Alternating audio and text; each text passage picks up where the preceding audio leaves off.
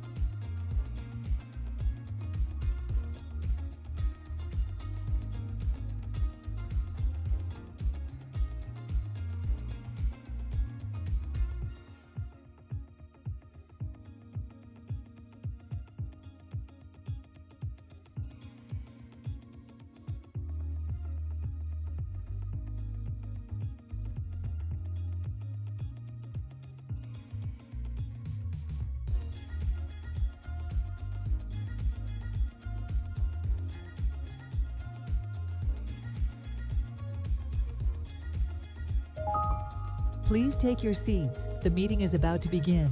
Remember to speak into the microphone, as this meeting is being recorded for public record.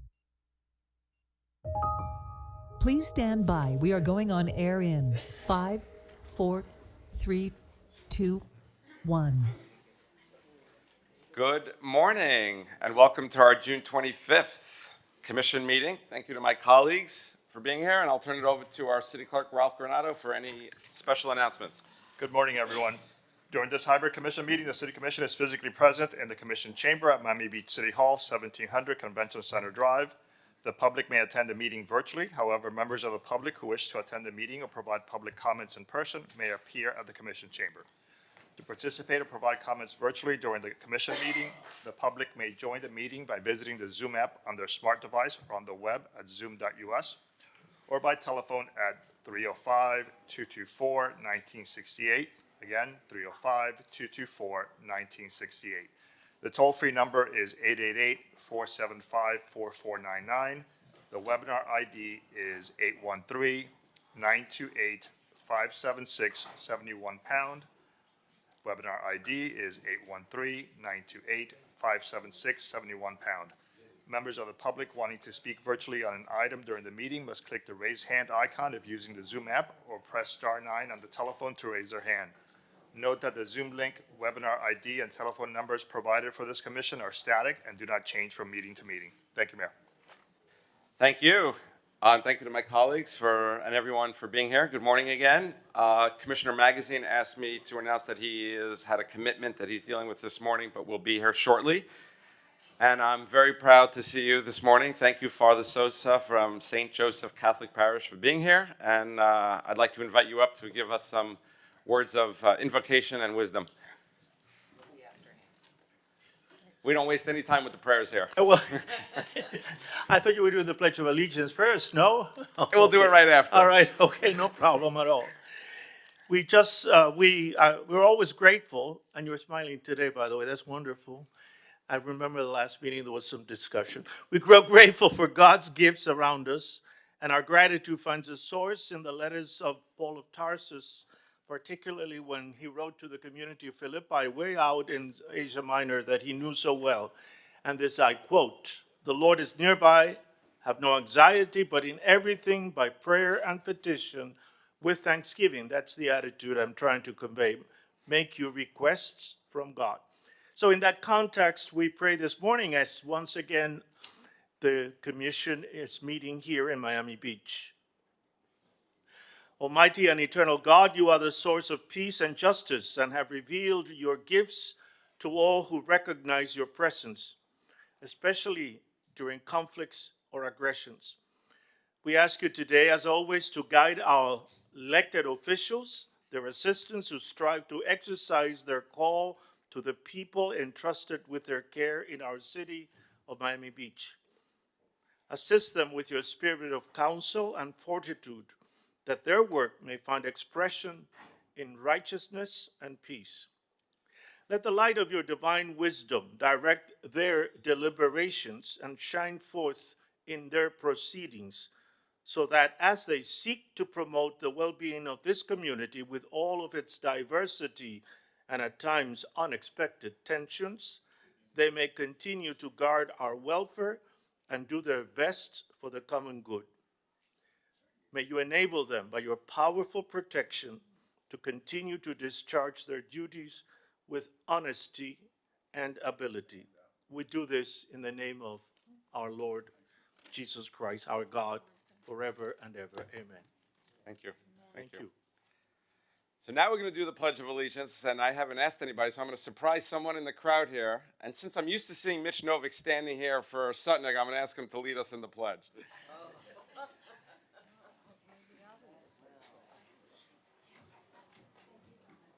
Thank you for the honor, Mr. Mayor.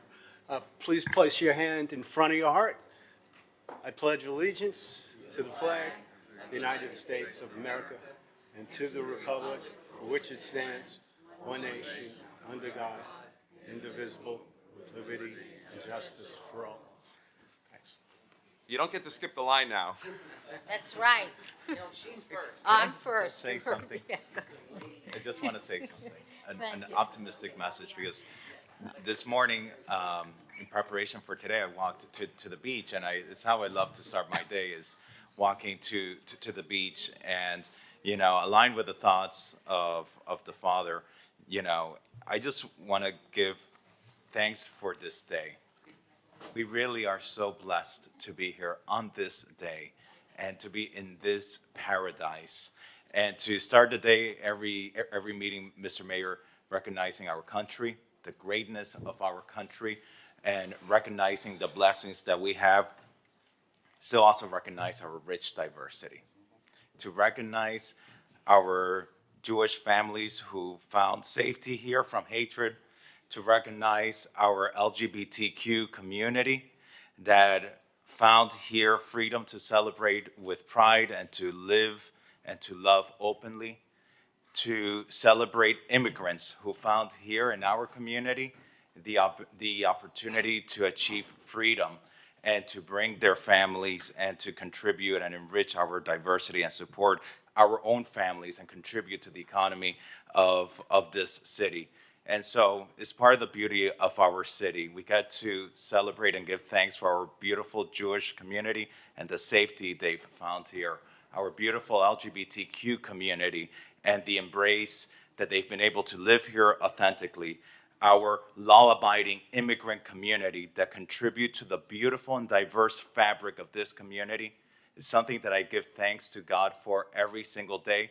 And may they know that our police officers, our firefighters, and that every city worker embraces them, and that they know that they are safe and that they belong in this city. And I just thank God every day for that. And I wanted to say it as a follow-up to the prayer, because this morning when I was on the beach, it just inspired me, because we truly are blessed to live in this beautiful city. Thank you. Thank you. Wendy, Okay. lead it off. I will. Good morning to all of you on the dais. And I wanted to use two words today that I don't think we use enough. And those are the words, thank you. And thank you to all of you for giving of your time. But I want to point out three things in particular. And one of them is one of our police officers that I know you know, Police Officer Deborah Martineau, who has continued the legacy of, with POW, of her late husband, Art Martineau, who passed away last year. We went to the scholarship event, and Commissioner Fernandez was there, and she not only spoke about the legacy, but she spoke about each of the individual candidates that were going to be awarded scholarships. And that's an exemplary performance by a police officer in Miami Beach. So thank you, Deborah. I hope she's watching, and know that we appreciate what she has done, not only watching our streets, protecting us, but doing something good for the youth in our community. The other one that I wanted to thank, sitting on our dais, is Commissioner Bott and Commissioner Kristen Rosen-Gonzalez for coming out with all the residents on No King's Day on Saturday, June 14th. You are to be commended for standing with us, and I was so happy to see your faces. And Commissioner Bott, you do a real good job of making a poster that says what we all think. So thank you twice. And last but not least, a big thank you to proprietors of Santorini Restaurant down on First Street, who provide a lot of events with catering without charging a penny to Miami Beach. So Georgios and Katerina, thank you from all of us. You truly exemplify community spirit. Thank you again, and thank all of you. Thank you. Thank you. For the record, that was Wendy Rugg. Our next virtual caller will be Johan Moore. Mr. Moore, go ahead, state your name, address, and you have 2 minutes. Good morning, Johan Moore, 717 Jefferson Avenue. I want to begin by expressing my support for a few items. C4R to address Ocean Drive, C7BC, a turtle-friendly lighting proposal for Lummis Park, And finally, Meridian Court community is especially supportive of C7AM, the Flamingo Park neighborhood traffic study. I call today to oppose item C7BF, a motion of censure against me. In light of State Representative Randy Fine's recent outrageous call for Israel to nuke Gaza, I believe that my letter to the editor of the New York Times, which I copied only the commission on and press, not members of the community, is both protected speech under the First Amendment and well within the apparently capacious guidelines of community standards in Southeast Florida. I urge you to support the First Amendment. I urge you to reject this motion of censure. There is no Zionism exception. There is no Palestine exception to the First Amendment. Please support appointees' rights to express their opinions without the current atmosphere of intimidation, coercion, and censorship, which certainly will not make it any easier for members of the public to consider submitting their names for nomination to be considered for appointments to a board. I want to thank my previous appointing commissioner, whom I will not name by name in order to spare her any further grief in that case, in this case from First Amendment. And I thank everyone who has contacted me to support the First Amendment, including a state senator whom I have urged to pursue a motion of rebuke to State Representative Fine. If this body today— Thank you, sir. Your time is up. Our next, state your name, address, and you have 2 minutes, ma'am. Sure, it's working. Okay, great. Hi, good morning. Good morning, Mr. Mayor, and good morning, commissioners. My name is Linda Kolko. I live at 334 West 25th Street, which is at the corner of West 25th and Flamingo Place, which is only a block away from the new Bayshore Park, and we can't wait. Tell you, they're working on that every day, even Saturdays, so we're very excited in our neighborhood. Anyway, and I also own a small business. Anyway, I want to express my support for Resolution C7, which is transferring the management of the construction for the improvements of the Collins Park cultural facility at the Collins Park Garage from the city of Miami Beach to Miami New Drama, one of our city's best cultural organizations. We're very excited about what Miami New Drama will do with the space and how it will enhance our community. I think that's a great idea.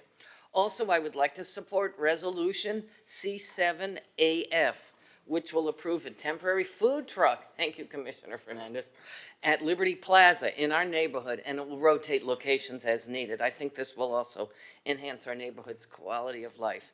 I realize this is not on the agenda today, but I request that the commission vote to commence the development of the Barclay Plaza apartments. We all know that our city needs more affordable and workforce housing. And I understand that the city has received 6 viable proposals. We have seen some of them in our neighborhood association.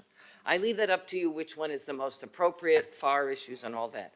But please work together to find an acceptable proposal to get the project moving, because our citizens cannot keep waiting. We definitely need more affordable housing. Thank you all very much. Goodbye.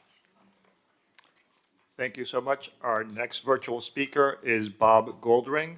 State your name, address, and you have 2 minutes. Hi, Bob Goldring here, SGS Global Marine Services. The reason I'm calling is because I'm very active with the local neighborhood associations, like FP, I think it's NA and Meridian Court Community. And I follow the Sustainability Committee quite frequently. I actually went through Johan more on that because we take care of all of the cruise ships in Miami, in the Port of Miami and Port Everglades.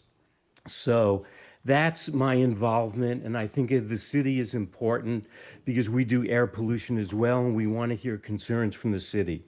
Anyway, the reason I'm calling, I got a statement of censure for Johan Moore through one of the local neighborhood organizations.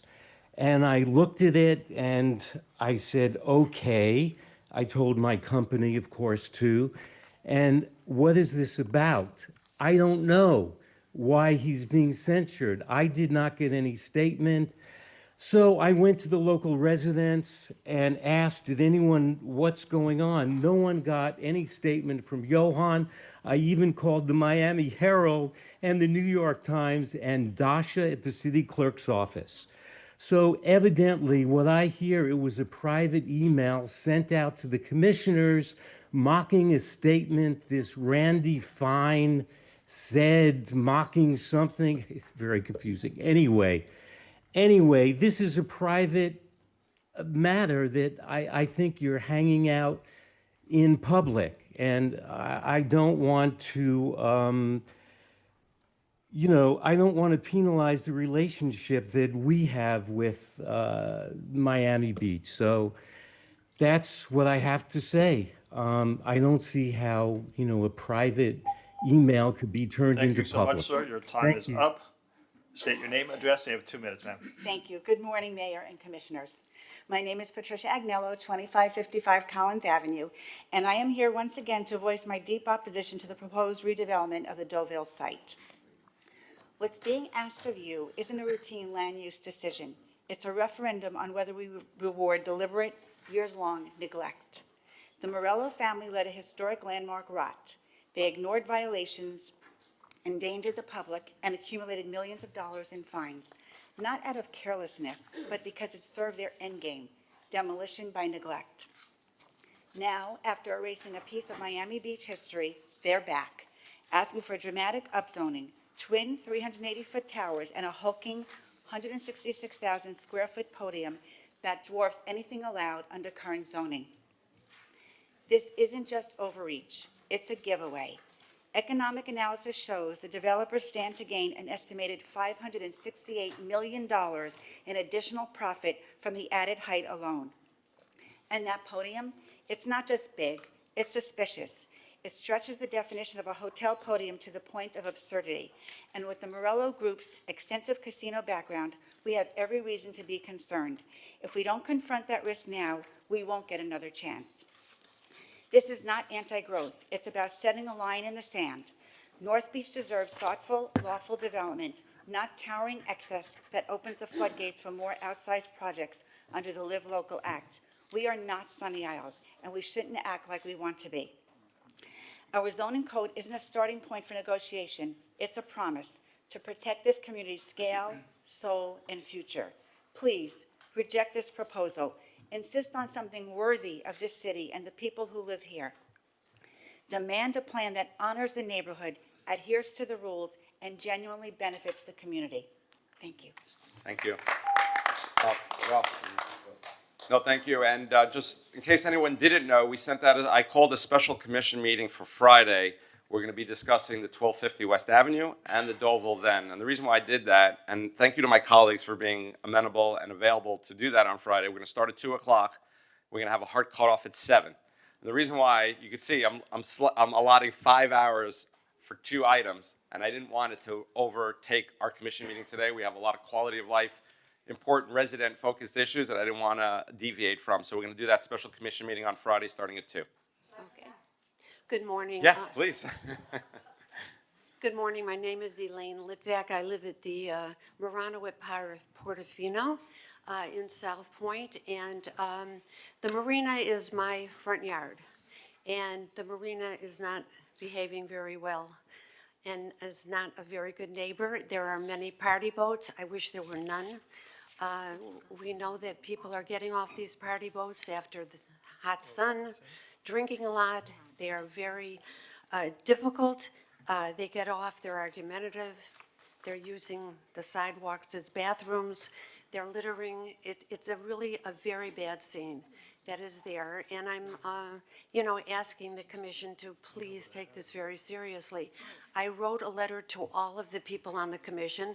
I want to thank Commissioner Gonzalez for acknowledging it, and especially Commissioner Bott, because you wrote back and you told me that you sent my letter and your concerns to code enforcement, to the city manager, to the chief of police, and I know that there is some action that is going to be taken, but please, just don't do this once, just don't do this twice. This needs consistency, because This is a beautiful part of our city, and people walk on it, tourists from all over, and it really needs to be a residential type area with people acting correctly. Now, you guys have done your magic with Memorial Day weekend. My husband and I have lived here for about 20-some years, and we have seen how you corrected Memorial Day.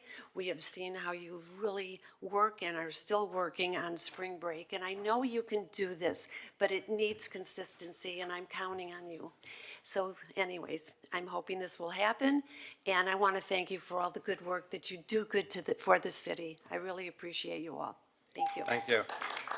And no, you raise a good point, and we hear you loud and clear. There are 2 items on the commission agenda today relating to this. Commissioner Suarez has an item. I have an item as well. You know, a couple of years ago when it was getting really bad, our commission collectively, I had brought legislation we all approved, cutting down the commercial hours, and it worked for a while. Things had gotten better, but certainly in the last few months, it's gotten out of hand. I see the videos. We all see the videos and the emails. So we're ready to address that today. Jose. Me? Well, we'll go with you next, and then we're going to start calling the people on Zoom. So go ahead, sir. Just state your name, address. You have 2 minutes. Good morning, Mr. Mayor, commissioners, city staff, and thank you very much to give me the opportunity to speak. I was going to have a long speak. I talked to my partner, ChatGPT, and he wrote something real nice to me, but too long and stuff. So I decided to use my own words. As you know, I'm a microphone shy. I'm not good, but I guess can I approach and redistribute some material to you guys? Sure. Can I do that? And Jose, state your full name when you get back, so I can grab it.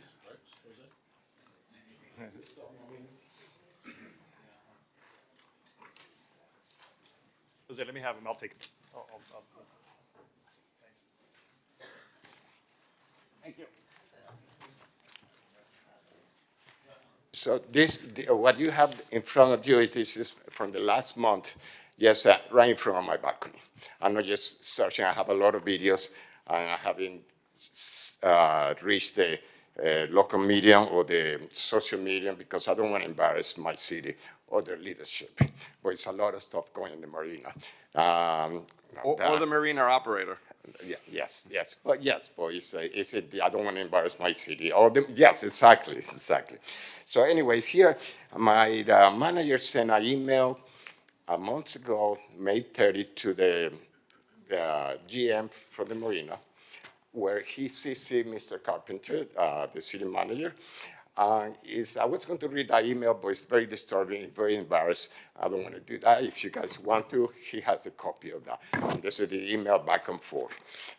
It's very difficult. So the point I want to bring here is 110 BTR, 110 vessels operating on a 400 boat marina.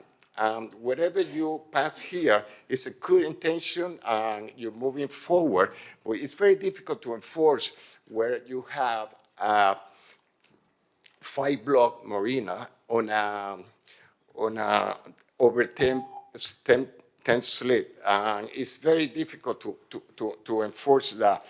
And what was I going to say? Give him another minute. Huh? I'm giving you another minute because you took time passing out the flyers. Even though the code enforcement and everybody tried to do the best job, it's totally difficult because the bottom line, the marina do not have the infrastructure to accommodate all these commercial vessels. It never was built or intended to, but it's been converted into a commercial. Probably will gain more money for the operators or for the whoever that is, but it's not intended to. They should be in a commercial pier assigned for these people where they have bathroom and all that stuff, so it won't be that urination all over the place in front. It's very embarrassing what's been going on there, and it's very dangerous. And we've been very lucky that nothing really hasn't happened. Thank you so much for your time. Thank you, Jose. Thank you. Our next virtual speaker is Judith Smigel. Judith, state your name, address, and you have 2 minutes.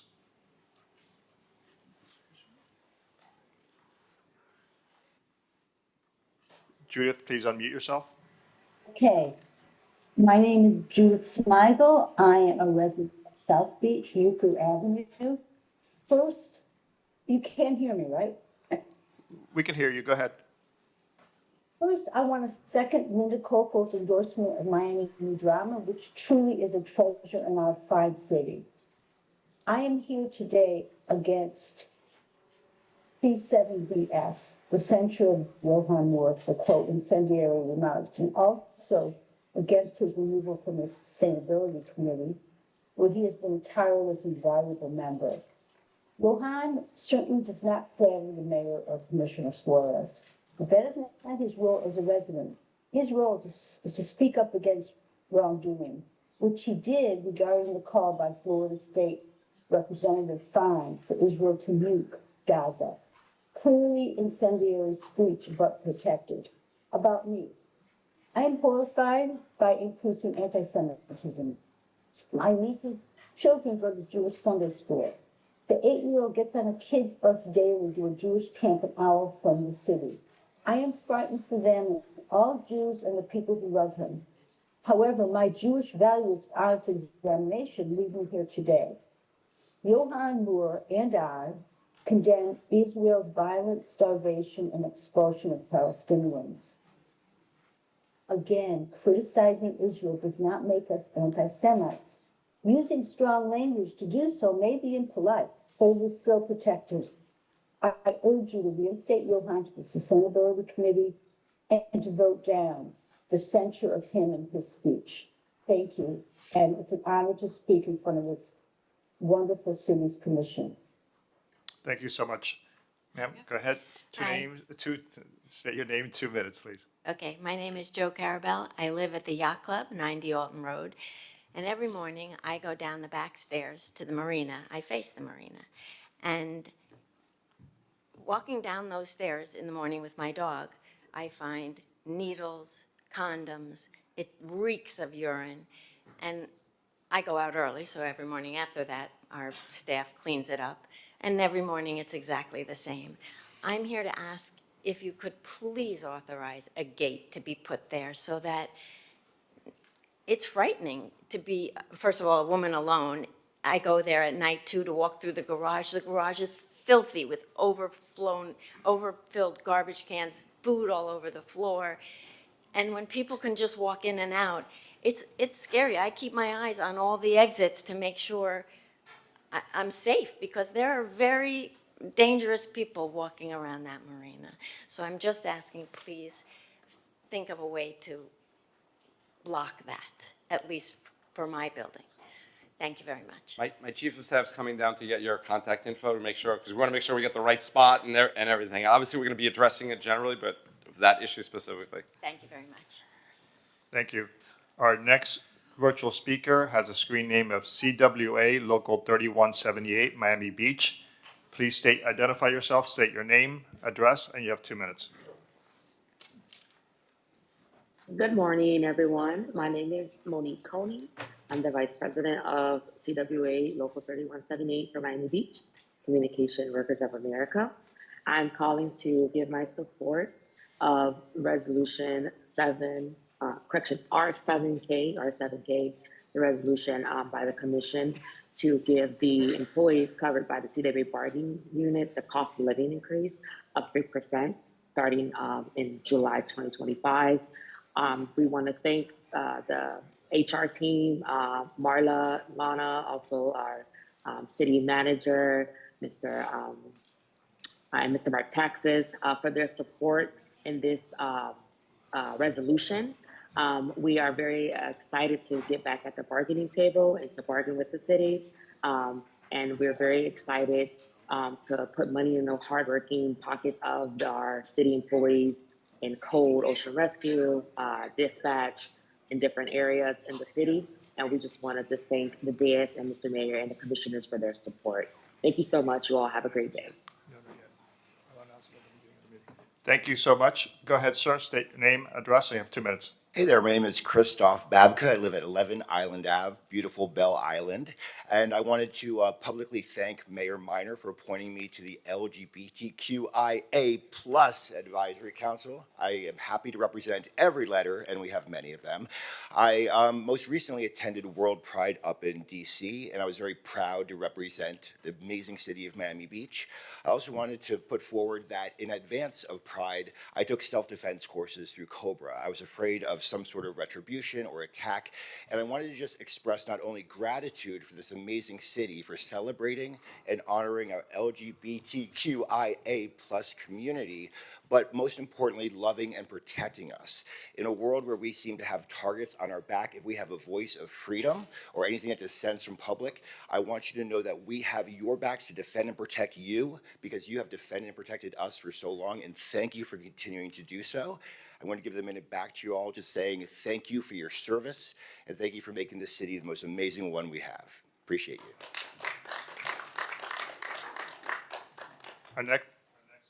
Our next virtual caller is Larry Schaefer. Mr. Schaefer, state your name, address, and you have 2 minutes. Good morning, Larry Schaefer, 233 81st Street. I'd like to, first of all, thank the commission and the mayor. This may not be the Kumbaya Commission at this point, but it certainly was the Lightning Commission recently as we went through so many items and were so productive with quality of life issues that are important to the residents and taxpayers. So I want to commend you on the way you've been operating and the way you've separated out the development issues, the development projects into separate meetings. You're just working harder for us, so I appreciate that. I want to issue some support for the Kitty Campus item number C6AD. This is an appropriation for container structures so that they can complete their mission to delivering beach-wide spay and neuter to the feline population, our community cat population. Linda Diamond and Holly Whalen are doing great work there, and they need these containers for the support. So I'm super happy to see 4 supporters or sponsors on that. I also want to issue some support for the tennis center item with Lori Nieder. That's R7E. That's sponsored by Tanya Bott. Adding a cafe to that it's successful tennis center, which is a public-private partnership, another successful public-private partnership in North Beach, brings social fitness capabilities. It allows people to sit down before or after playing at cafe tables and engage in community, which is one of the pillars of the Blue Zone's concept and effort. And it's just another successful public-private partnership that we have in North Beach, like the Bandshell and Rhythm Foundation. So super happy to see that one. And that's it. Thank you. Thank you so much. Thank you. Go ahead, sir. State your name, address. You have 2 minutes. Hi, Chad Braver, 801 West Toledo Drive, president of the Venetian Islands Homeowners Association. Good morning. We would like to fully support resolution to adopt FUSIS to the Real-Time Intelligence Center and expand intelligence-led policing. We're especially excited about integration between private security infrastructure and feel that public-private partnerships are a key element to rapidly expanding the city's intelligence network. Separately, we support the 30-day overnight anchoring limitation allowed under HB 481 and the ban on commercial vessels anchoring to rent other boats. Thank you all for all your time today. And then also, based on this, all the Marina talk, one thing that would be great, just putting my MWPA hat on, would be if Suntex brought a representative to those committee meetings, because right now there is no open dialogue. So some of these things might be able to be solved with just conversations regularly. Thank you. Thank you. Thank you so much. Our next virtual caller has a screen name of WR. State your name, address, and you have 2 minutes, sir. Good morning, Wayne Roberts, House of Fifth. I have the flu, so I hope I don't sound terrible. The problem with the marina, as I see it today, started when we opened up parking without permit, and that it became pay-by-plate. That is the biggest issue facing safety, security, and the valuation of our properties, because it depreciates from all the damage that these out-of-towners due to our garages and surrounding area. So I don't really think it's so much. It is a problem. We should limit it, the number of boats that are used for commercial purposes. But the biggest issue, the one that creates the most problems, are the open air garages without any security. That feeds hundreds and hundreds of people rather than just a few dozen partygoers. Thank you. Thank you very much. Go ahead, sir. Good morning. For the record, Ray Breslin, President of Collins Park Neighborhood Association. I'm here to talk to you today about the Barclay Plaza, which is not really on your agenda, but I wanted to make it very clear because, back in 2023, you finally signed over to Legacy to develop that site. He's come to, Don Peebles III has come to you with 6 different proposals, and he doesn't feel that he has 6/7 of you, and I'd like to think we could have all 7 of you vote for the increased FAR to build this project. I want to bring it a little bit more into perspective. If you look at the Live Local law, which doesn't affect this property because you own it, he could build up to 400 feet because of the fact you built the convention center hotel, which was very close by. He is simply asking to build as high as the convention center across the street and several stories lower than the Octagon half a block away. You get 132 residential units mixed between affordable workforce housing and regular housing. And this is something that's really needed. And I want to let you realize what you're looking at. If you look at the workforce housing building that you just built, you wouldn't have been able to build that had you not changed from 50 feet to 75 feet. And you changed that because right across the street, you could build 75 feet. I want you to really seriously look at the proposal that you have, not the new one that you're trying to make them stay within the FAR and bring half the number of units. That's not really what we want. But he wants to be able to build. You guys have left this in rack and ruin for 9 years. It's been vacant. You've owned it for 15. Let's move forward. Let's get this going. And the proposal that he gave you, number 6, is absolutely supported by the neighborhood. Please do that. Thank you so much. Our next virtual speaker is Valerie Navarrete. Valerie, state your name, address, and you have 2 minutes. Good morning, everyone. Valerie Navarrete, Lincoln and the Bay. I would like to second what Ray just said in the proposal number 6 from Don Pebble and the Barclay. And also, I would like to, let's say, request, ask, I don't know, beg the commission. I learned yesterday about the alligator Alcatraz, which I know it's not a Miami Beach, but it's a Miami-Dade, and we are part of the county. And now we have, our government wanted to get this land at a 90% discount. So I wish that our city, together with the other 33 municipalities, stick together by the county and don't let that happen. It's already horrific that we have no choice but lose that land to this horrible things that will happen there, and we know it. But at least let's help Daniela to get that money. Let's be united. Let's show the rest of the country that Florida is united. Thank you. Thank you so much. Next, please. Go ahead, state your name, address. You have 2 minutes, sir. Hi, my name's Timothy Sanders. I live at 90 Alton Road. I also have a yacht in Pier K1, Miami Beach Marina. I want to thank the commission and the mayor for the job you've done. We've made progress over the last couple of years. We've worked really hard to make peace in the marina. We've given a lot of chances to people who didn't deserve chances. Now this plaque, it doesn't look like much, right? It probably cost maybe $10 to make. That's from Suntex, the tenant. That's every employee from top to bottom awarding me for my efforts. When I was appointed by John Caprio of SOFTA as a mediator between all the residents that abate the marina, I took it very seriously because I have children here and families here. And then I started taking it a little bit more seriously. Rebecca Towers. Rebecca Towers is full of elderly people, a lot of minorities, a lot of people that can't afford food. So we supply them fish, fresh fish every week. And a 94-year-old man comes and picks up that fish and feeds these people. These people can't come out of their home after 7 p.m.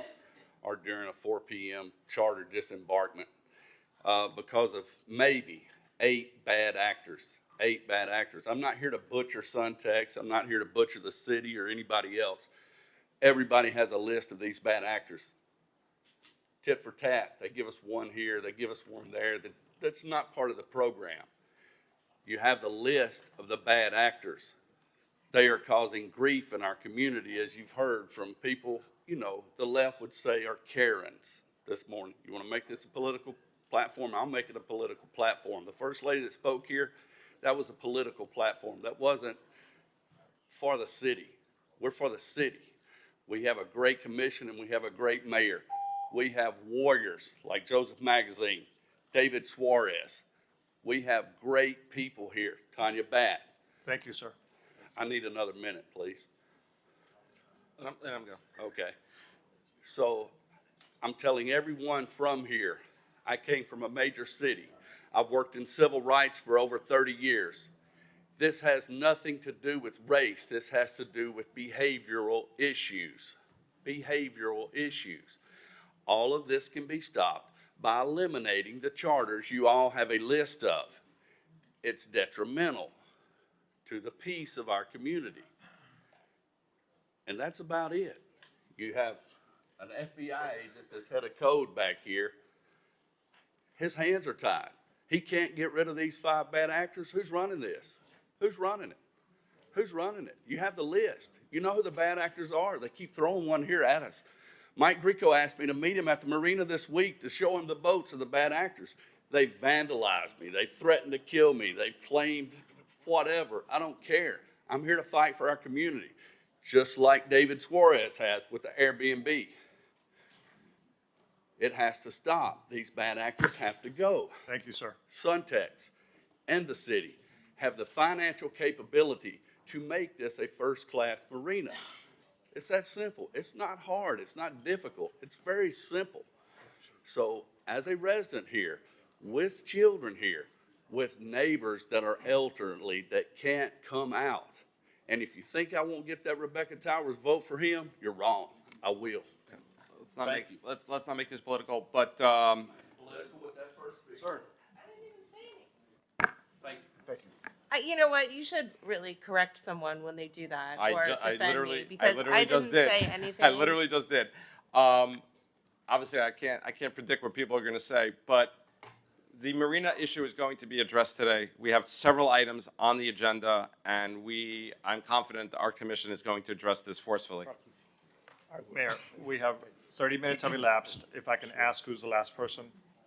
You raise your hand if you're speaking. Who's the last person? The last person is this gentleman right here. Okay, so if anyone wants to speak and they're not in line, please do so now. Otherwise, we're cutting everyone off after the last gentleman. There's no one on Zoom. So we're just going to go. Please go ahead, state your name, address, and you have 2 minutes.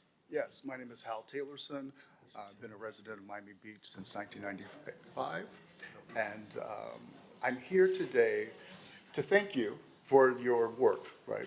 We're not all here, but thank you for all your work and protecting us. You have a huge responsibility, and we appreciate that. I'm also a board member of SAVE, which I'm sure you've heard of. And when I came here in 95, I fell in love quite quickly. It became my home, you know, and it wasn't because of the beautiful beaches and the ocean breezes or the beautiful people, although that was a bonus. I fell in love because I felt safe. This was 30 years ago, and I felt safe. Miami Beach was safe for LGBTQ people. I don't sense that now, right? And we know the temperature. We won't go into the details of how this happened, but it's different now. And it disturbs me when I see people looking in a very angry way just because of who we are, just because this is who we became. You know, and I know it's very different. Someone asked me, well, how do you know? And I started reflecting. I know, like you know, when there's misogyny. I don't know what a woman goes through with misogyny, but I know it happens. I believe you. I don't know what it's like to be Jewish and experience anti-Semitism, but I know it happens and I believe you, right? If we aren't careful, right, and have this on our minds and have this on the agenda, we will experience more hate crimes, right? And we can't allow that, right? I mean, you know, when we came, we didn't just come with our gay, okay, one more second. We didn't come with just our gay dollars, right? We came with our talents, and we invested in Miami Beach. We were about 50% is what I felt like, right? That's changed, that's okay. And gay and straight work together. We live together. There's no hatred. So I don't know. Thank you all. Next, please, state your name, address, and you have 2 minutes. Good morning, Mayor and Commissioners. My name is Jessica Fernandez, 3470 Northwest 82nd Avenue, Suite 1000, Doral, Florida 33122. I'm here on behalf of Crown Castle today in support of Mayor Minor's resolution C7AZ, in support of additional telecommunications infrastructure on the Julia Tuttle. More generally, and beyond just the telecommunications on the Julia Tuttle, we definitely urge the city to consider passing an updated ordinance that would encourage providers such as Crown Castle. We are a shared infrastructure provider, so on our infrastructure rides all the providers that currently service the big three that you know. We are very proud to be deployed currently all over Miami Beach and some of your sensitive historic and design areas. And we look forward to working with the city to make sure that you guys have the latest and greatest updates in communications infrastructure to make sure things like our Zoom and our texting to 911 work efficiently. Thank you so much. Thank you. Let's definitely follow up after this. Thank you. Thank you. Name, address, and 2 minutes, please. Good morning, Mayor, Commissioners, City Manager, and staff. My name is Matthew Goltanoff, and I reside at 125 Jefferson Avenue. I want to speak on 2 items today. First, I want to support my neighbors. I live down south of 5th as well, across the street from the marina, and I know that they've gone through a lot over the last 5 years. And while a lot has been improved, there's still other things that could be done. One of the ladies spoke about the public, using the bathroom in the public. Public restrooms are an important topic, and that is something that perhaps could be considered for the marina. And also, perhaps there are other ideas as well. So while a lot has been done, I think more can be done, and hopefully some pragmatic solutions to work together will be found. The other thing I want to speak about is an item that's not on the agenda today, but will be discussed and has been discussed in the budget hearings, which is the trolley system. It's an extremely successful system, over 3 million riders per year. But if anyone has ridden it, they know that it's slow, it's dirty, the buses are not comfortable to ride, and it can be elevated substantially. So I'm just asking that as you go through all of the budget talks the rest of the summer, and draft the final budget for consideration this fall, that you invest in this. It is a core service for residents, for visitors, and others, and really I hope that it's elevated finally to match the city that we are in Miami Beach. Thank you so much. Thank you, Matt. Eric, put you on the spot. When is that new trolley contract coming to us? So we are finalizing negotiations. I'm hoping that we can bring it to you in July. Great. Okay, come back in July. Can I make one more point? I'm sorry. Sure. The most important thing, I would say my experience is 2 doors on those trolleys. That's number 1 priority. And then others as well are important. Thank you. Thank you. Hello, good morning, Mayor Minor and Commissioners. My name is Marina Brainin, Advocacy and Outreach Manager at SAVE, Florida's longest serving LGBTQ advocacy organization. While I'm sadly no longer a resident of Miami Beach, I have had the pleasure of living here and working to support Miami Beach for several years while I worked in the Florida legislature. Since June is Pride Month, I'm here in support of Commissioner Fernandez's item on the committees and allocations for those funding. I'm also here for SAVE's Advocacy is Pride campaign to recognize Miami Beach for its constant support of the LGBTQ community. Today, Miami Beach has one of the largest Pride events in the country. It is celebrating its 17th anniversary. As the future of Miami Beach Pride is considered, let's remember that the event has become a major attraction for Miami Beach, bringing significant economic benefits to the area. And it's not just a party, of course. Miami Beach has also expanded its programming to include educational and advocacy programs, promoting social and cultural engagement. The inclusion of those is why Pride Month is so important. It's not just about a single celebration, it is a call to action. From Miami Beach Police Department's Safe Place initiative to provide support and assistance to queer individuals who have been victims of hate crimes, to the City of Miami Beach FAR exemption for gender-neutral restrooms that incentivizes developers to build inclusive restroom facilities in all departments, which was sponsored by Commissioner Fernandez. I think that the City of Miami Beach has done a wonderful job at making sure LGBTQ residents and staff feel fully protected and valued and supported. So I just wanted to say thank you to the whole commission, and I hope that you all will continue to hold the line in defense of our community, and we really do appreciate all the work that you've done. Thank you.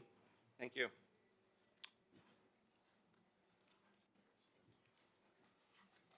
Good morning. My name is Nicole Henry. I'm a resident of Miami Beach since 1998. I reside at 1308 Drexel Avenue. And I just want to say thank you so much for taking care of our city, for loving our city. I'm here this morning full of gratitude. I love coming home to Miami Beach. I happen to be an entertainer. And when I get off the plane, I'm thrilled to cross over the causeways and come back to Miami Beach. So thank you for taking care of our city. I'm here today to just support you all and to ask for continued support for many organizations. For our LGBTQ community, I partner with SAVE, I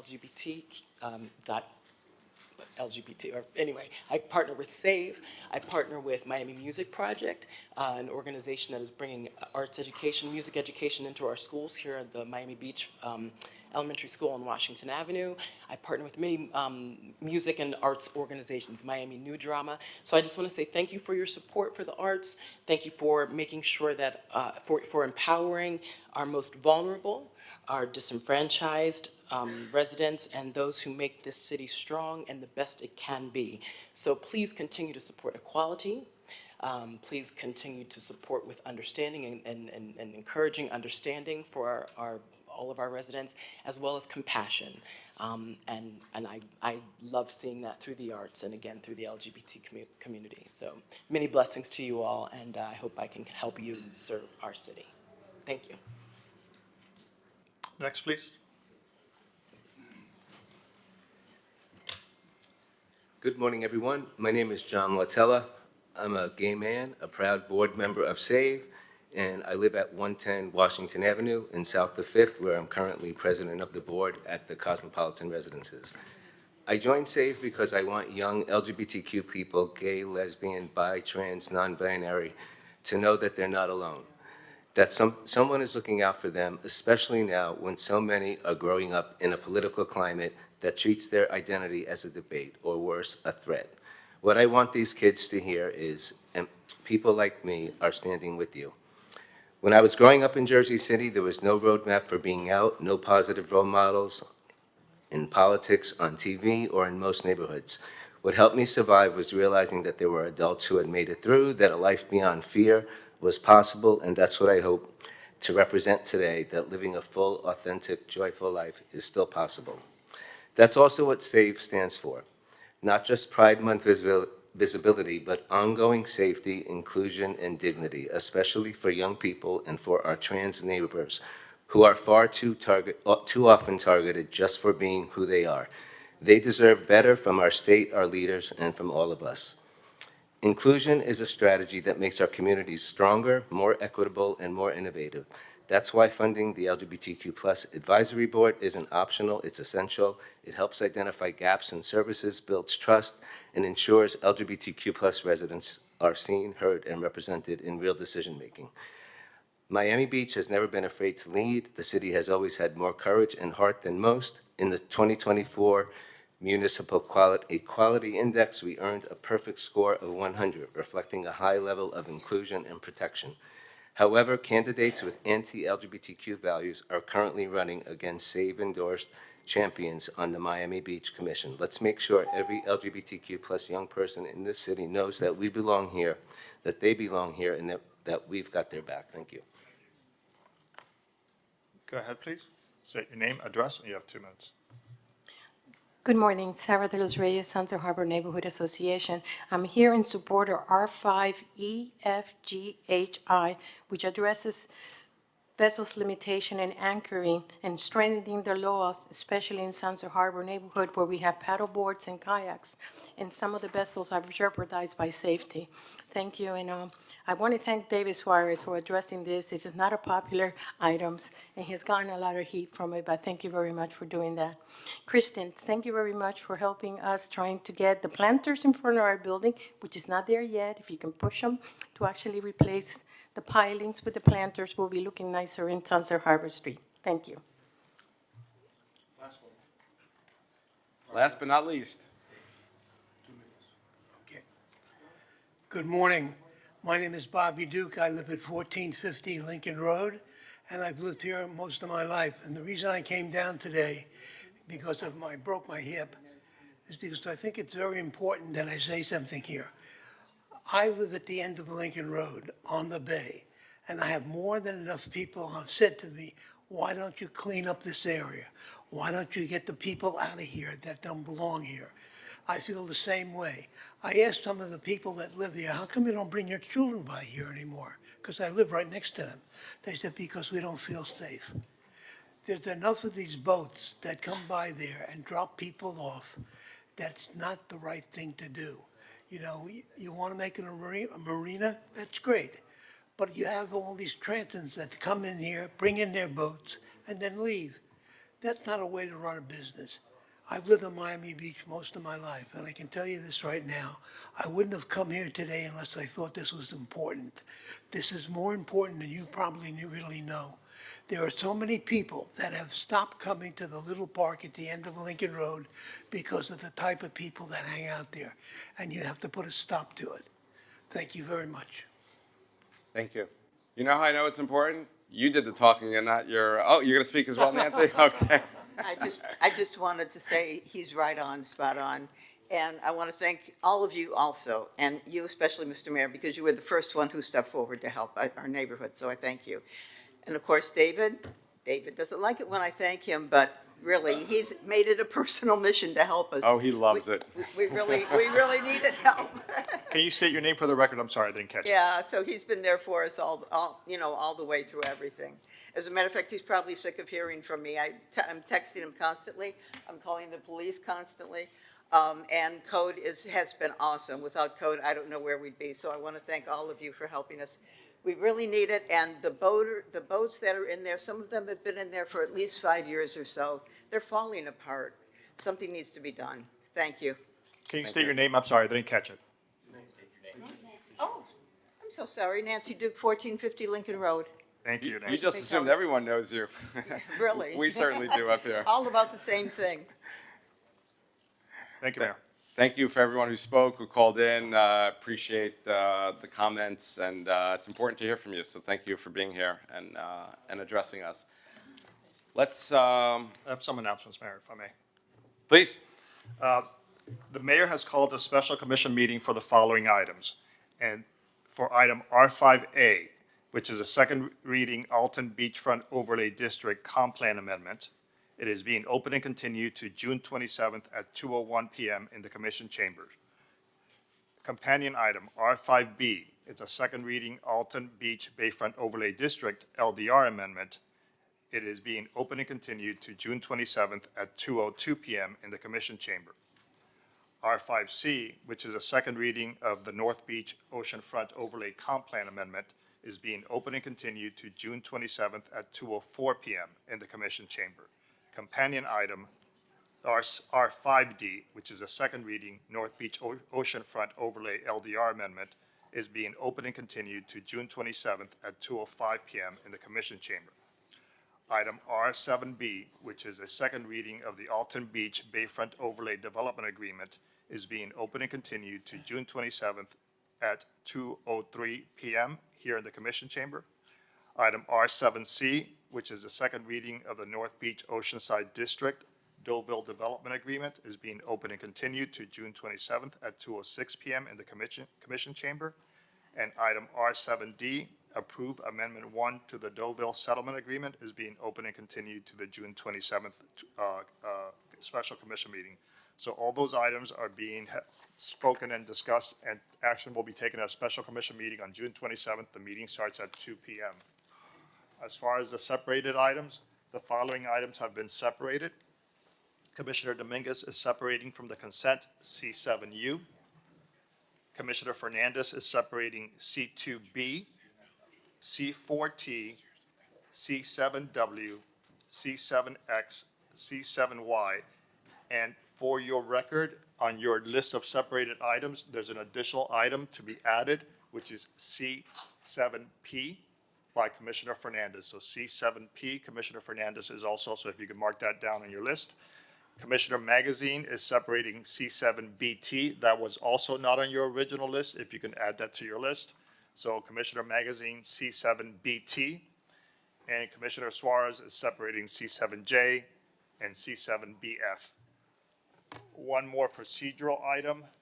Each member of the commission is allowed no more than 8 discussion and resolution items combined. Commissioner Fernandez currently has 9. He's seeking a 5/7 vote of the City Commission to add item C7AP, which is a resolution declaring June 2025 as LGBTQ Pride Month in the city. If I may have a motion to approve that request, that would be appreciated.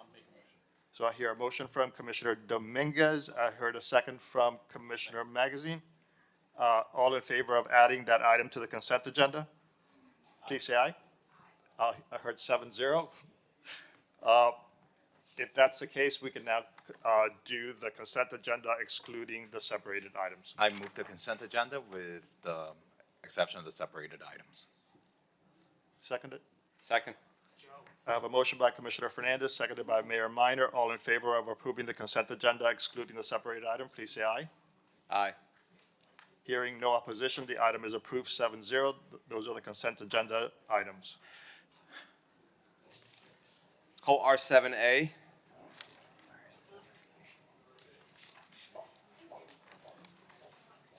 R7A is a public hearing, approve final assessment roll to the Lincoln Road bid. So I sponsored this item, and I'll move the item. all of my colleagues are co-sponsors, so I think we know how this vote's going to go. It is a public hearing. I see no one on Zoom, and I see no one in the audience.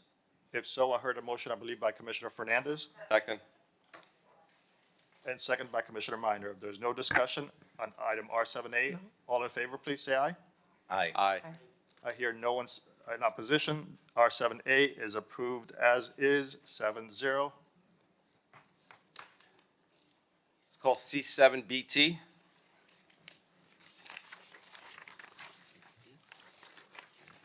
C7BT is accept agreement with city and Zalman Felix replace at the Lennox Court seawall. C7BT was separated by Commissioner Magazine.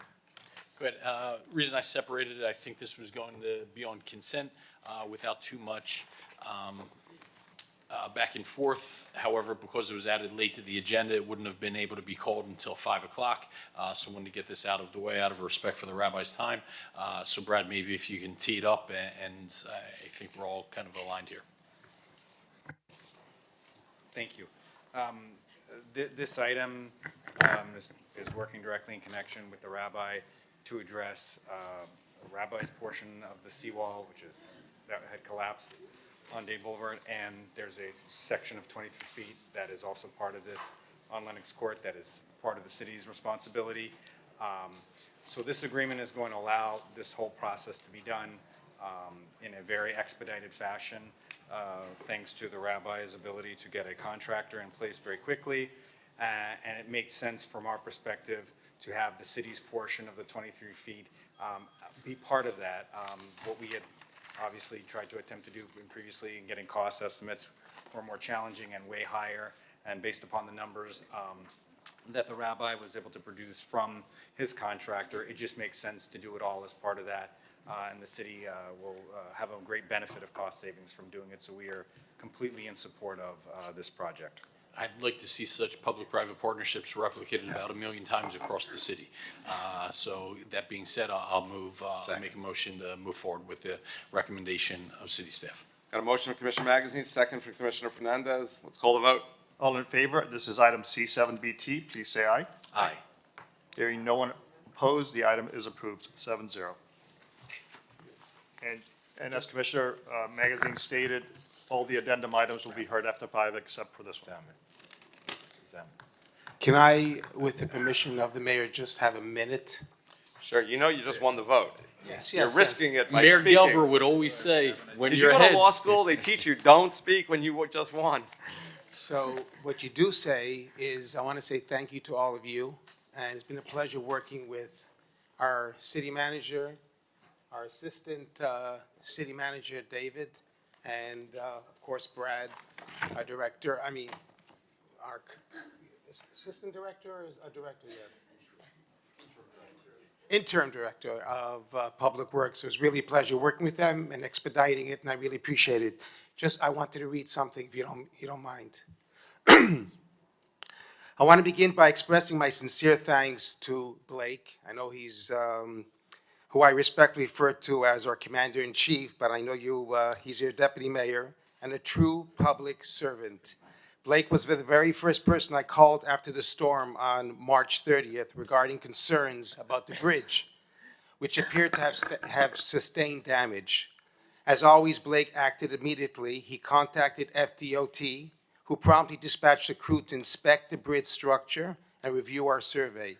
Their initial indication to Blake was the seawall was the city's responsibility, as it does not fall in the boundaries of my property. However, as time passed and the city carried out its due diligence, it was ultimately determined that it seemed to be our responsibility.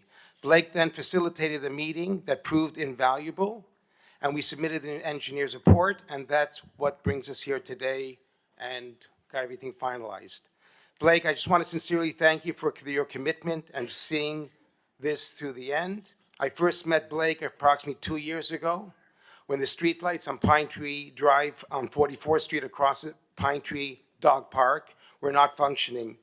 The area was quite dark, to say the least, and uncomfortable. Despite my repeated efforts over the previous 2 years to resolve the matter with FP&L, nothing was done. Once Blake became involved, he took charge. Within a short time, the entire 2-block stretch had functioning streetlights. Blake stayed on top of it and ensured the work was completed. And he made the time to come to my house and to make sure that it's all working in the evening. I mean, that's amazing. Since then, we've worked together on numerous matters, ranging from the BTR improvements, which I work with the city manager as well, to addressing homelessness, to concerns in Sunset Harbor, which were all taken care of and executed. Blake is someone who responds to emails at any hour of the day and night. I truly don't know how he does it, but I truly am grateful to have him in our city of Miami Beach, the beacon of light to all the other cities. And as the Lubavitcher Rebbe, which our mayor makes a proclamation for him, said, this is, the city of Miami Beach is the Jerusalem of the diaspora. So we have a big responsibility on our hands to make sure we are a true beacon of light. I want to say that I want to thank you all. I want to thank Rick, David Suarez, Laura, Tanya. I gave you a book, Tanya. I hope you're reading it. Our holy mayor, Joe, and Kristen, and Alex Fernandez. I feel you're all my friends. We've all worked together, and we should continue to work together. I want to especially thank you, Steve. I'll tell you why. For keeping our city safe and sound, because without a safe, sound city, we have nothing. You can spend money on fixing this building, and you can spend money on changing the windows, but if it's not safe and sound, and we currently see what's going on in New York. You saw the Democratic mayoral primary, the Mandani, if I'm pronouncing his name right. I mean, it's very scary. I actually got phone calls this morning from a bunch of friends of mine that live in Brooklyn that are heading here to Florida. So make room, and thank you again, really, for keeping this. I know that's your number one thing, and continue to do that. Keep us safe and sound, and everybody else in our community. Thank you all. Thank you. Appreciate it. Thank you. And I'll give a thank you to you. Obviously, you have a lot of interest in Sunset Harbor, and I know you spend a lot of time and your own resources in making sure you do your part in keeping that neighborhood and your properties clean and safe. So thank you. And I personally hope that in the future we can do things on Washington Avenue and other areas, and because Sunset Harbor really is a beautiful gem that we have, and I really appreciate it. I see a lot of the commissioners and the mayor, and even I see Tom Mooney coming to Sunset Harbor and enjoying it. And thank you for your time, and I really appreciate everything you guys do. Really, I feel like I have personal friends up there on the dais. Thank you. And like Johan, my deputy chief of staff, I think will be hiring you as his agent. Listen, you're gonna have to get royalties. I offered him already to become partners with me in any business he wants to go into. He's a real executor and a real asset for the city of Miami Beach. I really mean that. I think the crowd feels that way. Yeah, I have a great team, but yes, thank you.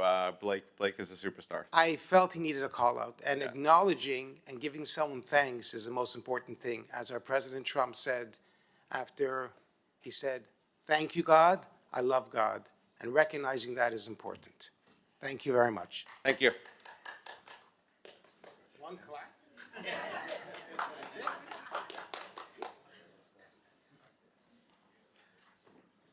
We're going to call several items. I think we're going to call several items together. Is this it? So I'll read it out and I'll leave it to our city clerk. R5E, R5F, R5G, R5H, R5I, R5AB. They all seem to be related. Okay, give me 1 sec.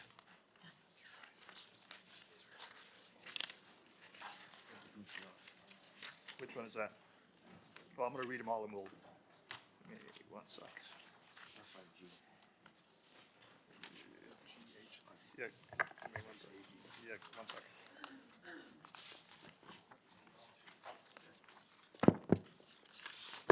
Okay.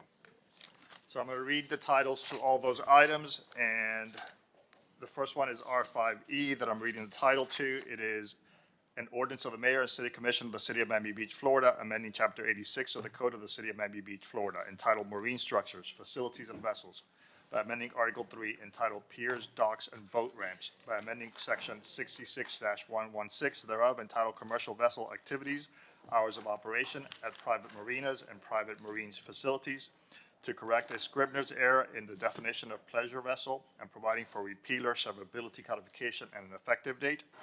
This is a second reading public hearing. That was item R5E.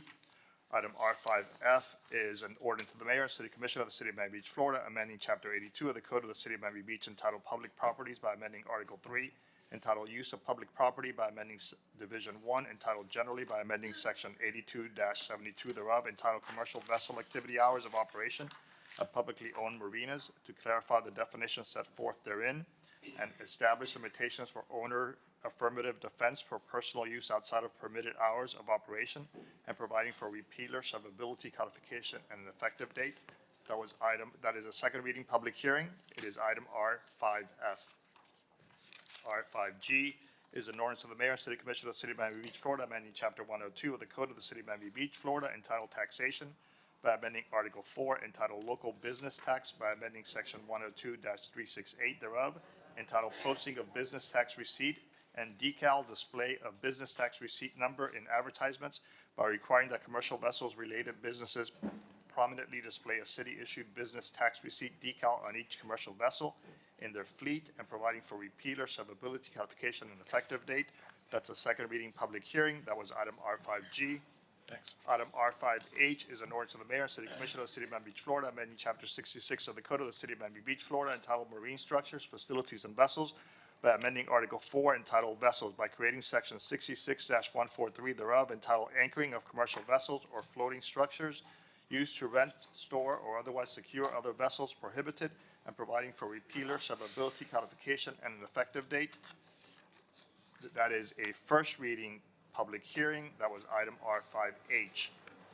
Item R5I is an ordinance of the mayor and city commission of the city of Miami Beach, Florida, amending chapter 66 of the city code entitled Marine Structures, Facilities, and Vessels by amending Article 4 entitled Vessels by creating section 66-156 entitled Miami Beach Overnight Anchoring Limitation Area established by establishing a Miami Beach Overnight Anchoring Limitation Area and providing for repealer, servability, codification, and an effective date. Item R5I is a first reading. R5AB is an ordinance of the mayor and city commission of the city of Miami Beach, Florida, amending chapter 82 of the Miami Beach City Code entitled Public Property by amending Article 3 entitled Use of Public Property by amending Division 1 entitled Generally by amending Section 82-73 thereof entitled Balloons Prohibited at Public Marinas, Marine Facilities, Parks, and Beaches to increase civil penalties and specify responsible parties for violations in order to deter harmful littering and protect marine and coastal wildlife, and providing for repealer, severability, codification, and an effective date. That is a first reading public hearing. That was item R5AB. Okay, thank you, Ralph. Commissioner Suarez. So R5E, R5F, and R5G, they're related to, they're all the same items. And I'd like to move 3 items. I'm sorry, so that was on, you're moving E? R5E, R5F, and R5G. Thank you. Separately.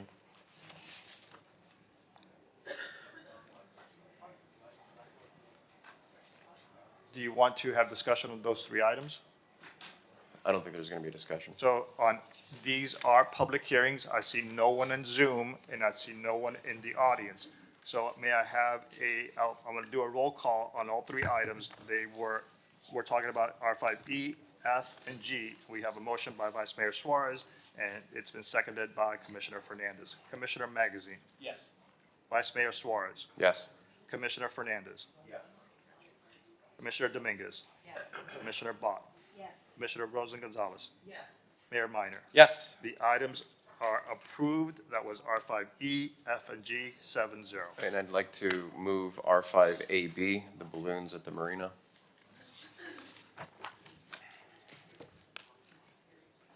May I have a second?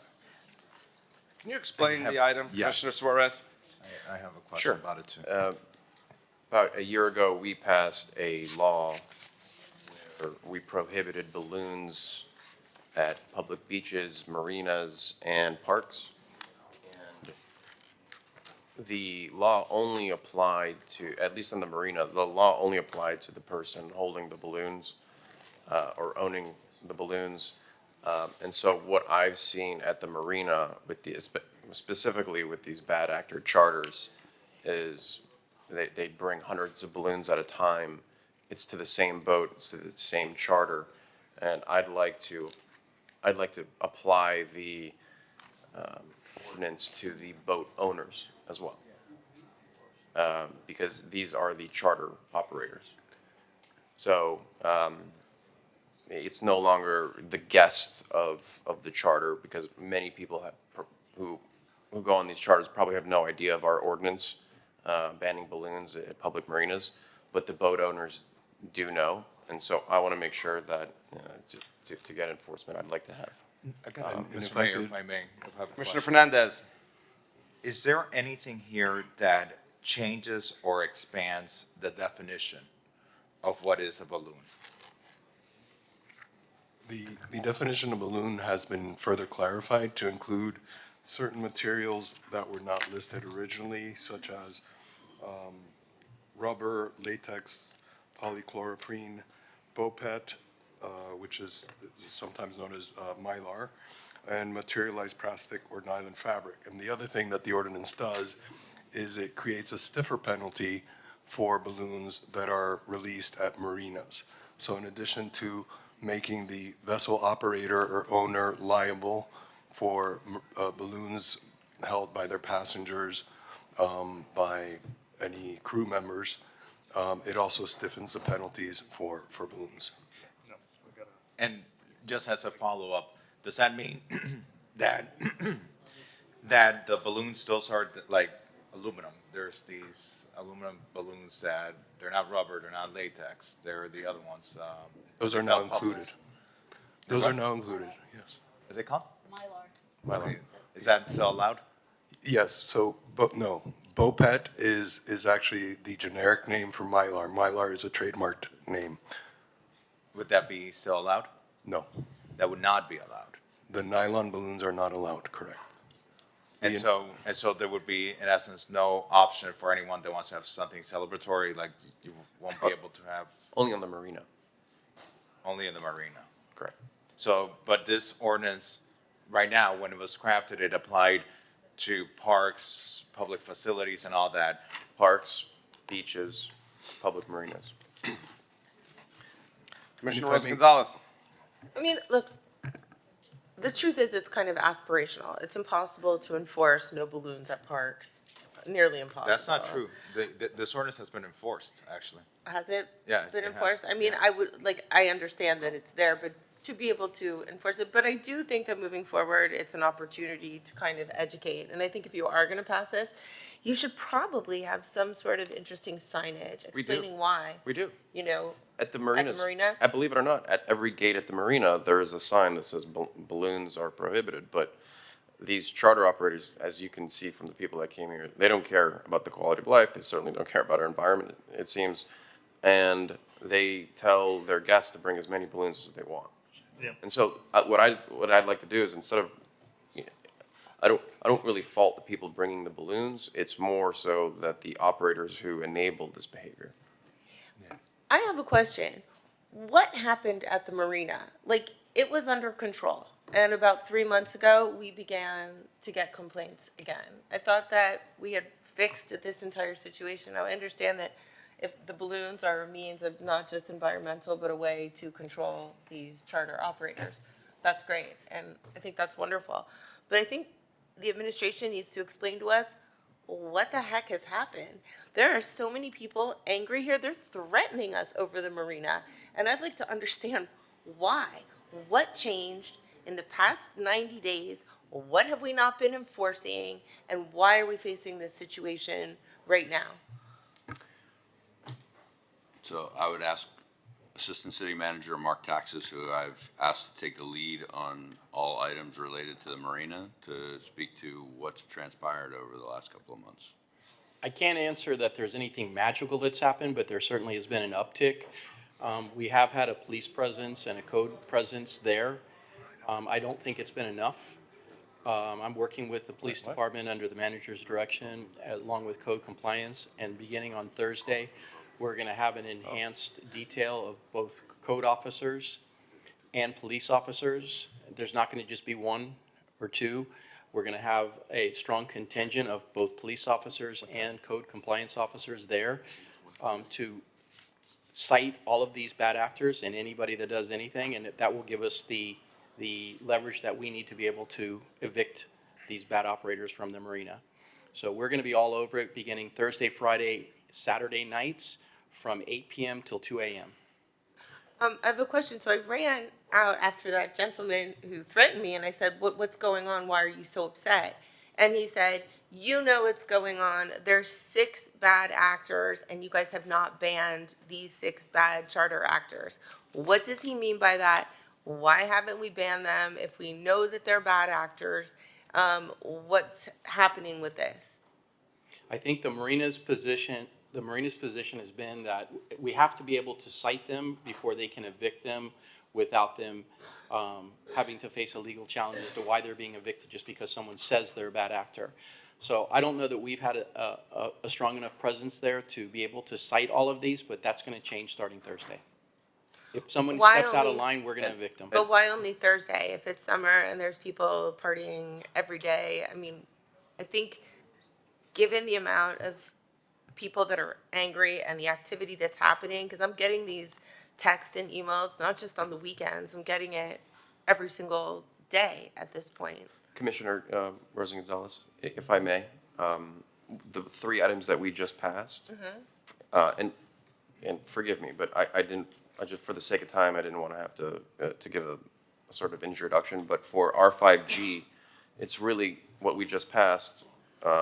It's really going to help code enforcement with these issues. And the reason is because right now, these charter operators, after 7 o'clock, they say, oh, these are just my friends. And there's no way to prove that. But what we just passed is now the burden of proof is on them. They have to prove and fill out an affidavit saying that these are their friends. And so this is going to give what we just passed a lot more tools to code enforcement. Obviously, it starts in 10 days from today, or 10 business days.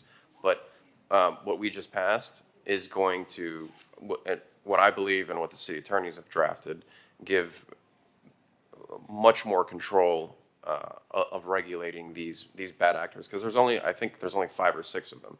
And I don't want to get too far off topic because we're talking about balloons. These 5 or 6 charter operators are the ones consistently bring hundreds of balloons at a time. And so these items address what we're talking about as far as quality of life at the marina and the environmental concerns. Okay, I would just like to add, and this is for Suntext, a member of the audit committee called me yesterday and said that the Inspector General's report on the marina had come in, and they found that annually, it's like something like they owe us $661,000 because they are charging for the parking.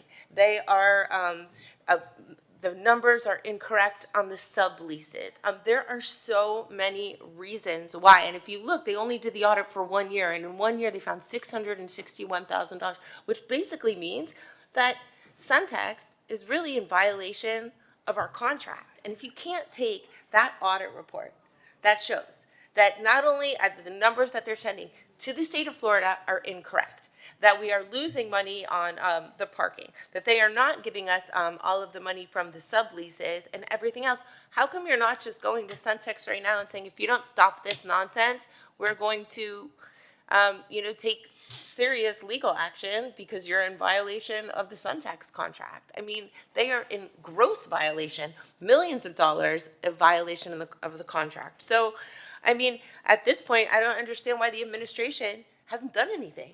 If I also, before the administration responds, I'm actually working with legal to bring an item on the next commission agenda to discuss the audit report.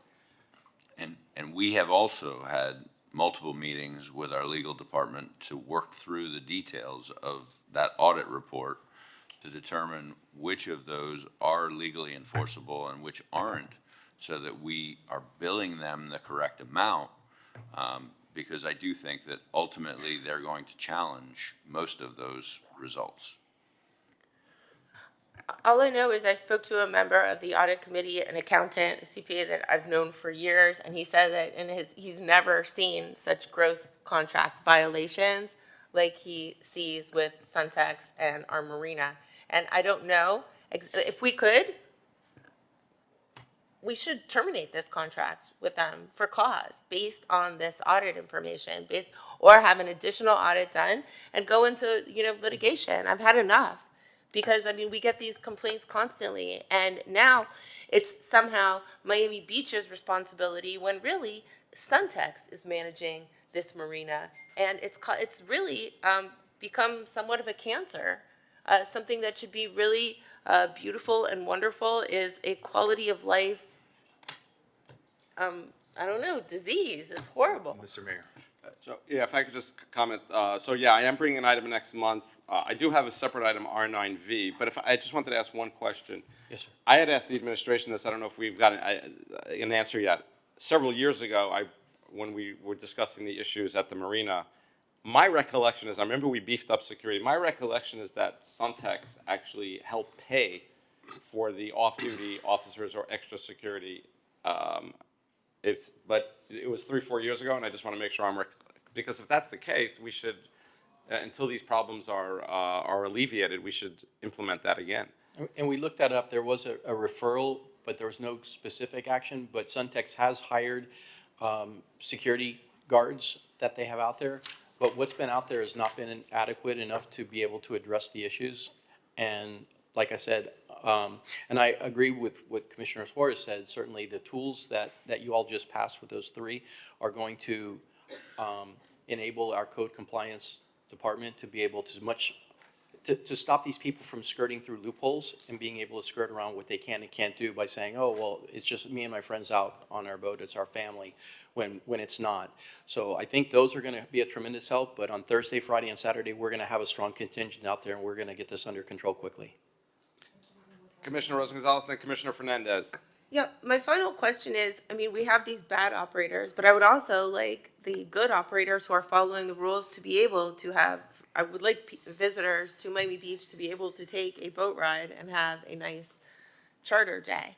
How many charters do we have total? Because I haven't gotten into the weeds on how many charter licenses there are. I mean, we know that we pinpointed certain bad operators and we're going to start to enforce, but at the same time, will we be able to protect the operators who are not violating these rules? Because banning everything is also not an option. Absolutely. We have good operators out there, and they're not going to be impacted.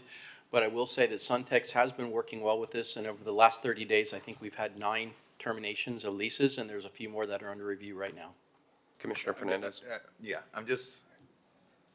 This is not how a meeting is ran. We are talking on an item about balloons, and I understand this is a very serious issue, and our residents are suffering. And enforcement must be taken, and we need to do whatever we legally can to restore the progress we were making there. But we are talking about an ordinance about balloons in marinas. We're not talking about Suntex. We're not talking about enforcement of leases. And if we're just going to go train of thought on items, we're going to have a crazy agenda on every single item. I'm going to second this item. The balloon ordinance is important. We've had over 22 vessels that have been investigated by code enforcement. Our park rangers, I think, since the enactment of this ordinance, has issued over 119 warnings. So it is clearly an issue, and I thank you to the sponsor for finally tailoring this to be specific about the marina, so that the more strict materials are on the marinas and not necessarily on the parks, because we don't want to ruin the parties and the family activities where they may want to bring some type of balloons. So I'll second the item. So can you call the roll, please? Actually, we cannot. It is a public hearing yes. scheduled for 1:40. that's So right. Okay. what we will do is, at that time, open the public hearing. Currently, there's no one. We'll just take the vote at that time. Okay, so can we call R5H and R? Well, it's I do- already been called. I do that. But let me comment. Thank you, Commissioner Fernandez. Actually, it's a good point. I did have R9V, which was dealing with Suntex. So I'm not going to call that item separately since we just had the conversation now. Although maybe you want to call it up, Ralph, just as a procedural matter, so that we did call it and talk about it, and we'll see how it goes during the month. So R9V is discuss, take action, concerns regarding commercial vessel operators, R9V by the mayor. Okay, which we just did. The final two is R5H and R5I, So, which was already called. Yes, I called them. So Commissioner Suarez. Thank you. PJ, if you could put up R5I, please. And I want to say, colleagues, and before you do that, PJ, one second. The first item I got elected, when I got elected, one of the first items I took on was the derelict boats in our bay. And I quickly realized that at a city level, we had no control over our waterways. There's nothing we could do to regulate anchoring, visitation. Pretty much our hands were completely tied as far as enforcement in our own waterways. And if you look at our municipal map, half of Miami Beach is underwater. And so in reality, half of our city, we were not able to control. Over the last 2 years, a year and a half, I spent many trips to Tallahassee, advocating for a change in local control. And for the first time in a long time, the state of Florida has given our county, along with a few others, more control over our destiny. It's kind of the opposite of what we've been seeing as far as preemptions with Live Local. In this particular case, now the city actually has more control over its domain. So I'm going to try to keep this really short, less than 5 minutes. This is a PowerPoint presentation that I'd like to do for anchoring limitations. So PJ, can you put it back on, please? Thank you. A major victory for waterways. You can go to the next slide. So derelict boats overrunning our state waterways. In 2023, over 160 derelict or abandoned vessels in Miami Beach. In 2007, which I'll show you on the next slide, it was only 5. Most are unseaworthy, lack working way systems, sink in storms, spilling fuel, sewage, used for illegal rentals such as Airbnb. They evade zoning, taxes, and safety codes. They create safety hazards, environmental destruction, and unfair competition. Go to the next slide, PJ. And so this is just a quick show from 2007 where there was 5 boats to 2023 where there's 162 boats. Next slide, please. So the environmental damage, many of these boats do not move. They haven't moved in years. And one can only imagine that if you don't move, you have waste systems, they get dumped into the bay. Their anchor systems that they have during high winds, they'll scrape precious seagrass off the floor. They'll sink, leak oil, gas, and waste during storms. It undermines our taxpayer dollars that fund seagrass restoration. And again, it threatens marine life and water quality and to extent private property. Next slide, please. Sunken vessels block navigation routes. They pose hazards for recreational and commercial boaters. They complicate emergency operations, cost removal, burdens the taxpayers. Every time there's a boat that's sunk, it costs the taxpayers anywhere between $10,000 and $20,000 a single boat to retrieve and dispose of. And it increased law enforcement and rescue interventions. So the abuse, next slide, please. Derelict boats exploited for illegal vacation rentals. I've seen posts on Airbnb, on Craigslist, on Facebook Marketplace, where they're advertising monthly and nightly rentals on the water. And they completely evade all our code and zoning laws, which in effect, they're exploiting our public waterways for their private gain. Next slide, please. So here are just a few examples of one that's leaking, one that's blocking navigation, one's actually anchored to a sunken boat. And then the boat on the left is there at night. Boaters can't see that and risks, risk bodily harm if you're at night traveling. Next slide, please. And so when I mentioned the seagrass destruction, the anchors and the chains from their anchors, they scrape the seagrass bed floor. And what you can see are the burn marks around each boat of seagrass. Next slide, please. And so here in Miami Beach, this is Sunset Harbor. You can see that if you're a boat, you cannot navigate through that in Sunset Harbor.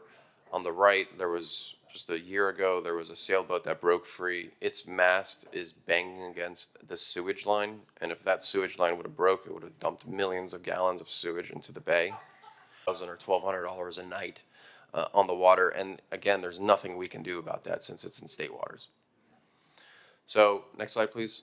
So what I've been working on is HB 481. It was sponsored by Vicki Lopez, Representative Vicki Lopez, and Senator Jonathan Martin. It was signed by Governor DeSantis and gives local governments real enforcement tools. Next slide. So what this does is it gives a 30-day anchoring limit for counties with a population of 1.5 million or greater. Which basically means that boats may not anchor in the same county for more than 30 days in a 6-month period. It also refines anchoring now restricted within 300 feet of a mooring field. And some of the exceptions are marine construction, maintenance, and marked mooring fields. Now, next slide, why this works. So a simple time-based rule, it's a lot easier to enforce. Our Marine Patrol can easily see that this boat has been here for 30 nights in a 6-month period, and gives clear enforcement. Avoids lengthy legal fights to prove that a boat's at risk or derelict.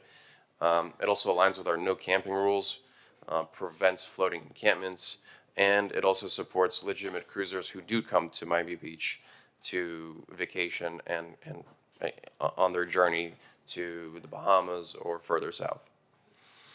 Next slide, please. Balanced and focused approach does not target responsible boaters, preserves water access for recreation and legal liveaboards. Marinas and mooring fields are still options for legal liveaboards. Focuses on the worst hit counties, Dade, Broward, Palm Beach, and Hillsborough. Next slide, please. So what does this mean for our city? Localities can enforce a 30-day anchoring limit immediately after the locality passes legislation.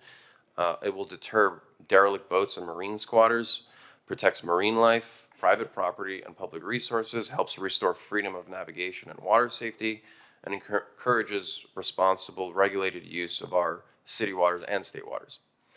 Last slide. I want to give a shout out to Representative Vicky Lopez, Vicky Lopez, Senator Jonathan Martin, Speaker Danny Perez, Senate President Ben Albritton, and Governor Ron DeSantis for making this happen. It's been a long time coming, and this is going to be monumental for our city and our Marine Patrol. So, PJ, you can close this slide. Oh, I'd also like to thank, because none of this, the law that was HB 41 would not have been possible had it been for our outstanding legal team. And I want to thank Mark Fishman, who took the time, studied this, and carefully reviewed this to make this legislation happen. The state legislature actually literally took our city attorney's language and pretty much adopted it. I also want to thank Rob Rosenwald for really crafting this particular legislation for Miami Beach. And it's a great step of finally having local control. Ricardo, thank you, our city attorney, thank you so much for having a great team and helping this become a reality, because what's going to happen here is, you know, other municipalities, other maritime municipalities are going to take this and use it as a template for their city. And so with that, I welcome any questions. Other than that, I'd like to move my item. Let's call the vote. It is a public hearing. I see no one on Zoom, and I see no one in the audience. Commissioner Magazine on R5I. Yeah, I'd just like to acknowledge the time, effort, and passion Commissioner Suarez put into this, so congratulations. I know it was a multi-year effort, something important to you, and know how much it meant. So with that, you know, of course, yes. Vice Mayor Suarez. Yes. Commissioner Bott. Yes. Commissioner Dominguez. Yes. Commissioner Rosen Gonzalez.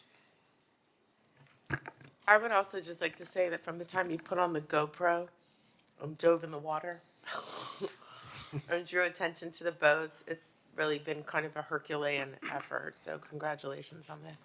Thank you. Yes. Commissioner Fernandez. Yes, and thank you for your tremendous work with this. Amazing. Mayor Minor. Yes. Motion carries. Second reading, public hearing is scheduled for July 23rd. Is there a time certain? No. We still have R5H to do. I'd like to move R5H. Call the vote. It is a public hearing. I see no one on Zoom, and I see no one in the audience requesting to speak on R5H. Commissioner Fernandez. Yes. Commissioner Dominguez. Commissioner Dominguez. R5H. R5H. Yes. Commissioner Bott. Yes. Commissioner Rosen Gonzalez. Yes. Commissioner Magazine. Yes. Vice Mayor Suarez. Yes. Mayor Minor. Yes. Motion carries. Second reading, public hearing is scheduled for July 23rd. Thank you. Thank you. Good work on that. And it's going to make our waterways and city safer, so thank you. Let's do R2A. R2A is award RFP 2025-2018 ND Paddle Pickleball Facility Garage Rooftop Lincoln Lane North.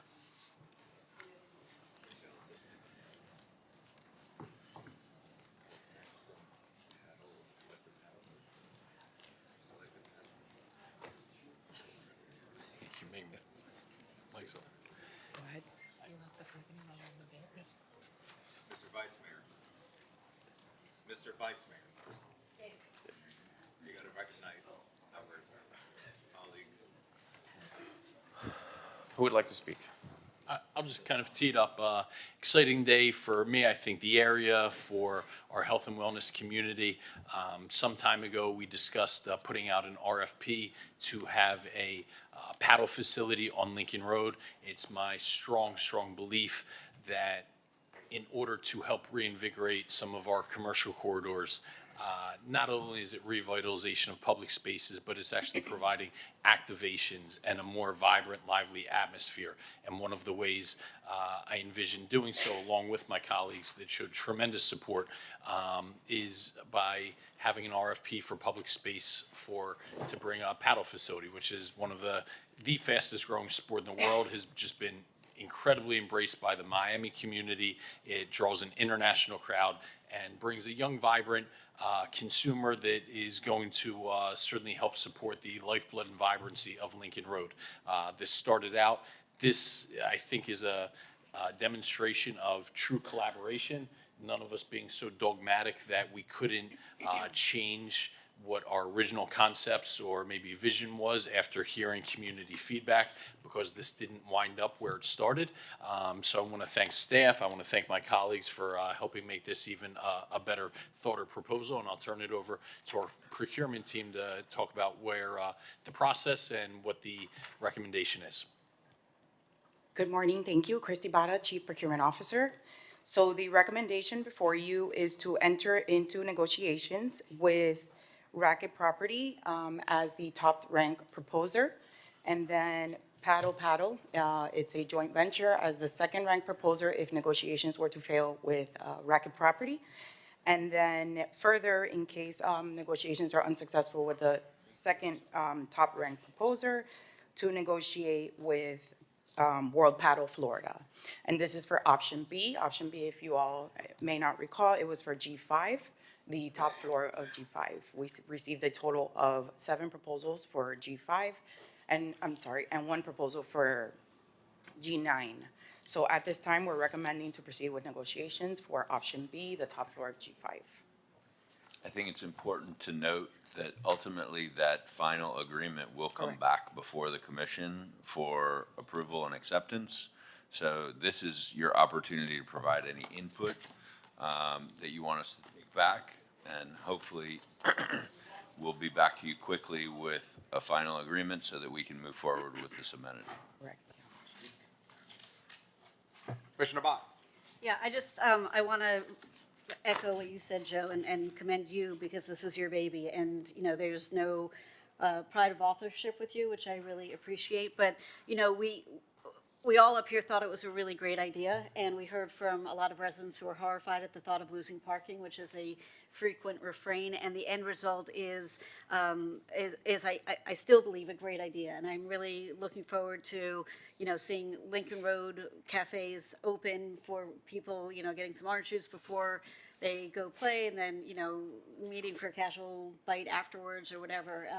And I think it accomplishes the goal in the best possible way of hearing, adjusting, and moving forward. So it doesn't happen often enough, and I am proud to commend you for it. Yeah, I echo those sentiments. The process worked as it should. You threw an idea out there. We all put ourselves on the line when we throw ideas out there to make our city better. We heard from our residents, which is what our residents should be doing. We love to hear that, and it made the item better, but kudos to you for listening and amending on the fly. Mr. Mayor? Commissioner Fernandez. Thank you. And like my colleagues and our colleagues, Commissioner Magazine, this is so innovative. What a great vision that is going to bring healthy activity and energy to an unused rooftop space. And really is just gonna bring vibrant recreation. It's gonna bring foot traffic. It's gonna bring new energy into this iconic district. So I think only you could have handled this in such a balanced manner. You had a vision, but you knew you had to work with the community and with your colleagues, and you were able to pivot and bring it now to the place where this is at. On the item that's before us, so the recommended top-ranked vendor has a local presence, is that correct? Yes, they actually have a facility in City of Miami, and they're building another facility in Boca Raton and Palm Beach. So this is a proven vendor? Yes. And this is a vendor that is offering the city upfront rent? Correct. They are offering an upfront payment of $200,000 and an annual rental-based payment of $200,000 with a 3% annual increase. Okay. A period of 119 months, sorry. I'm sorry? 119 months. Okay. As the city enters into negotiations, would it be possible to consider, and I leave it to the sponsor because you have a vision, I saw that some of the other respondents, the second and third opponents, also had a pickle option. And not everyone's as sporty as you are, Commissioner Muscles. You know. But some of us need the lighter sport. So if you consider perhaps, as you engage in negotiations, the feasibility of incorporating the possibility of pickleball as part of this, we see it's exploding. Everyone loves it. It's everywhere. So I don't know if you're willing to ask staff to incorporate that as part of the negotiations. Of course, I think that's low cost for the provider to do, and it would just be a compliment. The more activation and vibrancy, right? I didn't start with saying, how can we get paddle here? It started with, how can we bring vibrancy and energy to Lincoln Road? Exactly. And paddle was the vessel in which to do so, and I also wholeheartedly agree. In fact, I came up with this idea of driving past the Miami Beach Country Club at 11 p.m. at night and seeing how many people were out there, and I said, wow, imagine that on Lincoln Road. I said, oh my gosh, I got elected to help bring those visions to life, and kind of took that into my own hands. So I wholeheartedly agree. If you know, we have extra space up there, so from us as a city, if we'd like to see that, we could ask the operator to, you know, essentially help bring that vision to fruition. And just two other things as a follow-up, that as you, Commissioner, and the administration go into negotiations, consider the branding of our city. We are the city of Miami Beach, and I think there will be so much excitement around this vendor coming into our garage that there will be plenty of promotions about it. It will be great to incorporate into that our Miami Beach brand, so that it's tied to it. So I would ask them to incorporate it as part of their promotions. And I noticed that with the other ranked proponents, there were gross revenue shares with the city. I saw some were up to 10%, and I'm certain that, without me even mentioning it here, I'm sure that the sponsor himself would have been fighting for it, as he is our finance guru. But I would just want to make sure that we get the best revenue share we can from the proponent when you bring back a negotiated contract. Will do. Thank you. Thank you, Commissioner. Commissioner Rosa Gonzalez. I love this idea, not just because it's going to activate a rooftop that we're not using, but because people are going to be, residents are going to be coming in and using that garage all the time, and that garage is not in great shape. I don't know if we've been cleaning it lately or painting it. I also know that Public Works is on the ground floor. Are we moving Public Works as we do this, or is that not part of this? This is on the rooftop. It's a very different I understand, but discussion. you know, what you're gonna have to do is, now that, I mean, it's a, you know, I think it's unacceptable that Public Works is in that garage, where our convention center is, in the city center, where all of our tourists see it. So now that we've commercialized this space, I think you need to have the plan to move Public Works out and at least tidy up what Public Works has there. And that should, you know, definitely be part of this. I agree that we want to put our best foot forward out of respect for our operator and the enhanced community that we're going to be welcoming there. When I originally wanted to see this on P26 or P27, part of that was actually freeing up space in the ground floor. And I spoke with our interim Public Works director that even for the interim, where until we find a more permanent home for Public Works, just from having a more welcoming environment for our guests. That ground floor is vital because people like to park on a lower floor and walk right out of the garage. That area should be cleaned, rehabilitated, and freed up for our visitors for Lincoln Road. So Brad, I'll work with you for something for the July agenda. And Commissioner Rosen-Gonzalez, a great point. We want to put our best foot forward, not just for this operator, but for everybody that's visiting Lincoln Road and parking in that garage, and probably having our sanitation department on the ground floor is not the way to do so. So let's have a more aesthetic approach to this, but I don't think we need to incorporate it in that. We'll work separately to get that done. And then also what I'd like to see on that same line is have code compliance, not parking in P27. Those should be vital spots for our residents and visitors to Lincoln Road. They should be parking in our parking garage just a mere block away. But those are issues that we can tackle. And I would encourage the operator, is that you guys? I don't know if they're here. Whoever we're going to negotiate with, I would encourage you, if you see things that we need to fix on the ground floor where sanitation is, just please let us know. Maybe if you give us a punch list of things that you think would be acceptable, because, as you have sanitation on the first floor, I'm sure there's like quick fixes that we might not see because we're not going to be in that garage every day. So please feel free to reach out to us and we'll get whatever it is that you need done so that, you have a cleaner experience as people come to play padel. Let's call the vote. No, Oh, Commissioner Bott. third time's the charm. Two things. Speaking of beautifying that entryway, we talked last month, I think it was, about, or maybe 2 months ago, about a mural program that the city provides the paint, and we put out a call to artists. Maybe in this case, the people who get the bid do it, or we start with this as a test program, and that we start off with, a sports-themed mural or community activation in that entryway so that people know, this is the garage where I can go to the roof and do something sporty. One thought. The other thought is, as you're negotiating, and this is not my strength at all, but super psyched to see that we get money up front and, more money at the end of the year.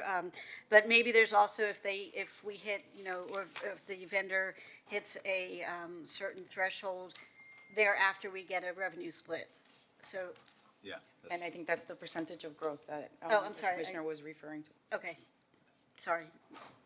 Great minds think alike. We were having a sidebar over here.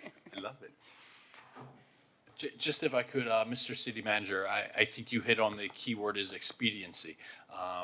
Next summer will be, with the World Cup coming to town, perhaps the most important event in the history of Miami, coming to our city for 7 weeks. And what a great addition.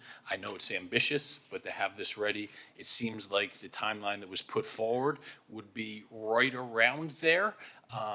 Permitting certainly was a large chunk. It actually wasn't the construction process. Permitting is what seemed to be the largest indicator. So if we could, be as expedient as possible with the negotiation process, is there anything that we can do from a legislative side? Do you envision, and maybe our planning director could answer this, will this require some type of amendment to the FAR that we could start getting out of in front right now? Because I really want to essentially have a very ambitious goal of having this completed by this time next year. Yeah, I talked to Nick about this very briefly yesterday. I haven't reviewed the plans in great detail, but from what I've seen, the only real regulatory requirement would be design review board review and approval. Because this is a main use parking garage, up to 25% of the floor area can be used for non-parking purposes.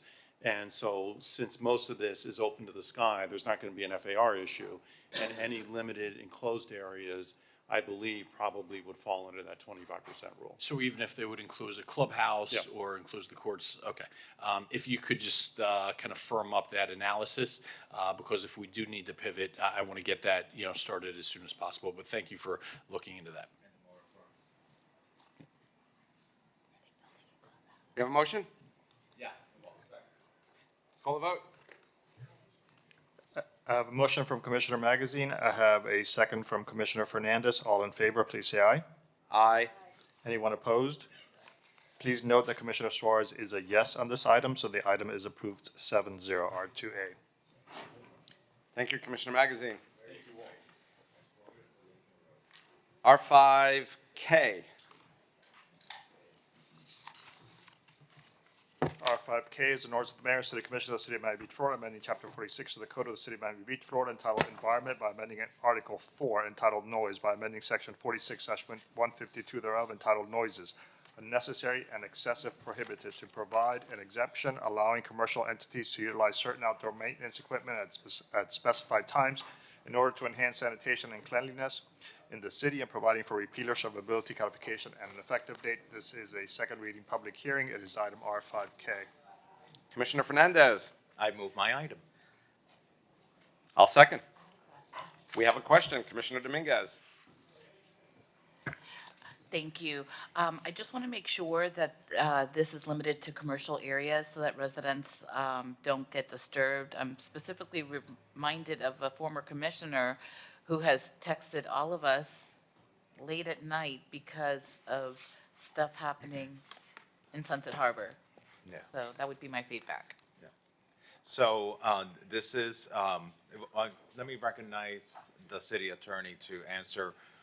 This is only for commercial areas, or it's being handled? Sure, this is for commercial areas, the first Friday of the month until 11:59 p.m. Yeah.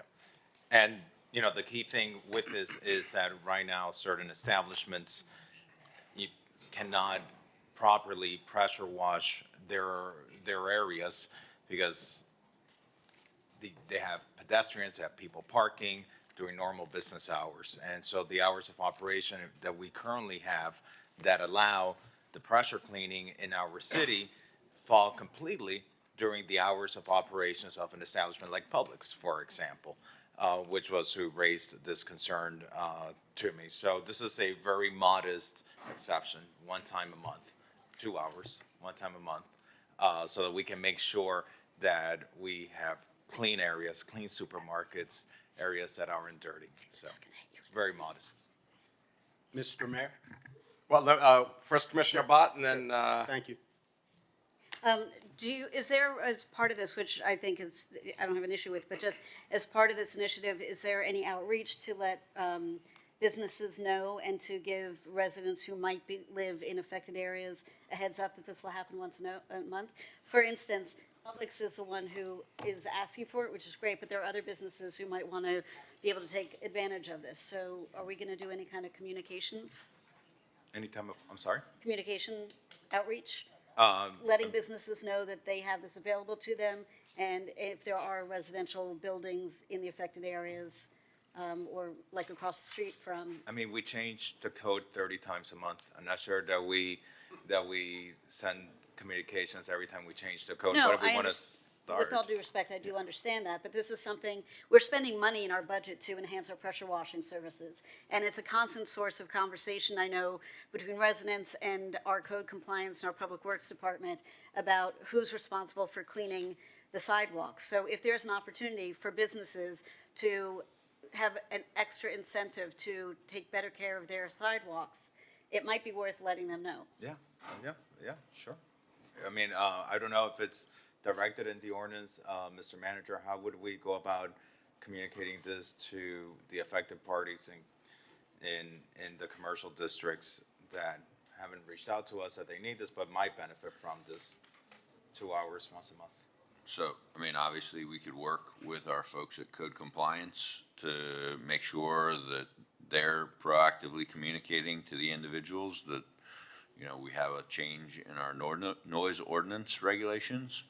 And obviously, we could work through our economic development and marketing communication folks as well, just to, you know, put together a quick blurb so that people know. Could we also do a sweep of the BTRs that we have on file that are in those areas and send out an email to them? I don't know, but we could certainly check. Okay. All set? Yeah. Commissioner Magazine. I know just sorry, Commissioner Fernandez, for doing something similar to what was done on the Marina item, because I know it's just tangentially related, but Mr. Interim Public Works Director, while we're talking about sanitation and pressure washing, no, save you time. Can we get an LTC about an update on where we are with some of the enhanced sanitation cleaning efforts, specifically the gum washing and pressure washing and things like that? LTC is letter to commission, in case anybody's wondering, from the staff to us. Mitch, Thank you. you did such a good job with the pledge. I appreciate that. Mitch Novick, 901 Collins Avenue. My property abuts Ocean Court, although I'm all for cleanliness.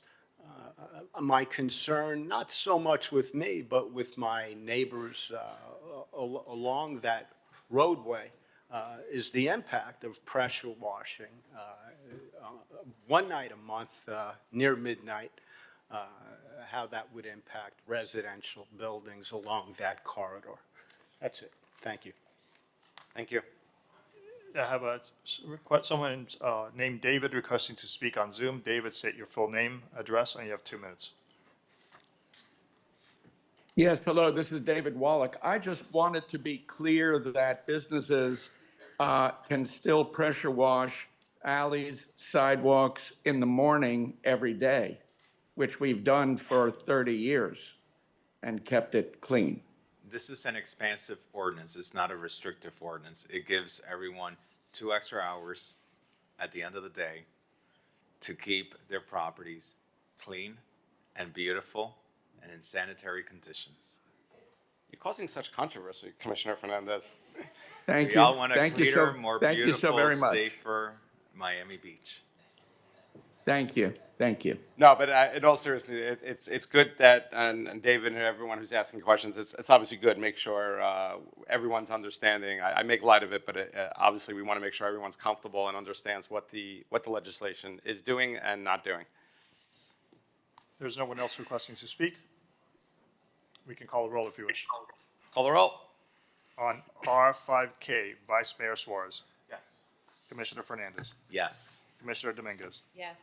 Commissioner Magazine. Yes. Commissioner Bott. Yes. Commissioner Rosa Gonzalez. Yes. Mayor Minor. Yes. Motion carries. The item is approved. That was item R5K. Thank you, Commissioner Fernandez. Thank you, Mr. Mayor. R5L. R5L is an order to the mayor, city commissioner of the city of Miami Beach, Florida, amending chapter 70 of the code of the city of Miami Beach entitled miscellaneous offenses by amending article 3 entitled graffiti, by amending division 1 entitled generally, by amending section 70-123 thereof entitled prohibition, enforcement, and penalties to double the civil fines for violations of this section and providing for repeat or severability, codification, and effective date.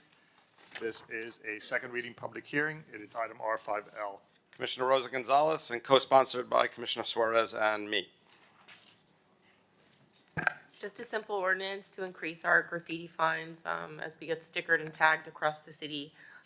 With that, I'll move my item. Second. Yeah, thank you.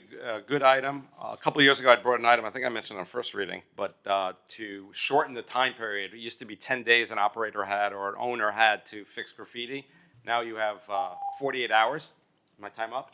You have 48 hours, and the city will come in and then bill them. But this is a nice item as well, and I support it. Let's call the vote. It is a public hearing. I see no one in Zoom and no one in the audience requesting to speak. On R5L, Commissioner Dominguez. Yes. Vice Mayor Suarez. Yes. Commissioner Fernandez. Yes. Commissioner Bott. Yes. Commissioner Magazine. Yes. Commissioner Rosa Gonzalez. Yes. Mayor Minor. Yes. Motion carries. The item is approved. That was item R5L. R5M.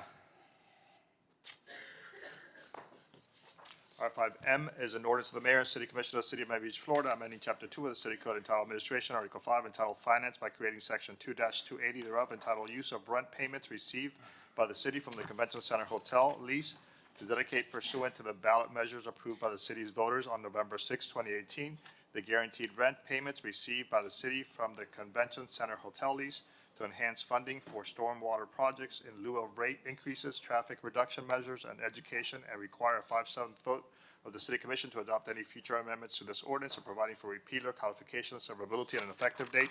This is second reading public hearing. It is item R5M. Sponsored by me and Commissioner Suarez. I'll move the item. Second. Commissioner Magazine. Just point out one thing, just the term in lieu of. I'm completely supportive of using these rent payments to help us fortify our city, as I know resiliency is something important to all of us and something we want to work on. But just in terms of the context and scale, I don't think we'll be able to solely rely on the payments here. We talk about unfunded capital commitments of upwards of billions of dollars. So I don't think that this could be an either or. This is more of an enhancement. And maybe I'm asking Rick, perhaps I'm just reading too much into the words in lieu of. But I think of this more of an enhancement to help us fight resiliency. I think you have it right. The ordinance adopts what the voters voted on in 2018 to help to mitigate increases, but there's no guarantee that increases aren't going to be needed beyond what the revenues are from the hotel once they're split up between the three different buckets. So we have a motion from Commissioner Fernandez. I'll second. And I just want to make sure that this ordinance allows for traffic reduction measures. Is that correct? Yes, it's traffic, education, and stormwater. And would that include, like, for example, like there's a traffic diverter that's been promised to the Bayshore neighborhood, it feels like for decades now, at Convention Center Drive and Dade Boulevard, that there's studies that are needed for it and the implementation of it. Would that be covered by this? Well, keep in mind that the ordinance allows the commission to modify on 057's vote, But I without the think, need of a but I, modification, does but the I ordinance think, allow that? yes, I didn't finish, but I think that the way that it's worded is broad enough to cover any traffic mitigation such as one that you mentioned. Thank you. It is a public hearing. I see no one on Zoom, and I see no one in the audience. Yeah, just to be clear, Erica, this is an item that conforms to a voter referendum, correct? Correct, Mr. Mayor. This is consistent with what the voters had voted on in the 2018 election for the use of the convention center revenue. Great. Ralph? Again, there's no one in the audience or Zoom requesting to speak. I have a motion by Commissioner Fernandez, seconded by Commissioner Suarez. Commissioner Dominguez? Yes. Commissioner Bott? Yes. Vice Mayor Suarez? Yes. Commissioner Magazine? Yes.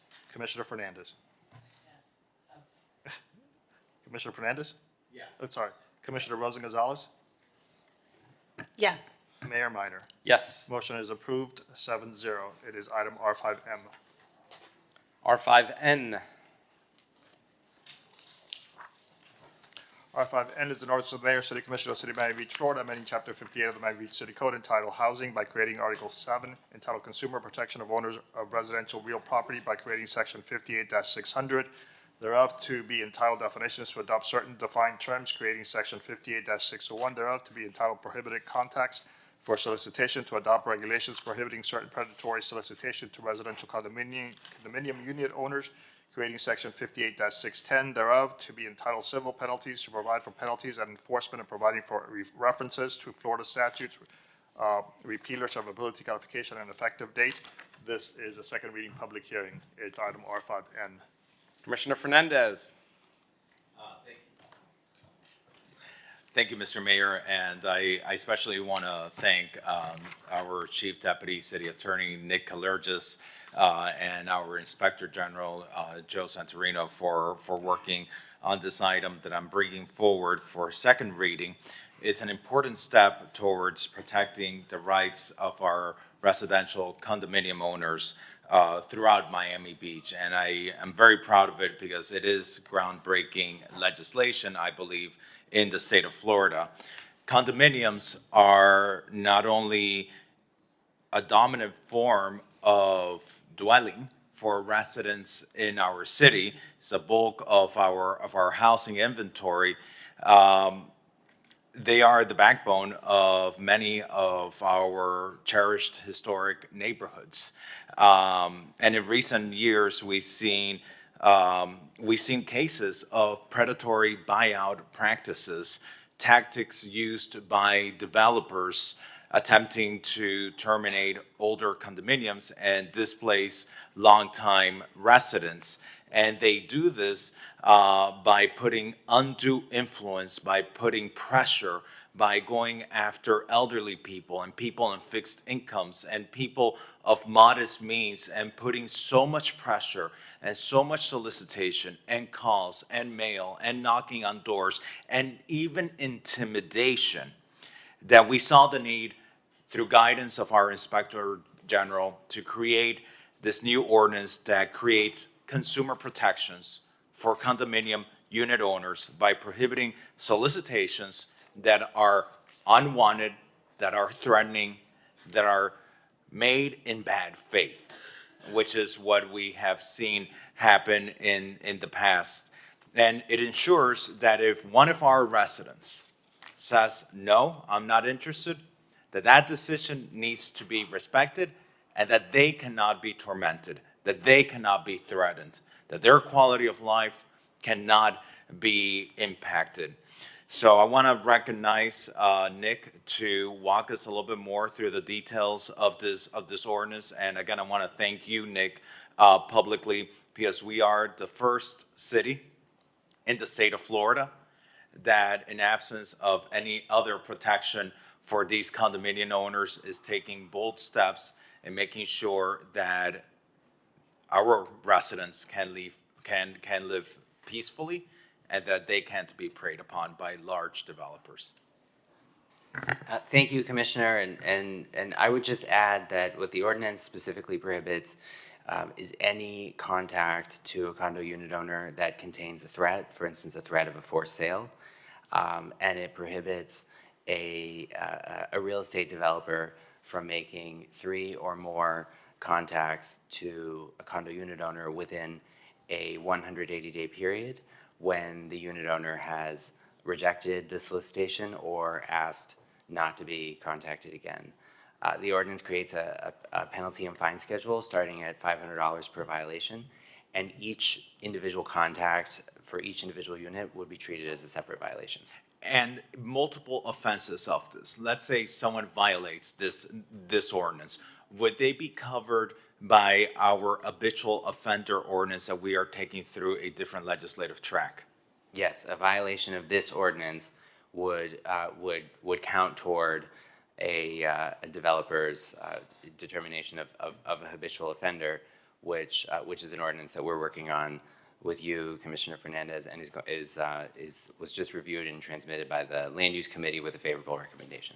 And under that separate ordinance, what would be the penalty that, if adopted, someone that violates this condo ordinance, if they become an habitual offender, what would be the type of penalty one of these developers could be facing?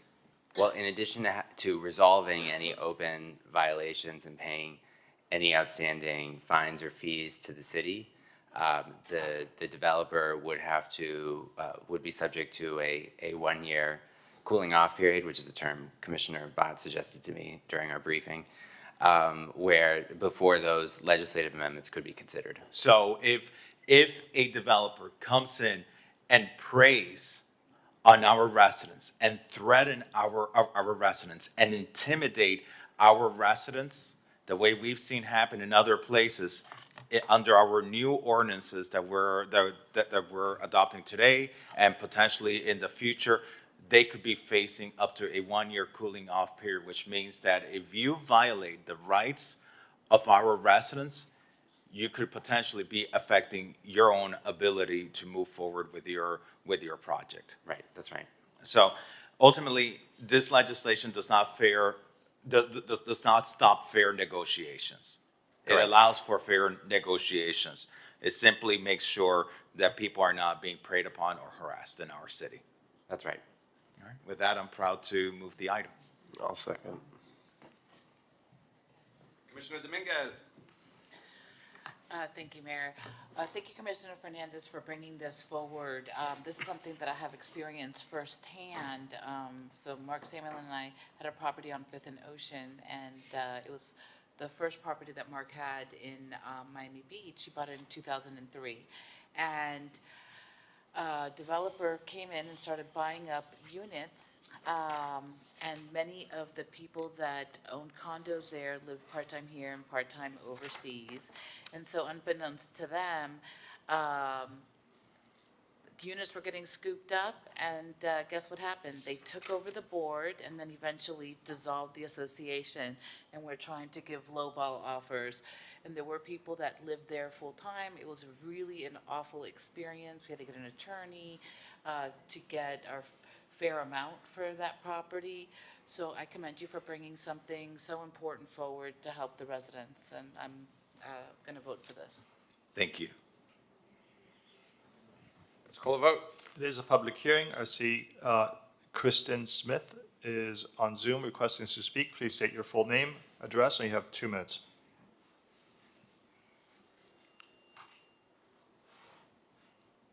Kristen, please unmute yourself.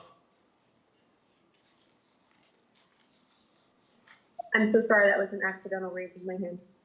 Okay, thank you. There's no one else requesting to speak? Go ahead, please. No, go. Approach. Got it. Thank you. State your name, address, and you have 2 minutes, please. Thank you. Patricia Agnello, 2555 Collins Avenue. This is great legislation. Thank you very much. My question is, if you're threatened or being harassed by telephone, how do you prove that, especially since we're a two-party state for consent? And I will defer to our city attorney. Well, the two-party consent rule obviously would still apply. So a unit owner could only record the call if they had the permission of the person calling them, right? As long as the unit owner made a note of the call when it occurred, I would recommend notes of as much detail as possible. I think that could certainly give rise to a violation. Obviously, a written contact is going to be easier to prove. Right. But I think if a unit owner made contemporaneous notes of the call, that depending on the details, that could be used to support a violation. And how will this be communicated then to residents? We have an item on the consent agenda that I believe it was passed on the consent agenda about about educating, an education initiative to make sure that this item that we're considering now, and hopefully the next item, R50, which is a companion item, if that gets adopted, that we be able to communicate it to our condominium Perfect, residents. thank you. Great job, thank you. Thank you. Can I ask a question? Of course. Joe Manning, 1460 Ocean Drive. We get these calls all the time, and people don't necessarily identify themselves. They don't say who they are, who they're asking for. Is there a way to get a list of these developers who are doing this?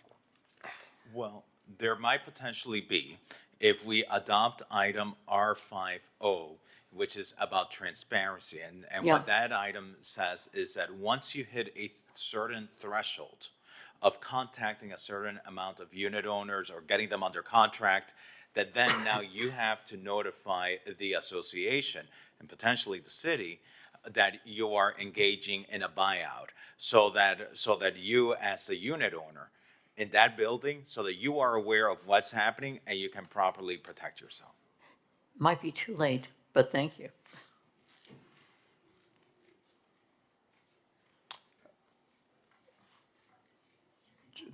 And the education initiative was passed on the consent agenda. My aide is telling me it was item C7AQ. Commissioner Rosa Gonzalez. Yeah, and I don't know where our condo ombudsman is, but I do know that it's really necessary that we have somebody. I know that we didn't pass the position. Supposedly the state of Florida appointed somebody, but the condo laws are changing, and I did a Zoom last month after the meeting, And we went over the new condo laws, but a lot of people don't even understand that. So are we doing anything at all to educate people on the fact that the laws have changed? They have to hold, 4 Zooms per year where they didn't have. They have to disclose certain items. And we have a big gap because I would say a large portion of our residents live in condominiums, and we're not addressing this. I'm glad that we have this legislation out there, but we really should have an ombudsman who is constantly fielding these questions, not giving legal advice, but just informing people.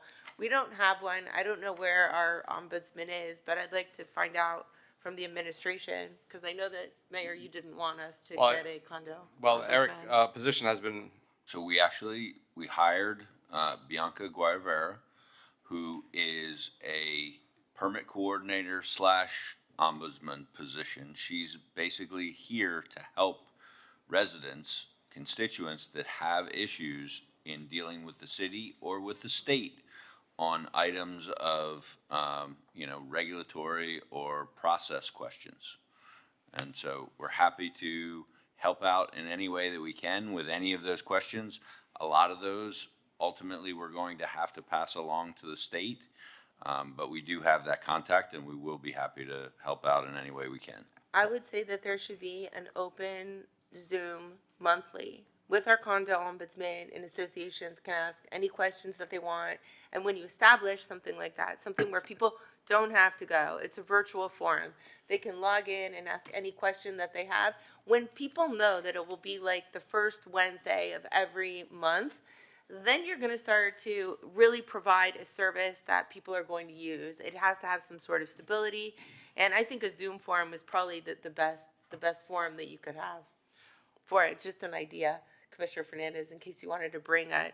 I don't think we have to do that legislatively, but it's just a suggestion, and if you really want to have Blanca's service be useful to the residents. and in addition to what Commissioner just mentioned, the state, there was a vacancy because there was, Mr. Hennings had the position. It was then vacated. It was been filled. That position has now been filled by the state. So we do have an ombudsman position. Hi, good morning. Kevin Polito, Neighborhood Affairs Division Director. So just to reiterate what the manager mentioned, we do have Bianca. She's our new permit coordinator.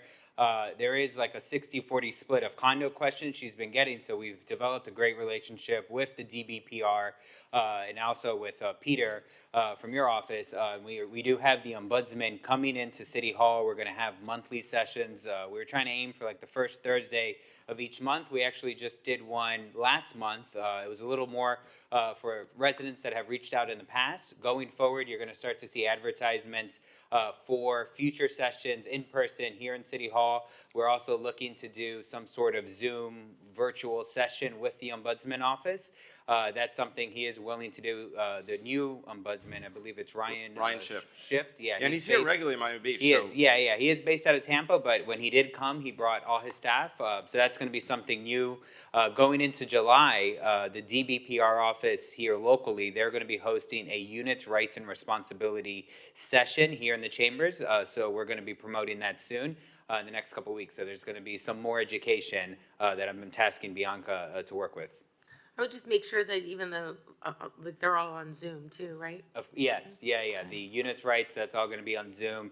For the one-on-one with the ombudsman, we're going to try to get that Zoom session that's a little more personal, but that way, any future kind of webinar or whatnot, it will be kind of like a city meeting. Okay. Yeah, and we'll publicize the state, Ryan Schiff, we should publicize that in a big way. You are always a wealth of information, Kevin, so thank you. Happy to help. Thank you. We have one more speaker. Oh, may I? One more speaker, Judith Smigel. Go ahead, please. Hi, Judith Smigel from South Beach. I am delighted with R5N. Thank you so much, Commissioner Fernandez.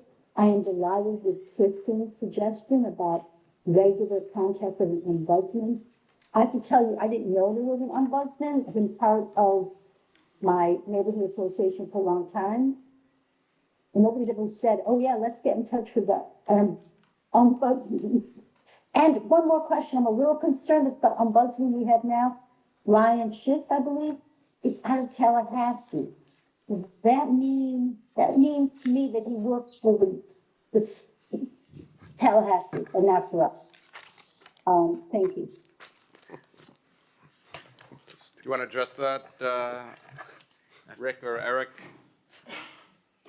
So obviously, the ombudsman, the statewide ombudsman's office is, my understanding, is someone who responds to questions that come up statewide. We do have a large concentration of condominiums here in South Florida, and so they have spent a significant amount of time down here, both the prior ombudsman and the current one. So yes, it is a statewide office, but I think that we're also getting a good representation when they come down, and my understanding is they've always been helpful. I think part of her question, and I'm sorry if I'm misreading it, but I think part of her question was, is this individual representing the interests of Miami Beach since the person is based out of Tallahassee? I mean, obviously, I don't know the answer to that question, but I can tell you that Bianca is representing the interest of Miami Beach, and she is interfacing with them very frequently. And Just add to, sorry, go ahead, Commissioner. Yeah, this is what happened with Commissioner Suarez's item. I'm so sorry. I mean, No, I think it's actually relevant.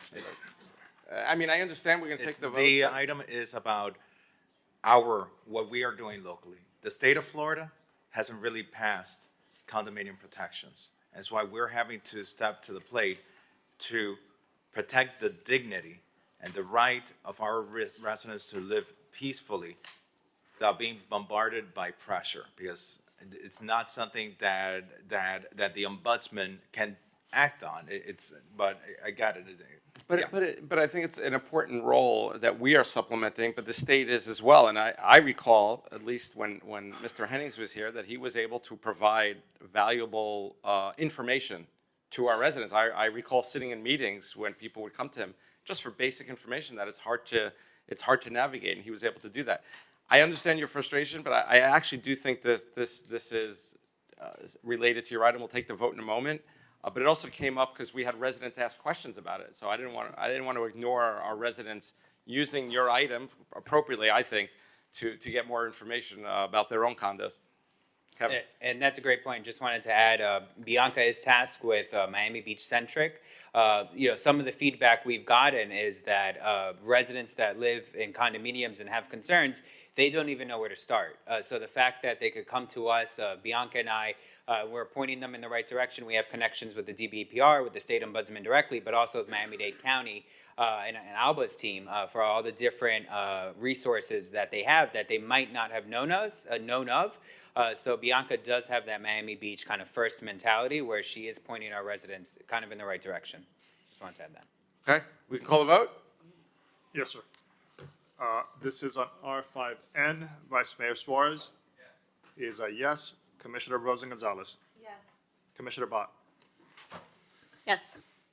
Commissioner Magazine. Yes. Commissioner Dominguez. Yes. Commissioner Fernandez. Yes. Mayor Minor. Yes. Motion carries.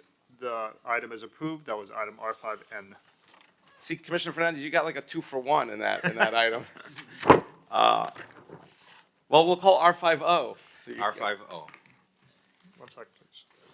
R50 is an ordinance of the mayor and city commission of the city of Miami Beach, Florida, amending chapter 58 of the Miami Beach City Code entitled Housing by creating Article 7 entitled Consumer Protection of Owners of Residential Real Property by creating section 58-600 thereof to be entitled Definitions to adopt certain defined terms, creating section 58-602 thereof to be entitled Notice to Associations requiring prospective bulk owners of residential condominium units to provide notice of their acquisition of interest in condominium property, creating section 58-610 thereof to be entitled Civil Penalties, to provide for penalties and enforcement and providing for references to Florida statutes, repealers of ability qualification and effective date.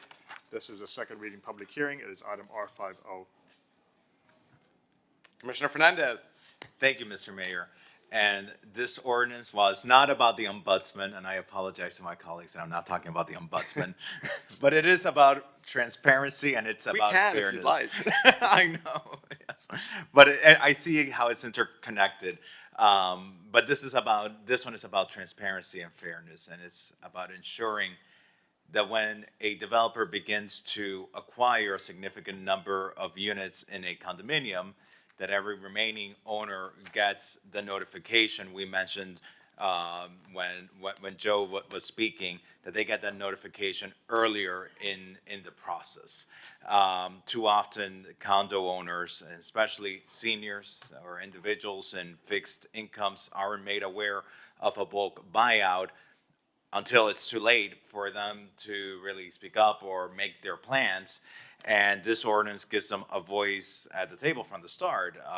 It requires bulk buyers to disclose who they are, how many units they're looking to purchase when they've got them under contract, and how to reach them, what's their contact information.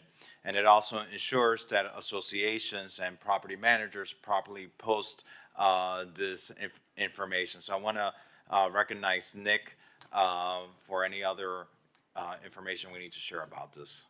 The only thing I would add, Commissioner, is we've distributed a handout at the sponsor's request, which would reduce the threshold that would trigger the notice requirement from 30% to 20%. So once a developer has 20% of the units under contract. That's only for larger buildings, is that correct? Or is that for all buildings? The amendment has two parts. One is to lower the threshold to 20% and also to apply the ordinance to buildings with a minimum of 12 units. But it sounds like, would you like the 20% threshold to apply only to larger units and all other buildings to be subject to the 30% threshold? Is that? No. Okay. How we distributed it was correct. Okay, so the ordinance would only apply to condos with a minimum of 12 units. The last amendment I would suggest, based on our conversation on the prior item, is that to the list of parties that are required to receive notice under this ordinance, I would add the city manager. All right, with that, I move the item. Call the vote. This is a public hearing. I see no one on Zoom, no one on the present requesting to speak. I have a motion by Commissioner Fernandez to approve the ordinance as amended, seconded by Commissioner Bott. Commissioner Fernandez. Yes. Commissioner Dominguez. Yes.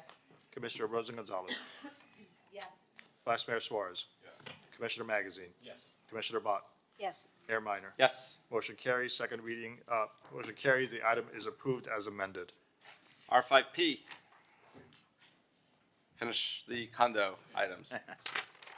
R5P is an ordinance of the Mayor, City Commission of the City of Miami Beach, Florida, amending Chapter 58 of the Miami Beach City Code entitled Housing by amending Article 1 entitled In General by creating Section 58-2 thereof to be entitled Fair Approval Process, requiring condominium associations to approve or disapprove an application from a potential resident within 15 business days and providing for repealer servability, qualification, and effective date.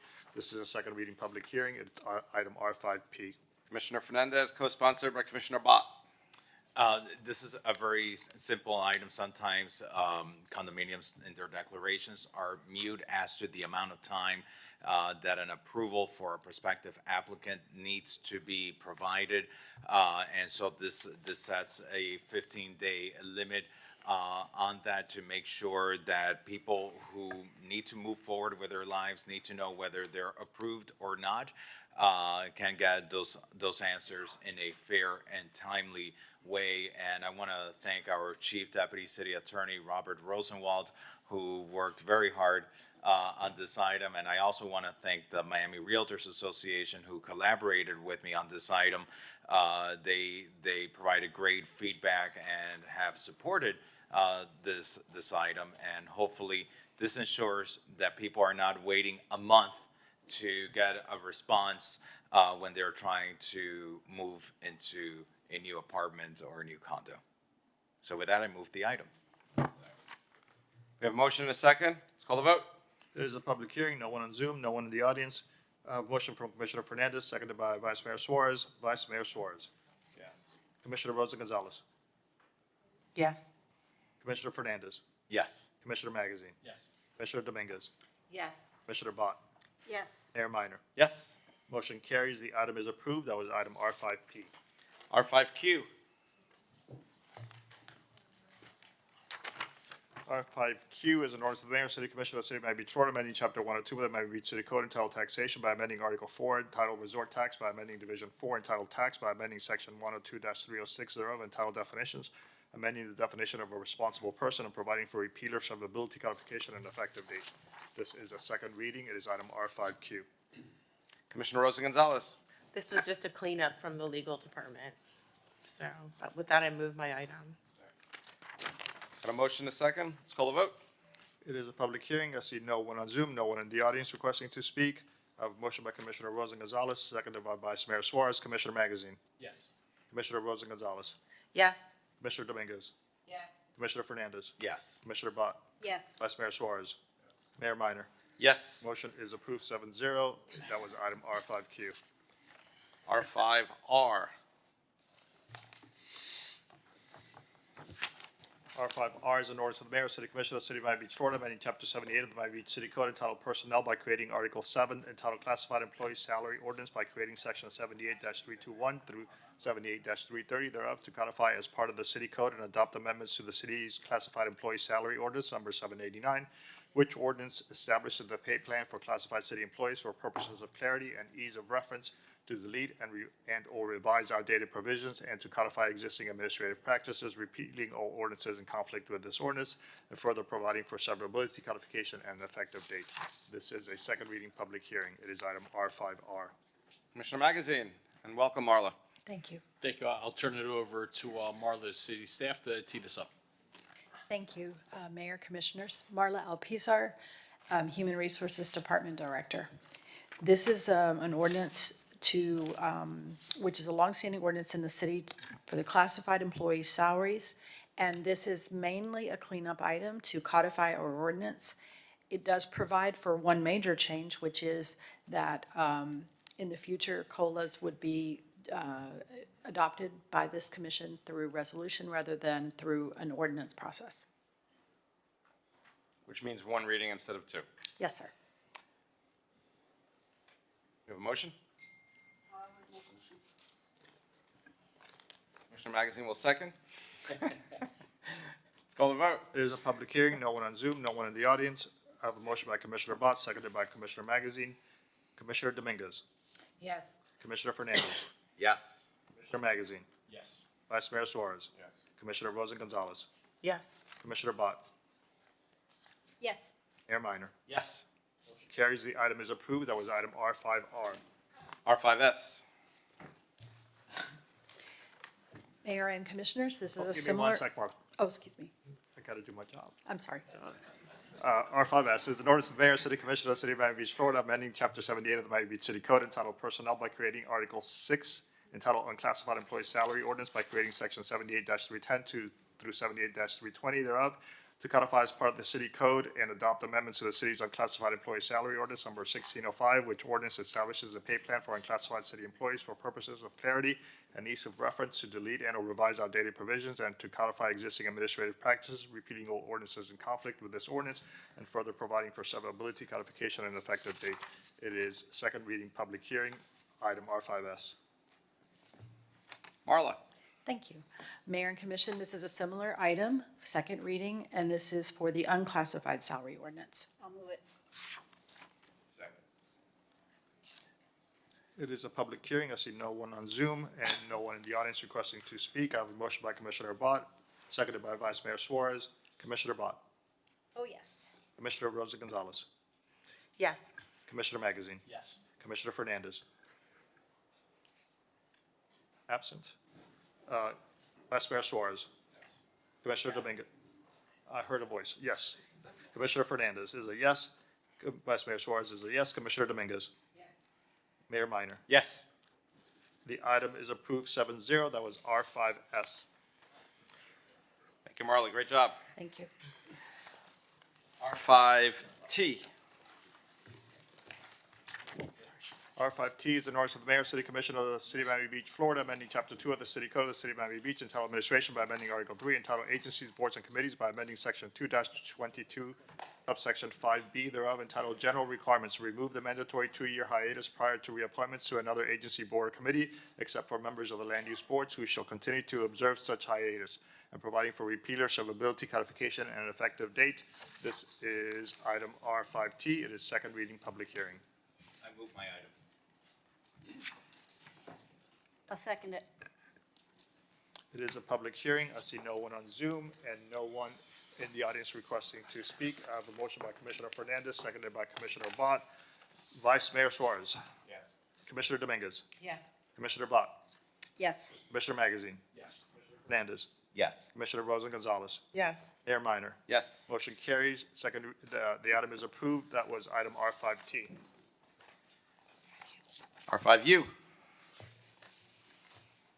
R5U is an ordinance of the mayor, city commission of the city of Miami Beach, Florida, amending chapter 2 of the code of the city of Miami Beach entitled Administration, Article 3, Agencies, Boards, and Committees, Division 1, generally by amending section 2-22 thereof.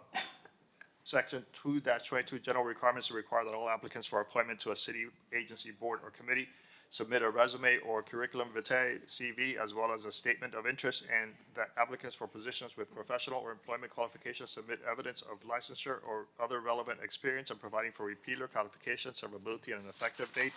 This is item R5U. It is a second reading, public hearing. Commissioner Bott, and co-sponsored by Commissioner Dominguez. No, Suarez. Sorry.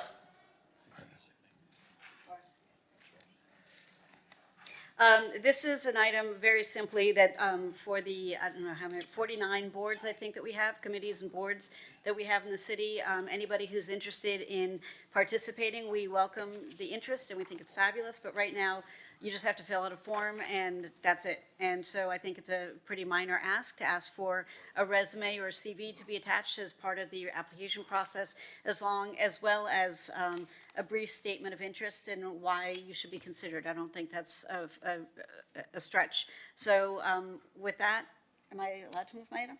Yep. I move my item. Second. The correct co-sponsor seconds the item. And if no discussion, there's no one in Zoom. Can I and make no- a suggestion? Can we make an exception for the Senior Affairs Committee?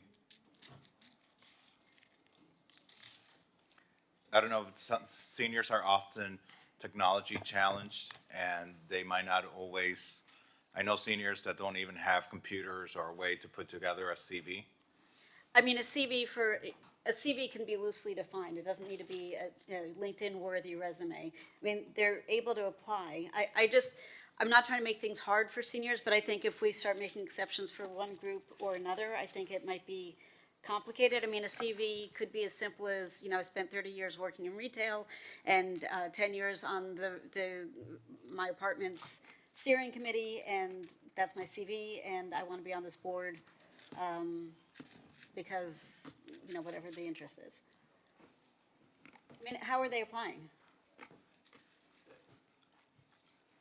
I mean, a lot of times these are seniors that we know from their activity in the community. We know them, they raise concerns to us. No, I understand that, but there's still an application process that they have to fill out online, right? Unless I'm wrong. Ralph, can you clarify? It is online. If someone needs help, we help. Sometimes we enter those for them, with them there in the room.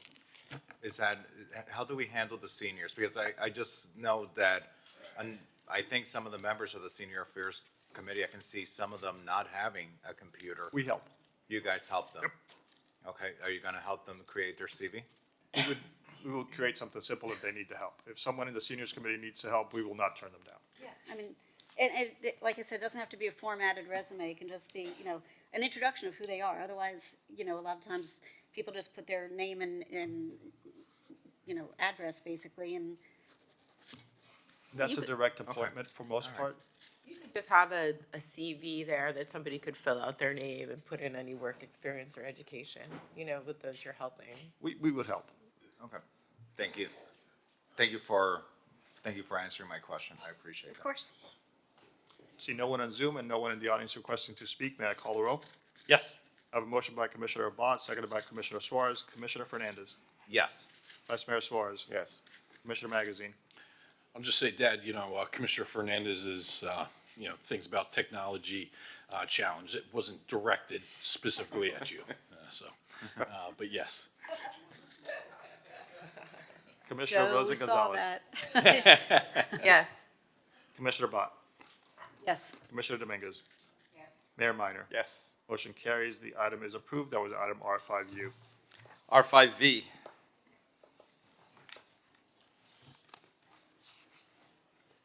R5V is an ordinance of the mayor, city commission of the city of Miami Beach, Florida, amending the Resiliency Code of the city of Miami Beach by amending chapter 1 entitled General Provisions, article 2 entitled Definitions, section 1.2.2 entitled Use Definitions by adding a definition for cosmetic stores, and by amending chapter 7 entitled Zoning Districts and Regulations, article 5 entitled Supplementary District Regulations, section 7.5.5 entitled Supplementary Use Regulations, section 7.5.5.2 entitled Adult Entertainment, by creating exemptions from the distance separation requirements for cosmetic stores where adult material constitutes less than 20% of the floor area of the establishment, and providing for codification, repeal, or severability, and an effective date.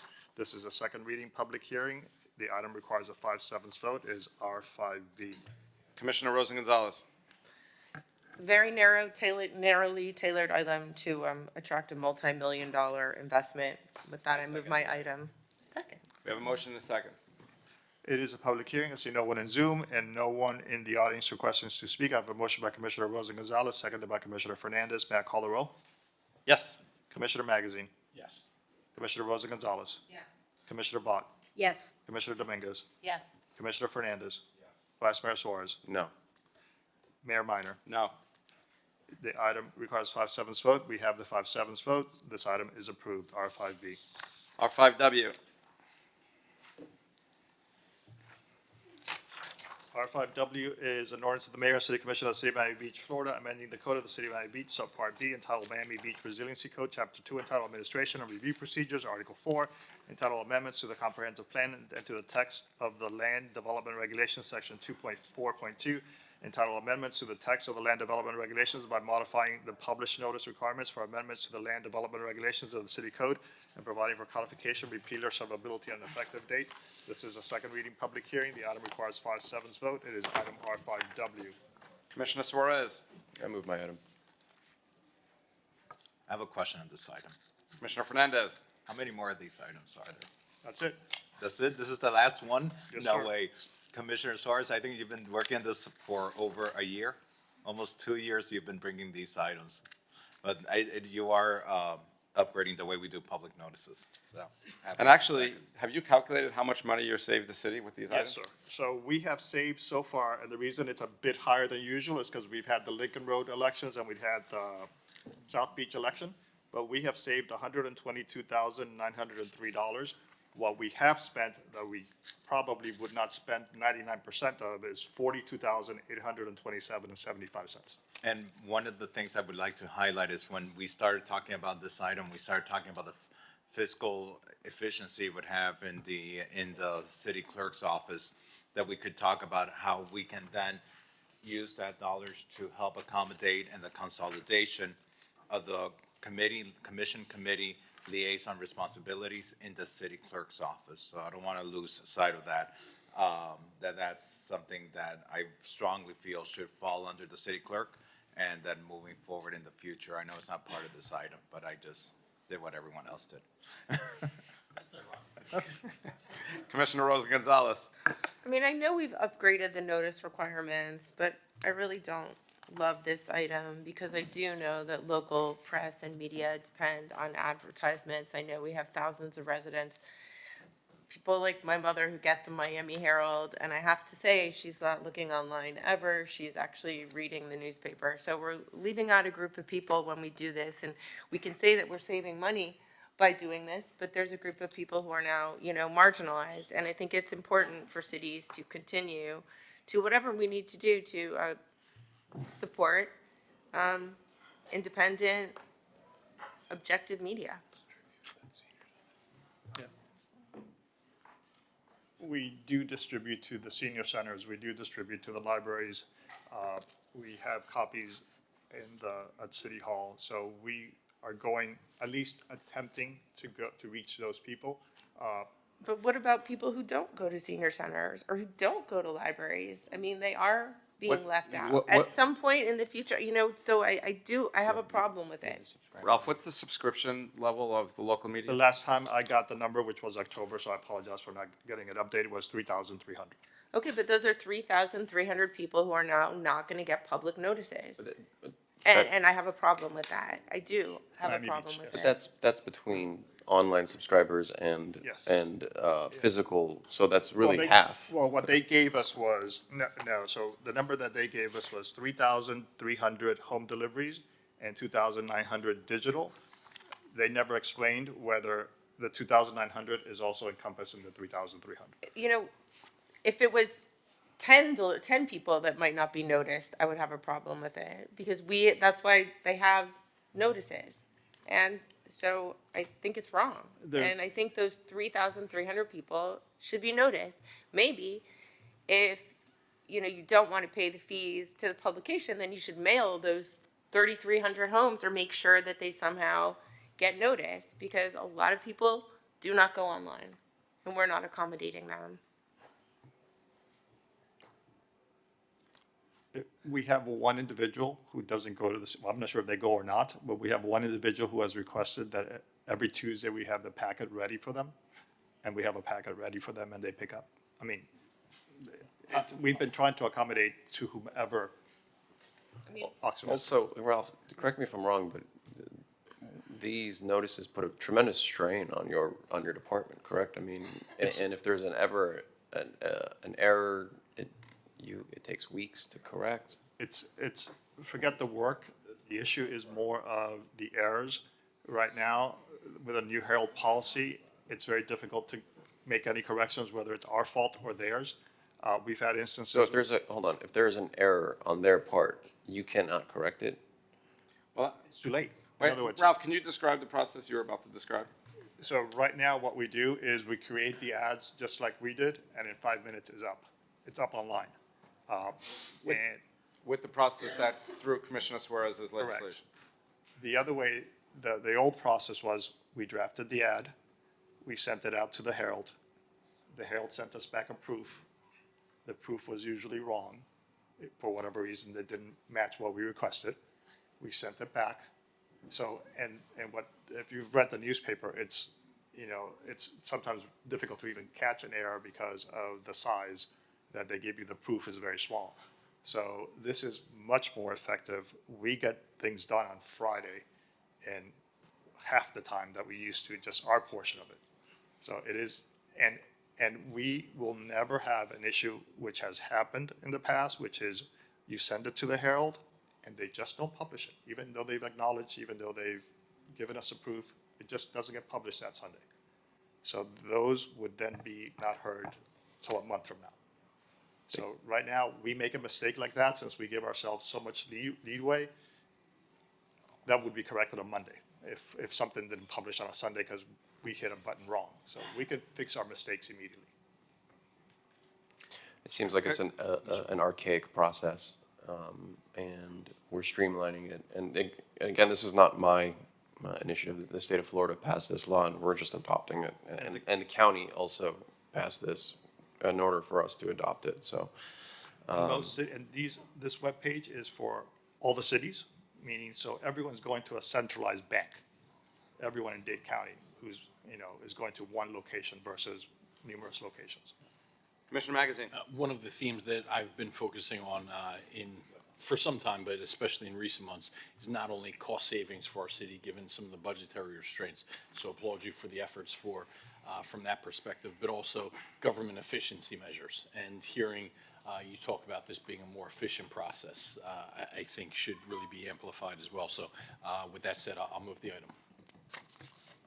I have a motion by Commissioner Suarez, seconded by Commissioner Magazine. Call the vote. We have one individual requesting to speak. Sure. Larry Schaefer, please state your name, address, and you have 2 minutes. Larry Schaefer, 233 81st Street. On this item, operationally, would it be possible to just have people sign up for print notices with Ralph in his office, sign up, and then when notices need to go out, they go out as a group and they get mailed using the U.S. Postal Service, and they show up in someone's mailbox who formerly would get the notices via the Miami Herald. Via a similar sign-up process, someone who wants notices digitally through email they can go in the office, give them email address, and then they can get the notices directly in their email inbox. Both of these would provide for greater government efficiency and not require us to pay money to the Herald. Thank you. We do that. Okay. Thank you. No one Thank you. else? Let's call the vote. I have a motion by Commissioner Vice Mayor Suarez, seconded by Commissioner Magazine. Commissioner Magazine. Yes. Commissioner Rosa Gonzalez. No. Commissioner Fernandez. Yes. Commissioner Bott. Yes. Vice Mayor Suarez. Yes. Commissioner Dominguez. Yes. Mayor Minor. Yes. The item is approved. That was item R5W. And just for the record, we will put a notice in the newspaper now saying that we're now including Tom's items as part of the digital. So we'll do that in Spanish and we'll do that in English. So that will be published as soon as possible. Great, thank you. R5X. R5X. I'm sorry. R5X is an ordinance of the Mayor and City Commission of the City of Miami Beach amending Chapter 110 of the Code of the City of Miami Beach entitled Utilities, amending Article 4 entitled Fees, Charges, Rates, and Billing Procedures by amending Section 110-167 thereof entitled Water Impact Fee, by amending Section 110-169 thereof entitled Sewer Impact Fee, and further amending Appendix A of the City Code entitled Fee Schedule to increase the water impact fee and sewer impact fees imposed by the city pursuant to Sections 167, 110, 169, and Appendix A, providing for codification, repealer, severability, and an effective date. R5X is a second reading public hearing. Commissioner Bott, co-sponsored by Commissioner Magazine. I will make this short, but for anybody listening who's not familiar, basically, we learned a number of months ago on a different item that the impact fees for water and sewer for new developments or substantial renovations had not been updated in 30 years? 1995. 1995. A lot has changed in 1995, not least of which is the cost of doing business. And it is shocking that I don't know how this didn't get caught sooner than now, but here we are. And I would just make a motion to move this. Congrats for making it through Y2K. It was dicey. It was touch and go there for a minute. I wanted just to point out that it's ironic because it was actually on my birthday in 1995 when it was last modified, so. So this is not going to be something that, is like fixes all of our budget problems, but it will not continue to contribute. And so with that, I'd like to move the item. Can I ask a question? Could these impact fees go toward the debt service for increasing the water and sewer for those other projects, for the hotspot projects? Because these are pretty high numbers. I mean, I don't know how much this will generate annually, but don't you think we should have some sort of offset? And this could be it? Yeah, I mean, I have no problem using them for that. I defer to our CFO to tell us if we can. They are not, I mean, the numbers are high, but I know the aggregate of the numbers will not make a huge dent, but I have no issue repurposing them for that, but I defer to the experts. Jason Green, Chief Financial Officer. All of this would go into the Water and Sewer Fund, which would fund not only the operations of the water and sewer, but also the capital projects and that debt service. So it already would go kind of to that point. It's all part of the financing plan. But what are you expecting the debt service to be? Just so that, I mean, because if there's any way possible that we cannot. I'll put it this way, if this is passed, and I know that we'll be talking about holistically about rates probably in the next several months, this will be incorporated into that financing plan. Okay. So it's already. It's cooked in. It's already baked in the mix. And again, it is great that this is happening. It is shameful that it hasn't happened over the last 30 years. It's not going to make a material difference. So I hear it's already being done. I know. My only concern is that I'm happy that we caught this, but the more that you guys understand when you're out in the public and, campaigning and walking around, this water and sewer increase that we're contemplating is going to be really horrifically, debilitatingly awful for so many of our residents on fixed income. So any kind of revenue stream that we could dedicate toward that, because I don't think I'm going to vote for it. And it's not fair that we have to choose either, 10% water or 9% water and sewer rate increases for 5 years in a row versus fixing our resiliency problems. That shouldn't be a choice that we have to make. I'm going to be a no on the increase in the fee. So I'm just saying that the reason why I'm looking at this, it's baked in, that's fine. But what is the debt service? Because maybe we have to find another revenue stream for that debt service. But with Commissioner all, Bott. I know that is a very real concern for all of us. All of the things that you raised are real concerns for all of us. We don't want our residents to be having to make fundamental choices about what they can and can't afford, nor do we want our residents to not have access to clean drinking water or toilets that flush. So, however, that is not before us right now. I know, So I'm out of deference to this 40-pound agenda that we have, I would like to just get this passed, and when we bring that item back in November or December, we can have a very lengthy and robust discussion. The concern that you're raising about let's make sure this money goes back into that pot to offset whatever we can, it's already being done. So I share that desire. It is already going to be done, or is already planned to be done. So we're, I think, all of us aligned on that mission, and let's get ready to discuss the bigger issue when it comes before us, but it is not before us now. So I think, Joe, you had a question, but I do have. Commissioner Magazine. In direct contrast, Commissioner Bott trying to steer us away from this conversation, but just since it's up, very simplistically, I'll just take two off the top of my head. Our First Street Resiliency Project and West Avenue Phase 3.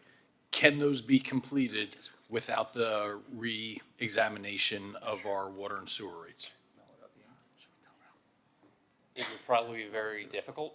We know we discussed West Avenue Phase 3 earlier at the June budget workshop on capital.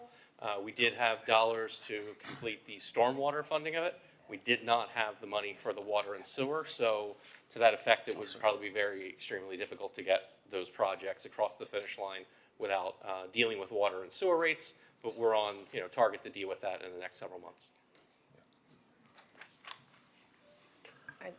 I'm just saying that we're going to put people in serious problems. If you want to raise those water and sewer rates, then maybe you have to offer some sort of relief for people who apply for it. Yeah. Because FP&L is, what, you like that idea? I heard it. Okay. I mean, FP&L is also raising its rates substantially. My electric bill for my house was $429 this month, which is, I think it's a huge amount. I think I got raised like 20%. So if I'm complaining and I'm not on a fixed income, I mean, you can imagine what our seniors are going through, and I don't think we can add to it. And I don't think that those projects should be tied in and paid for by, senior citizens across the community who are not going to be able to buy their medicine because of 9% year-over-year increases. There has to be some sort of compassion, empathy program in place. Maybe we discount people over a certain age. I don't know what we're going to do, but we cannot raise that rate. Commissioner Bott. No, I apologize, Commissioner Bott. I mean, it is a very real concern, but it is not before us now, and we have a million other items to go through, and I'm just begging that we stay focused on this very simple. Guys, please. Commissioner Bott has the floor. I'm begging that we stay focused on this very simple move to hold our developers responsible for paying their fair share of impact fees. I don't want this to be co-opted and derailed. I hear the concerns, I share the concerns. We will discuss the concerns when it comes up on an agenda item, but it is not this item and it is not today. So I'm begging, I've made a motion, let us move. Yeah, I'm supporting this item. It's a water impact and sewer impact fees on developers that rates have not been raised in decades, so. I'd just like to be added as a co-sponsor. Let's, and I'll be a co-sponsor as well. And I just have a question. Commissioner Fernandez. I just want to know, is there a moratorium on water and sewer rate increases right now? Yes, There is. There I is just one. want to make sure. Thank you. Call the vote. Mr. Mayor, can I just say Commissioner what? Magazine. and this doesn't have to be answered now. This goes to you, Brad, Mr. CFO, to Planning Director. We kind of stumbled upon this in Finance Committee, and I'm glad that we did. If there's any other things like this out there that staff is aware of that we, may not stumble upon, if you could be forthcoming with those, put on your thinking caps about what some of these outdated code things are that we should perhaps be re-examining. But with that, I vote yes. Well, I'll let our CFO fill in the details, but the short answer is I already have an item that is being brought in the next month or two where staff is reviewing all of our impact fees citywide, and we are going to catch anything that we've missed so far. Let's call the vote. But let's stay focused on this one. Let's call the vote. It is a public hearing, no one on Zoom, no one in the audience. Motion by Commissioner Bott, seconded by Commissioner Fernandez. Commissioner Bott. Well, I'm not sure. Just, yes. Commissioner Magazine. Yes. Vice Mayor Suarez. Yeah. Commissioner Fernandez. Yes. Commissioner Dominguez. Yes. Commissioner Rosa Gonzalez. Yes. Mayor Minor. Yes. Motion carries. The item is approved. We will add Commissioner Suarez and Commissioner Fernandez as co-sponsors. R5Y. R5Y is an ordinance of the mayor, city commission of the city of Miami Beach, Florida, amending and restating the Miami Beach Employees Retirement Plan created by ordinance number 2006-3504 and subsequently amended by amending section 5.01 subsection B6 to provide a 4% accrual factor for the inspector general and to provide that as applicable to the inspector general, earnings shall include total W-2 compensation plus any other payments or allowances up to the limitations set forth in section 41A sub 17 of the Internal Revenue Code and regulations promulgated thereunder, and providing for severability, repealing all ordinances in conflict therewith, and providing for an effective date. This is a second reading public hearing. It's item R5Y. Commissioner Fernandez. Thank you, Mr. Mayor. This is an item that's about fairness with the Office of the Inspector General, and it increases the accrual from the pension, for the pension, to make it consistent with all the other chartered officers from 2.5% to 4%. So it's a very simple item about consistency and parity. And with that, I move the item. Second. It is a public hearing. I see no one on Zoom and no one in the audience requesting to speak. I have a motion from Commissioner Suarez, seconded by Vice Mayor Suarez. May I call the roll? Yeah. Yep. Commissioner Bott. Yes. Vice Mayor Suarez. Yes. Commissioner Rosa Gonzalez. Yes. Commissioner Magazine. Yes. Commissioner Fernandez. Yes. Commissioner Dominguez. Yes. Mayor Minor. Yes. Motion carries. The item is approved. That was R5Y. Okay, we're gonna confirm with the sponsor that R5Z is being withdrawn. Commissioner Suarez? Yes, yeah. So R5Z is withdrawn.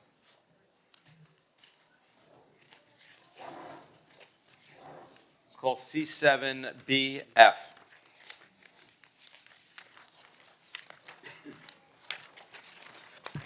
C7BF, censuring Johan Moore, condemning his recent remarks.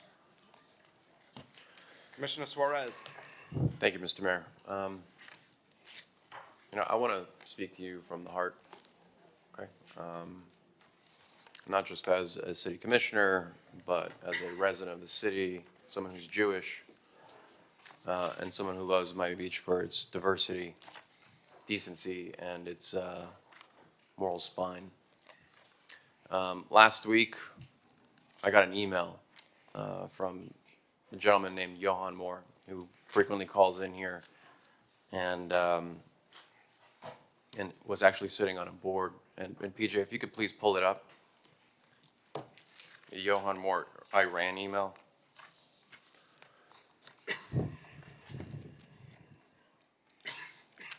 Johan Moore sent this to the commission and a few news outlets.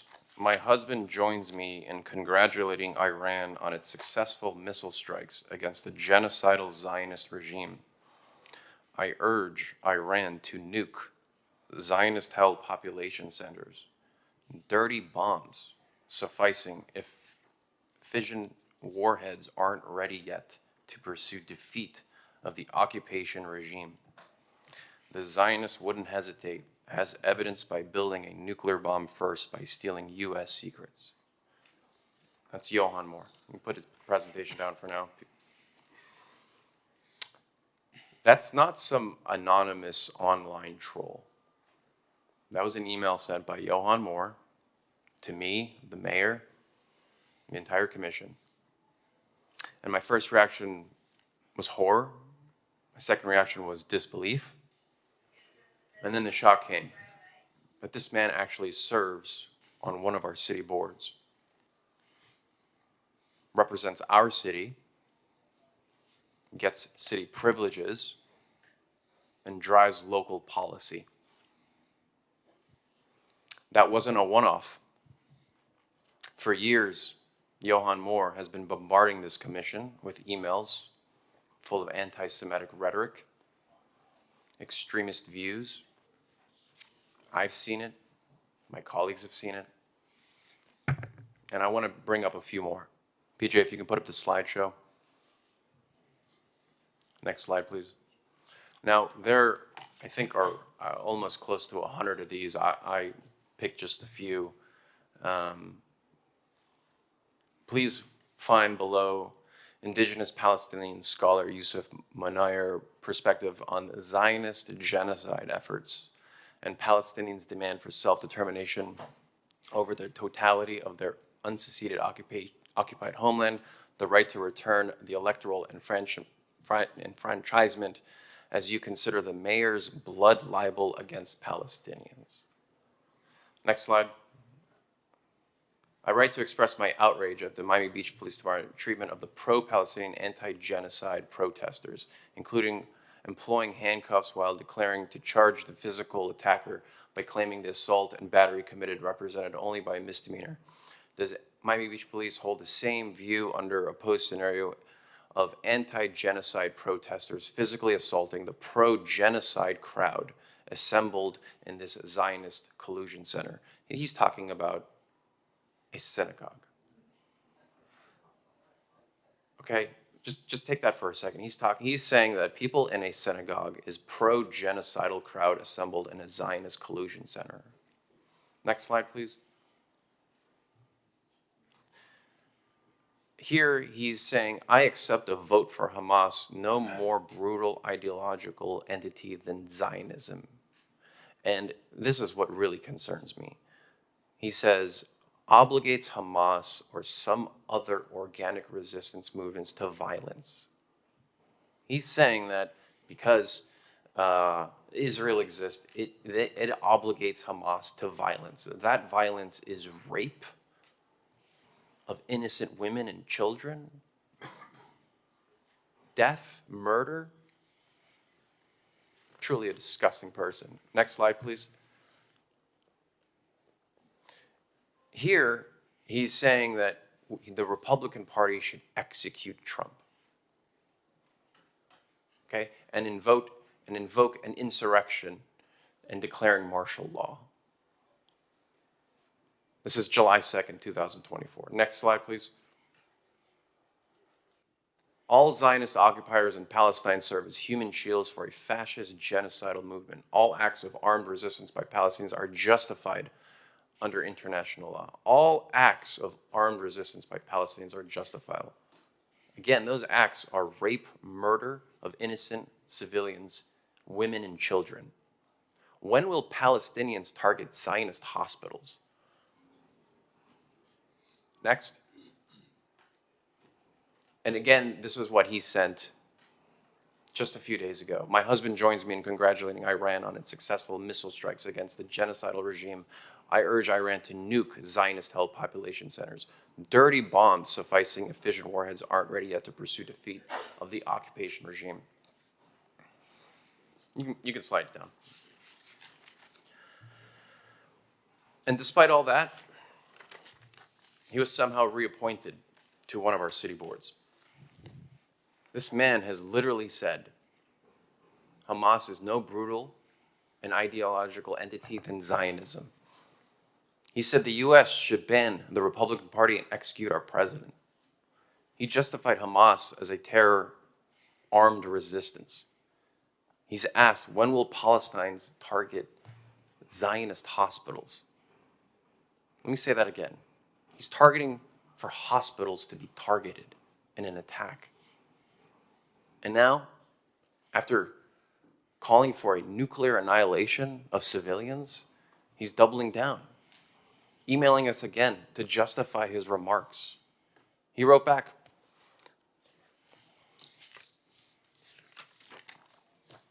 I call upon the city attorney to cite the statute. Actually, I'll get to that in a second.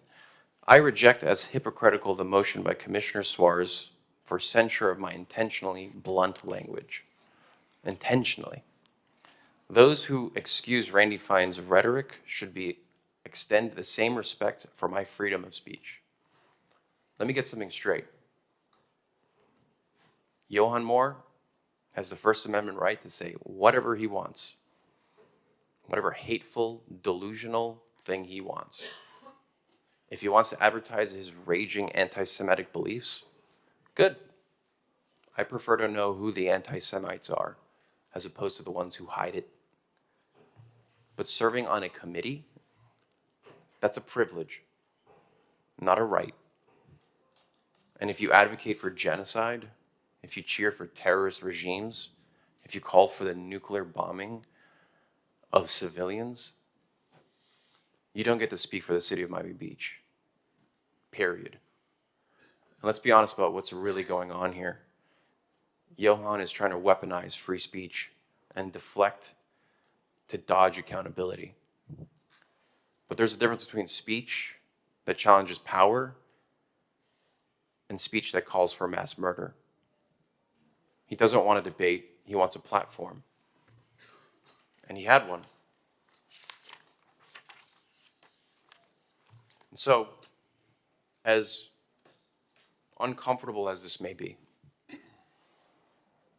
I'm going to ask Commissioner Dominguez to explain how on earth does this person, after sending dozens and dozens of anti-Semitic content to us, showing his beliefs, saying that the mayor has blood libel, how is it possible that this person is reappointed by you to a city board in Miami Beach? Because I just want to make this clear. He, in a response to my item, he said, I call upon the city attorney to cite state statute or municipal regulation deemed to override appointees' First Amendment rights upon which said office based its apparent opinion, pressuring my appointing commissioner to rescind my appointment to the Sustainability Committee. So I think there needs to be some answers. I want to know why you think it was a good idea to reappoint this anti-Semite to a city board, because this is certainly not the only person that's been appointed by you who holds severe anti-Semitic beliefs. And I want to know if the city attorney pressured you to rescind his appointment, or did you do it under a moral obligation? Commissioner Dominguez. First, let me be very clear. The comments made by the resident serving on the Sustainability Committee are not reflective of me, any member of this body, or the city as a whole. I called the resident when I saw the email that he sent to the New York Times copying the entire commission, and I shared my deep disappointment and asked him to resign from the city board. It had gone too far. I shared with the resident, other residents that reached out, that those who choose to serve on city boards are held to a higher standard, just like we are as elected officials. And while I know Johan has passionately served the Sustainability Committee and on the city board, the comments that he emailed to all city leaders raised levels of concern that led to the situation at hand. It referenced violence, and it was deeply troubling and posed levels of concerns that warranted his resignation. I've traveled to Israel on a delegation where I've worked to bridge opportunities between our community and the state of Israel. I've spoken out since the brutal attacks of October 7. No one individual will speak for me or try to create a false narrative around my values. I alone will show my community my values as they know where I stand strongly and unequivocally. I've sponsored many items in support of Israel. With that said, I believe that weaponizing and politicalization of every circumstance in our city is disgusting and only takes us down a path of further division. To publicly shame and put forward a resolution singling out a resident will send a chilling effect to our residents who may now fear city leaders will unjustly target them. And to use divisive rhetoric to instill fear in the Jewish community, to put profit in a PAC that you support is shameful and irresponsible. We're better than that in Miami Beach. The right recourse occurred in this case as the resident resigned from the board, and that really should have been enough. As we close Pride Month, let's stand proudly for injustices and celebrate the strengths of our community. Just as Israel shows the world how they celebrate one of the largest Pride worldwide events, let's have Miami Beach reaffirm we have zero tolerance for anti-Semitism, zero tolerance for hate, and zero tolerance for demonizing our fellow neighbors and colleagues. Mr. Mayor, I have no problem demonizing an anti-Semite such as Johan Moore. I have no problem when you ask for the destruction, the nuclear destruction of Israel cities. That's crossing a red line. There is there's a saying, Commissioner Dominguez, and it's never again. Never again means never again, and it references the Holocaust. Holocaust, where 6 million Jews were murdered in a short period of time, not too long ago. Survivors to this day. So, respectfully, with all due respect, there needs to be accountability here.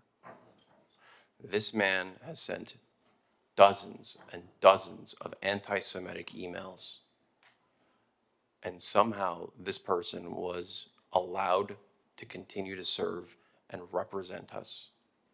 This is not a good look for this city. This is not a good look for the commission. This is not a good look for our Jewish resident population. And I think there needs to be a discussion about this. And to say that, I'm demonizing this person, if this person would have said this about any other ethnic group or any gender, I would have 7 co-sponsors, 6 co-sponsors on this. This type of behavior and rhetoric should be shunned from our city and should be called out every time. It should be called out every time, and it should be made public. Because never again means never again, especially in Miami Beach. And considering that Iran is throwing bombs on Israel right now, where my family is, and in bunkers, this person has no place in our city, no place on our boards. And every time this person calls in, I'm going to remind everyone in this commission and the chambers and the public that this guy wants Iran to nuke civilian population centers. So, I understand this is uncomfortable. It's probably very uncomfortable for Commissioner Dominguez and I. It's very uncomfortable for my colleagues on here. But this sort of behavior needs to be called out, because if it's not called out, it's going to continue to happen. There's going to be more of enabling of these anti-Semites in our city boards. So, respectfully, I'd like to move my item and formally censure this individual and reassure the Jewish community that our values are morally intact. And we are not going to allow this sort of rhetoric to influence us or drive policy in Miami Beach. I'll second your motion, and I'll explain why. So, pre-October 7th, I got a lot of emails from Johan that I would consider not very favorable, to say the least, to Israel and Jews. Because I think one thing, and I always say I don't speak for every Jewish person, but I'll tell you, I think what I'm about to say pretty much holds true. There's not a whole lot of distinction between the anti-Israel rhetoric and anti-Semitism these days. They are collapsed under one. Anti-Semitism morphs from generation to generation. They're often inconsistent when you look at them over generation to generation, and that's the point. It defies logic, and that's what we're dealing with now. And when you say never again, and that's the big phrase you used, Commissioner Suarez describes the Holocaust, and I've said this, I used to think when I was learning about the Holocaust growing up that never again meant the Holocaust would never happen again. Something like that would never happen. I realize now that's not what the term means, or it's not how I determine it. Never again means we should never be in the environment where a Holocaust could happen. But yet we are here again. And that's the point. The emails, certainly post-October 7th, have been hard to read. I even had somebody on my team say, maybe you should block it. First of all, I don't block anybody. But also I want to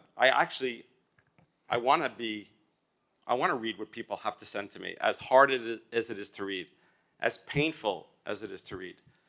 But you're not exaggerating, Commissioner Suarez, when you read that email.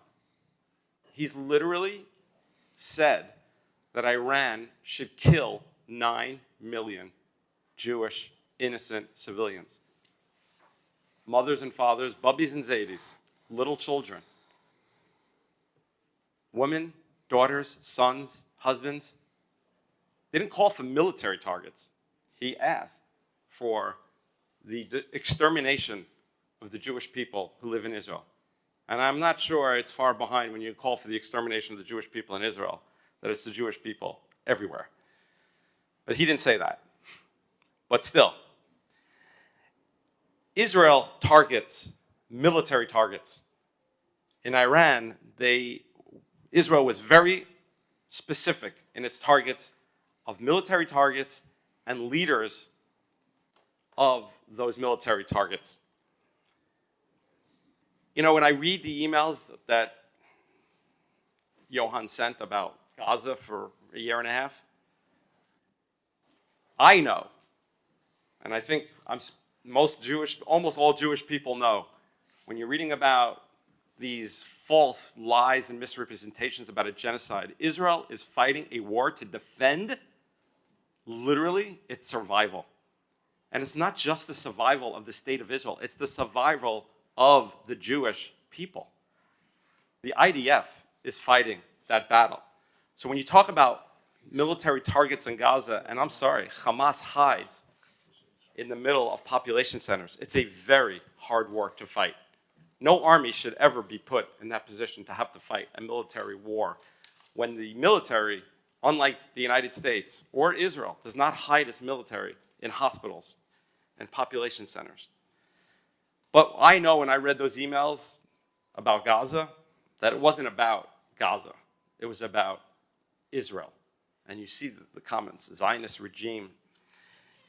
It's hard to read, and I think you said it best, Commissioner Suarez. Anybody can say what they want. He's entitled to say it. I'm not stopping him. He can send the emails all he wants. I see them, I don't block it, I read it. I don't respond, I read it. And he can continue to do that, but not on a committee that we as a body or each one of us individually have to appoint. That's not reflective. And I wouldn't allow it for any group.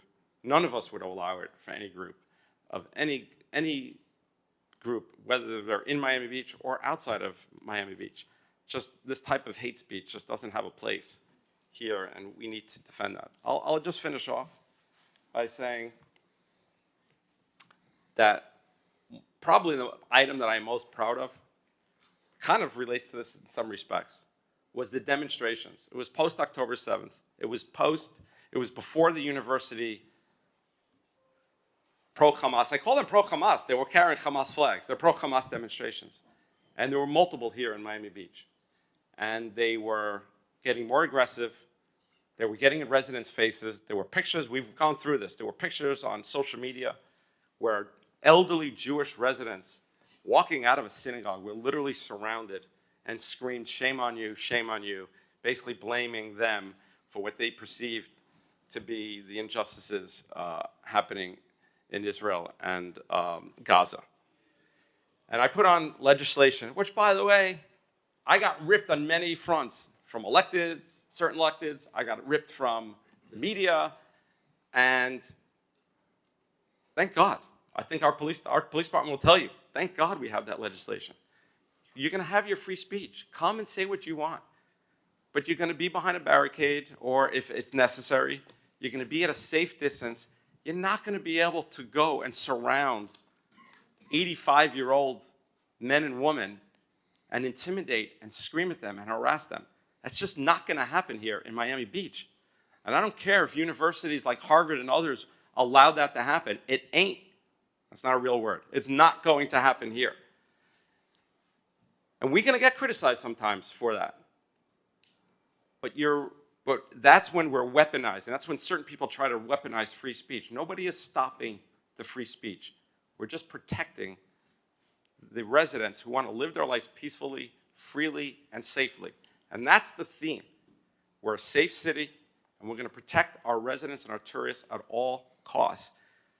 And this does that as well. So I will support this item. Commissioner Magazine. Yeah, thank you, Mr. Mayor. Those emails were really, really sick stuff.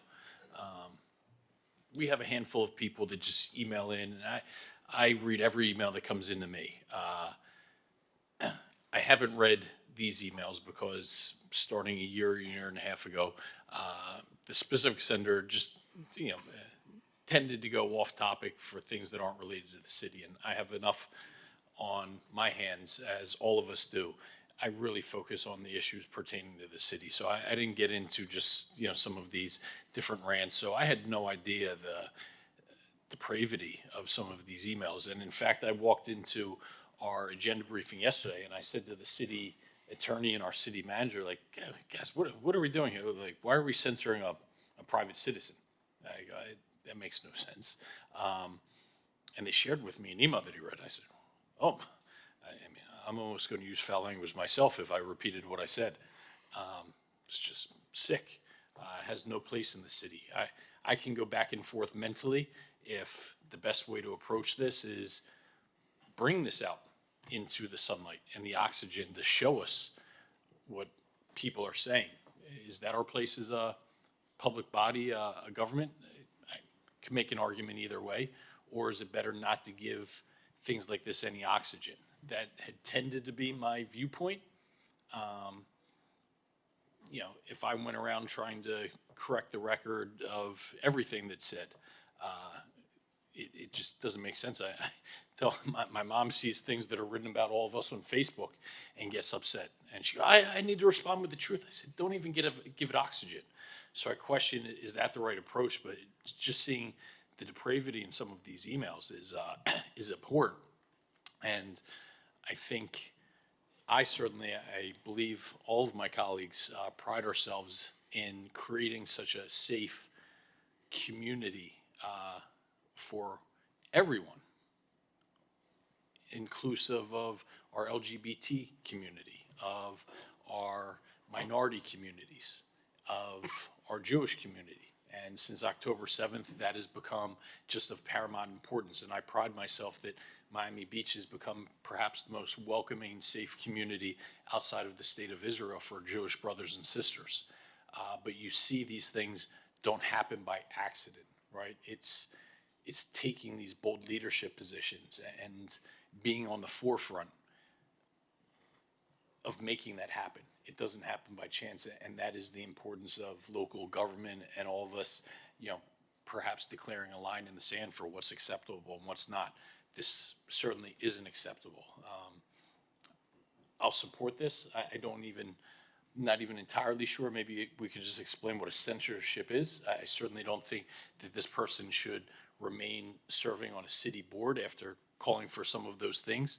You know, free speech is free speech. You are free to say whatever you would like. There are certain legal lines, you know, you can't cross, but serving on a board is a privilege in our city, and representing our city. We want diversity of thought, diversity of opinion, but hatred against any group and calling for the mass genocide of any group is not something that should be supported in our city. So I'm back and forth about whether it's best to sweep these things under the rug. That had been my historical thinking, but perhaps realizing the gravity of the situation we're dealing with, the best way is to get some of the dangers that we're facing out there into the sunlight. So, thank you. Commissioner Dominguez. Thank you, Commissioner Magazine. Thank you, Mayor. I just wanted to reiterate what I've already shared, which is my disgust for the comments that were made. And I've also made clear that they were unacceptable. I'm the one that called for Johan to resign, and I think that's the clearest form of accountability. And I did it because it was the right thing to do and not for political theater. I think we have a motion in a second. And Mr. Mayor, just to clarify the question, a censure is just an expression of the sentiment of the body. It does not have any legal effect. Mr. Moore resigned. If this was a motion to remove him from the committee, I would advise against doing that because of First Amendment concerns. But this is a censure which is simply an expression of the body's sentiment. Mr. Mayor, That may I was, speak, please, as a citizen of Miami Beach? Sure, but I just wanted to comment on what Rick said. I actually, you kind of threw in something that didn't, that wasn't asked, but I'm not sure I agree with that legally as well. But since it's not, it's a moot point for this discussion, we can deal with it offline. Mayor, so you know there's also people on Sutnik. Thank you for letting me speak. I mean, if you open this, you may open up. There's no problem. I will give you the courtesy. I literally have no idea which way you're going to go, but I'm going to give you the courtesy to speak, but I'm not going to open up the Zoom. If you're in person, I'll Yes, sir. Thank you, Mr. Mayor. Thank you for letting me speak. And my name is Jamie Losky. I'm a resident of Miami Beach. I'm a patriot, citizen, a Jew, and a Zionist. I think Jews and Zionists are the same thing. I do agree with that. Mayor and members of the City Council, congratulations on doing a great job on so many things that have improved quality of life for Miami Beach citizens and Miami Beach residents. One topic that is outstanding is your support and Miami Beach police protection of Miami Beach's Jewish community, citizens, and residents. Compared to many other cities in the USA and internationally, where anti-Semitism, hate speech, hate crimes are out of control, daily riots funded by left-wing organizations, Muslim entities, have become normalized. You see it on TV every night, and you're shocked, you're surprised, and you're disgusted on what you see, and you can't believe in 2025 this kind of stuff is happening. Unfortunately, as you're all talking about, there's a person very much involved in Miami Beach government and politics that y'all may know and apparently has a working relationship with Commissioner Dominguez. I don't know. This deranged person writes and posts anti-Semitic stuff, suggests nuking Zionist populations. Zionist is an elitist, leftist code for Jews. I mean, almost everybody knows that now. Zion is this, Zion is that, but it's all about Jews. And, Jews for 3,000 years have been persecuted, and we're very good at getting persecuted, and it's about time that we stood up. That said, by the way, 98% of Jews are Zionists, which basically means supporters of the State of Israel. Can I continue for another 30 seconds, sir? Thank you. By the way, just a little fact, Miami is the 25th largest Jewish population center on the planet, with 170,000 Jewish citizens, residents. Miami Beach has 16,000 Jewish Zionists. Mount Sinai, the largest hospital employer of 3,000 people, is a Jewish Zionist-supported entity. This crazy radical person should be investigated by the FBI, which I called. And I spoke to the FBI about this guy. So that probably should have been done a long time ago, because he's a nut. Who knows what he's capable of doing? So we should have this guy removed in any way possible, forgetting about all the little, minutia. There's no way that this person should have any relationship, and we should be ashamed of any relationship with our beautiful, peace-loving city. And I have the letter that this guy wrote. I'm not going to repeat it because you all saw it. It's the same, fabulous extremist vocabulary that these people all use. And my husband will join me and blah, blah, blah. This guy's a nut job. And, maybe he's planning to nuke Miami Beach because it's a Zionist Jewish center. Thank you very much for your time. Commissioner Bott. I don't appreciate anybody making this a left or right issue. It is a do the right thing or don't do the right thing issue. I don't care to have national politics injected into something like this. I don't think it's appropriate. I don't think it's necessary. I actually have a tattoo on my arm that says "Never Again" that I got many years ago after I met a Holocaust survivor and was moved to literally the point of pain to do this. Not that this was my first interaction with a Holocaust survivor. It's something that I grew up being very aware of. My father's mother's side of the family wouldn't be here in the United States were it not for the fact that one person had already immigrated to the States and one person was in Siberia, because the rest of them were locked in a church and burned. So I'm quite familiar. I am also a very staunch supporter of the First Amendment.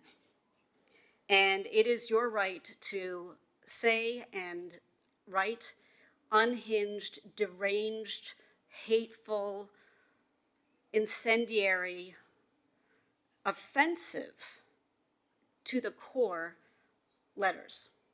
Go for it. That's what you want to do. Mr. Moore has always been a very outspoken advocate for his community. Therefore, we all engage with him, as we do with all of our residents who speak up about residential concerns.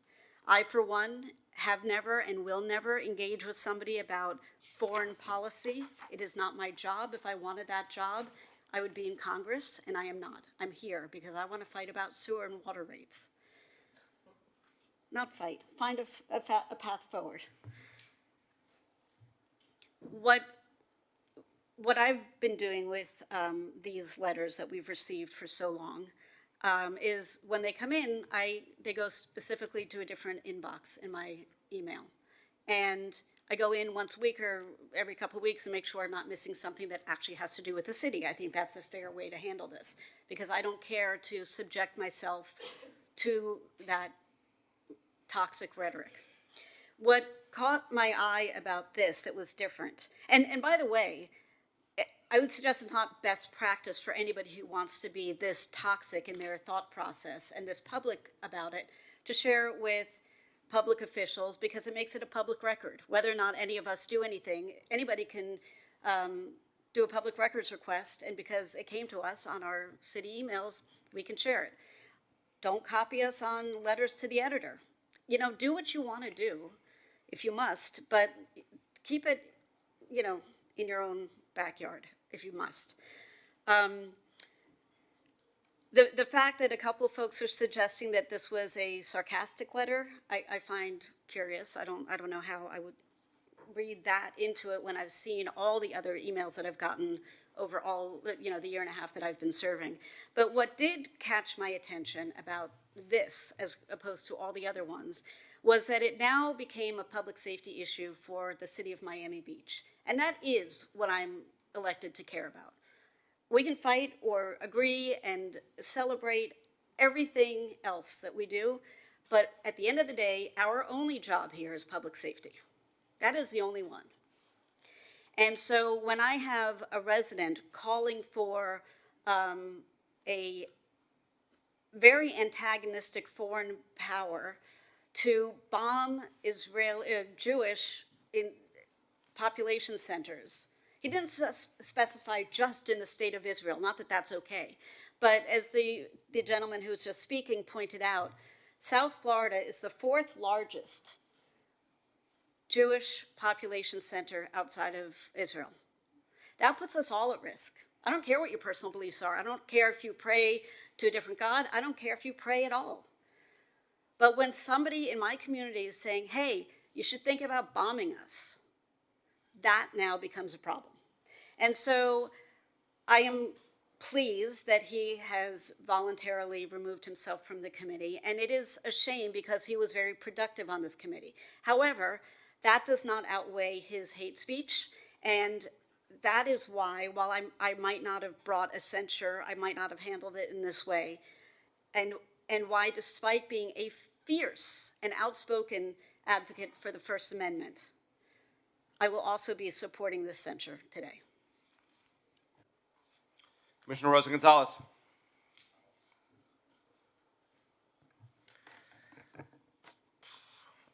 As, well, my grandparents were killed in a pogrom in Belarus.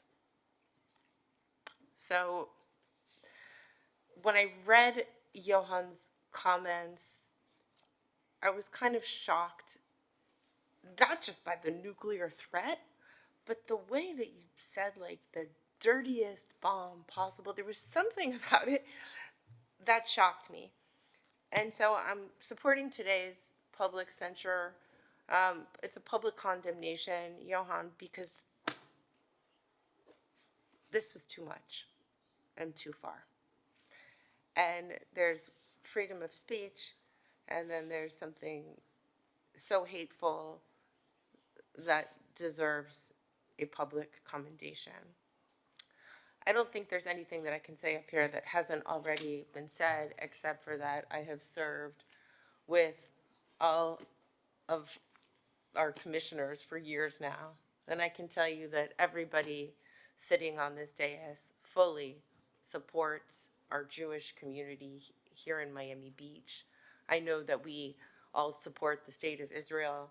I think that Commissioner Dominguez had an item to purchase Israeli bonds a few months ago. And what I would tell you is that everybody sitting up here would like Miami Beach to be a safe and loving place for everyone. And I would encourage Mr. Moore, who lives here, to really think about what he's sending out, because some of it's really just unacceptable.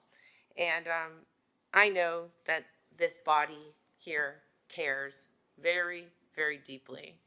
And Commissioner Suarez, I'm glad that you came forward and said something. I've been receiving the emails for years now, and I have to say, you know, given freedom of speech, I kind of passed them over. And this one I did not read, because as Commissioner Magazine said, sometimes you read them, sometimes you just know what it's going to be and it's free speech and you move on to the next email, but this was unacceptable. Unacceptable, and I'm supporting the censure today. Commissioner Fernandez. Thank you, Mr. Mayor. Over the weekend, someone asked me, did you see Johan's email? And I was like, I just stopped reading his messages, because it just like, it naturally came out of me. It was like, I just stopped reading it. Not because they didn't affect me, but because they did affect me. The tone has become so hateful and so cruel that it's just toxic. And it's just what, if anything, hurts me right now more than the words that were written at a time in our world when we need peace and unity the most. If anything hurts me more than those words, is that his message has been amplified. He wanted to get published. He was published on our city agenda, using the taxpayers' resources, using paper paid by the taxpayers of the city of Miami Beach, the ones for whom he has such great disdain. He wanted to be published by the New York Times. He's been published now in our city commission meeting and online and on social media. And we've dedicated so much time speaking about someone who does not reflect who we are, the values that we hold. And to the people and the groups and our community and our Jewish friends and our Jewish family that he has targeted, we support you, we stand with you, we condemn these hateful words, the bitterness, the intolerance, the violence, because we are a community built on lifting people up in acceptance, in love, in diversity. Bombing people, calling for death, calling for violence is the last thing we need in this world. It's the last thing we need anyone serving in any capacity in our government to be advocating for. And so this hurts, and it hurts the moment in our world, in our society, and the point in time that we're living in, the hate towards Jewish people. The attack, I gotta say, it really hurts me. There's an undertone when I hear people say, referencing this issue, oh, his husband. There's an undertone there trying to link gay people with anti-Semitism. Well, this gay man sitting right here stands with the people of Israel and stands with Israel's right to defend itself. And any undertone of that, I will not tolerate. To the gentleman sitting on the front row. And so we are united. We're united because we need a world built on peace. We need to show the message that Miami Beach is different than everywhere else, and that we will not tolerate the divisiveness that is taking over the world, attacks on Jewish people, attacks on LGBTQ people, attacks on immigrants who fear for their own rights. We need to be united as one community for each other. We have to end the division, and we have to call out and condemn these hateful remarks. Thank you, Mr. Mayor. Commissioner Rosen-Gonzalez. And I would like to reiterate one more time that there is not an anti-Semitic person sitting up on this dais. In my 10 years of political experience in Miami Beach, I have had the joy to serve with elected officials who love and respect our Jewish community, who stand with Israel. We've never not had any kind of unanimous vote in support of Jewish people. And I would like everyone to know that the Miami Beach Commission stands with Israel. Nobody who serves here has any anti-Semitic leanings whatsoever, and that needs to be clear because we are up here making decisions, and I want the members of our Jewish community to know that every member of the Miami Beach Commission, whether they are Jewish or not, has stood with Jewish people and understands how important it is for the Jewish community to know that Miami Beach is a safe haven for them, and that will continue to stand.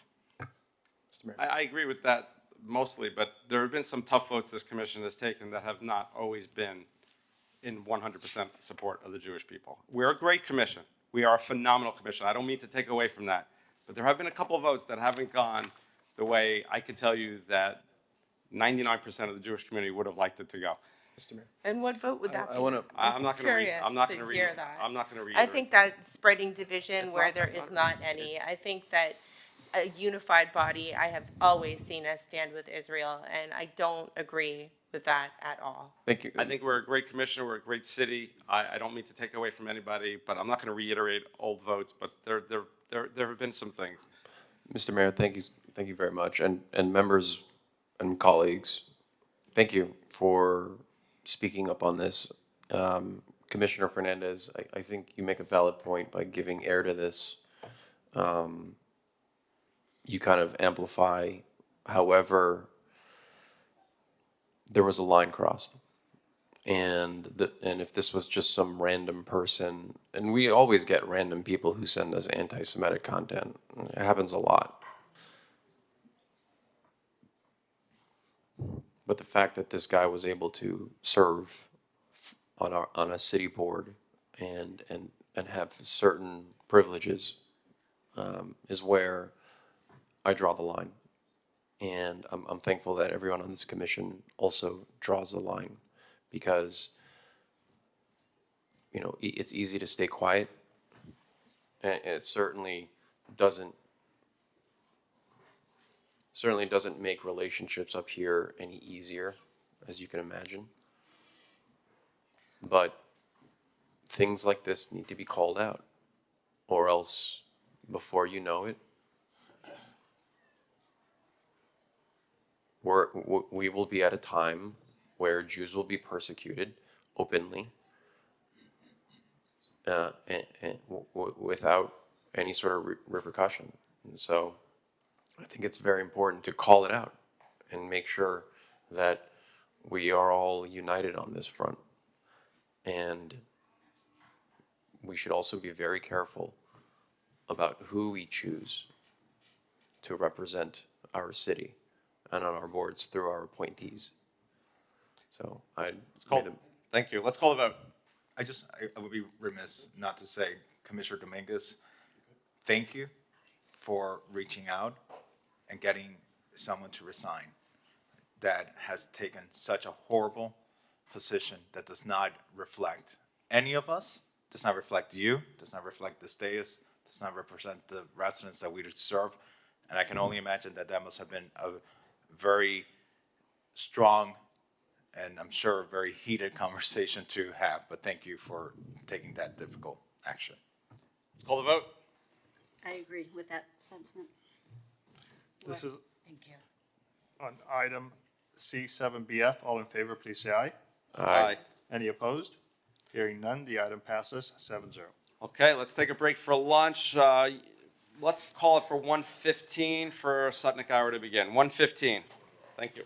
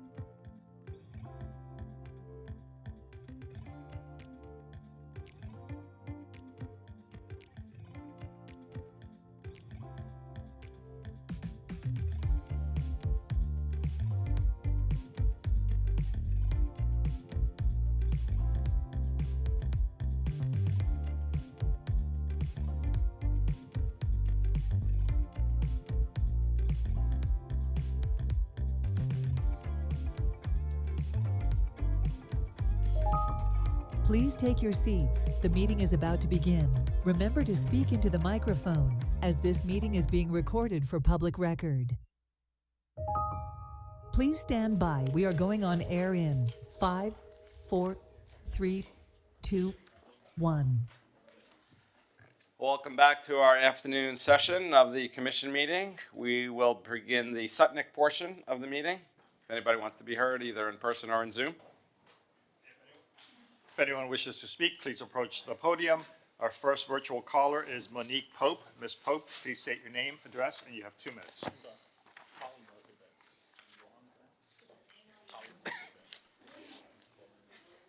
Good afternoon, Mayor and Commissioners. This is Monique Pope of 4570 North Jefferson Avenue and candidate for Miami Beach Commission Group 1. Just a quick comment pertaining to C7BF, the censuring of Johan Moore. As a community, we must always strive to uphold our shared values of respect, inclusion, and unity. Anti-Semitic language and hate speech, no matter the setting or the speaker, have absolutely no place in our public discourse, particularly in a diverse and welcoming city like Miami Beach. I support the censure of such harmful rhetoric, not as a means of silencing anyone's right to speak, but as a formal condemnation of hate in all of its forms. The First Amendment does protect the right to free speech, including speech that many of us find offensive or deeply hurtful. However, that protection does not absolve us of the responsibility to respond when words perpetuate hate, division, or fear. A censure is a symbolic action that reinforces the values of our city and affirms our commitment to standing against anti-Semitism and all forms of discrimination. A censure retains one's rights of free speech, but also denies them this institution as a pulpit to spew hate. This is not about politics, it is about principle. Miami Beach must remain a place where people of all backgrounds feel safe, seen, and supported. Standing up against anti-Semitism is not only the right thing to do, it is essential to who we are as a community. Thank you very much. Our next virtual speaker is Rosalie Thompson. Please unmute yourself, state your name, address. You have 2 minutes. Rosalie Thompson, I'm in Mid-Beach. I would like to start out by saying that when the commission failed to support Mayor Minor's plan to close down the O Cinema when they wanted to show a Hamas pro film, they thought it was free speech, but in fact it was hate speech. And I was very disappointed that the commission did not understand or see the difference. Terrorism is using our laws and our traditions to destroy us. This is also the case with this censure.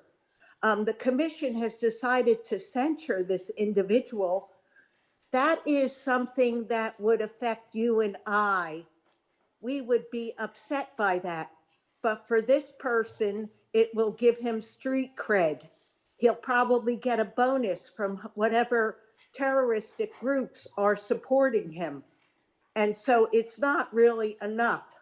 What would be more acceptable to me is if the commissioner who appointed him to a commission after he wrote all those anti-Semitic letters would resign. That would be a statement that I could support. Thank you for giving me the time to speak my opinion today. Thank you so much. Is there anyone in the order, audience who wishes? Commissioner Dominguez asked to speak. Rosalie Thompson, for clarity's sake, as soon as I saw the email, I called him and he asked him to resign, which he did. So I wanted to make sure that you were clear on that, and the rest of the stuff that was on the agenda came after. Screen name WR. Go ahead, sir. Yes, Wayne Roberts, South the Fifth. There's a distinct difference between O Cinema and this ridiculous, horrendous human being.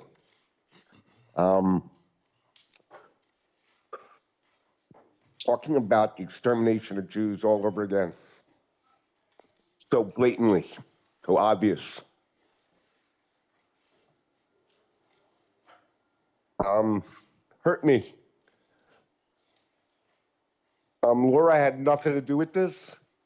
Cinema had nothing to do with this. That film is the right of Americans in a art way. This is blatant Hitler-like anti-Semitism. And I want that guy to face my face and tell me that to my face and see what happens. See what happens to Johan. Okay? Thank you. Thank you. Lori Beckham. Lori, unmute yourself, state your name, address. You have 2 minutes. Hello, this is Lori Bockham. I'm here on behalf of Power Access and the South Beach Jazz Festival, 1616 Michigan Avenue. We would like to invite everyone to come on out to the South Beach Jazz Festival Summer Series, which starts this Friday evening. These are 6 wonderful concerts featuring local bands through the end of June and July. They are part of the Miami Beach On Stage program, and we thank the city, the commission, residents, and staff for supporting arts and culture and making these fantastic free events possible in our city. Thank you. Thank you so much. Our next virtual caller is John Courtney.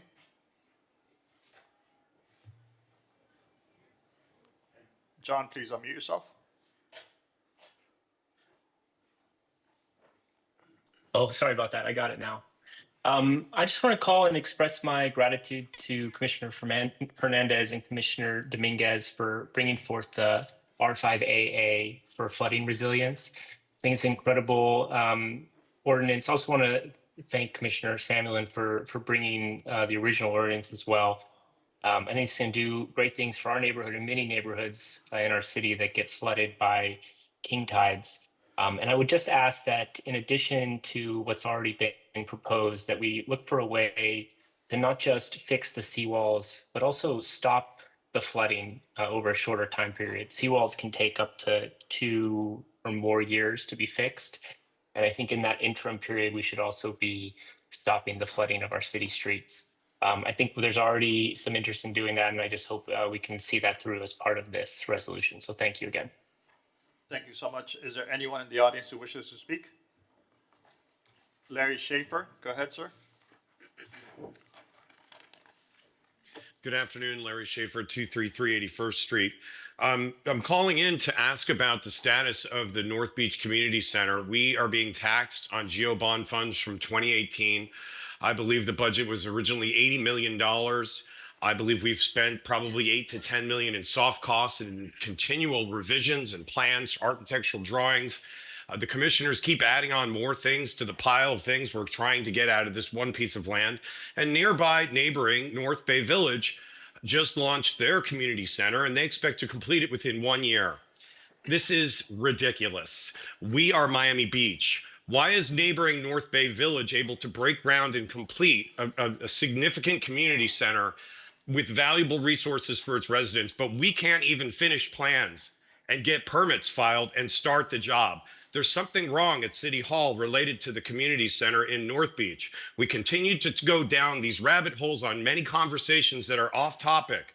We need to focus on delivering what you promised. We voted for that.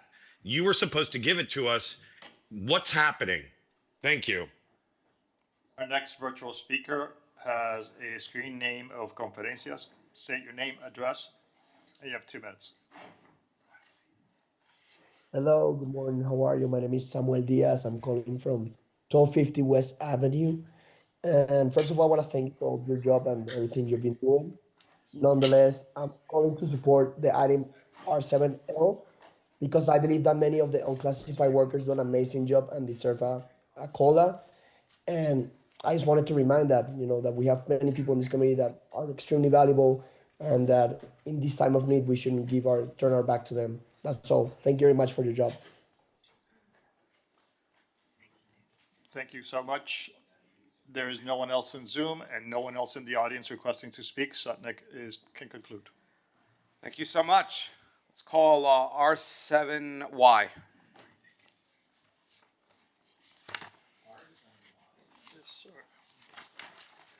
R7Y is purchase Fuchsia's software, waiving FERC requirements by 5/7. R7Y. I'm the sponsor of the item. Thank you, Commissioner Rosa Gonzalez, for co-sponsoring with me. I'm excited about this item. I know the police department is excited about it as well. I'll turn it over to you in a moment, but essentially what it does is it takes current city data and integrates them into one form, the accident fusus. It can take video feeds from drones, CCTV, closed circuit television, license plate readers. It even can, and thank you, Chad, for coming and speaking earlier this morning about it. It's great when our residents pick up on our items that we have on the agenda. We can integrate, and it's voluntarily, businesses and residents who have cameras that want it integrated within our police department can do so. And of course, it's voluntary, and you could turn it off at any time. But an extra capability that gives our police department, it incorporates GPS data on a whole slew of issues. I actually learned of this when I was speaking at an anti-Semitism conference in Beverly Hills.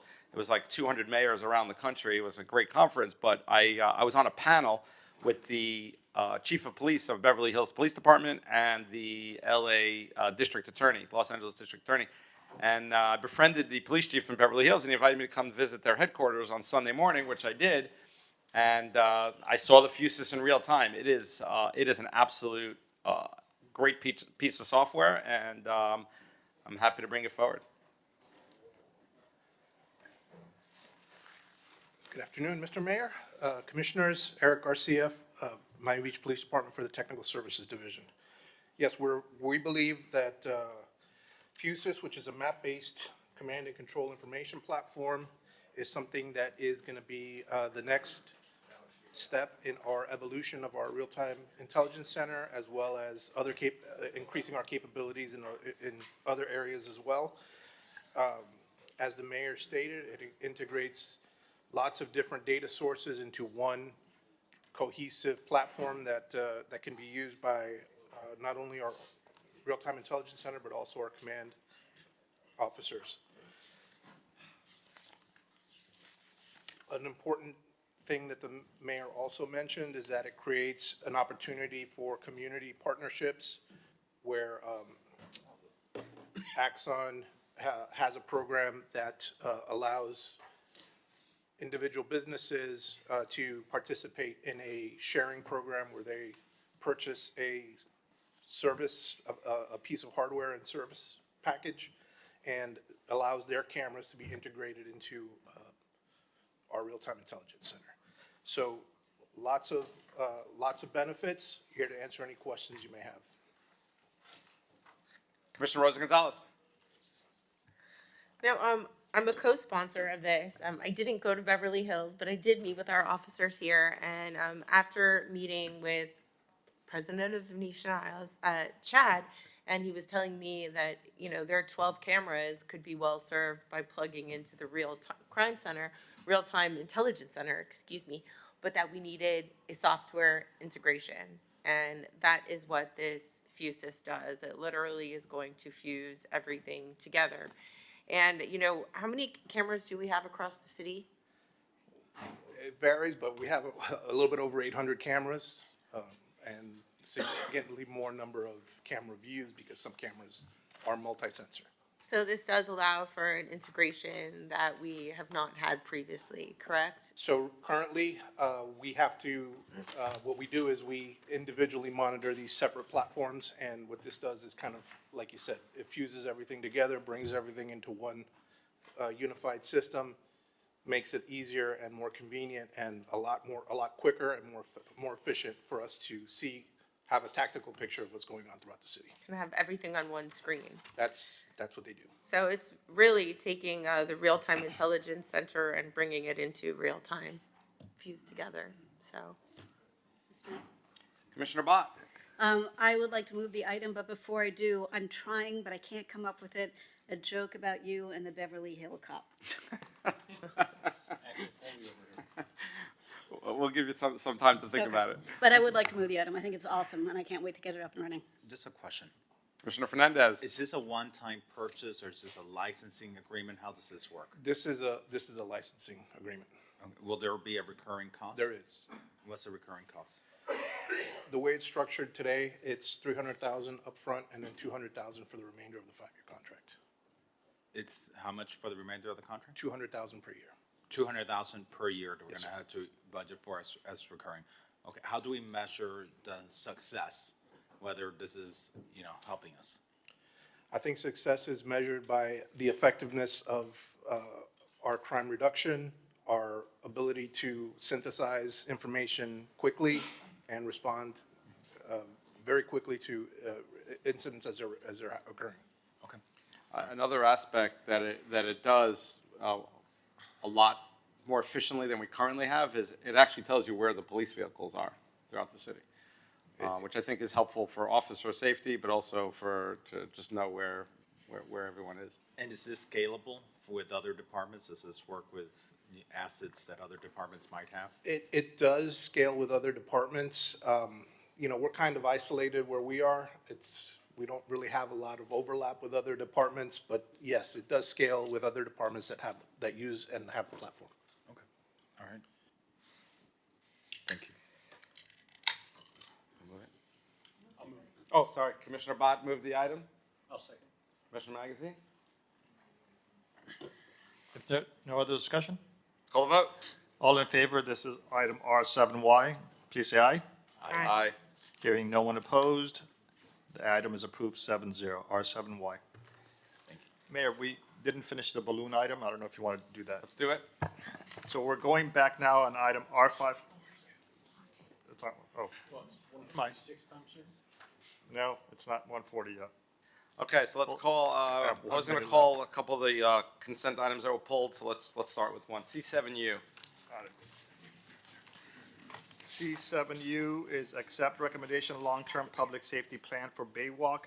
It was separated by Commissioner Dominguez, C7U. Commissioner Dominguez. Thank you. So this item went to neighborhoods and it was discussed at length at the time. MBPD presented to us that the cost was going to be $200,000 and change to have an officer there. That was one of the options. And during my agenda review, I was told that I was given incorrect information. It's actually over $400,000. So one of the options presented to us at committee was to allocate existing resources so that we're not spending actual funds. And that's what I would like my colleague, Commissioner Fernandez, to consider. And we move that forward instead of the option that we discussed at committee. All right, let me just. While he's pulling that, if I may, Mr. Ray? Commissioner Magazine. Yeah, I think preliminarily, Commissioner, I want to be supportive of that. Happy to entertain further discussion, but I think I said to the chief yesterday on just a one-off talk, but I've said this statement several times for the last few years, and we'll need to use it now more than ever, is we got to start learning to do more with the same. Right. Because if we don't do that, we're going to be forced into a financial situation where we have to do more with less. And before we drive ourselves to that, being fiscally cautious, I think, is the way to go. So I'm very happy to do more with the same amount of resources that we have. Reallocating. Thank you. So, Commissioner Dominguez, you're mentioning that when this was considered at committee, we were given a lower cost. I believe we were told 196. I believe we were told Right, 196,000. During my agenda review, the city manager corrected that they failed to factor in the pension and other items that go into the salary, so it made it over $400,000. So I think we should go with option 4, which is to evaluate what existing resources we can use to monitor the Baywalk. Why was this not brought up to my attention? This is my item. This went to committee. When this went to committee, I said that I wanted to go with this option because when you looked at the costs, it just made sense. If I can have a mall cop for 130,000 or a park ranger for 115, and I could get a cop for 192 cops for 196, then, that was the option I wanted to go to, was, more bang for your buck. But if something changed, Mr. Manager, why didn't this come up in my briefing?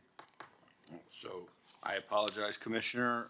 This was something that as we were looking at the numbers, we realized that that disparity between the officer cost and the security guard cost. There was no way we could have afforded 2 police officers for the number that was in the memo for the committee. And so I asked the department to double check their numbers, and that's when they came back with this larger number. This should have been caught when this went to committee. And if something happened, if my colleague was told that this changed at briefing, you and I sat, we went through the entire consent agenda. You didn't bring this up in my briefing, and this is my item. And so I would like the courtesy, if something changes, that at least I be given a heads up that the numbers, especially when it has my name attached to it. So I hope this is the last time this happens. Commissioner Dominguez, thank you for catching it. Thank you for pulling the item. Thank you for rectifying this on the record and for moving forward with what is certainly a much more prudent approach under this circumstance, which would be the option 4. Thank you. Thank you. Thank you. And do we need to call the vote? Yeah. Second the item. Before we call the vote, on a lighter note, I understand it's your twins' 7th-year-old birthday today, Yes, right? yes, it is. Nice. Happy birthday. Thank you for recognizing Mr. Mayor. I hope you're celebrating. Yes. So is there a motion as amended with option 4? Is that what I understood, or? I move it. As I amended second. with option 4? Okay. Commissioner Dominguez, and I heard a second by Vice Mayor Suarez. On C7, And I'm sorry, the actual resolution was to consider this during the budget process, but as there will not actually be any budget impact, then the resolution will be amended just to direct implementation using existing resources. so I have a motion by Commissioner Dominguez, seconded by Commissioner Suarez. Vice Mayor Suarez, all in favor of C7U as amended, please say aye. Aye. Aye. Anyone opposed? Hearing none, the item is approved as amended, C7U. Okay. I think, Ralph, It is now 1:44. We are going back to item R5AB, which was the balloons prohibited in public marinas. We had a discussion. At that time, there was no one in Zoom and no one in the audience. I see again, no one in Zoom requesting to speak, no one in the audience requesting to speak. I originally had a motion by Vice Mayor Suarez, seconded by Commissioner Fernandez. May I call the roll? yeah, I'm just, on the original item relating to the balloons, relating to parks and what have you, I actually was a no vote on that. It did pass. I'm going to support this one today, but I just think this is a different item, so I'm supportive, but we'll want to have some meetings just to make sure. So Commissioner Fernandez. Yes. Commissioner Dominguez. Yes. Vice Mayor Suarez. Yes. Commissioner Magazine. Yes. Commissioner Bott. Yes. Commissioner Rosa Gonzalez. Yes. Minor. Yes. Motion carries. Second reading, public hearing is scheduled for July 23rd. That was item R5AB. Let's go through some of the other pulled items. Commissioner Fernandez, you were busy with the consent agenda, so you have a few items here. Well, we thank you for that. C2B. I'm sorry, Mayor, which item? C2B. C2B, award RFQ 2025-284 ND water taxi service, separated by Commissioner Fernandez. I was more excited about this item almost than anything on the agenda, Commissioner Fernandez, the water taxi coming to Miami Beach, but Yes. but let's hear what. Well, and as am I, and this really, I think, is going to be transformative. I just want to make sure that this item does come back, something that's negotiated with the selected vendor, with the proposed route, with the rate structure. I want to make sure that before anything gets executed, that this commission, as a governing body for the city, does get to see it. And the only reason why I want that, though, we trust the administration's ability to handle this. Our experience with water taxis has been a little bit troubling in the past. This is very different. I spoke with the city of Fort Lauderdale, and they've had a great experience with this. I think they do something that's fare free. And I'll tell you, my option would, my preference would be to see something negotiated by the administration that would be fare free to ensure the success of the program. And I also think, you know, I hope we look at all options, not just Miami Beach to downtown Miami, but north and south along Miami Beach, which I know has been discussed by, including yourself, Mr. Mayor, that you've been a leader on this effort. So, so that was my request, that something come back to us with what is negotiated, with the routes, with the rate structure, so that we make sure that it really does serve the commuting needs of our residents. And we'll be happy to bring it back. Yeah. Usually when we have something that's a little bit more open-ended like this, we do recommend bringing it back to commission, so we're happy to do that. I wasn't clear on the item, so that It was not, so thank you for clarifying. And if I can, I know some of my colleagues want to speak as well, but just to, I'm glad I'm leaning over into Commissioner Magazine here. No, you got me so excited, Commissioner Fernandez. No, literally, because I think you made a very important distinction. There were parallel items several years ago. I had brought this current version of what's the water tax. There was also a private entity that, as you mentioned, I'll call it as it is, it failed spectacularly. It was not operating well, and it was expensive. I did not support that item, and it was a separate item. I actually did not support it. This item is, as you mentioned, not just going to Miami, but north and south, and it has to be something like we did for Art Basel. I mean, that was a much smaller pilot program, but an absolute success. I've not heard one person criticizing, quite the contrary. Everyone who used it said it was incredible, and that's what we have to bring here. One of the items, and I've spoken to the administration about, and I'm also personally making the outreach, but we need to, is try to get additional grant funding. This is a win-win for the county. This is a win for the state, and it's a win for the federal government too. So we did get a $600,000 grant from the state, from FDOT, but we have to continue to implore them. I mean, there was overtures to spend close to $1 billion on a transportation item that you know, the Bay Link. This is going to be a game changer for our city, and we need our partners to step up. 600,000 is great. We're appreciative, but obviously this is going to be expensive, and it behooves everyone involved to participate. I know there's several people. I did see Commissioner Rosa Gonzalez's hand first, then I saw Commissioner Bott, and then Commissioner Magazine. I would have raised my hand first if I still had my left eye. I have a question for Jason. It says the 600,000 is pending approval for the FY26 budget enhancement. Is this one of the $30 million items that we have to approve? Because this is probably something that's going to suck up the whole million we have. Is this already been set aside? No, just as it says in the memo, there's a budget enhancement for $600,000 out of the transportation fund that'll be considered and we'll be discussing on July 11th.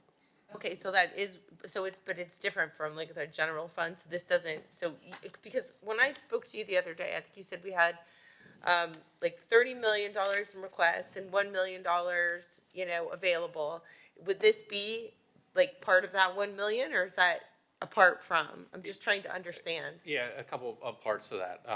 There's actually now close to $57 million in general fund and resort tax items for consideration. 57 million? Yeah, approximately. It's a running total. We'll be adding up numbers that come out of today for consideration. As we know from the June 1st numbers, we're actually at a deficit of $771,000. But this particular expenditure is through the transportation fund. It'll be coming from its fund balance, and I know we discussed at our budget retreat some structural issues that we'll have to deal with over the next several years for the transportation fund. But as the mayor said, we were awarded a $600,000 grant, so it's kind of 50 cents on the dollar, which is a good deal. So, but yes, it'll be an item to be considered during the 26 budget process, and we'll deal with that on July 11th. I have a question about, because I just want to understand the transportation fund. So like 1 penny of every dollar spent in Miami-Dade County is going to this, what is it, Citizens Independent Transportation Trust, right? It's a What? It's a separate, that's a separate fund. The fund that you're speaking about, the half penny sales tax It's or the half penny, transportation, is expended, I think almost That's exclusively county. on the trolley. This transportation fund we're speaking of is funded almost primarily from our resort taxes, right? I'll let Tamika speak. It's 60% of one of our 1% resort tax funds. Wait, it's 60%. Of one of our 1% resort tax revenues. Okay, so this is coming from our transportation fund for resort taxes. Yes. Now, is the county giving us money? They're giving us certain monies for the trolley, correct? Because with they're removing bus services and cutting back, but we're expected to pick it up and we're not getting the monies that we should. Like, Jose, you've been here in transportation for 10 years. What level of reduction have you seen in 10 years in terms of the county spending on Miami Beach?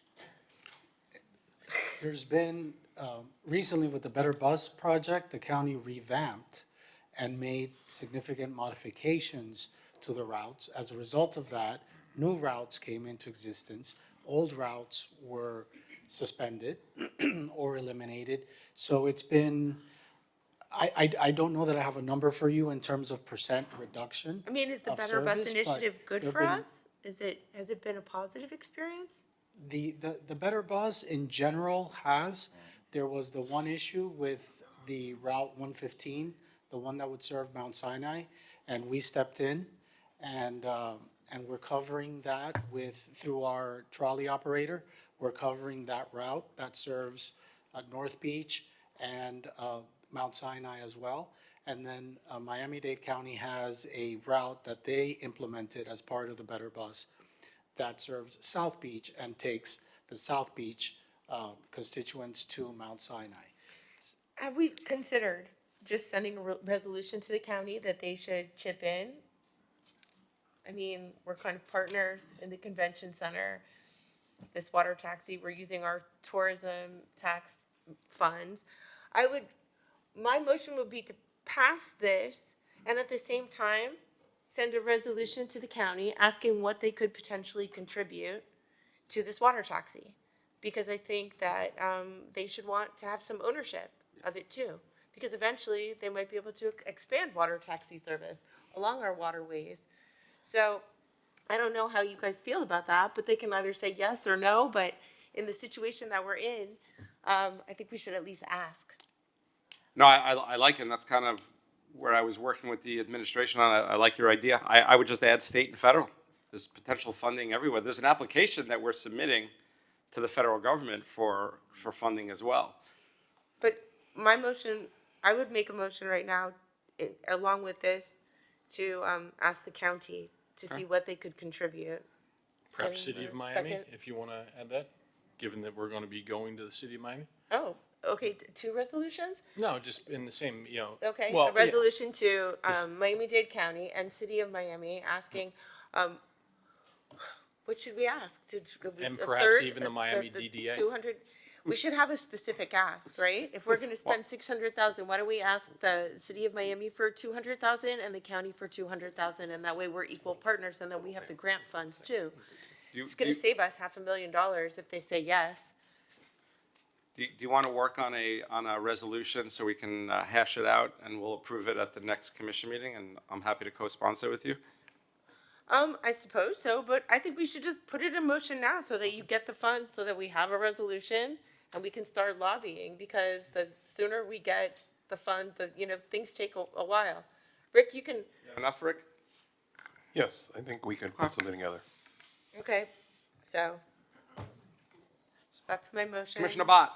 There's a second?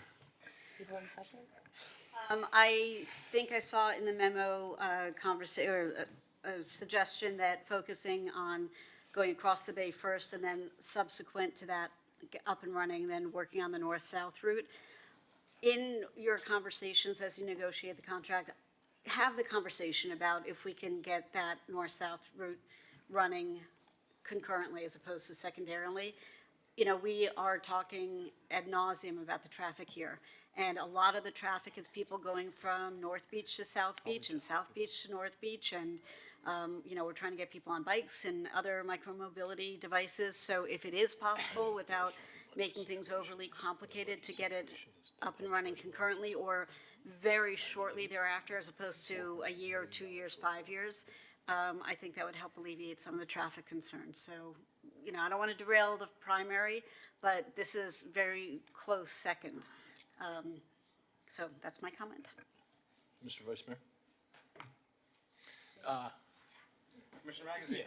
I think this is a tremendous item. I'll just say Miami Beach, perhaps more than any other place, the small details here matter greatly. You know, and I love how this boat is smaller and more nimble, which I think reflects a better realistic expectation about the ridership, what it's going to be. The larger boats took a lot longer, which made it less convenient for people to use. And there just was never a realistic scenario where we would have been filling those boats for anything other than special events. And not to kind of get off of the water taxi because this is something I'm so excited to see, but as we're talking about the broader transportation fund, Jose, I guess if either of us could answer this with a great degree of accuracy, neither of us would be sitting here collecting government salaries, but how quickly is transportation changing, especially when we're looking to these trolley RFPs? When I see the rollout of robo-taxis and Waymos and all these self-driving taxis in places like Austin and San Francisco, and now Amazon's announcement that it's been so successful, they're going to be in mass production of 100,000 per year. How long is the contract for the trolley? The contract we're currently negotiating is, I believe, 7 years. Okay, so it's not 10 or 15. And where I was going with that is, would we be signing up for technology that's perhaps outdated by the time it gets delivered? But I think 7 years is a manageable time frame for all of this to kind of play out. But I think if some of these rollouts of the robotaxis have the success that is initially being indicated, this will be change in our world and our society within the next 3 to 5 years that'll have profound impacts in terms of what it means for our land use policies, the usages and needs for garages or parking lots. Certainly a $2 billion train coming across the causeway that wouldn't be completed for 15 years. So I think this commission is done wise to say, yes, we're in favor of mass transportation, but we need to get this right, but not to steal this specific subject here. I think the water taxi is something that will have a great impact and will be celebrated widely across our community. But those small details do matter, right? Whether it's on 4th Street versus 6th Street, just using that as an example, can have a great difference on whether people use it or not. So leave it open-ended for you all to discuss, negotiate, and come back. I move the item as amended. I'll second. Yeah, and by the way, this is a perfect example. Our commission is really, for the most part, very, very united. When I first brought up this idea several years ago, I had fights with some of my colleagues in the commission who are no longer here. So very appreciative that, I mean, we're all in on this, and it's great. It's great to see the unity, and I think we're going to get a phenomenal water taxi product because of it. Thank you. Thank you. Thank you. May I call the roll? Yes. All in favor, this is C2B as amended, which includes an after-the-fact resolution. Say aye, please. Aye. Anyone opposed? Hearing none, the item plus the after-the-fact resolutions are approved, 7-0. That was item C2B. C4T. C4T, referral to Public Safety Neighborhood Quality of Life Committee Food Truck Farmers Market Pilot Program on West Lots or North Beach Oceanside Park. C4T was separated by Commissioner Fernandez. Commissioner Fernandez is also requesting that this item be heard with C7P. May I call that item? Yes. C7P is accept recommendation host monthly community activation residents on West Lot 4. So we're doing C4T and C7P. Commissioner Fernandez. Thank you, Mr. Mayor. And I just wanted to, number one, thank the commissioner for placing this item on the agenda. Back in back in May, we discussed C7P at the Neighborhoods Committee to do activation in one of the west lots, monthly activations at one of the west lots, and we discussed that at the Neighborhoods Committee. And we had even asked, I think, about doing food trucks.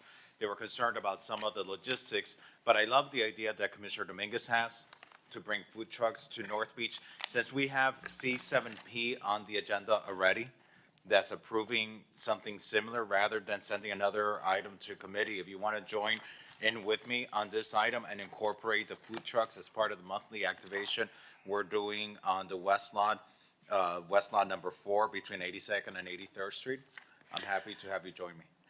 Yeah, that is fine. I brought that item forward after a conversation with Larry Schaefer and Sharon Weiss, who were very excited about having something like that, and to combine the two is fantastic. Commissioner Rosa Gonzalez. You know, it's not that I don't love the idea of the food truck, but I worry that so many of our restaurants are struggling. Is this going to cause competition? Somebody could just drive up, and then nearby you've got somebody who's paying all this money in rent and for a permit. So when we do this, maybe it could be something that's not going to be as competitive with some of our restaurants, like some beach concessions. Like, this is going to be just once a month, Once a month, and by the way, on 82nd Street, like, there's no commercial around 82nd Street. And you have a community of low scale, low rise buildings that's very walkable there. I think your closest commercial is like in the 70s, unless you go to Surfside, and those restaurants are very expensive. So it's just is more than anything, it's for community building, bringing people out together, neighbors getting to meet each other, share in a family-friendly environment. That's really the real purpose of this. And I get your concern about the businesses, because you're so right. Businesses are suffering, but I think this is so isolated. 82nd Street is so far away. We should invite, when you do the launch of this, like Young Musicians Unite and have the Beach High students perform so that we have some music the first time they do the food trucks.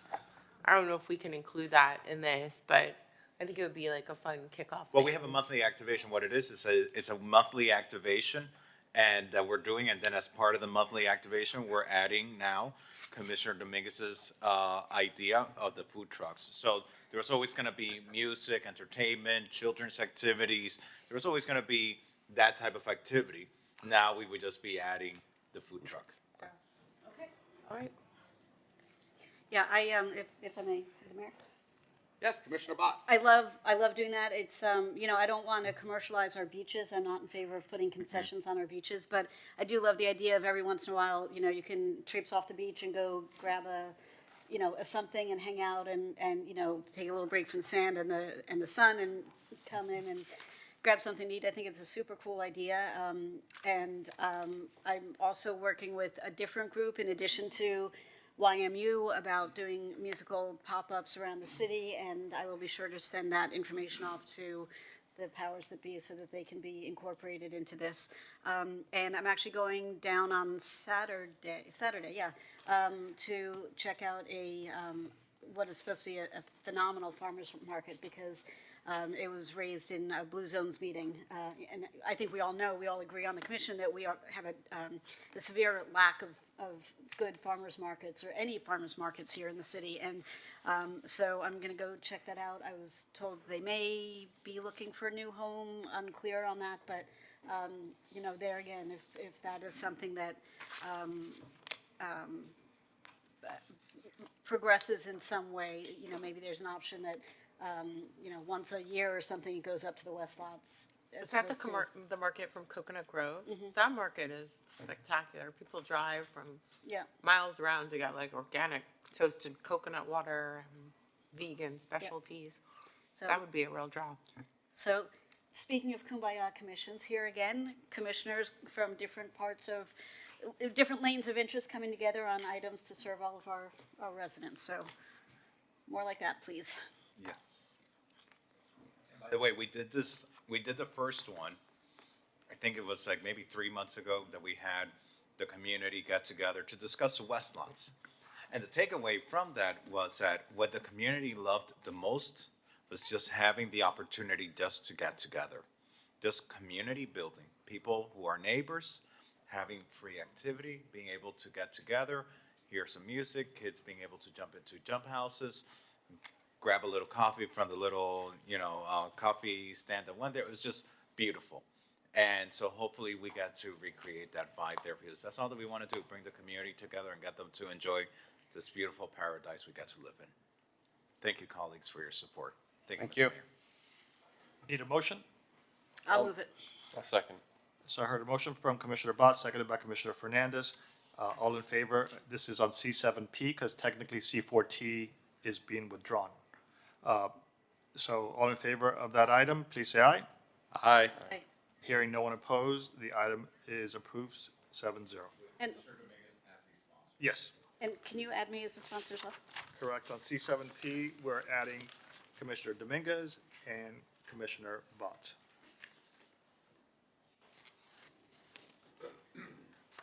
We have one last second reading item to call. Let's call R5J. R5J is an ordinance of Mayor, City Commissioner of the City of Miami Beach, Florida, amending Chapter 2 of the Miami Beach City Code entitled Administration by amending Article 3 entitled Agencies, Boards, and Committees by creating Division 31 by creating Sections 2-190.157 through 2-190.160 to establish the Economic Development Advisory Committee to provide the administration and city commission with recommendations and ideas to better support and expand economic development in the city of Miami Beach and providing for repeal or severability codification and effective date. This is a second reading public hearing. The item requires 5/7 vote. It is R5J. Thank you, Mr. Mayor. This commission has done a fantastic job of declaring what we do not want to be as a city. And now it's time to pivot into the future about what we do want to see. And I see economic development really, really moving that needle forward. And without politicizing it, but you see events that are happening in some of our financial hubs of the country just overnight, which could lead an even further exodus of businesses and wealth migration into Florida and Miami. And this is our chance to essentially say definitively who we do want to be as a city and grow and progress into the future. Miami Beach has such a unique opportunity because we are so blessed with so many different and prominent resources within our own community, given so many people that want to live here and the nature and caliber of some of our own residents. And what better way to essentially get a helping hand in moving our city forward than getting guidance from some of our own residents, ones that in any other sense we'd be blessed to get business advice from or their insight. So to be able to incorporate them and help move our city along, I think is an opportunity that putting together a board with a caliber of very notable and well-regarded business minds could really help moving Miami Beach forward. Perhaps any other colleagues want to speak? I think the timing of this is great with our new economic development director coming on board. So I think we're kind of firing on all cylinders here. Great. Yeah, no, I'm supportive.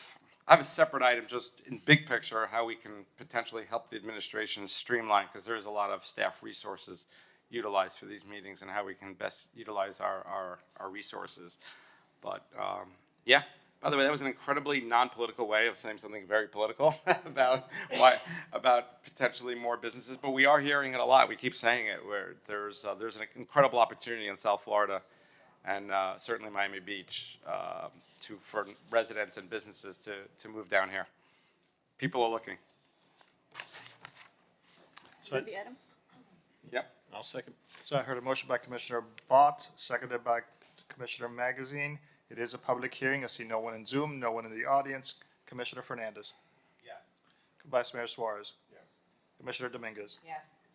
Commissioner Magazine. Yes. Commissioner Bott. Yes. Commissioner Rosa Gonzalez. Yes. Mayor Minor.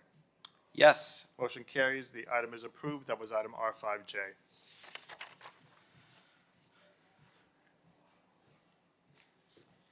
Let's call R7F, R7G. R7F is a public hearing, adopt Sixth Amendment to fiscal year 2025 operational budget. Good afternoon, Tamika Stewart, Budget Director. This is the Sixth Amendment to the operating budget. It contains 4 items. It recommends an increase of $128,000 to the operating budget. All items were approved by the City Commission at the May 21st Commission meeting, and all recommendations are to be funded from available general fund reserves. The first item is a Unidad Senior Meals Program in the amount of $70,000. This would increase the budgeted funding of $280,000 to $350,000 in order to mitigate the impact of the rising cost of food. The second item is a one-time matching grant to the Sunflower Society in the amount of $5,000, and this is for after-school art classes. The third item is a one-time grant to Names, Not Numbers Holocaust documentary, and this would take place in 2025 to 2026 school year at several schools in Miami Beach. And then the last item is a matching grant to the Lincoln Road bid to support the Young Musicians Unite in the amount of $5,000 at an event that took place on May 30th. I move the item. Jinx. I have a motion by Commissioner Fernandez, seconded by Commissioner Bott. It is a public hearing. I see no one in Zoom and no one in the audience. Call the vote. On R7F, all in favor, please say aye. Aye. Aye. Anyone opposed? Hearing none, the item is approved 7-0. That was item R7F. R7G. R7G is adopt Seventh Amendment to the capital budget fiscal year 2025. It is a public hearing. R7G. So this item contains, this amendment contains 3 items. It proposes an increase of $2.2 million and a transfer of $294,000 from an existing project to a new project. So the first project is the Ocean Drive Corridor Project. It was approved at the May 21st City Commission meeting that we would expand the scope of the project to include lighting and sidewalk improvements. The recommendation is to appropriate $346,288 from available capital reserve funds. The second project is the Miami Beach Convention Center South Wall stucco repairs, and the request is for $300,000. The recommendation is to fund this project with available Convention Center renewal and replacement funds. And the last project is a soundscape sound system, and this item was approved by the City Commission at the May 21st Commission meeting, and this is to award a grant to the New World Symphony in order to replace their sound system. This, if it's approved, will be funded $1.6 million from available interest income from the GO bond, and the remaining $294,480 will be funded from an existing soundscape project that has additional funding. Move it. It is a public hearing. I see no one on Zoom and no one in the audience requesting to speak up. A motion by Commissioner Bond, seconded You know by. what, if I could, Mr. Mayor, if I could, we've been in ongoing back and forth discussions with New World Symphony about airing the 2026 World Cup soccer games at Soundscape Park on the equipment that was funded by our taxpayers in the GEO bond. I think that's such a tremendous community activation. I think we had a similar discussion up here, and we all kind of felt that this would be a great opportunity. This is culture, right? Bringing a community together for perhaps the most celebrated sports event, not perhaps, for the most celebrated sports event in the entire world that is taking place in our backyard is a once-in-a-generation opportunity. And I think I'd make a motion to see if my colleagues would entertain that this funding is contingent on the New World Symphony agreeing to show the 2026 World Cup games on their outdoor screen. Commissioner, if I may, I don't disagree with you, and I think we should highly encourage them to do it, and I think we should use every leverage that we have. I do know that this equipment is equipment that has been aging, that there is a great need to get it done. And what I just don't want to do is tie the hands of the administration that if there is some sort of conflict, scheduling conflict, some sort of conflict that we might not be aware of, that then they not be able to get the money to do this equipment repair that was our responsibility originally to take care of. That this is an asset that is enjoyed by the public, and it really is corroding, and I'm sure you've seen the pictures. So I agree with what you're saying, and I think we should do an urging to the New World Symphony to do this community activation, but I wouldn't do a contingent just because I don't know today that there isn't some conflict that we might not be aware of, that maybe they do want to do it, and maybe I would just be careful of making it completely contingent. I would just have, a strong urging, if you will. I know my office has been in communication back and forth. Has there been anybody within staff? I know we've talked about this for I have been. a month or two. Anybody in staff that's kind of formalized that, or Commissioner Vaught, if you want to share your feedback? So Commissioner, when this did arise, last commission meeting, I did approach the New World Symphony, and they're open to having a conversation with the administration. I don't know if we have enough time to get the logistics of that in place, because this would be a direct negotiation with FIFA. And I think the complexity of that would put us beyond the point where this project could get executed this summer. So that's the only thing. Are there licensing agreements that have to be negotiated with FIFA? Oh, absolutely. For broadcast? Yeah. Why? Because it's a public broadcast? Yes. Yes. So, if Monty's wanted to show it, they'd be free to show, but because we're the public, Unless somebody ratted them out, yeah. They could do it.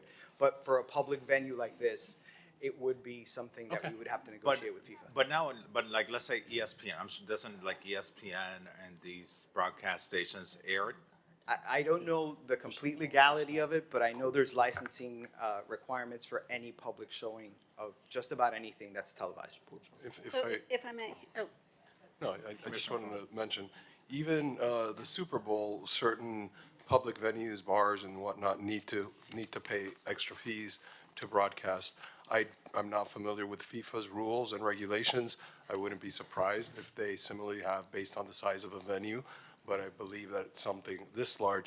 Now, reminder that there is an item, that there was an item on the consent agenda that I believe was adopted that directs the staff to collaborate with the host committee, which is in direct contact with FIFA, as well as the New World Symphony, in order to accomplish the goal. Okay, then, sorry, Commissioner. No, I was going to say, then I'm fine. I don't want to tie up getting this equipment if we are having good faith negotiations and there's some more complexities, given that there's externalities that may be out of our control, but Commissioner Vaught. no, I was going to say, I would also recommend an urging, but if we're already having open conversations, one of the things we can, perhaps one of the angles to negotiate this is that we are a host city, and so maybe within, I don't know who's managing that part, but we are providing a huge amount of sponsorship money, and so perhaps sort of the intangible benefit, one of them, the intangible benefits would be the right to screen on a public building, this location, or whatever the options are, but, we are giving a lot of money, and it is a great benefit to the city, and, but let's get on that right away so that we're not behind the eight ball, and I definitely do not want to slow the roll on getting this equipment replaced. I definitely think we should draft a resolution and put it in writing that we would urge them. But you know what we could do, which might even be cooler, is the projection mapping on Ocean Drive. Why don't you have it just projected across all of those buildings if they could? I don't know. I guess it's daytime, but for a nighttime match, that might be like even cooler. And I know we gave that equipment to Michael Rossi and funded it, but if we reached out to him, and maybe FIFA could pay him a fee. I don't know exactly what they were offering. But if you can't strike an agreement with the New World Symphony, then just do the projection mapping. It would be great for Ocean Drive, too, don't you think? Because then it would be across like 7 buildings. I mean, you project across the game across 7 buildings. That's kind of cool. That's like a whole. I think for legal, is the New World Symphony a public building? Or is it a public? Is it a public building? It's owned by the symphony. They are on city-owned land. There's a ground lease in place, but they actually own the building. So, and where I'm going with that is if there's some sort of restriction about a public entity having a public viewing party, perhaps that's not covered because New World Symphony is a private entity. I think that an arrangement with FIFA will need to be made, whether it's a private or a for-profit or a municipality. They have very broad, rights, and they guard those rights jealously. So we would just need to make sure that whoever is going to broadcast will have the right rights, the correct rights. Okay, thank you. Call the vote? Yes, sir. So this is on, I have a motion and a second. Motion by Commissioner Bott, seconded by Commissioner Fernandez. All in favor? Aye. Aye. Item is approved 7-0. Let's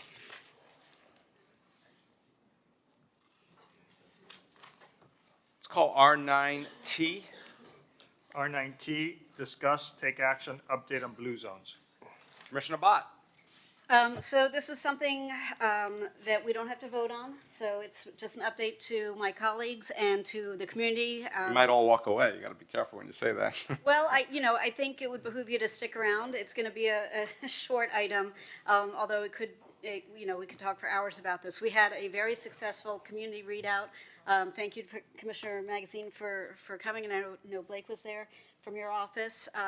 We had another 80 or so residents showing up, and the interesting thing to me was that they weren't the same people who had come to the first Blue Zones community event. So the enthusiasm continues to be extremely high for this concept of turning our city into a Blue Zones city for all the reasons that we've stated before. After this meeting, we will provide links to the video of the presentation as well as the full report. But today, we have on the phone Margaret Brown, who's the Director of Development from Blue Zones, and she is going to give a brief overview of where we are. So since the Blue Zones team was in community in February, and I want to thank the city staff because so many of you made yourselves and your teams available with a treasure trove of information and data and time. The Blue Zones team was in community speaking to the city staff as well as to community residents and stakeholders, the businesses, the schools, every topic was covered. And then they've gone back and sort of crunched the numbers and talked to more people and referred back to their experts. And they've come out with a report that Margaret will take you through in very short, in a very abbreviated manner. But at the same time, while they've been working on that, I've been working with Danny Buettner Jr. To shore up funding, because if you remember, colleagues, this is not something that we need to pay for. We paid for the feasibility study. That was the city's investment, and now it is incumbent upon us to find partners in the community who will underwrite this program and be sponsors and partners with us. So we're talking to Mount Sinai, we're talking to Jackson, Cigna, Florida Blue, Miami-Dade County, Mark Taxis. What's the name of the company that's not an insurance company but a wellness company? Personify, yes. So sort of these large-scale organizations, foundations. We've got a call with Miami Foundation at the end of this week to get buy-in from these folks so that they can help underwrite the 5-year cost of doing this program. And the reception we've gotten, not just from our community members and stakeholders, but from the people we've talked to about joining us as partners in this undertaking, it is the right time, it is the right place, it is the right message for our community, for our collective goals of trying to bring better opportunities for living better, longer, everywhere to everyone. We're not going to eradicate fast food or traffic, or we're not going to solve the housing affordability crisis. Those are beyond the purview of this, but we are going to be able to meet people where they are, and as Danny Buettner likes to say, make the healthy choice the better choice. And that's not just about eating or exercising, but it's about finding fellowship and finding purpose and finding community and connectivity and all these good things. So when we talk about the water taxi, when we talk about micromobility, when we talk about enhanced programming at parks and using public spaces to provide an opportunity for community. This all falls within farmers markets. This all falls within the scope. And as we have all said, since we've all been elected, and even before that a little bit, we want to turn the tide and turn the narrative and update the brand of Miami Beach from a party till you drop city to a health and wellness and kind of all things to all people, right? We've got the arts, we've got the culture, we've got incredible natural resources, we've got historic architecture, we have great food, we have amazing nightclubs, and you can still party till you drop. Nobody's taking that away from you. We just suggest maybe not 7 days a week. But now also we will have the addition of this sort of blue zones and health and wellness and well-being overlay. We see globally people are spending less money on nightclubs and alcohol and more money on sort of wellness experiences. And so, it's just the perfect storm of all of this. So, Margaret, are you on the line? I am here. Okay, so before Margaret takes it away, I want to call out in particular, like I said, the entire staff has been great, and I think it's been a little bit more intensive than anybody had thought, but the person in particular who's been leading this charge and is absolutely invaluable to this undertaking is Cindy Casanova. If you can just do a little wave so everybody sees where you are. She's been invaluable, incredibly supportive of the mission and incredibly dedicated to making sure it happens without a hitch and through all kinds of hiccups and crazy things that none of us anticipated. So Cindy, once again, as always, we wouldn't be here without you. So Margaret, I don't know if you were able to hear all of that. We are a little bit pressed for time, so I wanted you to focus more on sort of the readiness assessment, because I think that's what's so compelling about what the report has found. And then in terms of the opportunities for activation, we can read through those things on our own. Yeah, absolutely. Thank you so much for having us today. Lovely to have spent time in Miami Beach this week and to meet Commissioner Bott face to face. And Joe Magazine, thank you for Commissioner for coming to the meeting as well as the other staff. Certainly couldn't have done this without Cindy. So thank you again, Cindy, for all your support. Just quickly, we have delivered the report and we have shared through a virtual in-person readout what those opportunities are. But just really quickly, listening to what you all have covered here today, one of the main things is that for Blue Zones is an excellent tool to move forward on some of those ideas that you have around economic development. Large employers and businesses want to go where they have a healthy base of employees to pull from. And Blue Zones most certainly offers that, as well as the other opportunities around farmers markets and connectivity and creating micro opportunities for engagement. Those are all things that Blue Zones have called out in their report. The major theme being, how do we build on what the city has done, the already great planning, the great infrastructure that has already been developed, to synchronize and coordinate with other agencies such as Miami-Dade schools, Miami-Dade county governments and planning, to bring more funds, to bring more support, and to help elevate those items. And that is really what Blue Zones has focused on. From here, we're working with Commissioner Bott and others that will join on to help fundraise, to help implement this. The timeline that we have proposed is a 4-year, 9-month process. And that would start with 9 months of foundation and planning, and then continue for 4 years of implementation. That process will start by building the on-the-ground team that will support this from a steering committee standpoint. But we've got a little ways to get there. I look forward to working with this commission to do exactly that. And with that, Commissioner Bott, is there anything else you'd like for me to call out?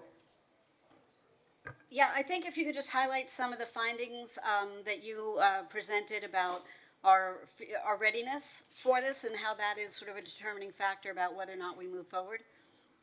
Yeah, absolutely. One of the things that we love to look at, and we have a scoring grid that we actually measure readiness on. And I will say Miami Beach, in terms of participation from your county, from your city government, was you've knocked it out of the park. You are exactly right. We got a lot of rich information, and some of that landed directly on that food infrastructure and that built environment aspect of how we keep communities healthy. So some of the things I would say from our findings, you're doing a fantastic job. And now it's about how do we connect in communities that maybe are not faring so well. So most of your communities are within about a 10-minute walk to green space. There are opportunities to activate more of those green spaces and to get more communities connected to green space. Secondly, when we talk about building community, one of the things that we noted is while there's lots of great large-scale events for Miami Beach, what maybe is missing is some of these things that you've already been discussing today. Those micro interventions to bring more community, neighborhood level, neighbors meeting neighbors, building new friendships together that are focused on the community and more on that micro level. So I love this idea of activating, bringing a food truck in, developing music, bringing people together really is a way to develop community and community identity. And within Blue Zones, we actually made a recommendation for even more of that.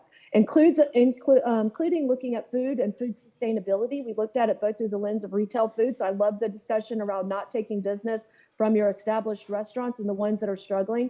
And actually Blue Zones is looking at how do we bring in healthy options that make some of these restaurants that are the go-to for your residents every day to bring healthier options in that will actually help them optimize their bottom lines and bring that healthy choice to your neighborhoods, to your communities, to your families.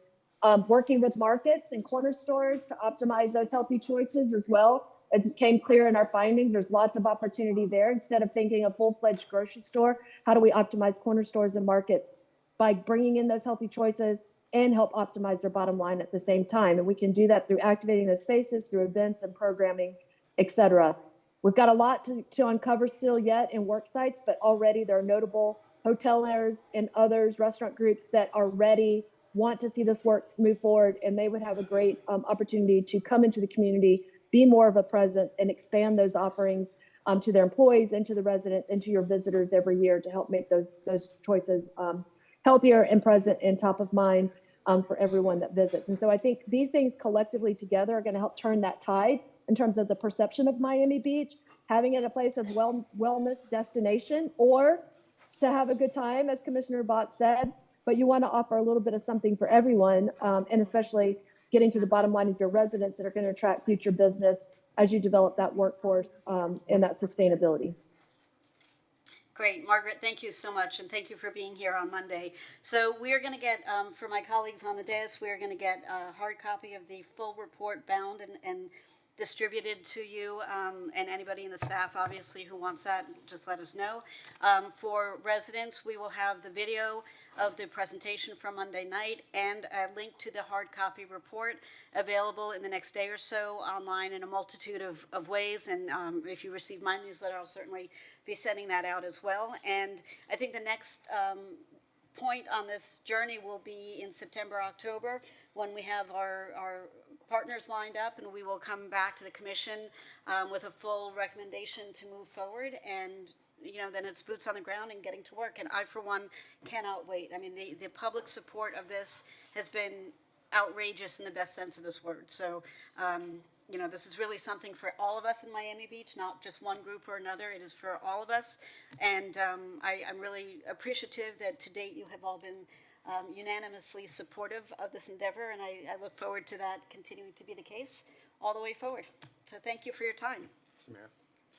Thank you, Commissioner Bott. Commissioner Suarez. Thank you, Mr. Mayor.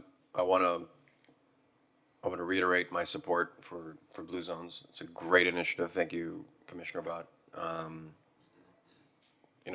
For years to come, this is going to be a great initiative for our city, because we are so uniquely designed to be a walkable city, right? And all the things that come along with that. So. When do we get to be a Blue Zone city?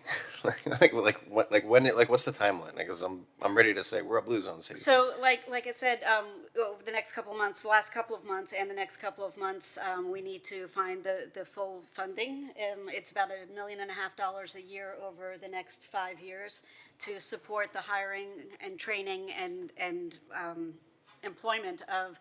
I believe it's 4 full-time employees.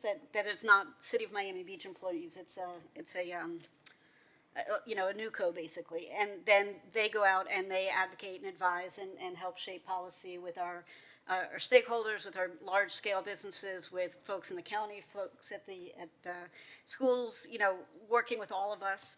And as soon as we have that funding in place, so September, October, we come back here, we present our plan, and once we say, yep, let's go, then we start hiring and we're on our path. And so, and we'll talk much more about this in granular detail when we come back in the fall. But basically, there are benchmarks that are hit or that need to be hit. It is not just here's $1.5 million a year, good luck and hope it works out. There are benchmarks, it's accountable. Or there are metrics. We are accountable for what the money is going to and how it gets spent, and we will be seeing concrete returns on investment. And in the report that I'll be sharing, you see what other cities have been able to effectuate with this kind of work. Health outcomes, smoking outcomes, kids staying in school with better outcomes, less attrition from workplaces, fewer dollars spent on healthcare for businesses. It basically ends up paying for itself and generating hundreds of millions of dollars for Miami Beach in terms of money saved for its residents, its employees, its media coverage. So it's not just a feel-good, pie-in-the-sky kind of thing. This is actually a business model. It's a business plan. It has worked in over 90 cities around the country already. There's nothing like this in Southeast Florida. And as we all know, there's nothing like Miami Beach. And we seek to be the leaders in so many globally impactful ways in terms of micromobility and resilience and compassionate living. And we will also be a leader in this.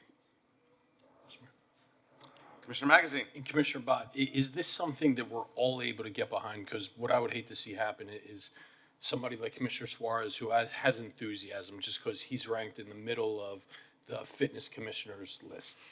I still want him to be able to get involved. There will always be a place for Commissioner Suarez.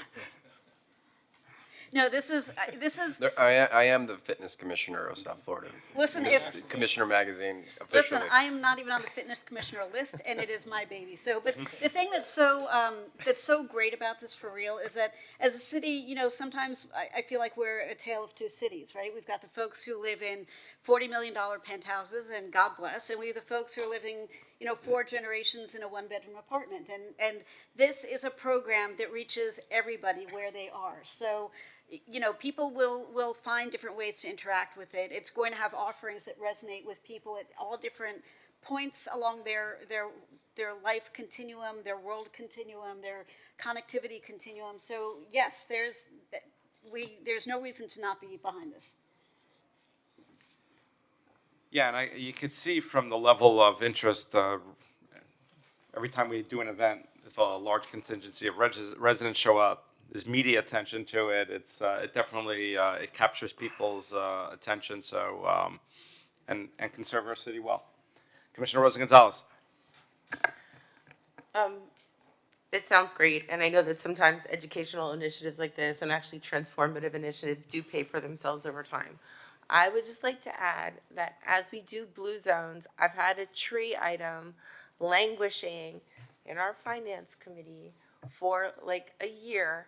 And it is a massive investment in a tree canopy, something that we need to do. If you want to be able to walk around Miami Beach, we need shade. We have we have deserts in Miami Beach. There are areas where there's no shade. There are no trees. There's no green. All you see are electrical lines.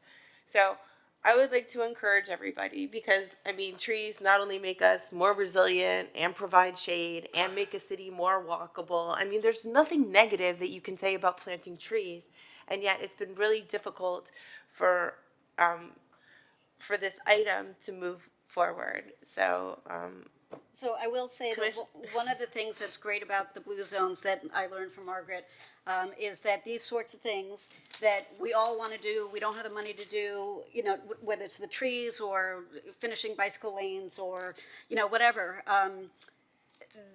This holistic approach, it's not just education, it's action. And through the experts that we will have access to, who will be training the teachers basically, opportunities to tap into grants and to other organizations that perhaps would fund the initiatives that we want to get done, but we don't have the money for, or we're not quite sure how the best way to proceed is. So it is so much more than just, make beans for dinner instead of having a burger. It's infinitely richer, deeper, and more impactful than that. So I hear you loud and clear, and that is one of the reasons why I'm so excited about doing this, because I think as a city, for all of our department directors who are so good at what they do, there will be resources like you can't believe to help answer questions, find funding, find experts who have done something similar elsewhere with a case study that works. So I think it's really, it's going to be a win.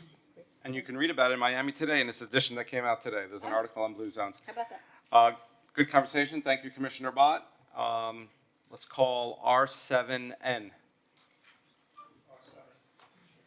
R7N, discuss, take action, spring break 2025, review of recommendations for spring break. R7N is waive bid, execute service agreement with Waste Connection of Florida, R7N.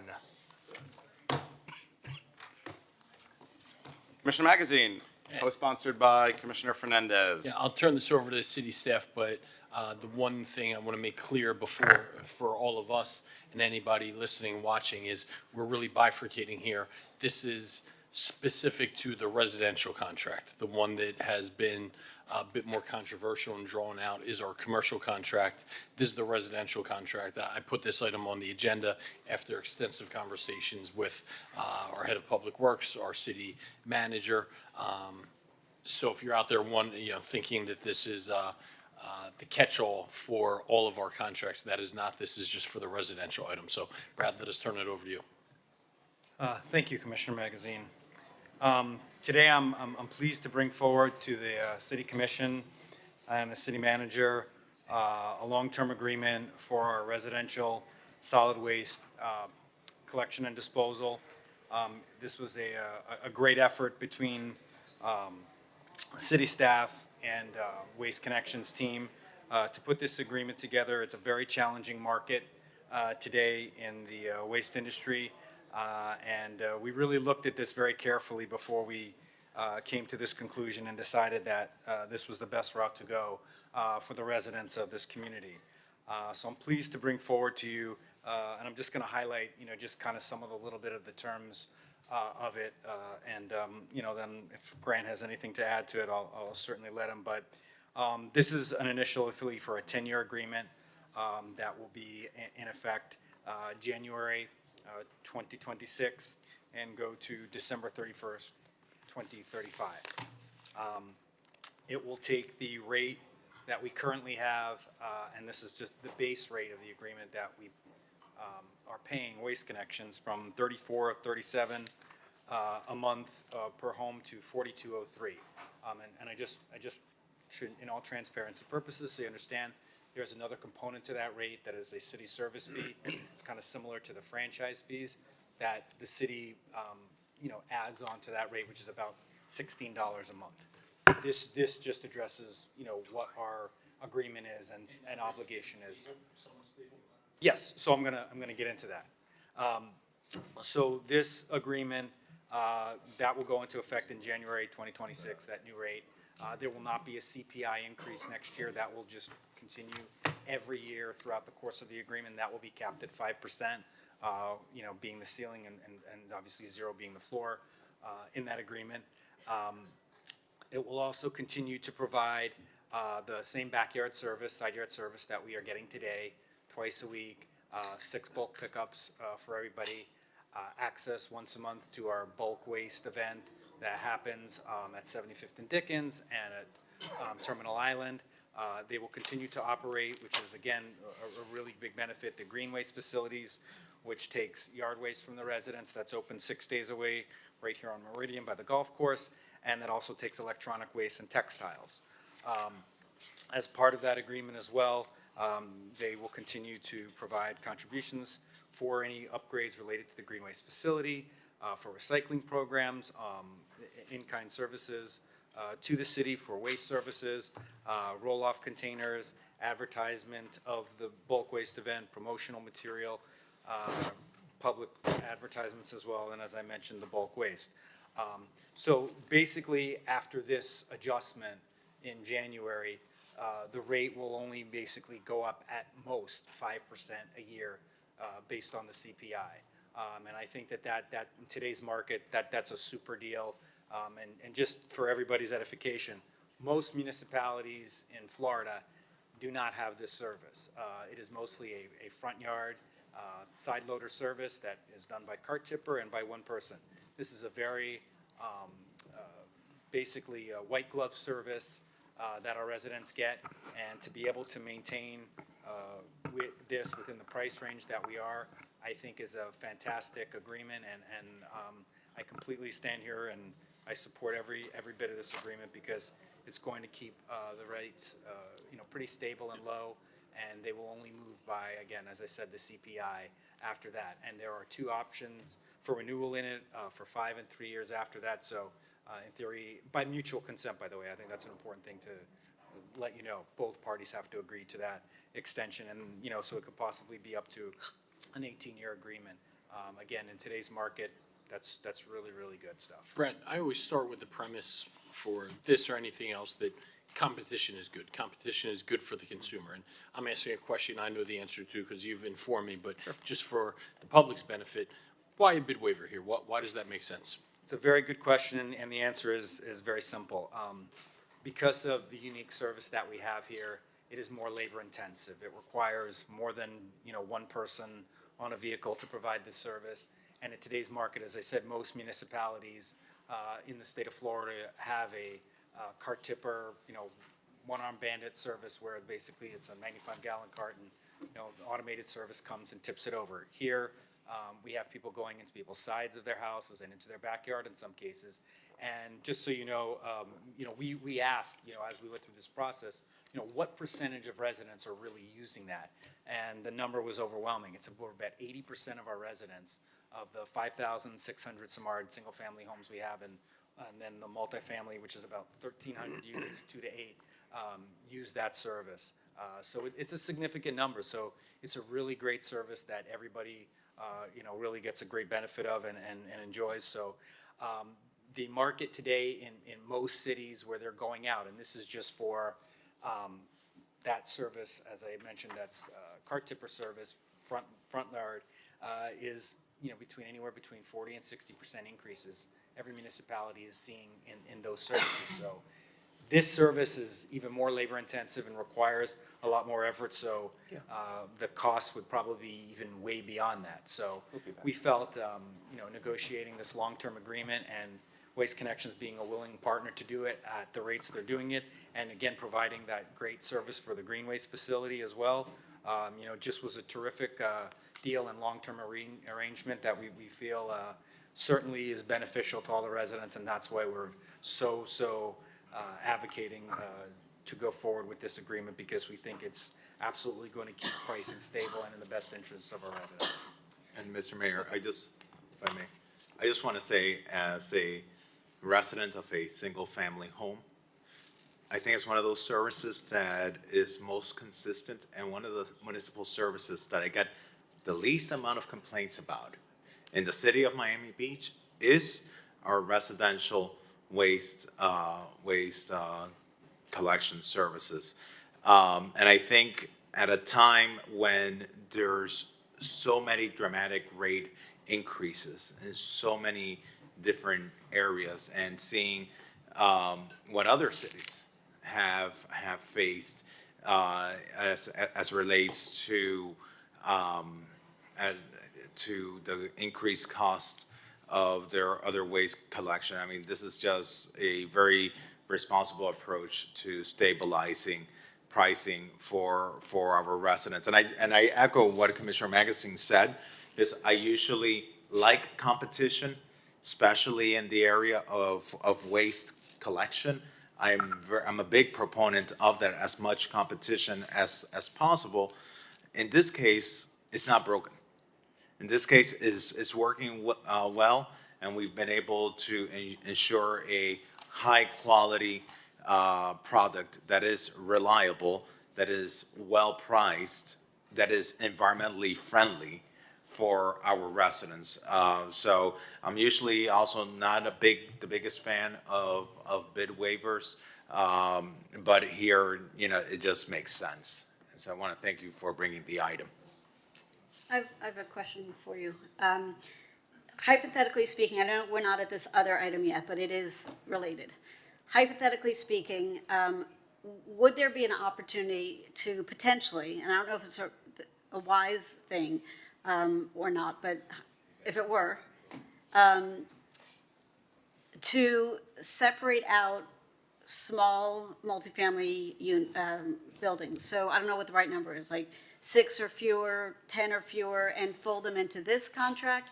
Or, because to me, somebody who's got 200 units is very different from somebody that's got 6 units. And a 200-unit building is run by a professional staff who can, you know, negotiate and do all this stuff. But as, you know, a smaller building is, you know, if you're lucky, you've got a resident owner paying attention. So is that something that could be done? Hypothetically,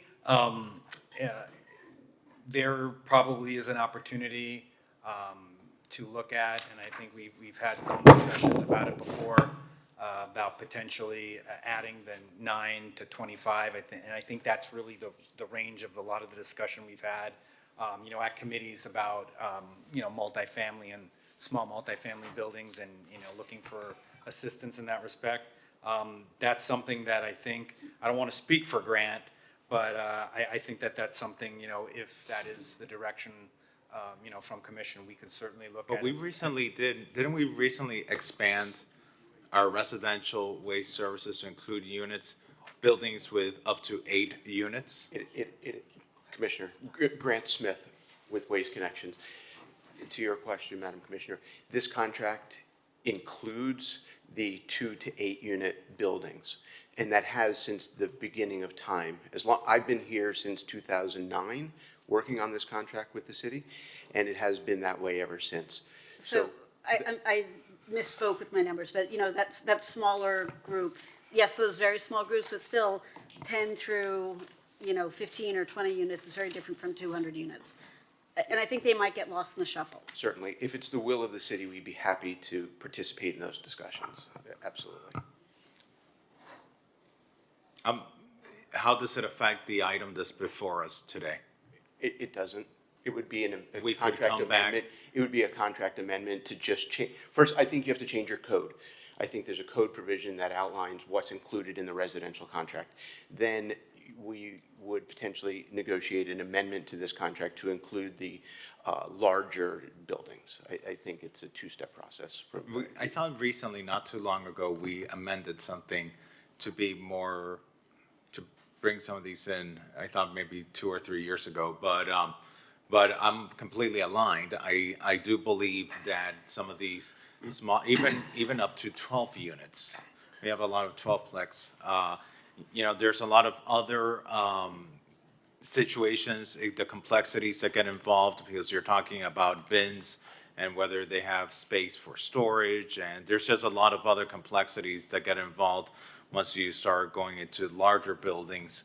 But Commissioner Bott, I think what you say makes sense, and I think it's not bad to explore it. Commissioner Rosa Gonzalez. Well, first, I will say that our residents love your service. They literally know the waste haulers because they're coming onto everybody's properties. I mean, in my neighborhood, they gave Saul a party. Like, literally, I don't know where Saul is, but we should give him an award because that's how much people like him. So, I listen, I'm okay with this. The truth is, everything's getting more expensive. Electric, water, waste hauling. So what we have is a roughly 20% increase or 25%, 20% increase. It's going from $34.37 to $34.37 per unit to $42.03. And then the county has a pass-through cost. That's the $10.51. No. There's just a city service fee, that is a normal part of the rate that the city adds to that number. It brings it basically, $58.47 I believe is the number. Madam Commissioner, if I can address what I believe you're looking at. The component of the rate that we'll call it the $40 piece is in two different components.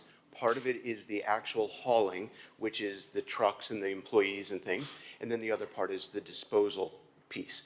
And those two in the contract have different CPIs based on what the actual disposal cost is, and then the pickup and the hauling piece is based on the CPI formula established by the government. So I believe that's what you're looking at, and it's just two different components that make up the one component. It's nothing on top of that. Okay, so we have that initial increase, and then the following year, no increase, and then up to 5% capped per year. Yes, ma'am. I had a question. These public benefits, is this like, for example, the one-time $25,000 contribution for green waste facility upgrades? Is that one time for the 10-year contract? It is, but let me explain what this is. We run the green waste facility, and like I said, we have forever. We have an employee there, and I know this is going to be horrible to say, but we've never had electric or water there. And so this contribution is for the city to bring us electric and water so that our employee has water and electric. So yes, that is a one-time thing to do the facility upgrades to make it a little bit more habitable for our employee who's there. Oh, okay, so we have that, and then the contribution, I'm just trying to see if like some of these public benefits could be exchanged for like a lesser increase for residents. No? Well, in a manner of speaking, they are, right? So for example, if we didn't contribute the $25,000 per year to the recycling program, most likely you would be paying that out of the general fund. So it's one or the other. And these are things that we negotiated extensively with administration, Mr. Carpenter and his staff. And these are all things that made sense in the context of this contract. Okay, so we get the promotional materials and the advertisement on the trucks. I didn't even know we had truck ad, so we can put anything we want on the side of the trucks? If we approve this contract, this will be a new provision to be able to incorporate some public service announcements on their vehicles. We could sell that out. It has to be city related. And I don't know the answer to that question. I don't know if the company would allow third-party advertising on the trucks. They normally don't. The only thing that I've ever seen for advertising on the trucks is potentially like the fuel supplier. You know, there's things like that supply the trucks, not necessarily. For example, recently we were approached. We do the hauling in the city of Hialeah, and they're having, as you may know, their 100th anniversary. So they asked us if we would wrap our trucks in their 100-year logo, and we did that for them. You know, it can be those kinds of things for the city, at the will of the city, you know, at the direction of the manager. What else? Okay, I mean, suppose this is fine, and all of these benefits we already rolled in, the 8-unit or less condominium, like those, and they're getting the bulk pickups, the 6 Correct. bulk pickups That's per correct. year? Yes, ma'am. I was going to ask a question on that, if you don't mind. Of course. Because, and I apologize for not bringing this up earlier, Brad, and we haven't been able to speak about this. But it would be great if for the apartment buildings, the multi-unit buildings, 2 to 8 units, if we end up expanding to 12, which I think would be great for our administration to look into expanding this up to 12 units, to have monthly bulk pickup instead of 6 times a year, every month, because the reality is our apartment buildings tend to be our more transient buildings. They tend to be rentals. You have people moving in and out at the end and the start of the month. And that's where, that's the area of our city where sometimes we start to see illegal dumping, you see furniture in the curb, stuff left behind when people move in and out. And we might be able to benefit and we might be able to address an issue in our city if we could, you know, instead of doing 6 times a month, we could do once a month bulk waste pickup for these buildings. Understood. Oh, there we go. Thank you. There we go. We understand that, Commissioner. This is because those buildings pay per unit. This is per unit, it's not per building. So it's 6 times per unit, which probably covers what you're Yes. discussing because it's not per building. Okay. So it would be 6 times for each unit in that building to call us. All right, does that make the best sense? I don't know. That's probably a policy decision. All right. I honestly don't know.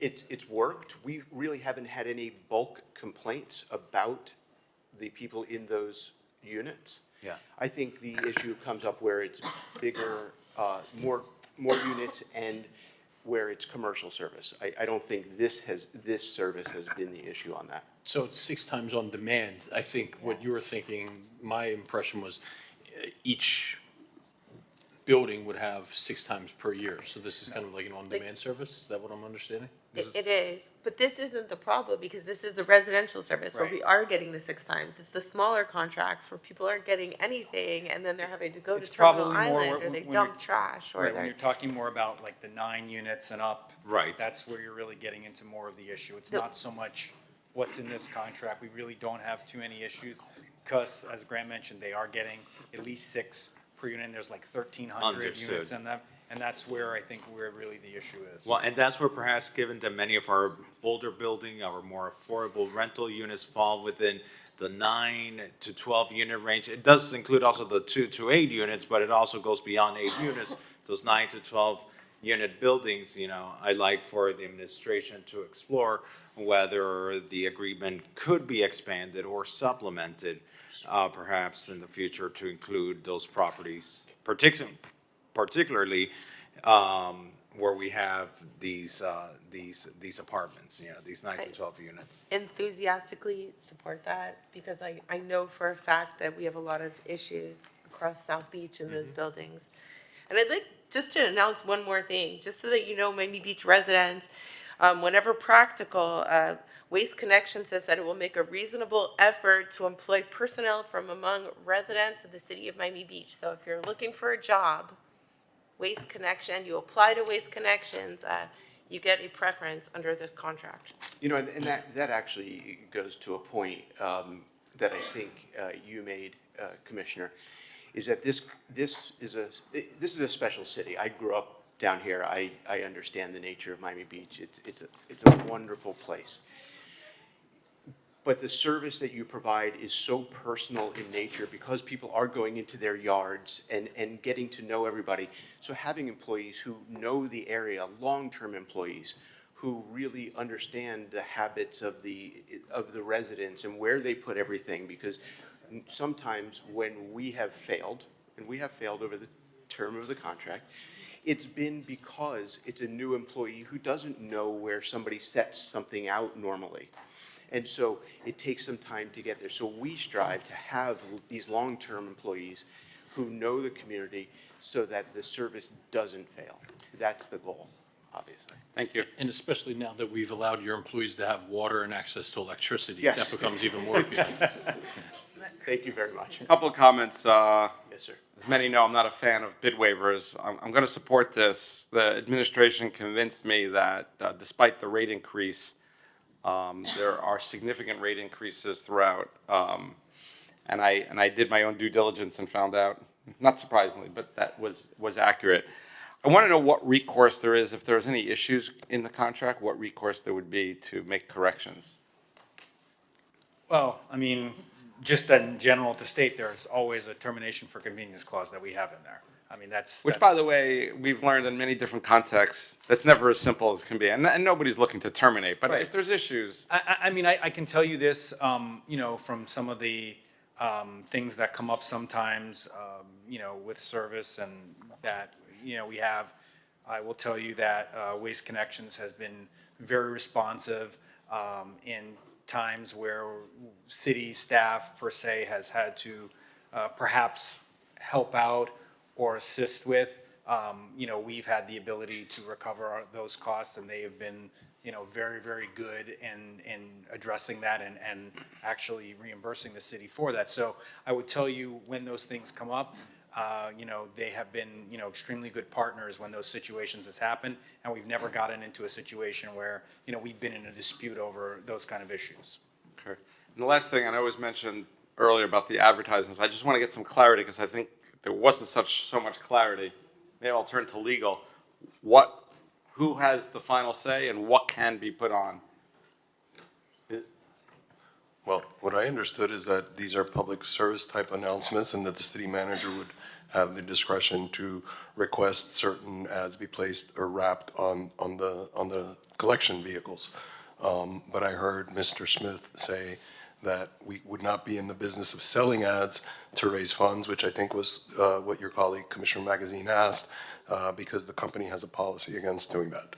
But for example, if there was some notice that you wanted to go out for a big event on the beach, you know, the Air and Sea show or something, we would do that.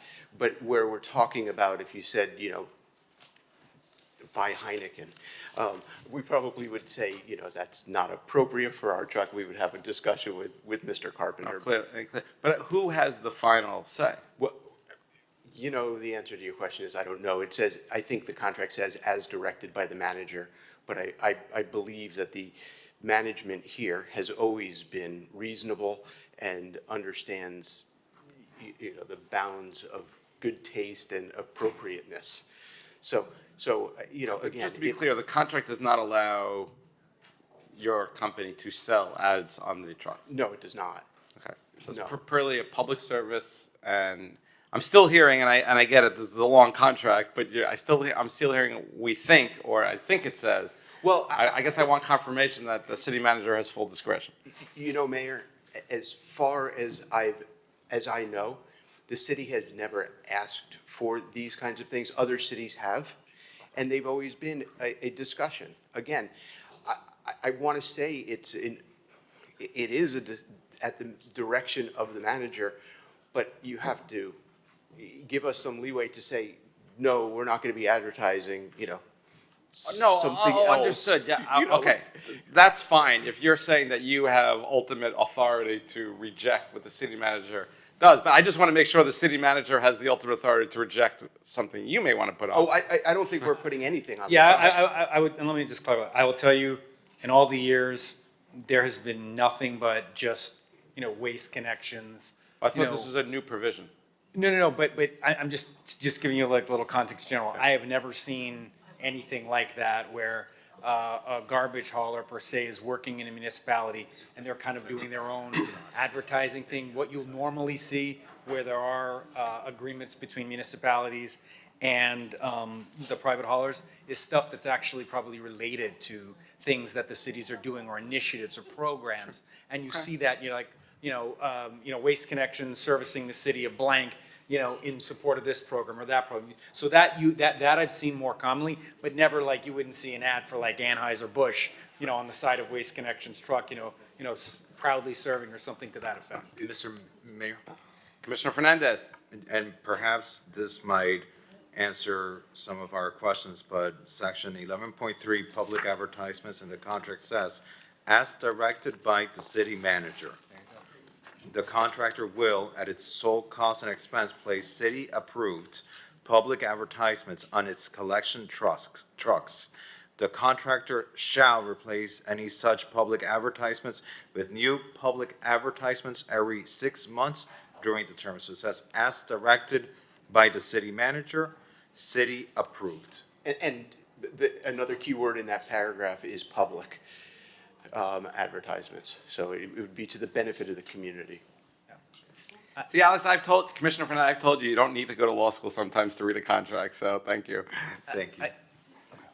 Commissioner Bott. I actually think it could be such a great and unique opportunity. I know it sounds really dumb, but, and Melissa, this one's for you. Because I can envision this amazing, almost viral, Instagrammable, long-term campaign about your oil change rags belong in this truck, not in our sewers, or, you know, it's storm season, make sure we're picking up your palm fronds, or, you know, like, that's not catchy at all, but like something super cool And that relates to things that we're doing, a way of reaching all of our residents, whether they subscribe to things or not. And it could be so fun and creative because it's moving through the city. It's on a vehicle that doesn't normally, we see them and we don't focus on them because they're sort of neutral. But we could have some real fun with this. Madam, Don't be trashy. Madam Commissioner, going back, and I'll show my age here, there's a predecessor company to the company that's now Republic. And that company, on the side of their trucks, and they were going through Broward, Miami-Dade at the time, and Palm Beach, said free snow removal. So, Yeah. things like that. But, we have so many city-sponsored initiatives about keeping the bay clean and scooping your poop and, composting, which wouldn't end up in your trucks. But, there are things that people are being advised to be more mindful about to help our community collectively. And so if we could start thinking about a really cool set of rotating ads that tie into what we're doing and reminding people, and it could be super fun. Absolutely. Okay, Thank call you. the vote. Thank you. Need a motion? I'll move it. I'll second. I heard Commissioner Fernandez, seconded by Commissioner Bott. All in favor? Aye. Anyone opposed? Commissioner Suarez, are you in the room? Yes. Okay, so 7-0. And I just want to make sure, the administration, you're going to research expanding the 9 to 12 units and have that come back? Correct. Thank you. Thank you very much. Thank you very much. Thank you. Let's call RDA 1 and RDA 2. Yes, sir. So we are recessing as a commission meeting and convening as the RDA. RDA 1 is Amendment 2, Lime Tree Cafe lease, additional 8 months rent abatement. RDA 2 is Amendment 3, Open Vision 1 lease, additional 8 months rent abatement.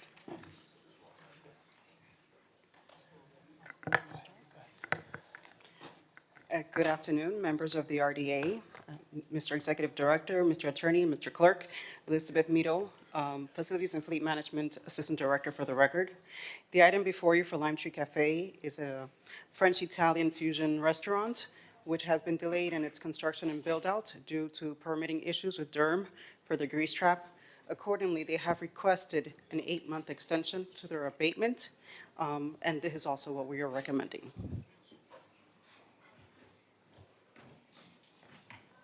Questions?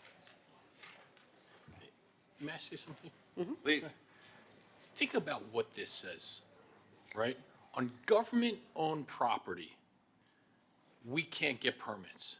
So think about what that means then for private operators, as I just happen to look at a small business owner out of the left part of my eye, that we need to essentially provide rent abatement because on government-owned land, we can't figure out or navigate quickly this permitting process. And I didn't mean to cut you off, Liz, but I think you're going to say this is a Durham. I'm not saying it's within our own city, but talk about the inefficiencies of government, right? And we take a lot of the heat up here because when these small businesses are hurting in Miami Beach, they point the finger solely to us.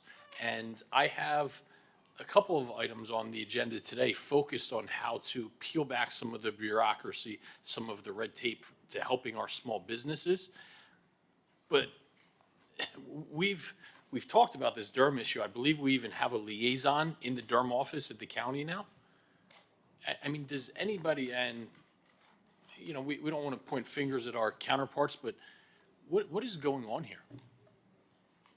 And that's open-ended for anybody, whether you're standing at the podium or elsewhere.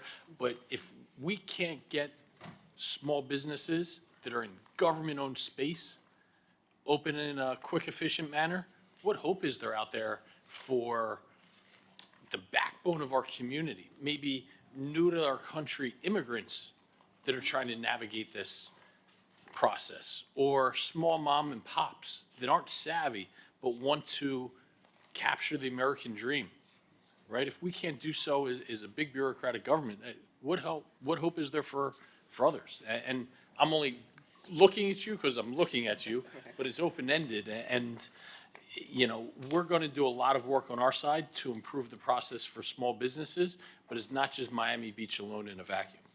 And Commissioner, you're exactly right.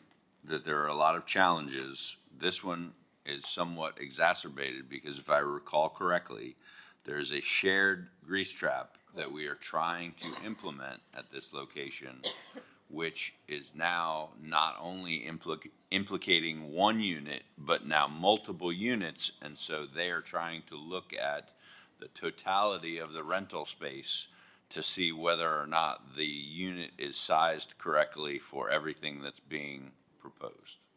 So I hear you.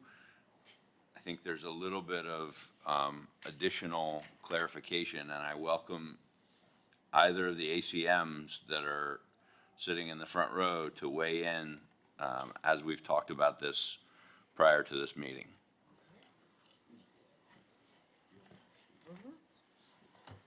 Good afternoon, Maria Hernandez.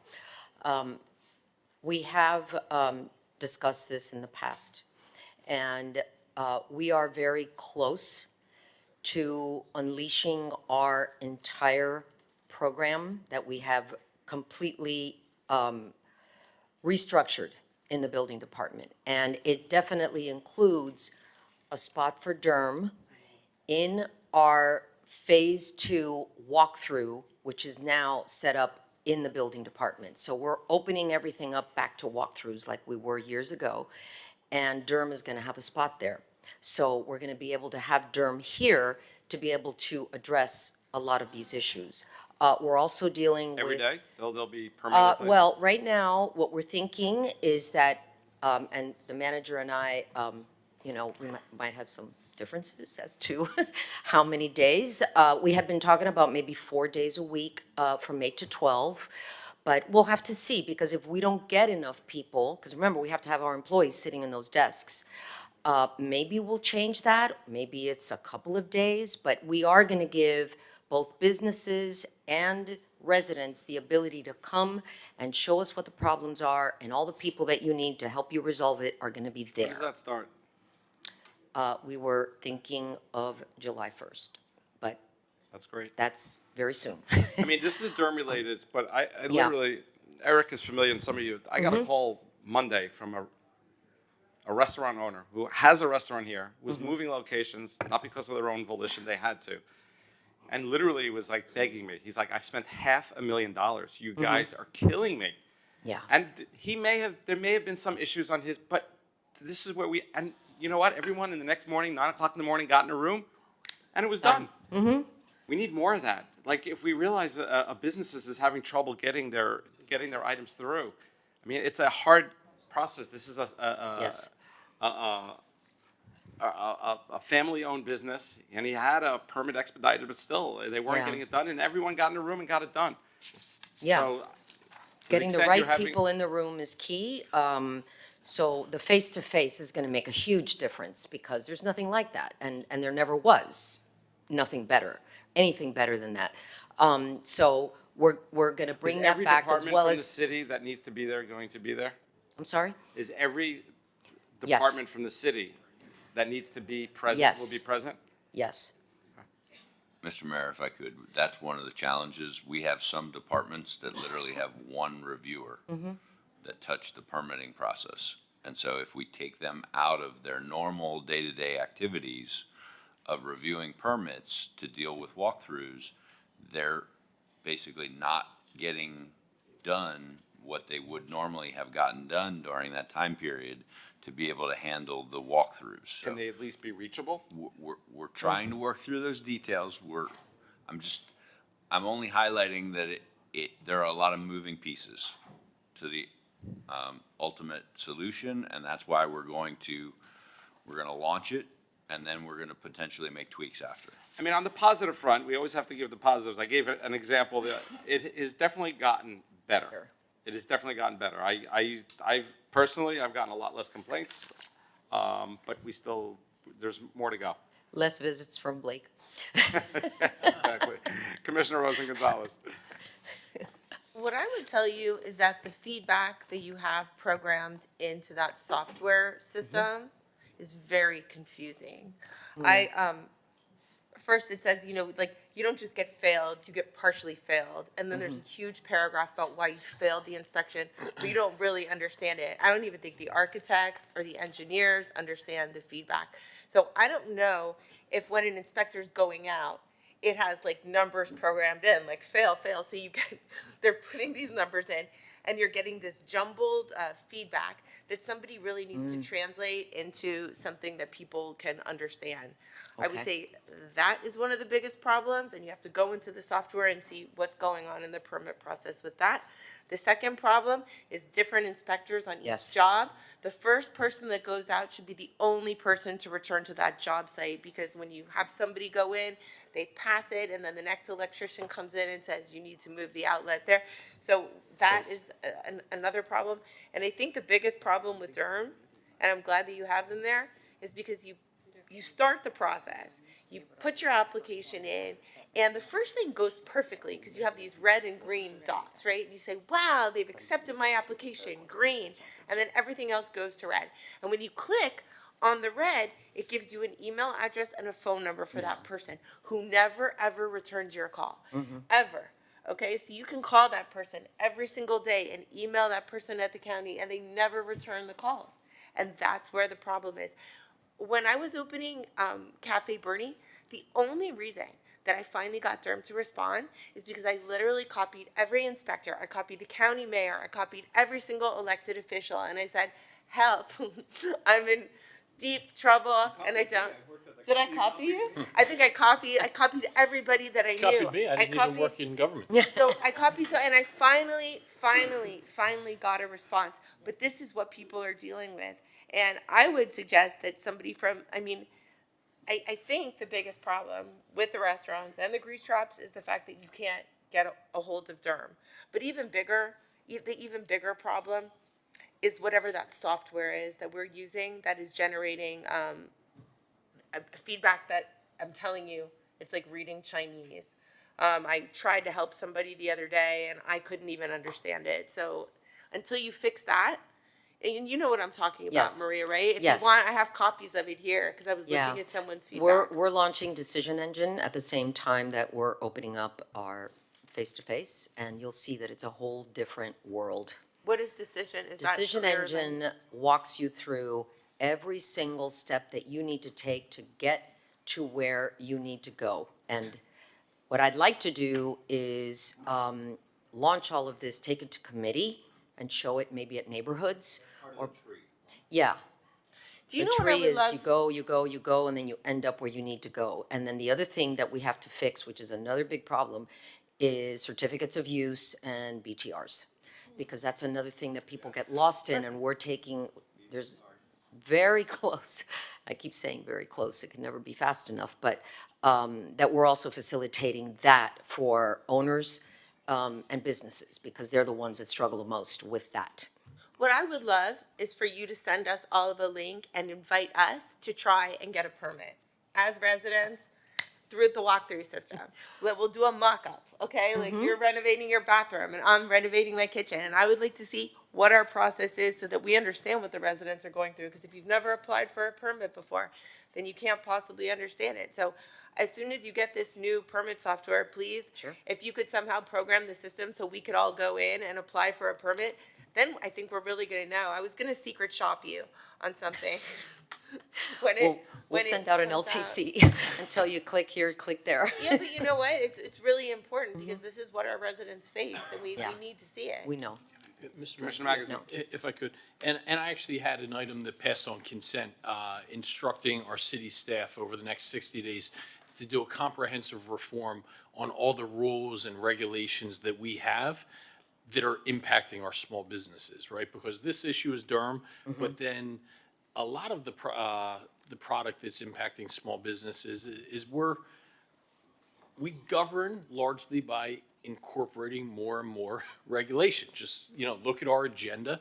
There's 100 items every month, 10 or 11 months per year. So a lot of times we're putting on things that are more restrictive, never going back and saying, let's pull back some of those regulations. Let's cut that red tape.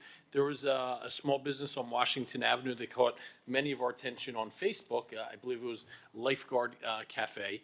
And it was about code going out and finding some violation that seemed incredibly nuanced and silly. It was about a TV that was a certain way away from the window in the advertising.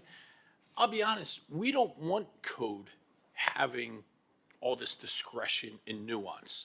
If there are rules and regulations that don't make sense, we should be repealing them, not telling code to go out and ignore them, because then where do you draw the line? What is silly to them? That should be legislative decisions, right? That power, rightfully or wrongfully, is in our hands. So if there are things that are silly, it shouldn't be Hernan telling his team, guys, ignore the silly thing about the TV turned, upside down in the store window within 90 feet of a construction site.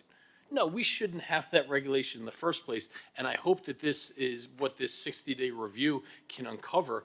I'm going to guess we have a book like this about, the code and compliance and regulations that burden a lot of these small businesses. And I encourage all of us, just as we're encouraging efficiency within our own local government, that we can provide a more efficient business environment for our small businesses that operate in Miami Beach.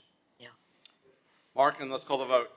I think, as Eric said, he's exactly right. It was a grease trap issue. It is with Durham. What's before you is an 8-month extension. They don't believe it's going to be anywhere near 8 months. I believe the master permit is about 72% completed, so we think it'll be much quicker than that. But that's what's before you today. I know that Monica's here on behalf of the tenant. It's a good tenant, and we think we can get there quickly. And I think a game changer is going to be what Maria's described with getting everyone in one room. And I know that Eric has been hands-on with trying to find a way to get that to happen where everybody's in one room to expedite the process and make it easier for our residents and businesses. And where is this tenant? Where is the room? It's in the building department floor. When you walk No, in. I'm sorry, the Anchor garage. Yeah. Oh, this is in the Anchor Garage, yes. July 1st? I'm not going to be here because I'm going on vacation, so I'm kind of nervous about just saying that without me being present. But that's what we had agreed to. Yes, July 1st. Ready to vote? Did you have something to say? I just want to thank your asset management facilities. They have been just unprecedentedly helpful. Without them, we wouldn't be able to navigate through this permitting, which has been, frustrating, but they have been incredible. So I just want to recognize the efforts that they have put in to get us to the 72% of this permit. So we really are grateful. Hey, Monica, just introduce yourself. I'm sorry? Introduce yourself, Monica. Apologies, yes. Monica Enton, I represent the tenants. Thanks, Monica. Thank you. Okay, let's call a vote. Thank you all. I need a motion, please. I'll second. So Commissioner Fernandez, seconded by Commissioner Magazine. All in favor, please say aye. Aye. Anyone opposed? Hearing none, the item is approved. Commissioner Higgins is absent. It's approved 7-0. That's RDA 1.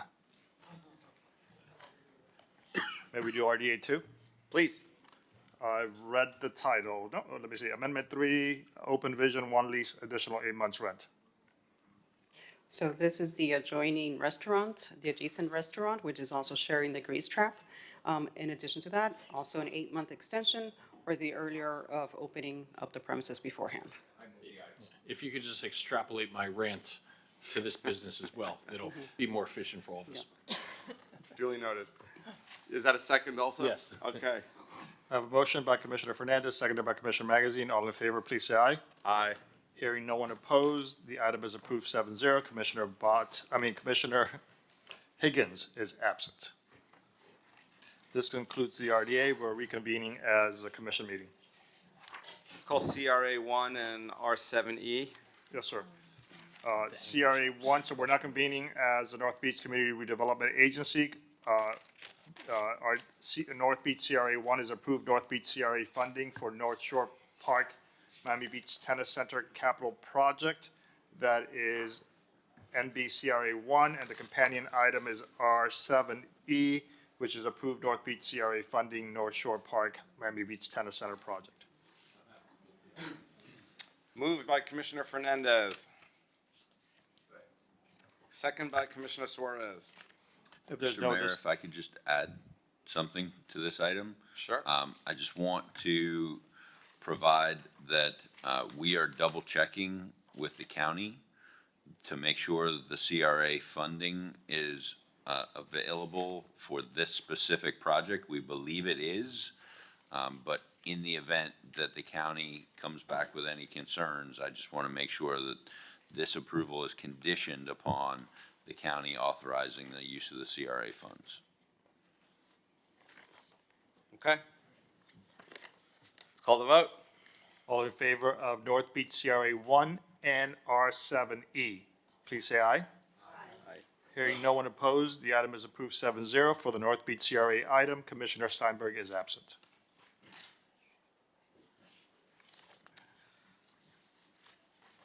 Let's finish some of the pulled items from consent. We got C7W. C7W is accept recommendation, purchase mobile police substation to enhance law enforcement. C7W was separated by Commissioner Fernandez. Commissioner Fernandez. Thank you, Mr. Mayor. And actually, I separated C7W so that it could be heard together with C7X and C7Y. I think we can handle them together if you so allow them to be considered together. So I'll read all three titles. I've read C7W. C7X is accept recommendation, expand Marine Patrol Unit to detect deter crime in Biscayne Bay. C7Y is accept recommendation, divide Area 2 into two areas, zones, east and west of Indian Creek. So that's C7W, X, and Y. Okay, and so the reason why I pulled this, and I'm just trying to find my papers here. Okay, we have on this agenda 1, 2, 3, 4, 5, 6, 7, 8, 9, 10, 11, 12, 13, 14, 15, 16, 17, 18, 19, 20, 21, 22, 23. 23 items that add to the deficit of the upcoming fiscal year, of the fiscal year 26 budget. And so we speak a lot about fiscal responsibility. These items that we have on the agenda, it's going to get us into probably, what, $30 million in unfunded budget going into the coming fiscal year, Mr. Manager? At least. Well, At we can't- least. If I could, we have to, it's law, we have to balance our budget, right? yeah. We simply, we won't be able to take on a lot of these, right? So it's not as if we can carry a deficit. We're gonna have to sit here and say, we have 30 items, we can fund 3 of them. Right now, we are tracking, I believe, $18 million worth of asks that are going to be considered as part of the budget process. I think our budget team had done an analysis, and it looks like there's an additional 15 million at least on this budget for additional considerations as part of the process. The key point is considerations. Considerations. Ultimately, we have to balance the budget, as the chair of the Finance Committee mentioned. And so we will have some discussions about what our available funds are and, you know, what items are going to be able to be funded and not.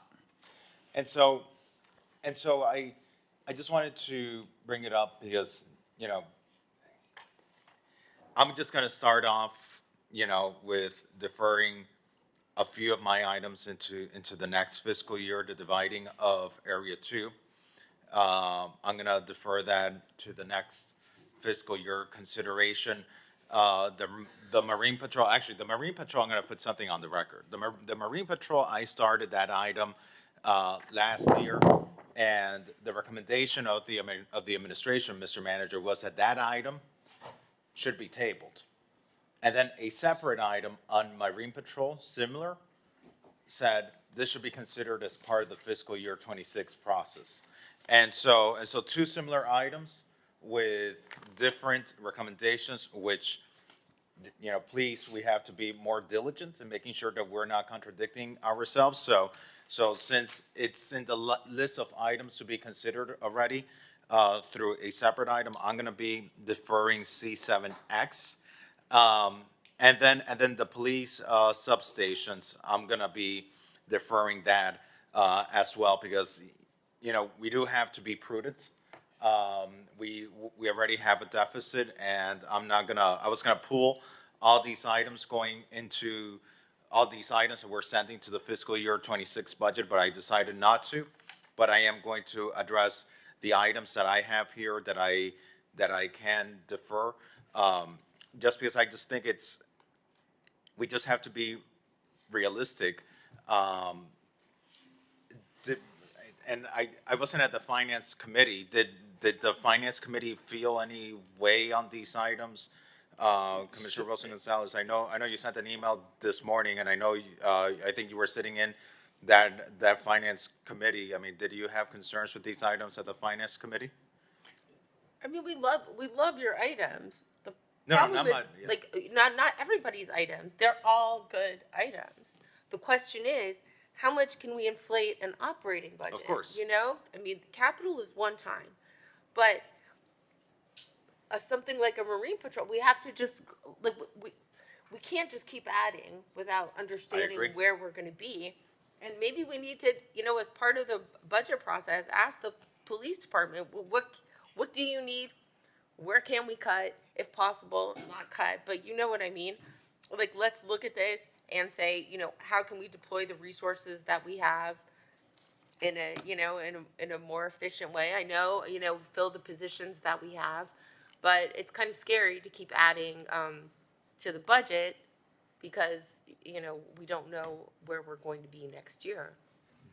And Commissioner, if I could, so at the finance meeting, there were, Mr. CFO, 9 items, I think there were, where we just said, we recognize that we're going to be challenged for the year ahead. So there's really no point in debating the merits of each one of these when in 2 or 3 weeks, we're going to be in front of the full commission and have a list of about 30 items and have to essentially go through the process of elimination.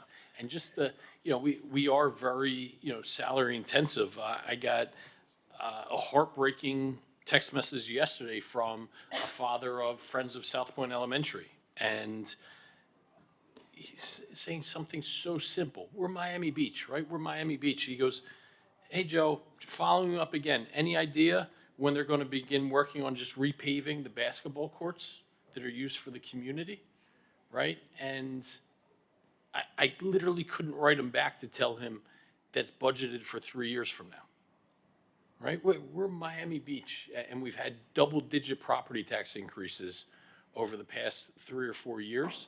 And I have to tell parents, a playground where your kids play every single day, it's scheduled to be repaved 3 years from now. So we have to continue on this theme of, really analyzing a lot of our expenses. And similar to you, Commissioner Fernandez, I'm going to be reevaluating some of the things that I personally have sitting at that 2026 budget workshop for things that were nice to haves that just may not be feasible or prioritized this year. No, and I get it, and I get it, and it's hard because we all put things that are worthy of merit.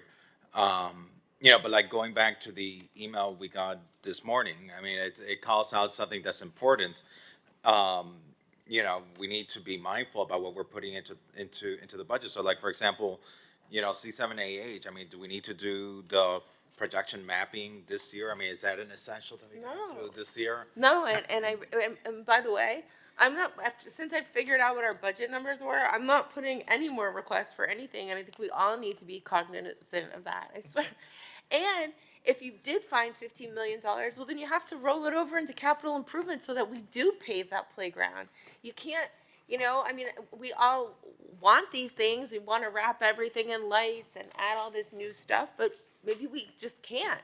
And so, you have to make a tough decision, Eric, and kind of tell us, hey, look, guys, we found this extra money, And I would love to do, you know, the Marine Science Museum, for example, but we can't because we have to fix what we currently have. And You that's know, and us. we don't know what that inventory is. And like And by for- the way, it looks like it looks terrible as you drive across the city. Our surface lots, they're not repaved. Our walls aren't painted. And so you have to push back on us and say, you know, no, and it's hard. I understand. So Commissioner, I'm making a pledge to not. through the mayor, Eric? all of this is a conversation about process. And I think that what we've actually done by pushing a lot of these things to the discussion during the budget is kind of opened everybody's eyes to the amount of asks that we get. And now it's going to be an opportunity for us to look at a long menu of items and really allocate dollars to the ones that have the best return. And so I think that that process is already happening, and it's just a function of we need to stay true to the course. Yeah, and Commissioner Fernandez, I commend you because it's not easy to look at your own items. So really, you actually started a great conversation, but also took a very mature approach. Bottom line is we're seeing it at every level of government, from the federal government to the state to the county. Everyone is either cutting or stabilizing, and obviously that's going to impact us, and we're going to have to look at these items very carefully and tighten our belts. But also, I mean, we are fortunate in a sense that some of the items like fixing our sidewalks and what have you, we have GO bond funding that's been approved by our voters. So there are certain things that are, the money is there, and we've bonded it out.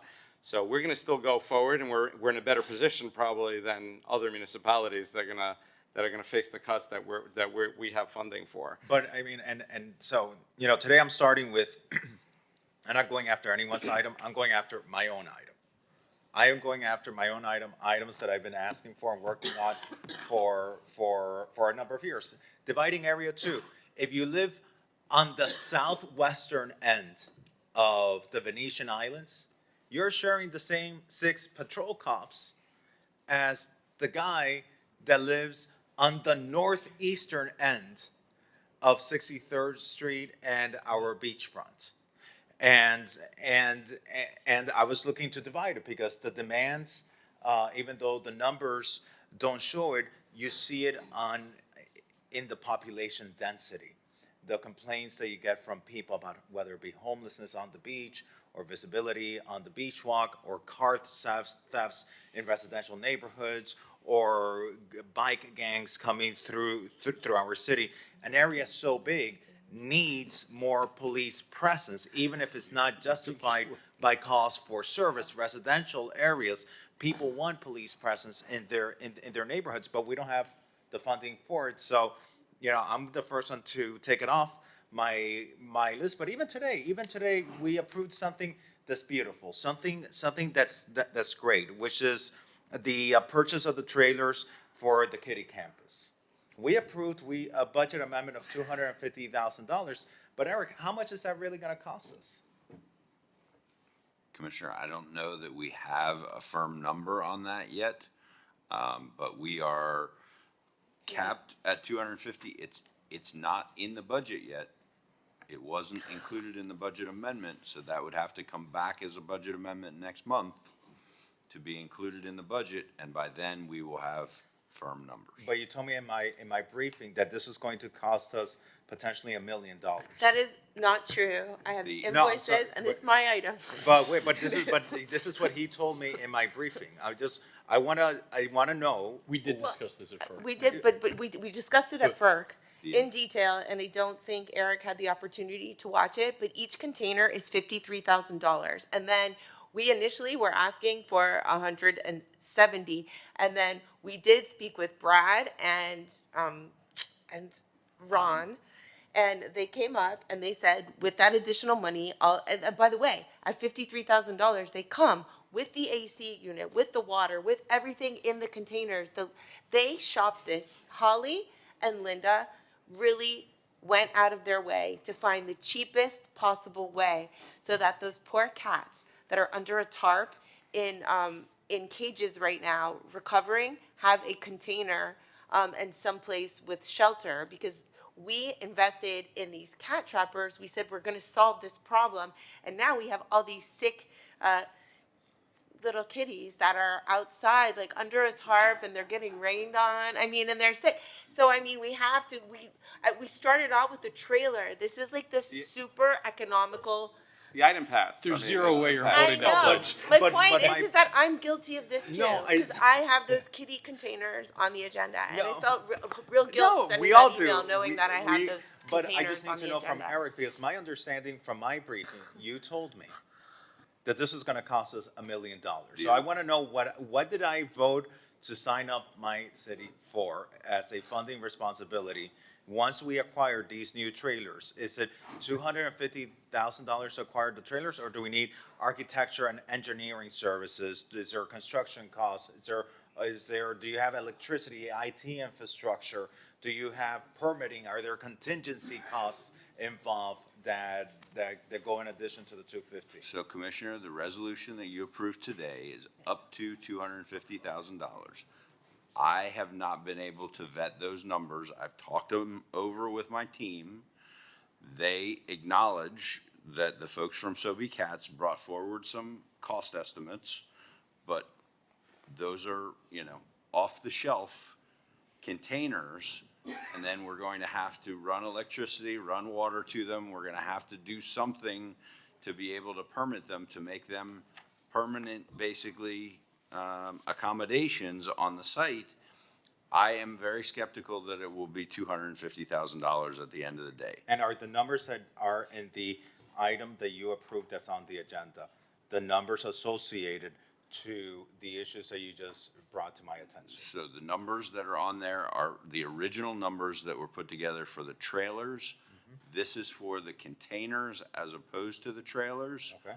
But I don't know where the number is gonna fall. I believe it's gonna be somewhere in between the two. All right, so we have to be ready for that. So that's why all that I'm saying is that I'm going into July 11th with haircut mode.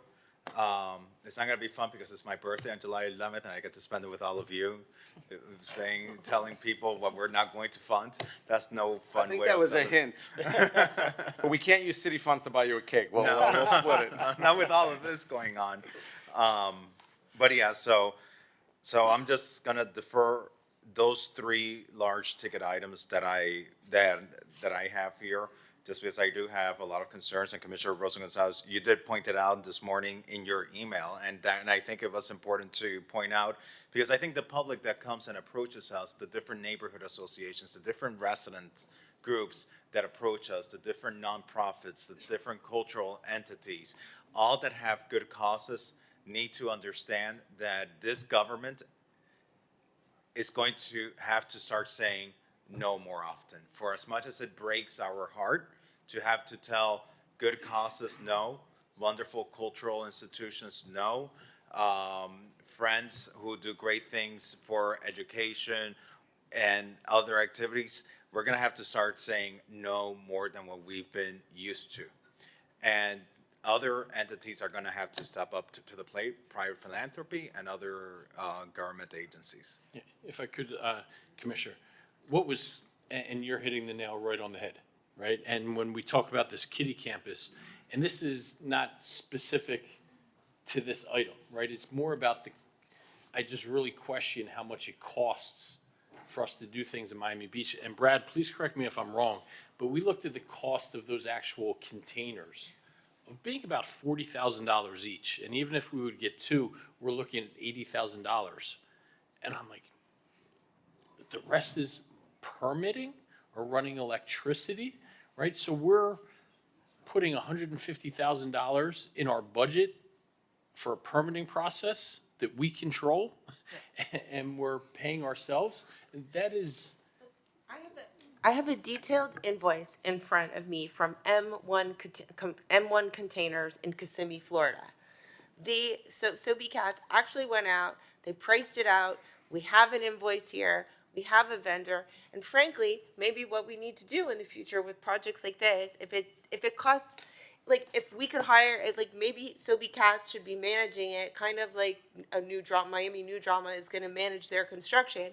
If Sobe Katz can get an electrical contractor to come out and do that connection for $10,000 and it's gonna cost us $50,000, well then, maybe that's how we should do these kind of projects. Because I have invoices, these are real, current invoices of the containers, of what it's going to cost. The only inflated cost in this entire thing, are I hate to say it, are the city's cost to run electric and water. And that's not a big deal. They could probably hire their own plumber, and they could probably hire an electrician if they can get through the permitting process in Durham. And seriously. You shared that with me, I mean, Commissioner. yeah, I appreciate did. it. So, I mean, we just like, haven't had a chance to review it and make sure that it's, you know, that everything's there. We haven't had a chance to make sure everything's there yet. okay, but the point is like this is like the most economical way that we could possibly solve a problem. And I'm making a commitment right now, like I said before, a pledge that I'm not going to put any more funding items on the agenda because we simply can't right now. Yeah, and Unless we cut someplace else. No, it's a good conversation, Commissioner Fernandez. I appreciate you highlighting. I wanted to ask Jason, because I recall you mentioning, obviously, during our budget briefings that we're at our literally highest reserves that we've had. This is a conversation we need to have, and we do need to tighten, but I also want to show our fiscal health as well as part of this conversation. Yes, Mayor. I think it's very important to state the city is a very strong financial position. We do have our highest reserves in our resort tax and our general fund that we've ever had. We've fully met all of our goals.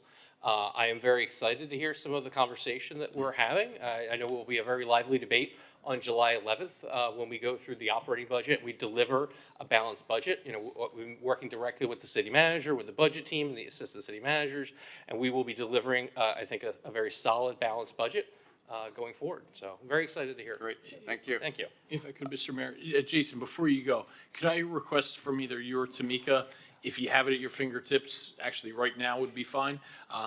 If not, later tonight, tomorrow, an LTC providing a list of the budget enhancements that we're going to be looking at come July 11th?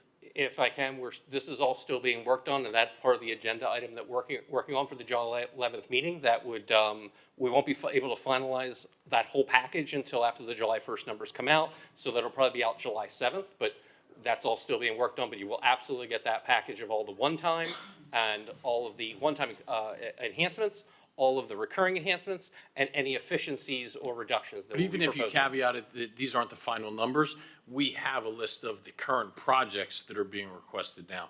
The final numbers have to come in, and we know that that's subject to change, but we have a finite list of the budget enhancements we're going to be looking at. I think he's just asking for the asks, not what we're gonna have to do, the A list of what we've- machinations to balance the budget. And it's good news to you because I think where this conversation is going is we're all going to begin preliminary looking at things that we may need to pull back, which should be music to the ears of a CFO. Yes, let me work with the budget office to see how quickly we could put together just a list of the commission endorsed priorities during this budget, and we could just provide just a list of description and dollar value, and we can see if we can get that out to you in the next couple of days, but we can work on that. And can I ask a question? At my budget briefing yesterday, you said $30 million in ask, we only have $1 million in discretionary. How did you find $15 million between yesterday afternoon and this morning? Where did the 15 million come from that you said we found 15? Where did it come from? The Yeah, you said we have. the $30 million number that I gave you yesterday was the 18 and the 15. I think I told you between 30 and 40. No, yes, and by this morning, Jason said that our asks were up to $57 million. I have not verified But that yesterday number. you said there was $1 million available to fund these things, and you just said now that there was $15 million available to fund these things, so. Oh, no, the 15 was the additional asks in this meeting. Oh, this not- was 15 additional. Yes. So we're at $57 million with $1 million in asks, and at least the water taxi is more than half of that. So there we go. I think, it's going to be a difficult meeting. We do need a list of all of those asks because we're all going to have to make, we can't fund any of them, correct? Yeah, if I may, as required, the city manager is required to provide a balanced preliminary budget for review and direction by the commission. That will be discussed on July 11th. That package will probably go out on July 7th.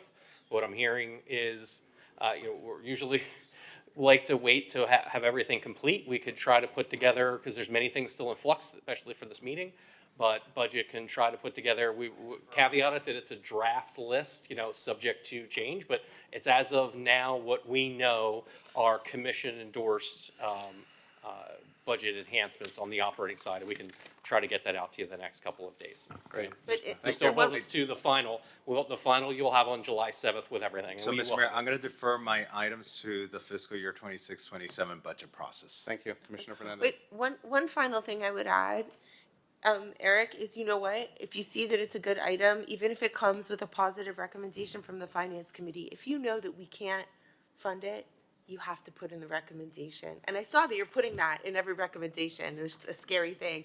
Given our capital needs, it's on every single, it's right there under fiscal impact.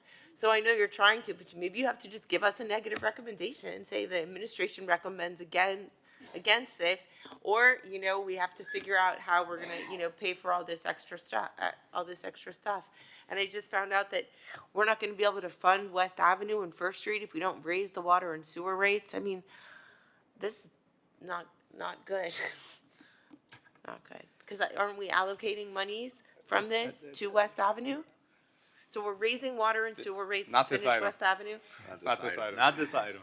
No, I understand that, but the whole point about it is that it's coming from everywhere to fund these large-scale projects, and we need to maybe go out and find this funding elsewhere, because we can't afford it. Great discussion, everyone. Thank you. So just make sure I got this correct. By acclamation, we are moving these three items as amended to the 26-27 budget cycle. Yes. Okay. If I may, just for clarification, so I assume the resolution would just be changed to be considered as part of the 27. 26, 27, And that's the yeah, change in the exactly. reso. So it'll be as amended by acclamation, all three approved. R7I. Sir.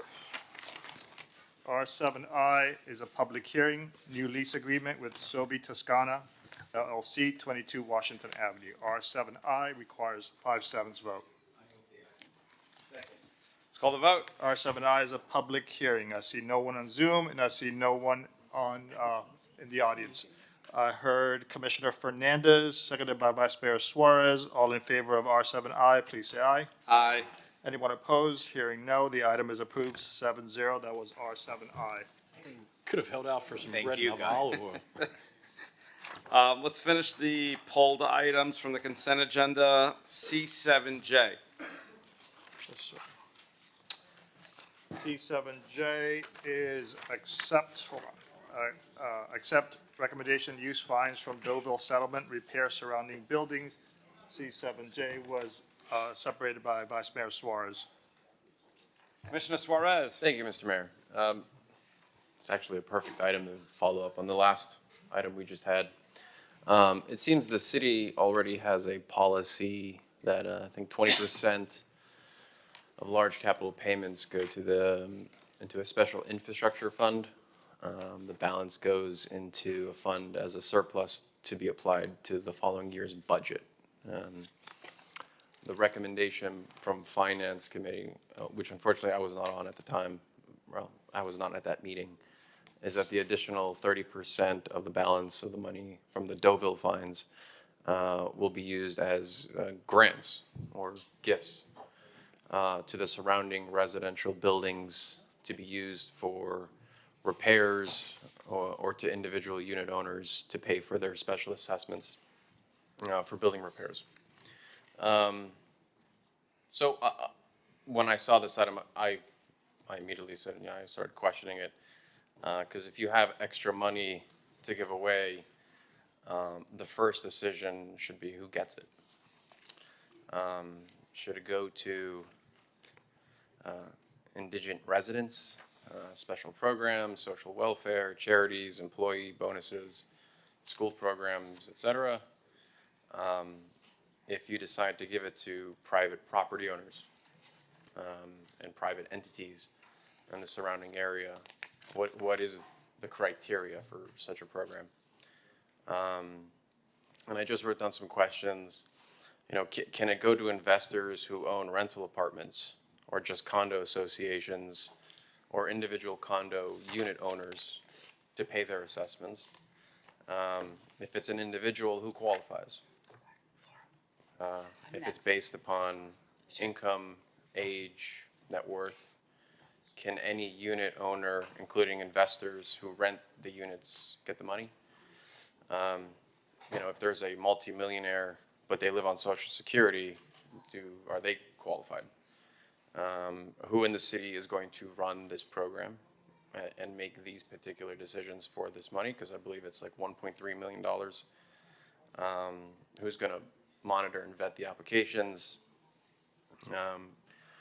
I understand, and the city attorney can opine,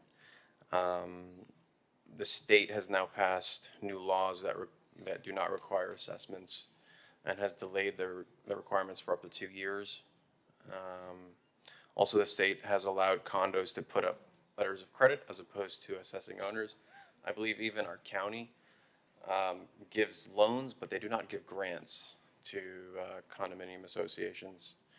And look, at the end of the day, I think public money should stay in the public needs, not private entities to a select handful of buildings in the surrounding area. We just had a long conversation about how we're going to have to tighten our belts. And this money from the Doville fines can certainly be used for the greater good of North Beach. I think one of the biggest concerns for North Beach is the water quality. So, you know, for example, we opened up a kayak launch, I think 10 years ago, and it's been shut down ever since because of bad water quality. Injection wells are not properly installed. We have pump stations that are not properly funded. I asked David Martinez from Capital Improvements how much money in outstanding projects do we have in North Beach specifically. It's upward of $130 million. So I'm always be against this idea of taking public money, giving it to private entities, and select private entities to, for whatever reason. I think the public money should stay in the public domain, put it towards something that everyone can value from, especially our capital improvement projects, where the residents of North Beach can benefit. So I also want to remind everyone and thank Mayor Minor at the time he was a commissioner. The whole reason we have this $6 million in fines is because he put the effort to get this money. And so it would be a real shame if we took some of this money and gave it to private people or private entities and individuals and not keep it in the public infrastructure. Commissioner Dominguez. Thank you so much. Having affordable housing is so critical for our city, and we continue to lose it. Part of the reason why that we're losing it is buildings are being scooped up by developers because people can afford to pay their assessments. So the city reached a $6.3 million settlement related to the Doville property, with over 5.3 million stemming from special magistrate fines. And per the city policy, 20%, which is 1.07 million, is required to be allocated to mass transit capital and acquisition costs. In a previous meeting, I made the suggestion, and I thank Commissioner Bott so much for co-sponsoring this, that 30% of the fines, which is 1.29 million, go towards a one-time grant program to help owners of buildings with repairs and special assessments for property owners in North Beach, north of 73rd Street. And the intent was to continue to keep our affordable housing units, that stock that we have there.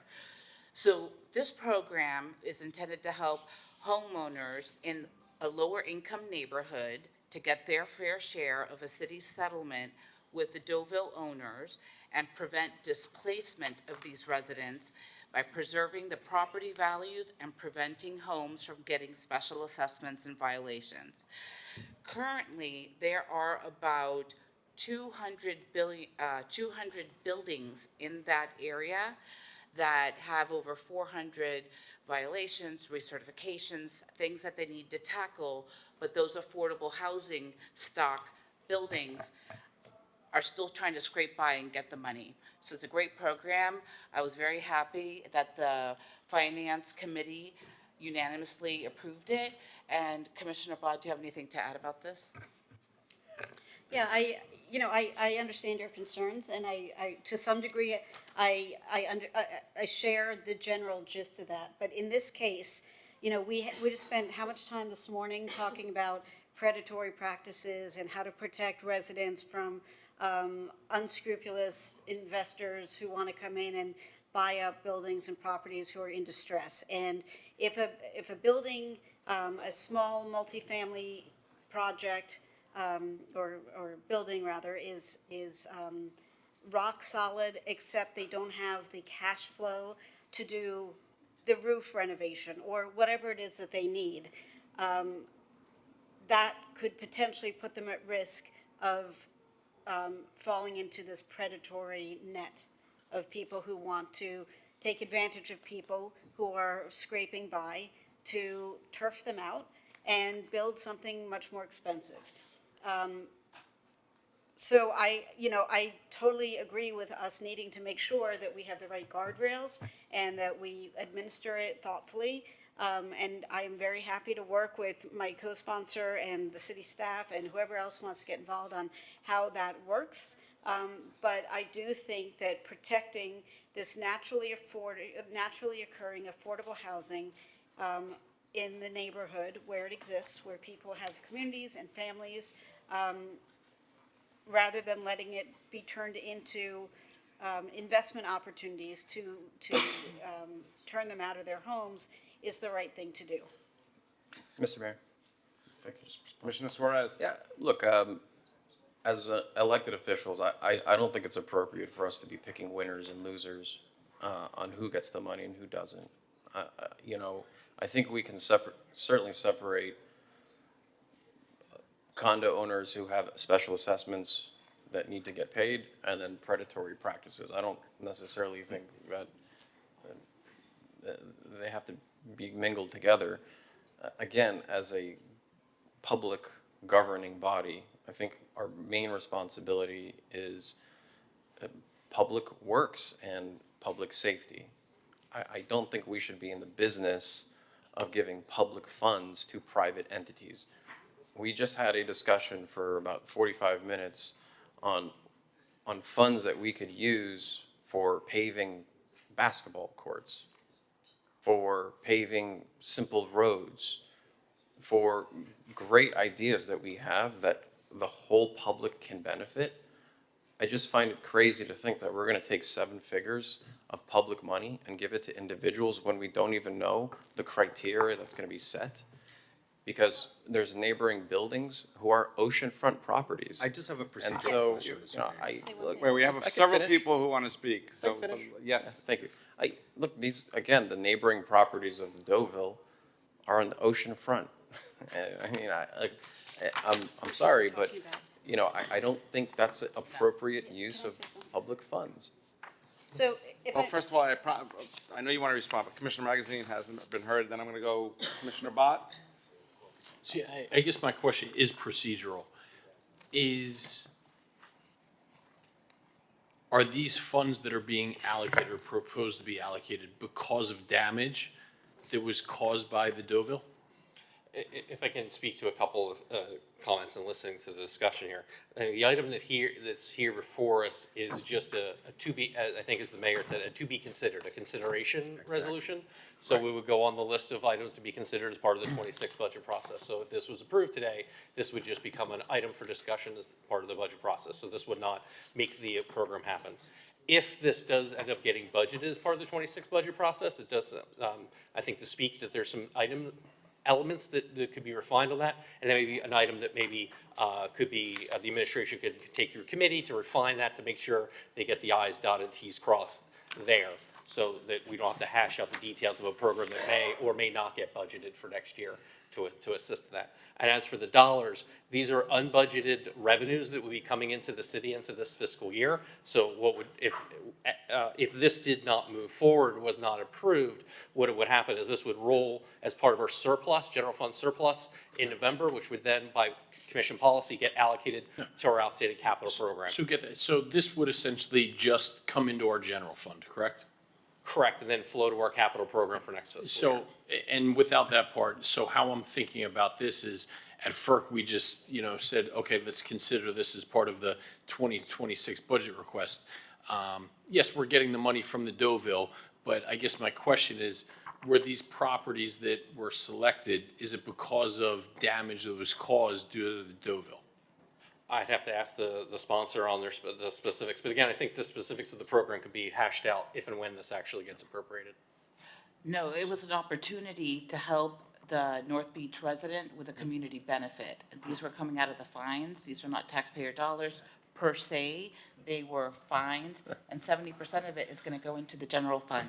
I asked for 30% to go to help buildings. It's the reason you ran, because of people getting displaced. Right. And it's to help people stay in their buildings and their Okay, homes. thank you for telling Yeah. me why I ran. So part of the way I address that is through legislative policies, not taking taxpayer dollars from one person and giving them to the other. That's not where I was going with this. I truly thought that because these were the Doville fines, it was because these buildings were impacted by that. But now what we're essentially looking at is separate the Doville fines, right? It's just, it'll be a budget request. Do we want to take general fund money, because this money is coming into the general fund? Do we want to take general fund money and give them to this subset of buildings, right? It's as simple as that. Correct. I have a question. I promised Commissioner Bott, then Commissioner Fernandez. I'm going to skip my comment. Commissioner Fernandez. Thank you, Mr. Mayor.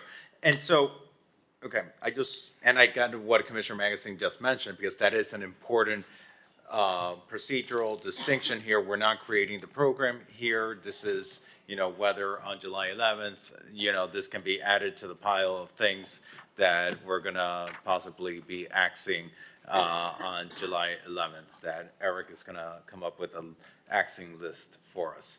I prefer recommendations, but yes. Yes. But putting that aside, it's not lost in me that the area surrounding the Doville, it's where we have some of our most naturally occurring affordable housing, is where we have also a lot of historic districts in that area. And it's what you're proposing here is specifically in the area, in the surrounding residential buildings of the Doville, correct? Well, north of 71st, so it would be just north of the Doville. I can't think of any residential housing in front of the Doville that's not more affluent. Right. And so, and I want to ask our planning director, Tom Mooney. The residential buildings in that area surrounding the Doville, north of the Doville, these are our historic districts, aren't they? The Doville is located in the North Beach Resort Historic District, and the large buildings to the immediate south and to the immediate north, some of them are classified as contributing. But then we also have like the Tantum. Then we have the Tantum Waterway.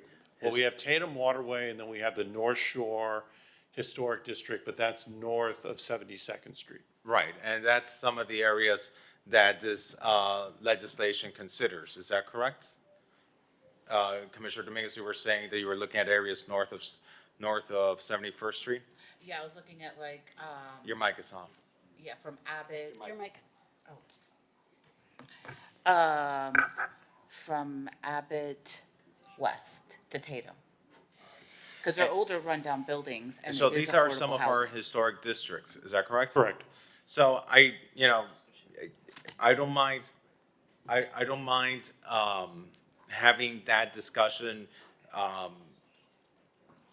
I don't mind having that discussion of how to use these funds if it's directed towards helping some of these older buildings. You tend to have residents who tend to be on fixed incomes, and these are historic buildings, and they usually do need repairs. And these are historic districts that we are trying to save.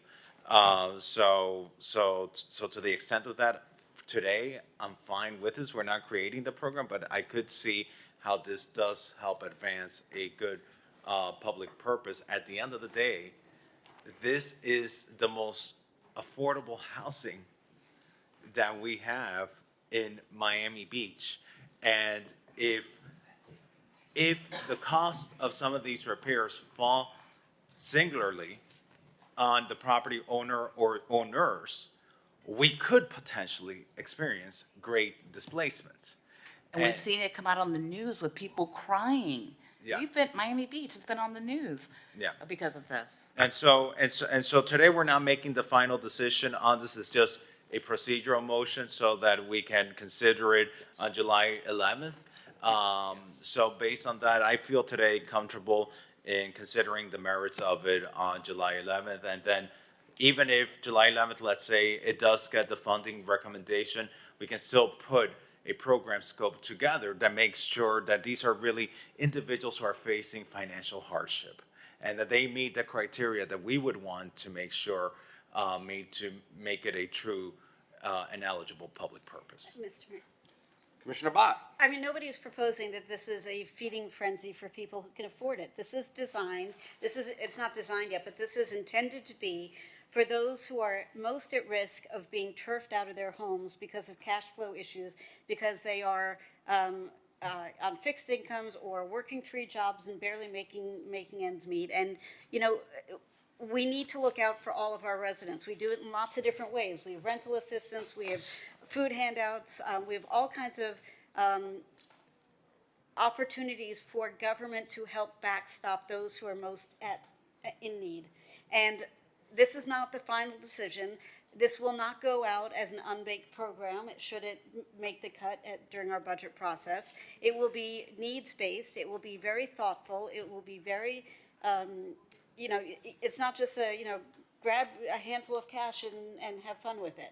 This will be a thoughtful program like the rest of our programs to help those most in need, like what we would have been talking about needing to do for the water and sewer rate hikes, right? Like, it's the same concept, just a different topic. So let's move this item.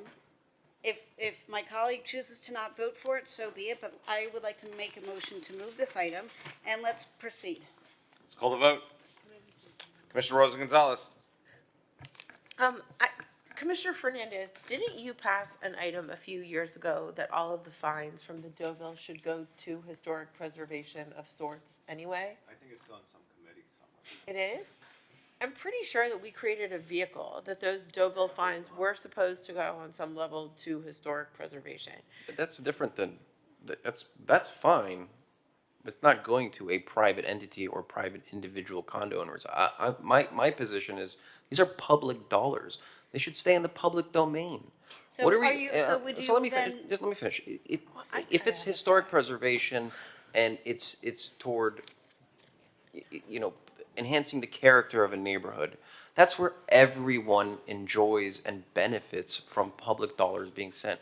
Is paying someone special assessment because they just didn't want to, or for whatever reason. And I'm not saying that that they didn't want to, but look, there's a multitude of reasons why people have lapsed on their special assessment. It's not our responsibility to pay them. As much as compassionate as it may seem, our job is to benefit the public at large, not a few properties. I don't understand why people 71st Street get to benefit from the area around the Doville. I think the Doville's on 67th Street. What does it have to do with 71st Street?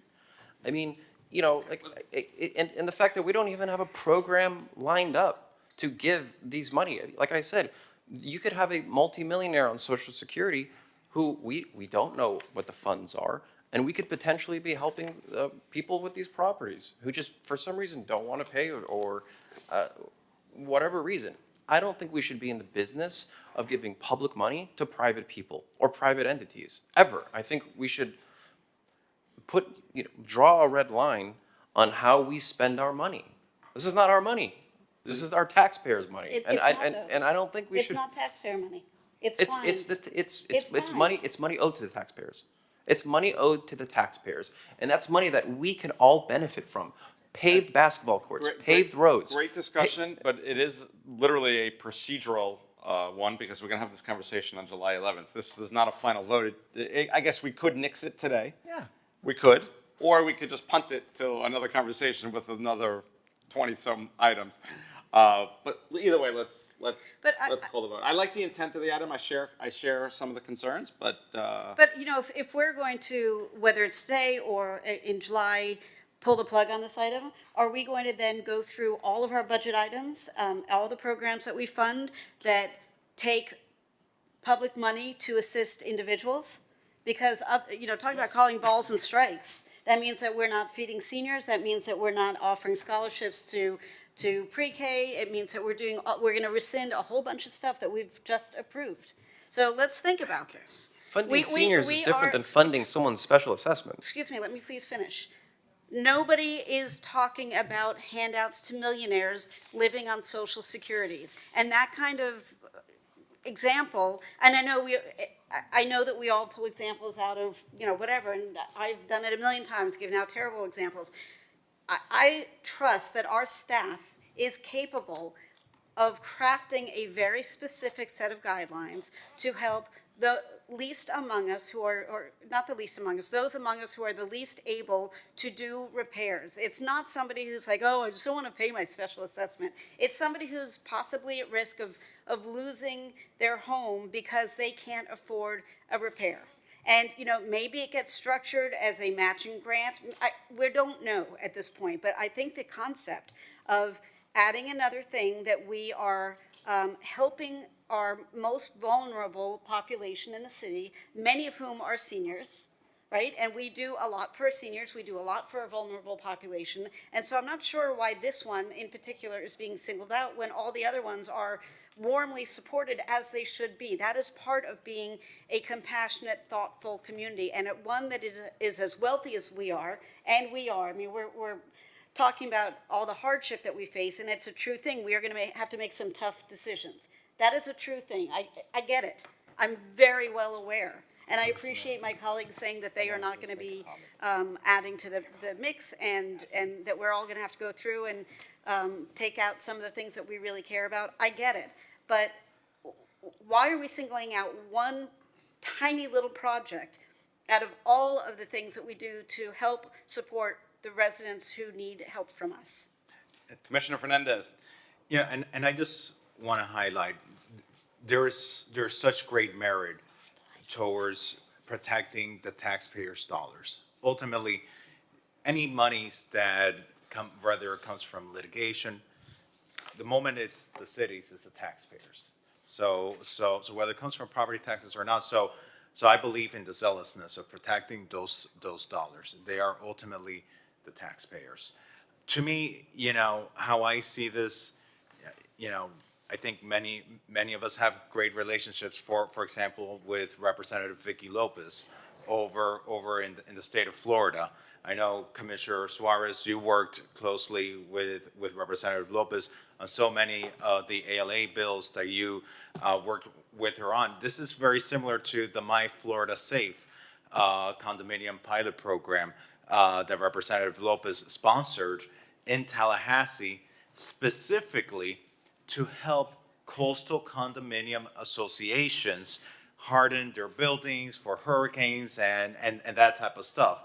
And this is, similar but different at a local level, because we have more than just condominiums. We also have apartment buildings where you have individuals with fixed incomes and needs of historic preservation that go beyond just hardening for hurricanes. But in essence, there's already kind of some sort of a framework, some sort of a precedent that's already been established by someone that we both respect, that we both have worked with in Tallahassee, And we see that in the My Safe Florida condo program that provides these associations and these buildings with funding. And here we have the opportunity to build upon that, because we know that that pool of dollars is actually very limited, and it's not going to be suffice to address the great need that there is. So following that lead and that example, I think it is completely in the public purpose for us to help these historic buildings that do need our help, especially when we consider the displacement that could potentially lead to these communities. And these are displacements of people who don't speak English, of people that don't know that this meeting is taking place, of people that don't engage with us, but who do need the assistance of their government and who do require on our empathy to walk in their shoes and understand their needs so that they can continue contributing to our community. Let's call the vote. I have a motion by Commissioner Bott, seconded by Commissioner Dominguez. All in favor of C7J, please say aye. Aye. Anyone opposed? Nay. I hear one no. Commissioner Suarez, item is approved, 6-1. That was C7J. Call R5AE.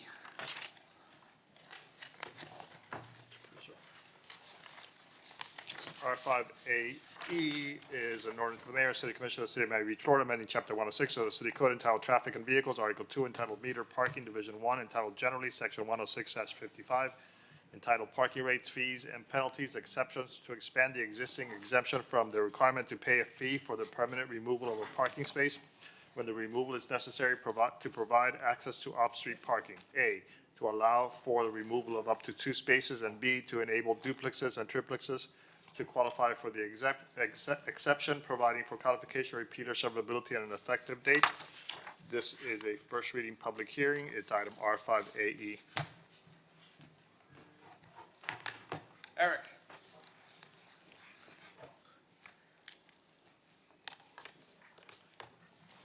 David Martinez. Nobody wants it. Good afternoon. I think this item is to address a situation that came up on a particular property on 71st Street, a particular property that had been vacant for several years, and they developed basically 3 townhomes on the property. The property did not have a driveway access to 71st Street. The property owner obtained an FDOT permit, being that it's an FDOT jurisdiction, to construct the driveway.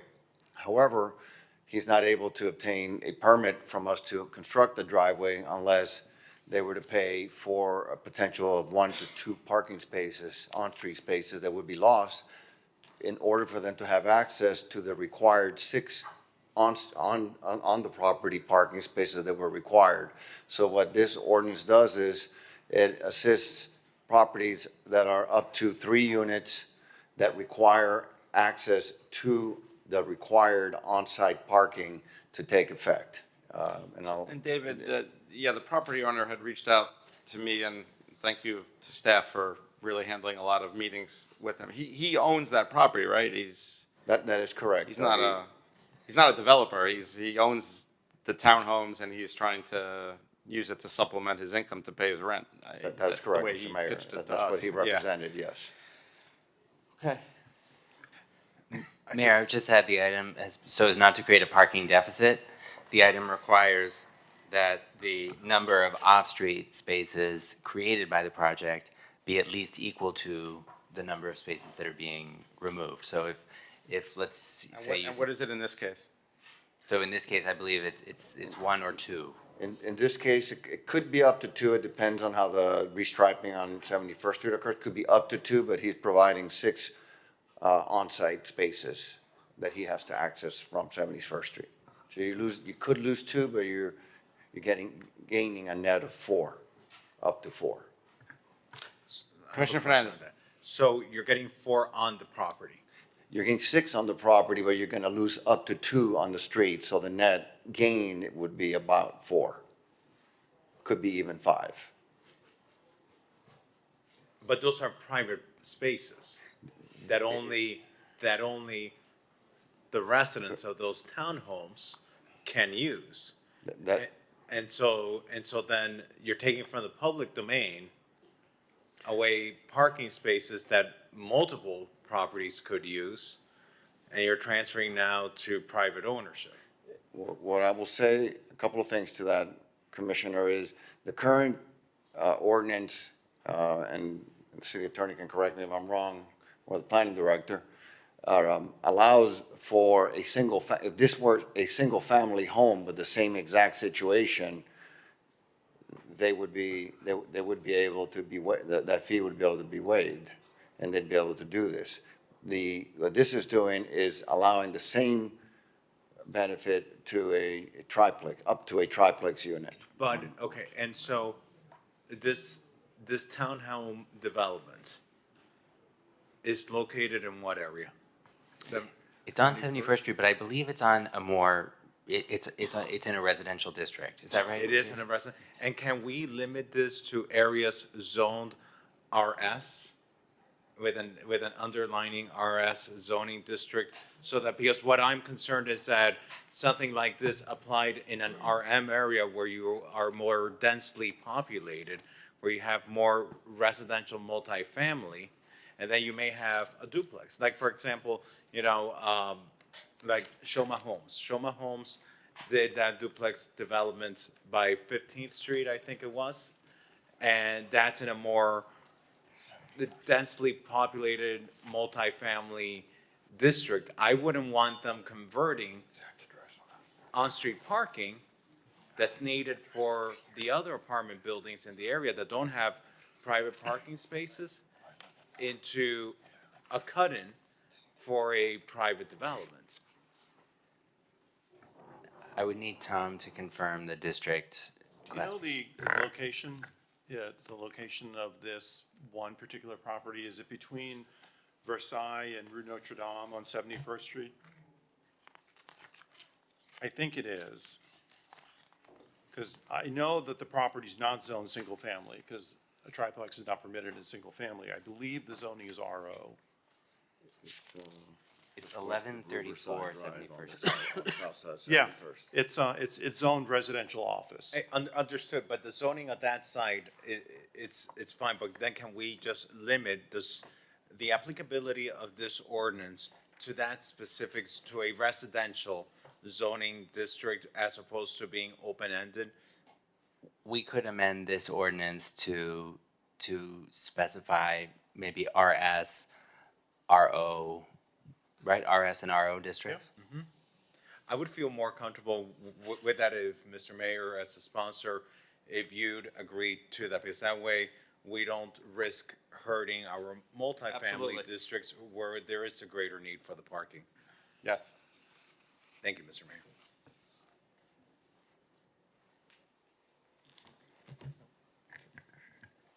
I'll move the item. I'll second. Let's call the vote. It is a public hearing. I have Larry Schaefer requesting to speak via Zoom. Mr. Schaefer, you have 2 minutes. Please go ahead. Good afternoon, Larry Schaefer, 233 81st Street.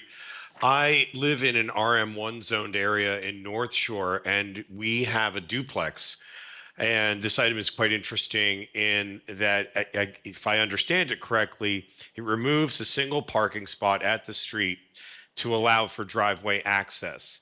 There was an item passed earlier this year, I think Tanya Bott was the sponsor, allowing people to also use that cutout space for parking with the consent of the owner. So let's keep that in mind, that this doesn't automatically delete street parking. There's another part of the law that's already been passed to allow that to be used flexibly. I would like to see if this is available for RM1 zoning. So I think when it goes back to staff, I'd like to see if maybe we can figure out a way to use this in North Shore, because most of North Shore is RM1, but it's not tall buildings, it's 2-story duplexes and the like. Thank you. Thank you. There is no one else on Zoom and no one else in the audience. I have a motion by Commissioner Fernandez, seconded by Mayor Minor. Calling the roll, Commissioner Rosen Gonzalez. Yes. Commissioner Bott. Yes. Vice Mayor Suarez. Commissioner Fernandez. Commissioner Magazine. Yes. Commissioner Dominguez. Yes. Mayor Minor. Yes. Motion carries. The item is approved as amended. Second reading public hearing is scheduled for July 23rd. R5AF.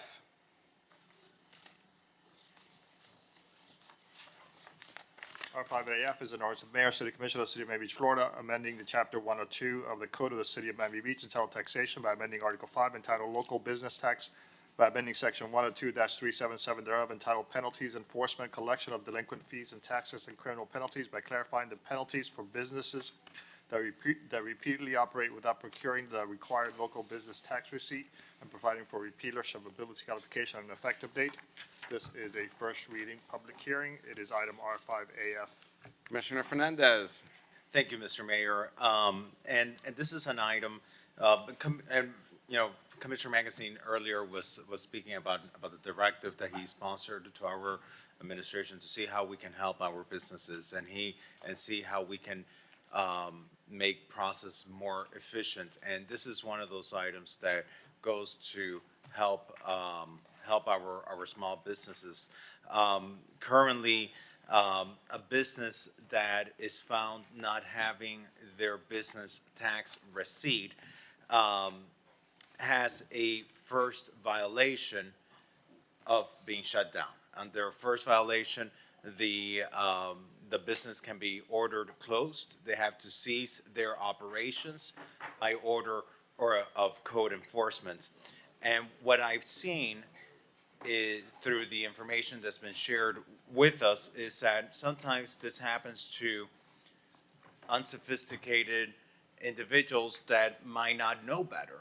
A small salon owner that has clients that didn't realize that they needed to have a business tax receipt, and they end up getting shut down. And today I got an email from a salon owner about this. Let's see, where is it here? Here we go, BTR shutdown. Hi, Alex. I wanted to take a moment to write to you about an issue that occurred at White Space Salon on April 12, 2024. The city came into the salon and asked to see our individual business tax receipt, or BTR. The entirety of the staff was unaware that this was necessary to work on the beach. We were under the impression that the salon owner needed to hold one.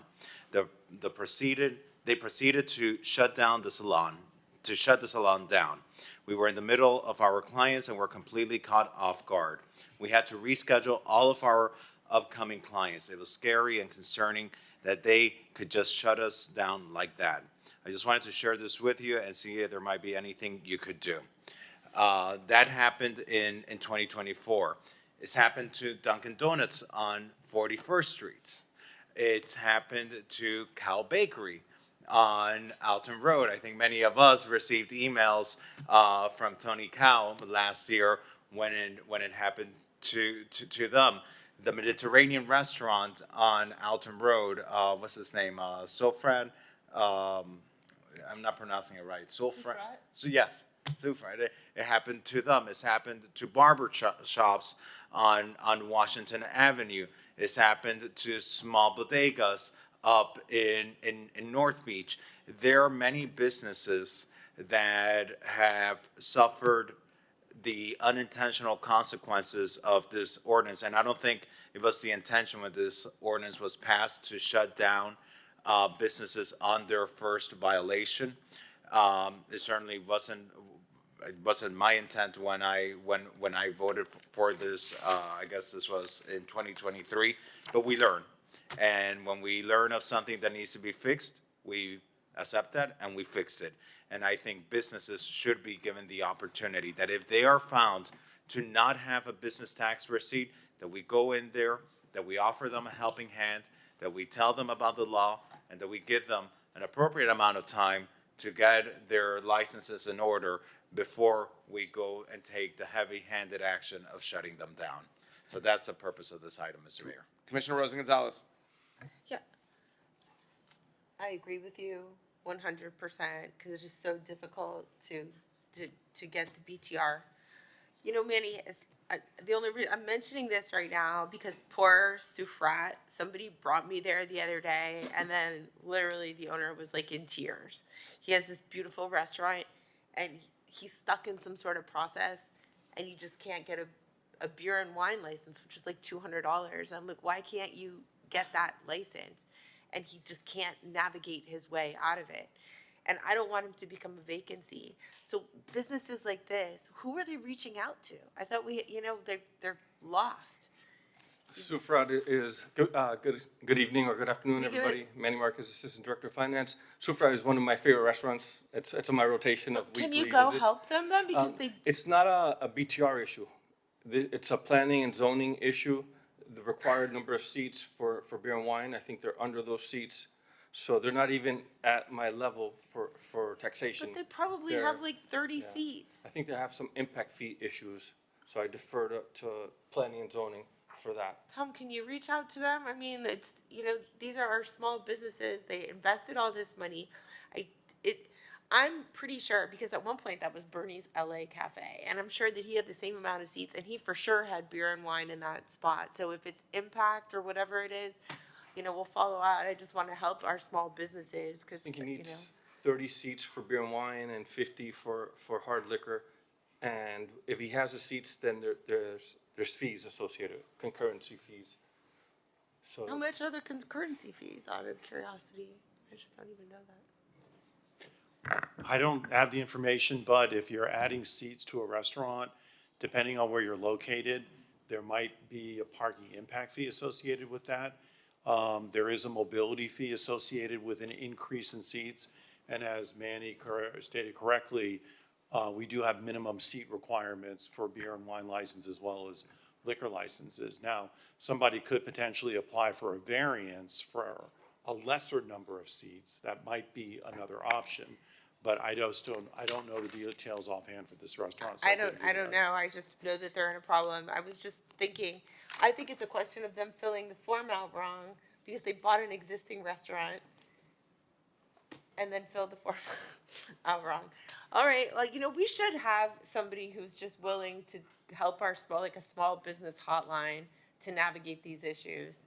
And I don't know, do we have something like that, Manny, where they could just call, and somebody will always pick up the phone, from 9 to 5 at least? Our call center, 604-CITY, 673-7000, and we'll help People them. call, can you get a human We'll hold though? their hands. Yeah. If I call right our- now, will somebody pick up? If Call I right call now, call right now and someone will pick up. 6, 7, 3, well, right now they're probably watching. I'm gonna try. No, they're not watching, they're answering phone calls. Yeah. What? Yeah, that's our So call while center. she's calling, let me ask, if I No, can. Commissioner Bott's next, and then Commissioner Magazine. So I actually have an item coming up. I think we passed a referral on consent this morning to discuss how to help small businesses. I know our new business development team does a good job of providing resources, but let's brainstorm on how to catch people before they get into the situation. And not here, not now. I mean, I'm just saying that this is an item that is coming before us because, hang on just one second, because there are too many times where somebody opens a business and either the realtor or the landlord or the permit expediter doesn't know, doesn't share the information. And so they are operating their business without the proper underpinnings. The details might vary. And it is the business owner, the small business owner who's trying to do the right thing and adding to the complex, rich tapestry of our community that is left holding the bag. And they are generally, barely making it, from month to month. They're paying their rent, they're paying their employees, they're eking out a living, and people go to them. But all of a sudden, they get hit with $5,000 something or other. And so we need to make sure that they have the correct information. And so that's what that item is prepared to do. But what I'm curious about, and this is a you question, it's also maybe a Hernan question. There seems to be a difference in the way people are treated if somebody goes in and is caught in a violation the first time versus if it's, a sweep of, doing the BTR review that comes out of your office, and then they're given time, a month, 2 months, whatever, to rectify the situation. So can you educate me on how that's different and why it's different? And is there a way to make it on parity, barring any bad actors? This is sins of omission rather than commission. This is why this legislation is very good, because right now the ordinance says we shall close down a business after they've received their third violation for a period of 13 months. This takes the shall out of it, and it says may, with the city manager's direction. Also, Manager Carpenter started a task force, a BTR task force, where we have staff from my office and staff from economic development. We hit the pavement every week. We've walked Alton Road, Washington Avenue, Collins Avenue, 41st Street, 71st Street. We're walking all the business corridors and giving folks warnings, because if code goes out and they catch them violating the BTR ordinance, they give them a violation. But with the BTR task force, we're giving them 45 days to come in and get all their paperwork done. A lot of times they don't even have a CO, so they have to start at the very beginning, getting their TCO, CU, and the BTR. So I'm, just to redirect slightly, I'm less interested in the third strike you're out thing, because to me that's a different issue. I'm talking about when somebody's first advised, right? So when you advise them, you've got 45 days to set it straight. You know, there may be some flexibility in that, and that's great. That's how it should be. And there should be somebody that they can talk to and how to navigate the system if they didn't know. What I'm concerned with, I guess, is if somebody gets a violation, they're in the same circumstances, but they didn't show up in the sweep, let's say, but they did show up because code walked in and it learned that they didn't have the CO or the, you know, whatever it is. But basically, it's the same thing. It's parity. It's their first violation, and it's a sin of omission, not commission. I'm not talking about the bad actors, the people who know that they didn't open correctly, who, you know, trying to game the system. I'm not interested in extending our grace to them when they've been, you know, gotten 2 prior warnings. That's a different conversation.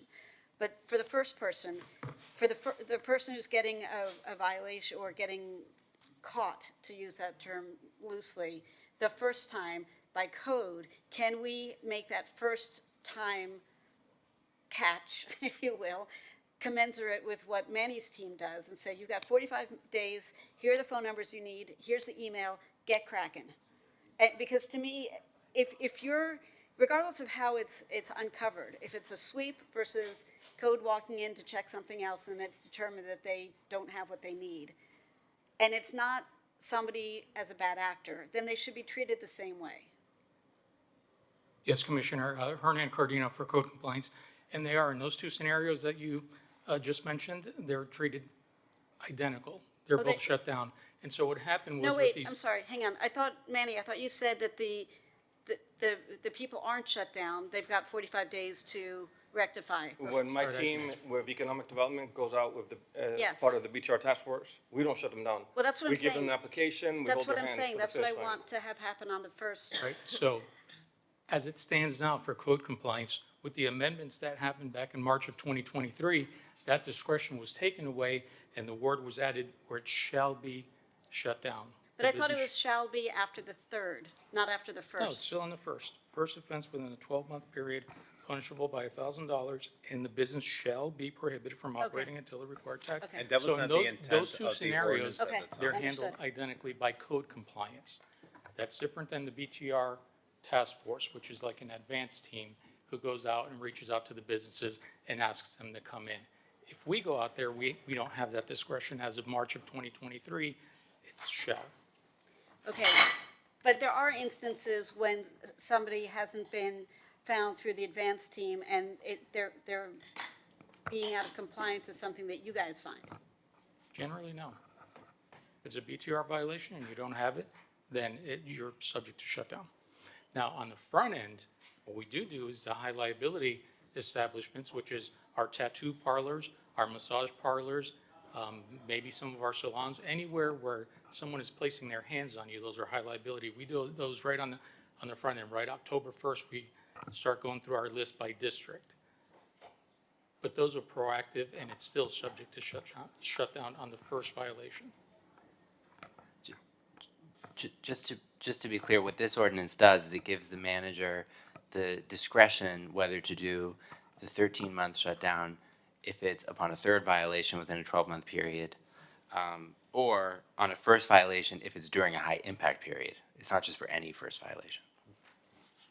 I guess what I'm trying to get at is if there is a first-time violator that code finds, And I understand that most of the time that's not the case, but if that should happen, that they be given the same 45-day period to rectify rather than shut down. And we have an item that's being referred to the Finance Committee about that process, about the process of individuals who, on their first violation, what the process is it a due process, is an opportunity to cure, in addition to the correction that we're initiating here on first reading, changing it from shall to may at the discretion of the city manager when it is known that is known knowingly and what is it, knowingly and willfully violating the ordinance. So this would be if you've had 3 violations, instead of automatically being shut down, the city manager can make that decision. On the third violation, under the current code, they're shut down and prohibited from getting a BTR for 13 months. It gives me the discretion to waive that 13-month penalty box. But they're still going to be shut down until they get a BTR. They're shut down by the third violation. They're going to be shut down. It's just a matter of they have to then get their BTR before they can reopen. I have the discretion of allowing that prior to the 13-month run out. And how do we shut down that business at the third strike? How do we shut them down? Yeah, I mean, what if a business chooses to not comply? You're like, yeah, I don't care. I'm still going to operate. Then we go back out there and we shut them down again. But we do have instances sometimes where folks basically, kind of thumb their nose at us and try to operate around the system. And through the mayor, if I may, I just want to make a clarification. From the first violation, the business is shut down until they receive a BTR. What we're talking about here, which is the third violation within a 12-month period, the business is ineligible currently to obtain a BTR for 13 months. What this does, as Nick explained, is that this makes it discretionary to the manager. But even from a first violation, until they get a BTR, they are shut down. So I've just, if I may, through the mayor. Commissioner Fernandez. Thank you. And just hearing the discussion here in the dais, with guidance from the city attorney, if they could guide me, perhaps we could start saying in the first offense, within a 12-month period, rather than starting with prohibiting them from operating until the required tax receipt is obtained, giving them in that first offense 30 days, 45 days, something, an appropriate amount of time to be able to achieve their business tax receipt. And I would like guidance from the city attorney on that.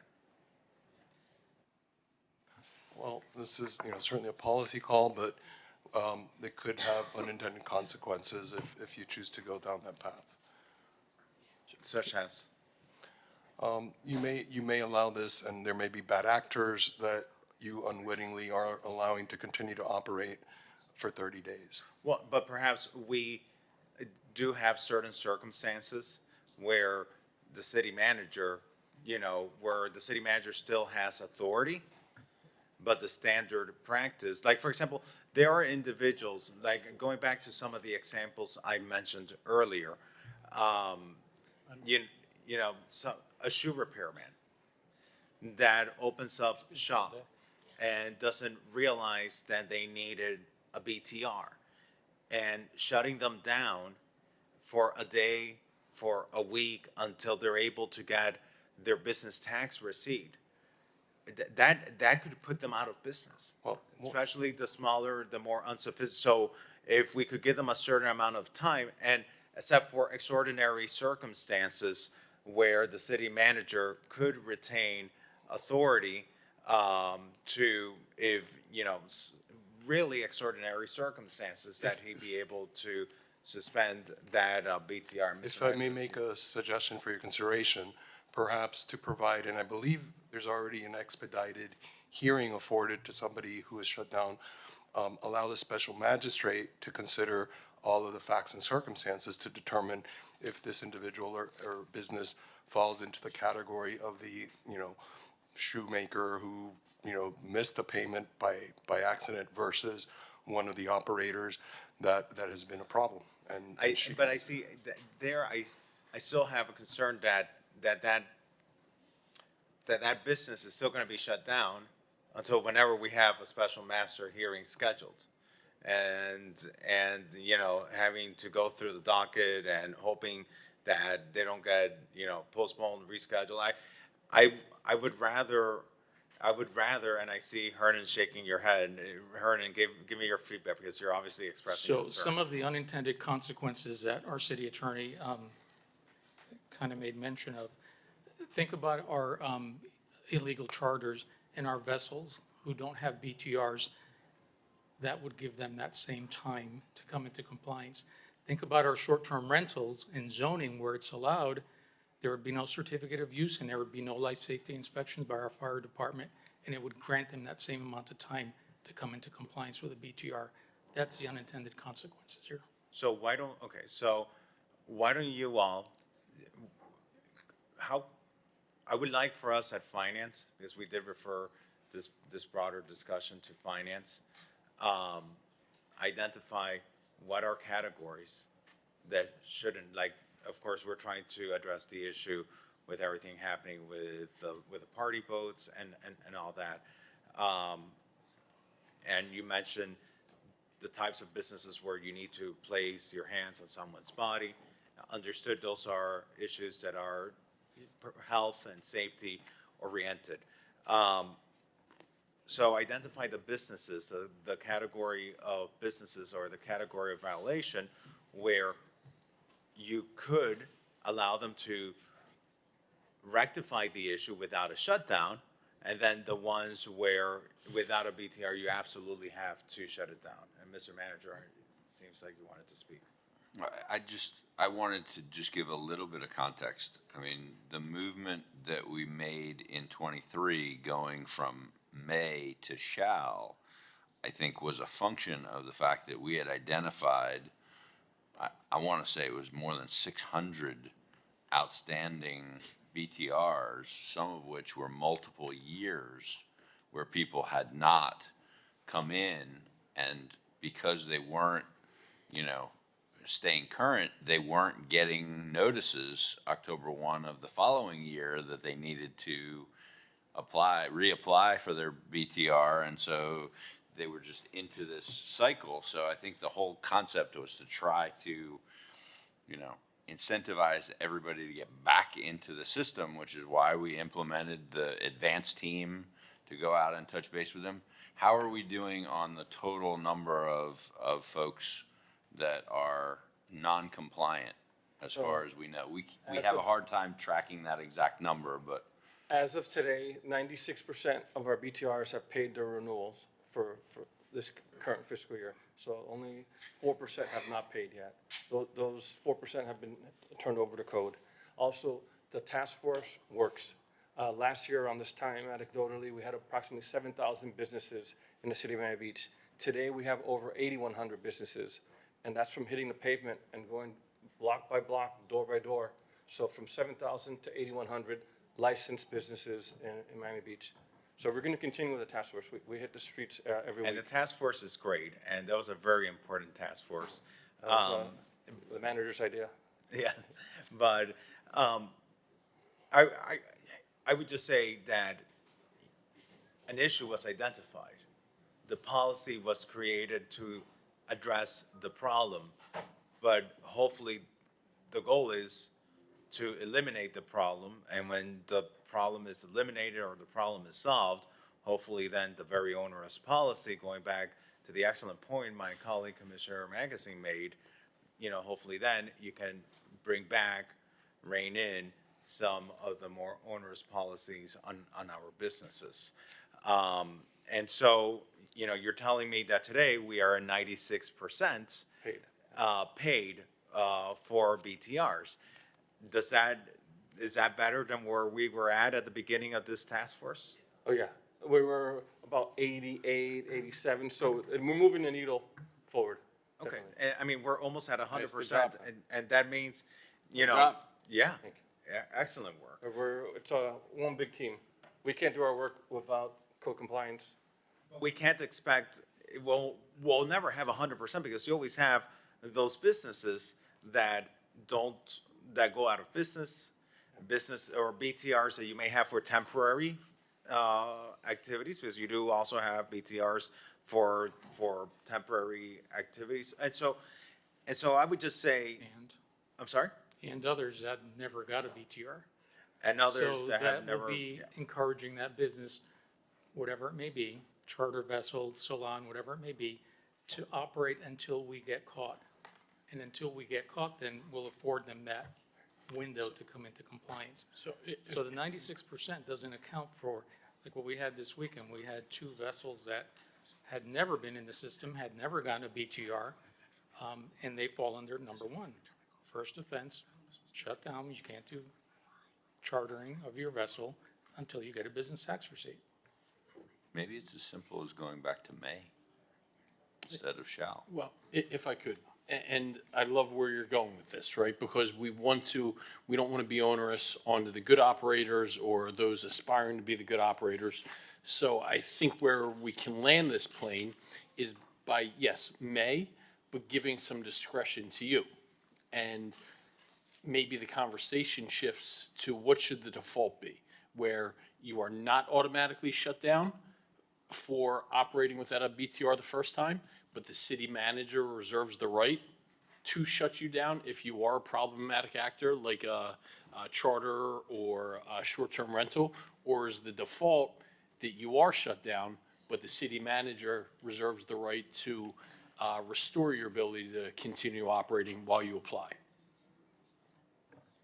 If I have any say in that, I would much prefer that I'm allowed to grant leniency rather than heavier hammer.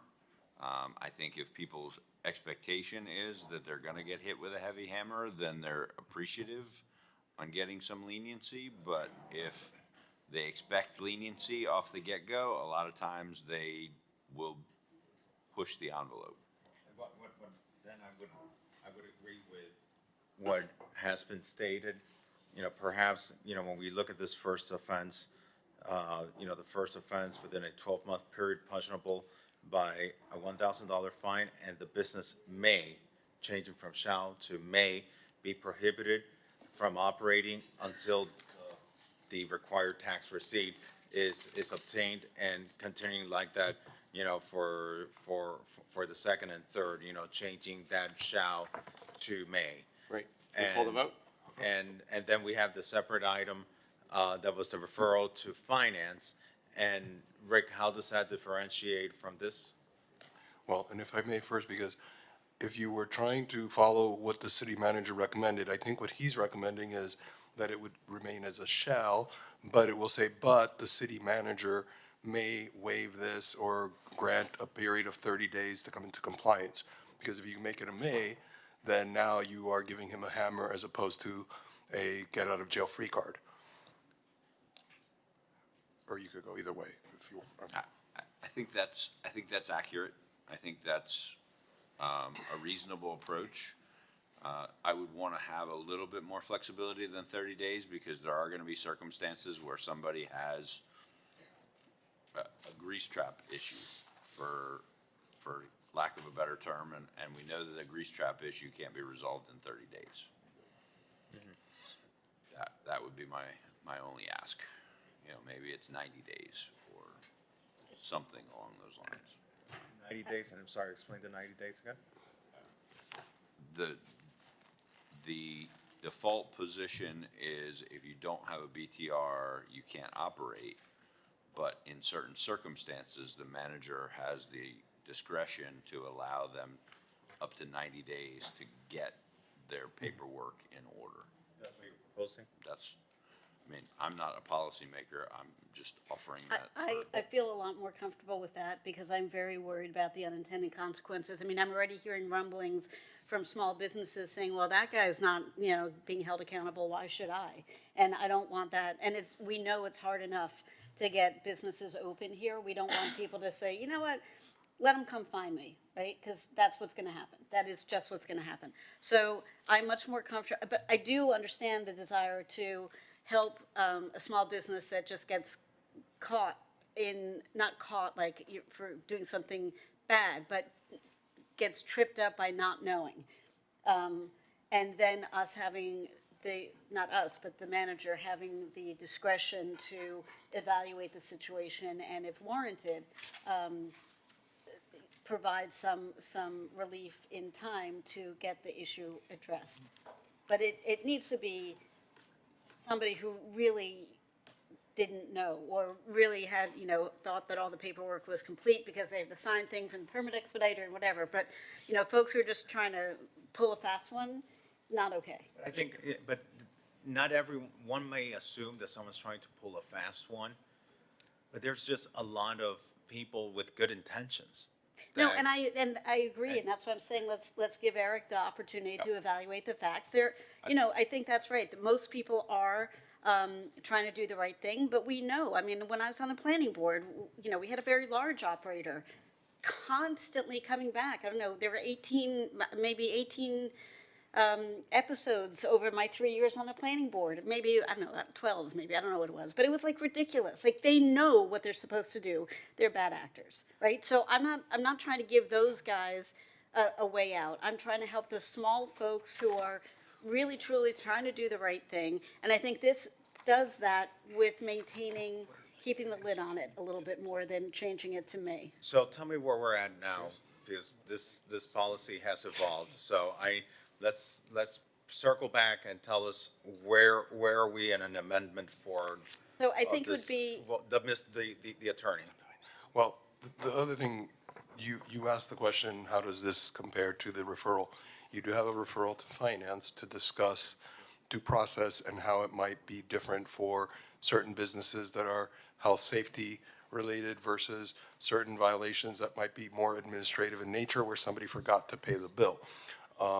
One thought for consideration would be to leave this in place until you have that discussion at FERC, or if you want to act immediately and do something now, you could either go the route that you initially mentioned, which was to say the BTR or the business may not be able to operate, or to say the shall not be able to operate, but giving the city manager discretion to give them a free, get out of jail free card, for lack of a better term. Yeah, I just think that the committee discussion is probably going to be very involved. As we're seeing something that I thought was going to be simple, there's a lot of complexities, rightfully so.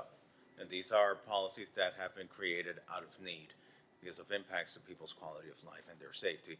And so I think I do want to move forward with this ordinance. So tell me where we are in the amended form of this ordinance. Sure. Well, you suggested to change shall to may, and I mentioned that if you wanted to be more consistent with what the manager recommended, it would, rather than changing may, shall to may, you leave it as a shall, but you allow the manager discretion to provide a reasonable period of time to come into compliance.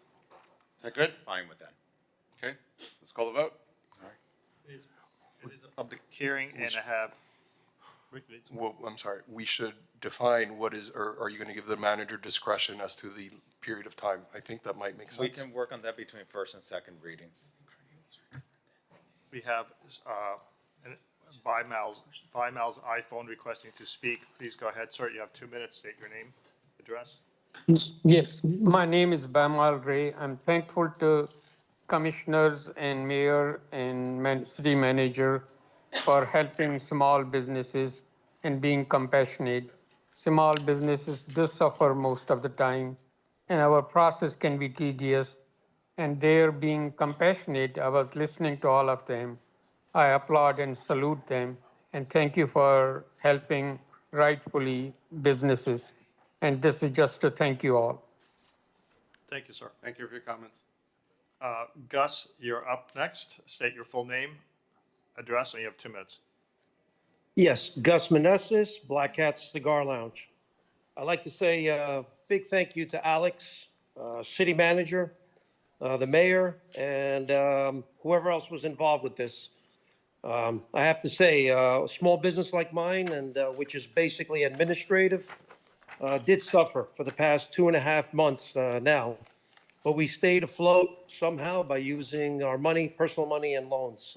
Some businesses cannot do that. So what you did today and doing today is going to help a lot of businesses like myself, and some that could not afford to be closed, not even for 2 weeks. So with this in mind, I just want to say thank you. Thank you, Alex. We've worked hard with Alex back and forth. He never let me down, and he stuck to his word to put it in front of the commission. And I do appreciate it. And Eric, I hope I get to meet you, and I know you're going to do the right thing. Thank you very much for everyone. Thank you. Thank you. There is no one else in the audience and no one else in Zoom. All right. I need a motion, please. I'll second. I have a motion to approve as amended by Commissioner Fernandez, seconded by Mayor Minor. Commissioner Rosen Gonzalez. Yes. Commissioner Fernandez. Yes. Commissioner Bott. Yes. Commissioner Dominguez. Yes. Vice Mayor Suarez. Commissioner Magazine is a yes. Mayor Minor. Yes. Motion carries. Second reading, public hearing is scheduled on July 23rd. The item is as amended, R5AF. Thank you all. And as you said, Manny, good teamwork. R7H. R7H is a public hearing, approved commemorative plaque for Arthur Martineau, 999 11th Street. How can we do this without Deborah here? Go ahead. Hi, Elizabeth. Good afternoon. This is basically to establish a memorial plaque on 99 11th Street building, where currently we have the Police Athletic League, in commemoration of Arthur Martineau. Sure. Obviously, it was such a big part of his life and the impact that he made on the PAL. Exactly. So I think it's a great item. I'll second. Oh. I have a motion by Commissioner Fernandez, seconded by Mayor Minor. It is a public hearing. I see no one on Zoom and no one in the audience requesting to speak. May I call the roll? Yes. All in favor of R7H, please say aye. Aye. Hearing no one opposed, the item passes. For the record, Commissioner Magazine is a yes. Item is approved 7-0. R7J. We're going to call R7J, R7K, R7L. R7J is established pay plan for classified service. Ask Me Others, approved 3% COLA. R7K, established pay plan for classified service CWA, approved 3% COLA. And R7L, established pay plan for unclassified service, approved 3% COLA. So we're doing R7J, K, and L. I move the item. No discussion? I think we're good. Let's vote. I have a motion by Commissioner Fernandez, seconded by Commissioner Suarez. All in favor of R7J, K, and L, please say aye. Aye. Thank you. Commissioner Magazine is also a yes, so the item is approved 7-0. The three items are approved 7-0. R7M. R7N is Amendment 1 to grant agreement for Miami City Ballet, GOB Arts and Culture. Move the item. I'll second it. Call the vote. R7M, I have a motion by Commissioner Fernandez, seconded by Commissioner Bott. All in favor, please say aye. Aye. Item is approved 6-0. Commissioner Magazine is absent.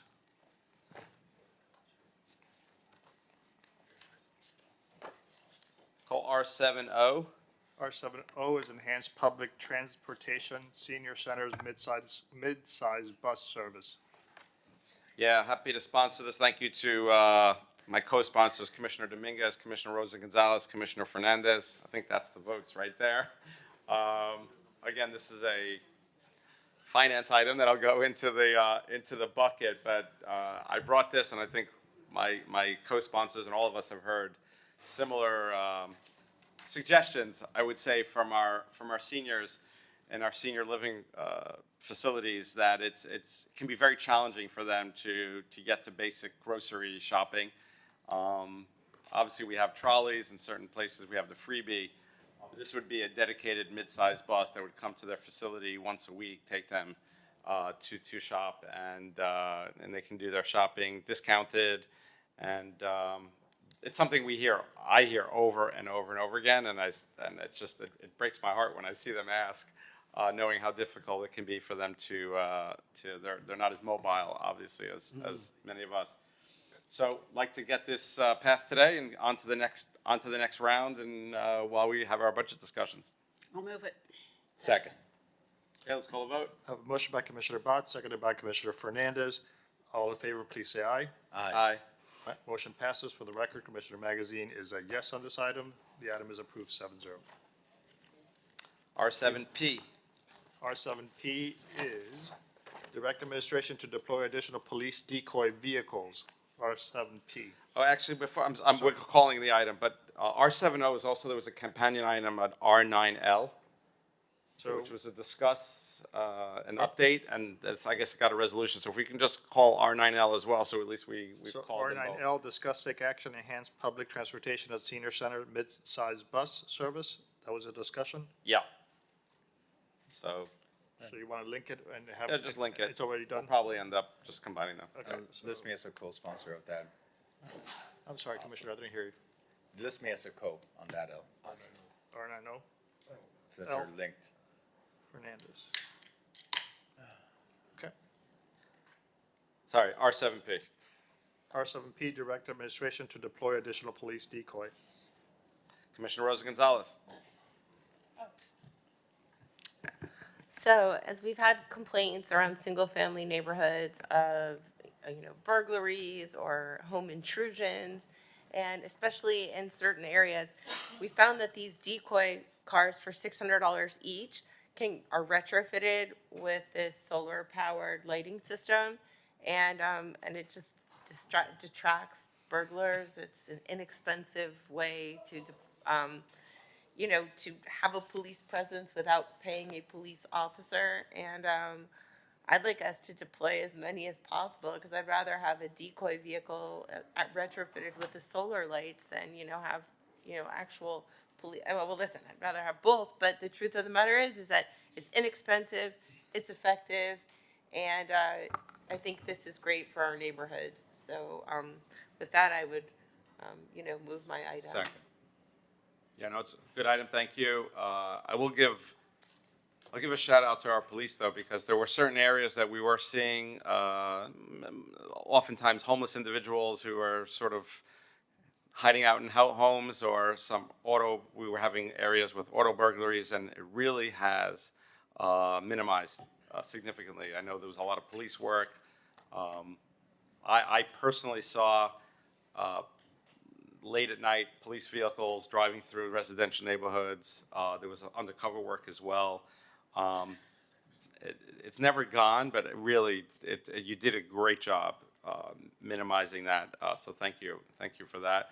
But I agree with you, Commissioner Rosa Gonzalez. The cars, especially now with the new solar-powered retrofit lights, is great. It's a little. You used to have a decoy car just sitting there with the lights off. You kind of knew. Now it's a little harder to tell that it's just a decoy car. So we have a motion and a second. I have a motion by Commissioner Rosa Gonzalez, seconded by Commissioner Fernandez. All in favor of R7P, please say aye. Aye. Anyone opposed? Hearing no, the item is approved 6-0. Commissioner Magazine is absent. R7R. R7R, approved $25,000 grant to Police Athletic League. Commissioner Bott. So this is an item, I guess, okay.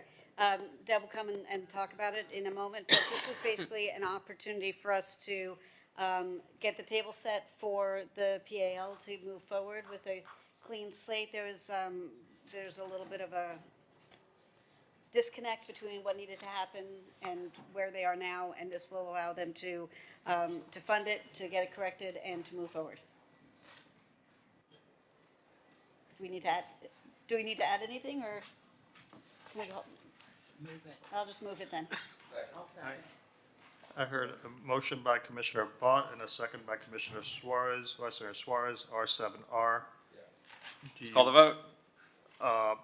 All in favor of R7R, please say aye. Aye. Anyone opposed? Hearing none, the item is approved 6-0. Commissioner Magazine is absent. R7S. R7S, create task force to enforce camping and other quality of life offenses. Commissioner Suarez, co-sponsored by Commissioner Magazine.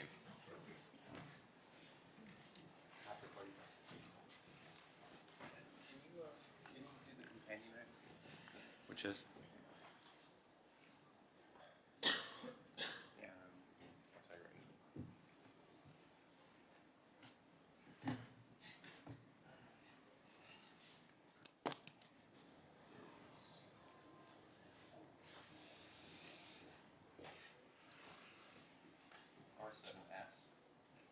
Yep. That's what we're doing.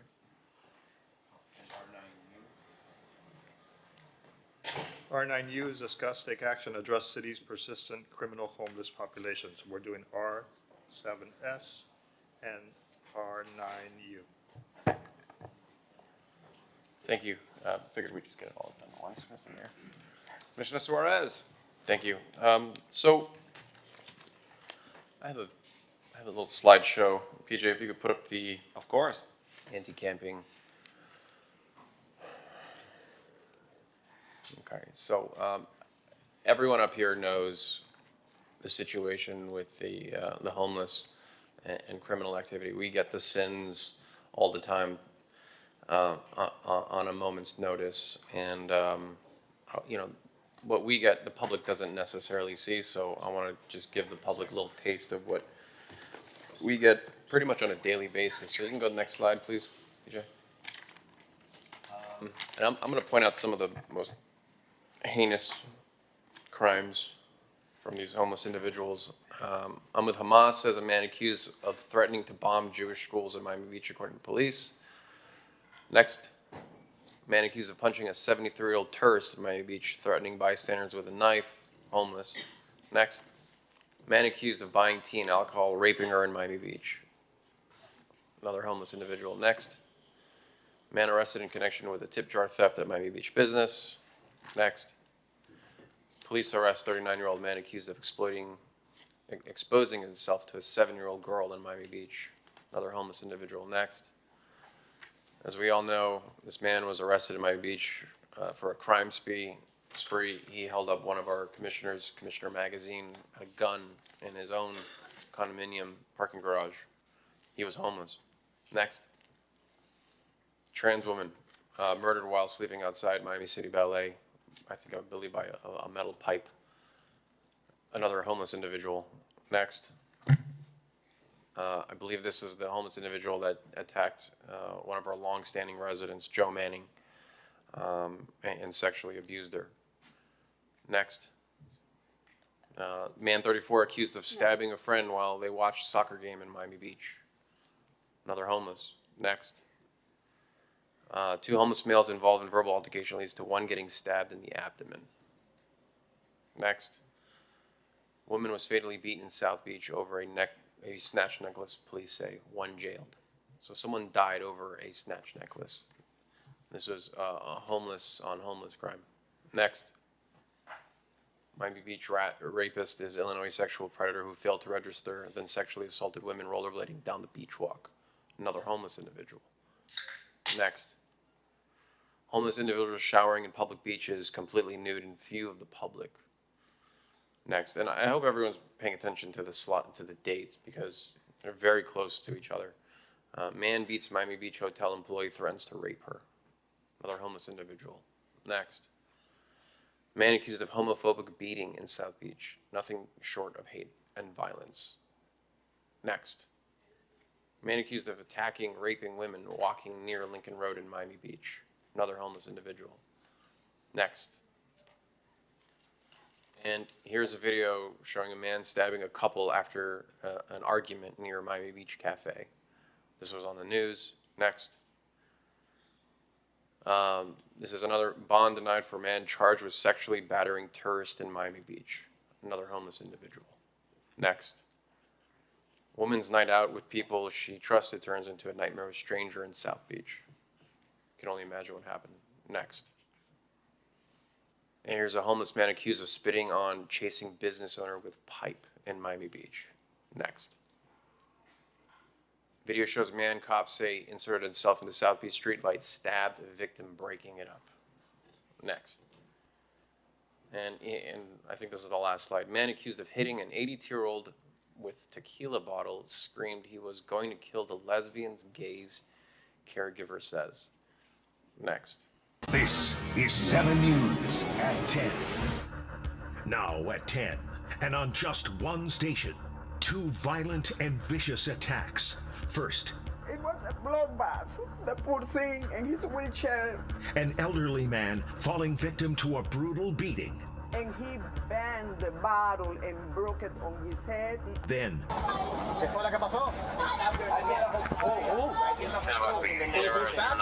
police raced to save a woman stalked and stabbed. Okay, Peter, you get pause it here. Thank you. So, look, I'm not trying to belabor this, right? But it's a lot, you know. And when I looked at the statistics, from January 1st, 2025 to June 17th, 2025, was a total of 2,400 arrests, 22,441. Of those, 1,028 were identified as homeless, so 42% of all the crimes in that time period. Comparatively to last year, and comparing the rate, homeless defendants in Miami Beach faced 191 charges for violent crimes. That's more than one violent crime every other day. And this is rape,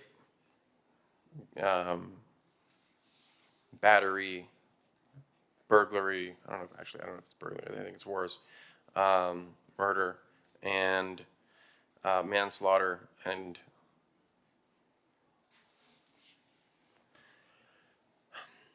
approximately 40% of all arrests in 2024 were homeless individuals. So in the January 2025 point in time, reported unsheltered population of 106 individuals. So if there's 106 individuals and you have this many violent crimes, certainly it doesn't seem like we're addressing the problem where it is. And so if there's a certain segment of criminals, nearly half of them are homeless, I think it only makes sense to have a task force to address the anti-camping ordinance that we passed, well, that the previous commission passed a couple of years ago. Go to the next slide, please. That's it. So, What can you explain what the task force would be? So I believe the police department has an outreach task force in the police department, Mr. City Manager, and through the mayor. And I don't believe it is responsible for enforcing our anti-camping laws. I think a lot of it has to do with providing services to homeless individuals, engaging homeless individuals. But from my understanding, and you can correct me if I'm wrong, Mr. City Manager, there is no dedicated task force that goes out and enforces the anti-camping ordinance that we've passed. And so what I'm proposing is that through the city manager, there is a division in the police department that does exactly that.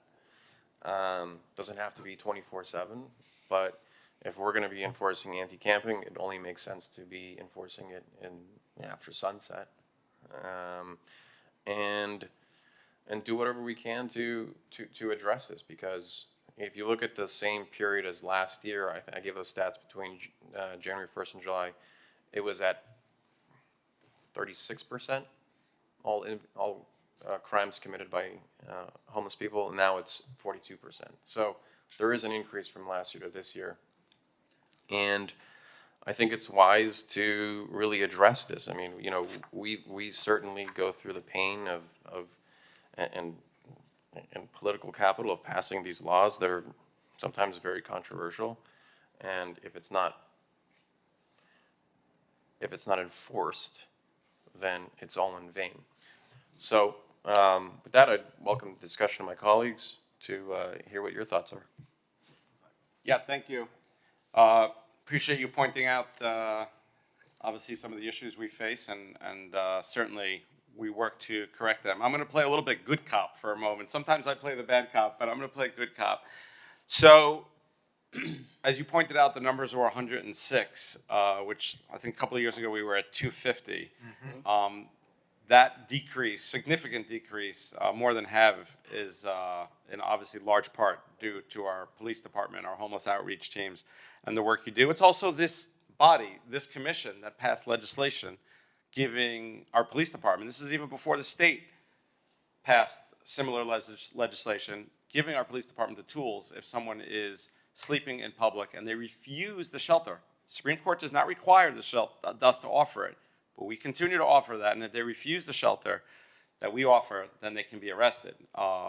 So we're providing you the tools, and obviously I think you're doing a nice job. What's interesting is, and we all face it, because we are taking homelessness seriously and compassionately. We spend millions of dollars to help homeless individuals get back on their feet. We have the most full-service homeless walk-in center in the entire county. We continue to get criticized and vilified, but nobody in the county, 34 cities, offers what we offer.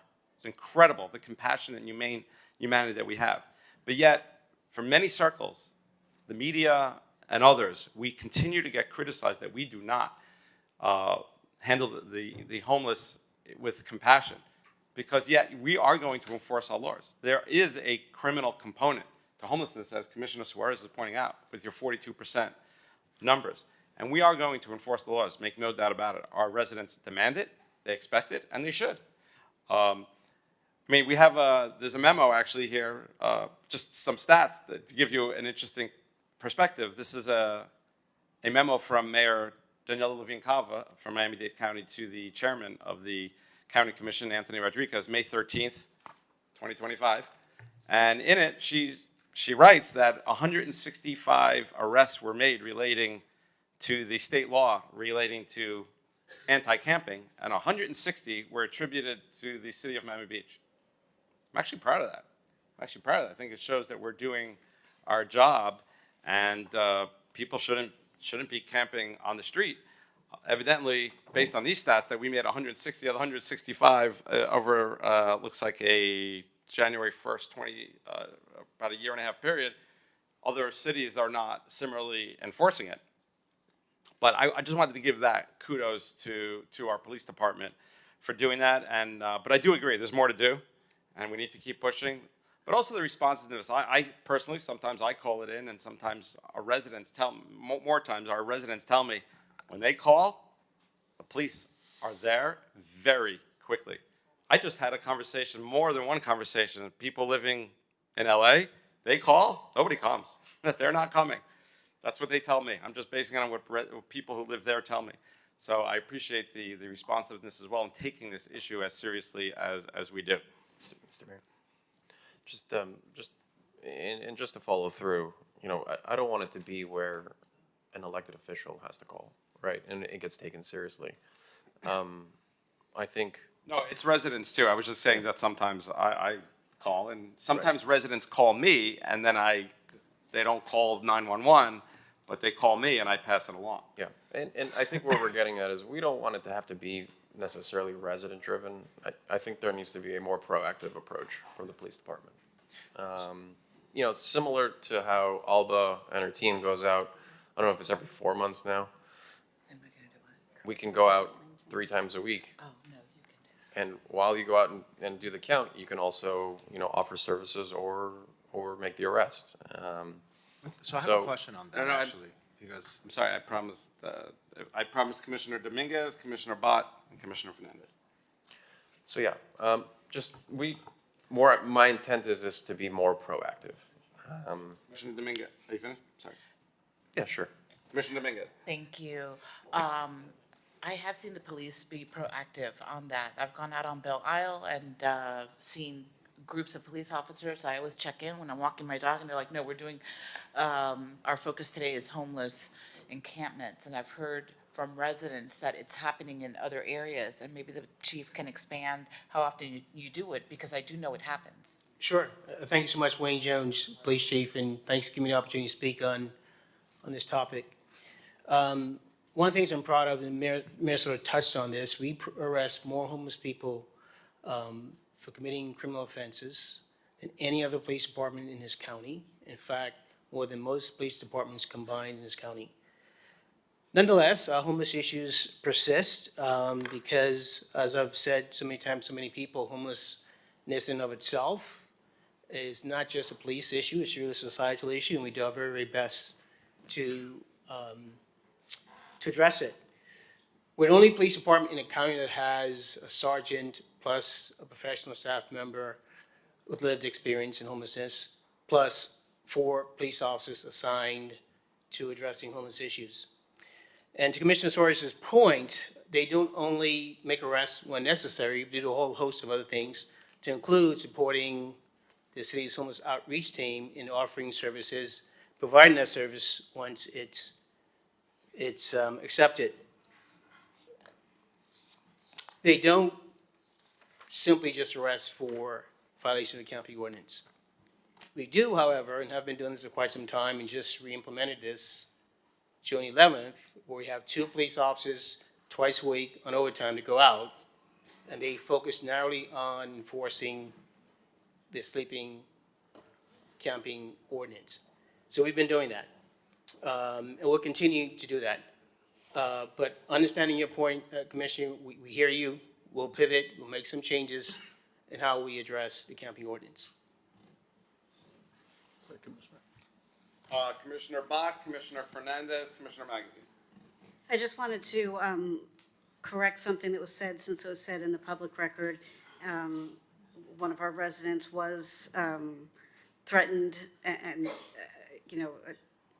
attacked verbally by a homeless person, but she was not sexually assaulted, and I want to put that in the record because that's a thing that has a lot of emotional baggage for some people, and it did not happen to her, thankfully. Not taking away from any of the points you're making, just wanted to correct the record. Commissioner Fernandez and Commissioner Magazine. Thank you, Mr. Mayor, and thank you, Commissioner Suarez, for highlighting the issues and the challenges with homelessness. Something that I've always tried to be very aware of is managing expectations also as it relates to homeless issues, as it relates to arrest of homeless individuals, the transient nature of homeless populations, because we are in an urban environment. We are in an urban environment that is a destination that has public transportation running through here. And so it is natural that regardless of the efforts that we engage in, we're gonna have a homeless population. Do I like that? No. Do I wish we could have a 0 homeless population? Yes. But it's just the reality of it. I mean, the reality is we, to this day, have a bus that goes from TGK out in West Miami-Dade that comes all the way to 41st Street, stops in front of the Burger King, that goes on to Collins Avenue, that comes around up to Lincoln Road, and it's a revolving door that no matter the 1,021 homeless individuals that the Miami Beach Police Department arrested this year, they get out of jail because judges let them get out of jail. They get on a bus that brings them back to Miami Beach. The sign outside of that correctional facility says, on that bus sign, it says, destination Miami Beach, Lincoln Road. That is what's outside of the correctional facility. I thought you fixed that. No, we haven't fixed that because unfortunately the entity that needs to collaborate is not very willing to collaborate. And they make every excuse in the book as to why we can't change that. Why not us, why they can't change that. And it's very frustrating. It is very frustrating because we are the only city that has that as the destination point. They're right outside of the correctional facility. So no matter the amount of money we spend, the amount of effort of this police department, the reality is that public transportation is going to bring them back into our city. I would say our efforts are best spent. Commissioner Rosa Gonzalez, you once said we should have a lobbyist at the county. Maybe we do need to get a lobbyist to go to the county and try to advocate to fix this on our behalf. Because then you will see that the rapist, the murderer that killed the transgender woman, the guy that is preying on the elderly, the guy that got the tequila bottle and broke it over someone, the one that is engaging in theft, that those guys don't make their way back to Miami Beach. Absent that, any expectation that the men and women of the Miami Beach Police Department are going to be able to create an iron curtain and keep the criminal homeless population. There are homeless individuals who are not criminal. We're talking about criminal homeless individuals. The thought that the Miami Beach Police Department is able to do this iron curtain and prevent homeless criminal individuals being released from TGK from making their way back into our city, it's unfortunately a false expectation. It is a false expectation. Now, I know you have an operation that is done on a weekly basis that's separate than the compassionate outreach that is done. And I think that is important. So you have Sergeant Jerome Berrien, together with Bo Hall, together with the Office of Housing and Community Services, and they go out once a week. Is that correct? Yes. And those are the compassionate missions where they try to get individuals into housing. Yes. All right. But separate than that, that's on the compassionate side. Separate than that, there are more enforcement related missions that your department is involved with. That's correct. And even on those weekly joint missions with the city's homeless outreach team, the rural police officers not only to be there to support the homeless outreach team and to encourage people to take shelter, take help, but if they observe criminal activity, their job is also to make the arrests as well. Separate and apart from that, we also have a twice weekly mission where we pay 2 officers twice a week to go out, and their sole purpose is to enforce the county ordinance. That's overtime? Yes, sir. That's overtime, yeah. And so how can we get that out of overtime? Because that's a concern. Overtime costs us more money. How can we get that out of overtime and do it more frequently so we can address the concern that Commissioner Suarez has, that I share the concern as well, and not limited, because, and I'll tell you, Commissioner Suarez, your item is great, but I do have a concern that when we focus on specific areas, when we say, well, we're going to focus on Lincoln Road, Washington Avenue, Collins Park, Altos Del Mar Park, and the Beach Walk, addressing homelessness is like water. Water is like a balloon. It's water in a balloon. It shifts. It finds gravity. If you put the task force only on Lincoln Road and only on Washington Avenue and only in Collins Park and only on an Altos Del Mar, you know what's going to happen? They're going to be hanging out behind the bank on 41st Street. We're going to see more of them at the Burger King on 41st Street. We're going to see more of them on the bus stop on 41st Street. We're going to see more of them hang out by the pump stations. This happens. We're going to see more of them go into the golf courses. We're going to see more of the homeless individuals sleeping in the breezeway of the Sunset Harbor Garage, where Panther Coffee is at.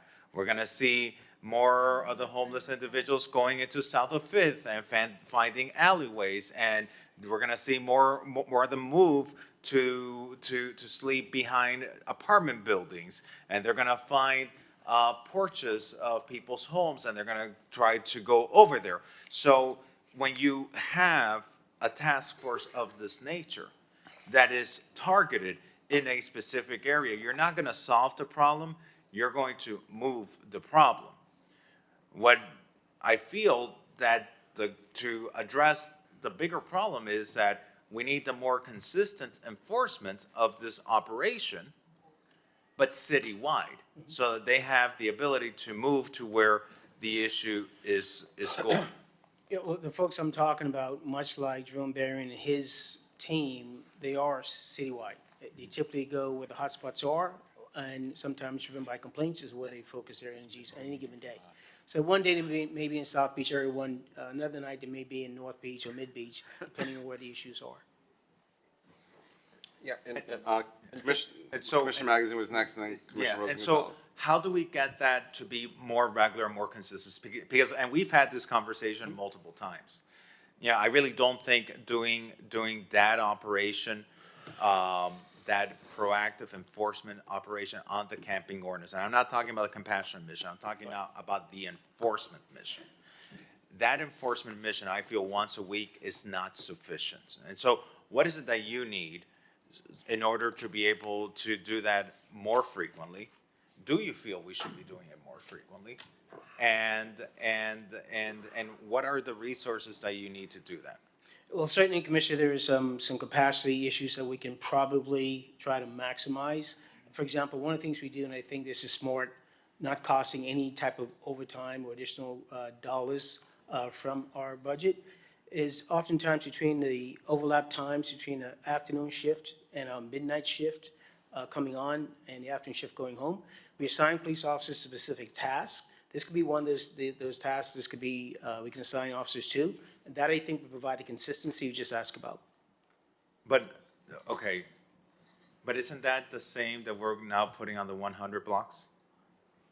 Partly, yes. So how are we gonna have them do the 100 blocks while going to different parts in our city to do the enforcement of the camping? Well, the 100 block initiative is a temporary initiative. It's going to be short-lived. And once that's done, obviously, we can shift resources. I think we may have the capacity, even while it's going on, to shift limited resources, do some of what you're asking us to do. Okay, and now how do we get, because I think the bigger thing also is making sure that every police officer is engaging with the homeless individuals. And I gotta say, 2 weeks ago, I was in Tallahassee for a graduation, and there was an issue with a homeless individual. A homeless individual was having an issue with someone on the street. I literally saw a police officer pull over in his car, get out of it, and address the situation. And I like, it just stuck out to me. I wish I would have taken a picture of it, because it just, like, to me, okay, this is what it should be. You know, people just proactively, without being asked, engaging with the homeless. And I feel like sometimes we get used to seeing a lot of these homeless individuals, and we become familiar with the homeless individuals, and we almost become immune to the fact that they are there. But how do we remind, how do we encourage, how do we instill in the police officers that responsibility that when you see homeless individuals, you need to engage the homeless individuals, you need to offer them services, but most importantly, when they are violating the camping ordinance, we have to proceed with enforcing that. Yeah, glad you saw that interaction in Tallahassee. That's exactly what a cop should have done. I can tell you, all of our cops in the police department have been trained in the enforcement of the camping ordinance and retrained in the camping enforcement ordinance, and I expect them to. I'm sure they are doing the same type of engagement you witnessed in Tallahassee. I fear, like, for example, you know, we have the high visibility detail in Mid-Beach. The high visibility details throughout the entire city, but like, for example, in Mid-Beach, I know that in Mid-Beach, there's been times I've seen issues with homeless individuals that unless it's brought to the officer's attention, is not necessarily addressed. So that's where I feel like we just need to be a little bit more proactive with that. Yeah, no, I echo that. As I'll give the kudos. But for our police force, we would have a serious problem that we couldn't even imagine. So I give you that credit, but I do echo the sentiments that despite all the success and the kudos that I'll give you, we could even do more. But the reality is, yeah, we could do more. We are at 106. Yes, we I were agree. at 250. And you mentioned it, Mr. Mayor. I think just the reality is that we can't think that we're going to get to zero, though it is a great goal.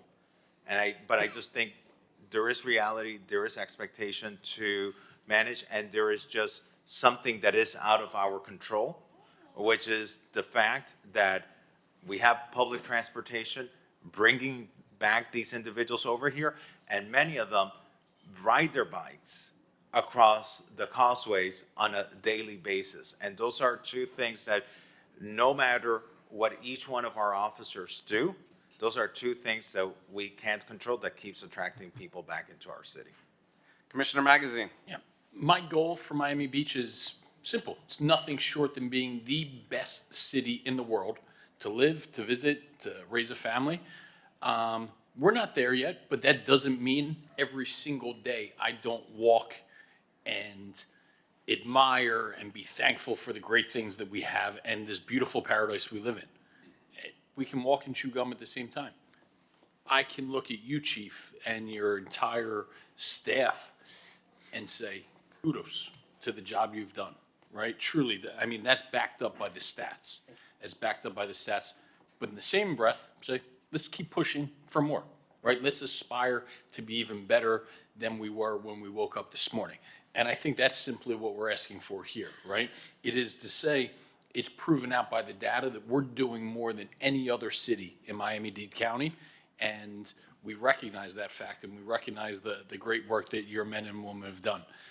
But let's keep pushing, right? And a lot of this is actually preventative. So there could be a detective that maybe that's not his core unit, but when we go and see 42% of our crimes are committed by homeless, a lot of these turning into very serious things. A lot of this could be getting out in front before some of those serious crimes happened. So I'm supportive of the task force.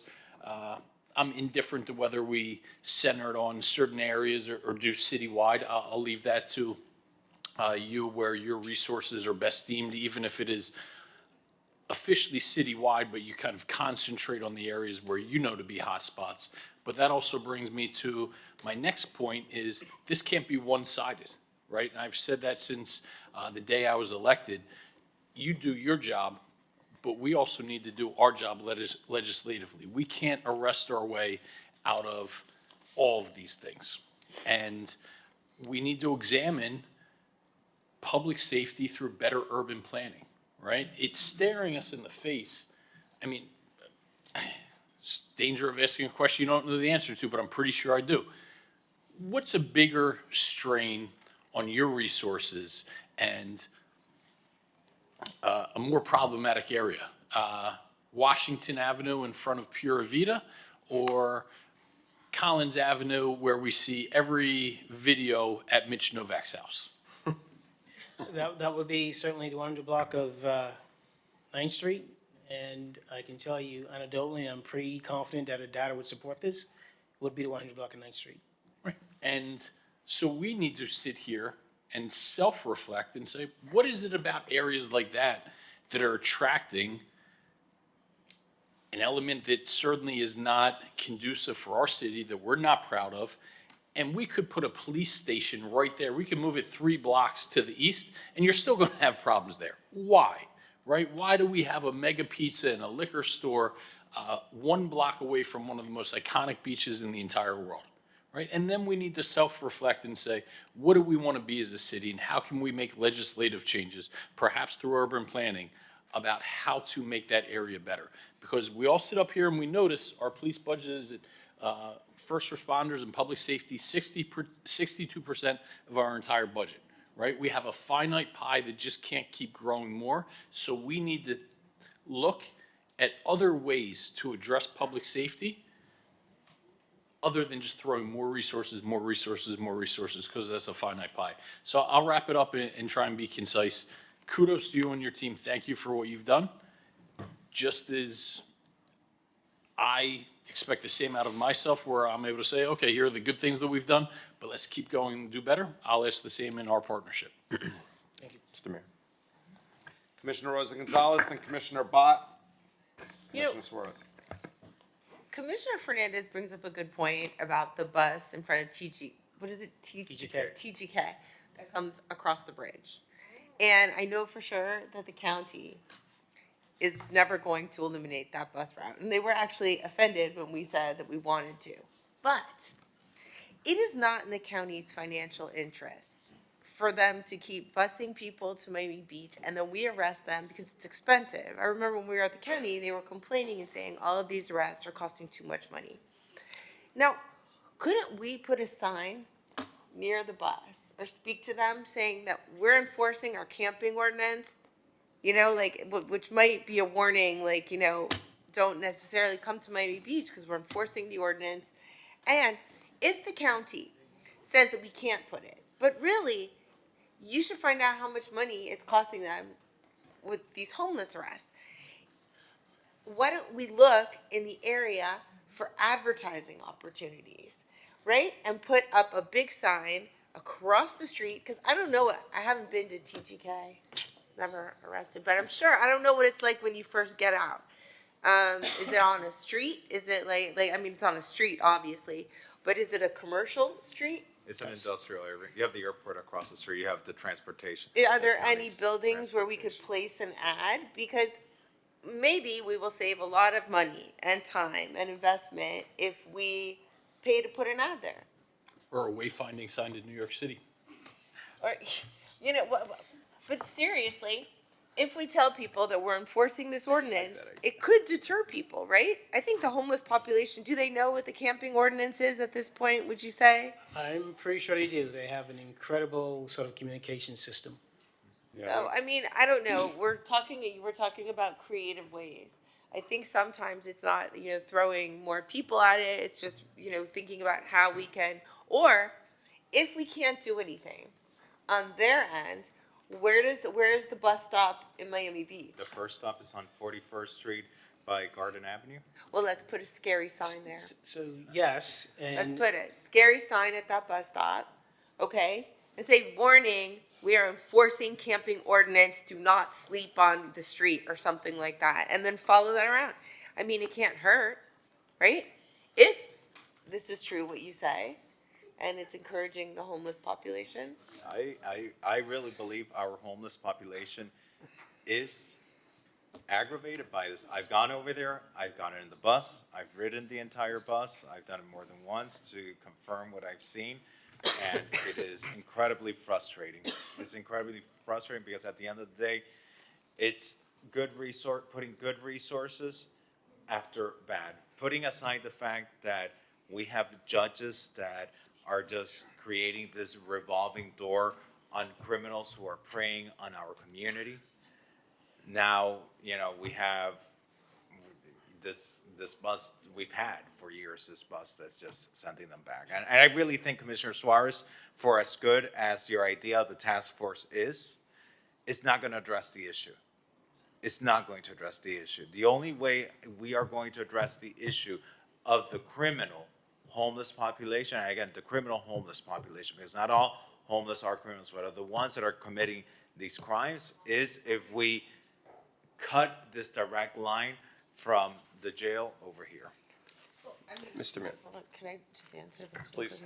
That's what I'm saying, but maybe we could do something in between. You're not gonna be able to they're not gonna stop the bus line. Well, But let's we could try, message along the way. let's try to get a lobbyist. Why don't we try to hire a lobbyist?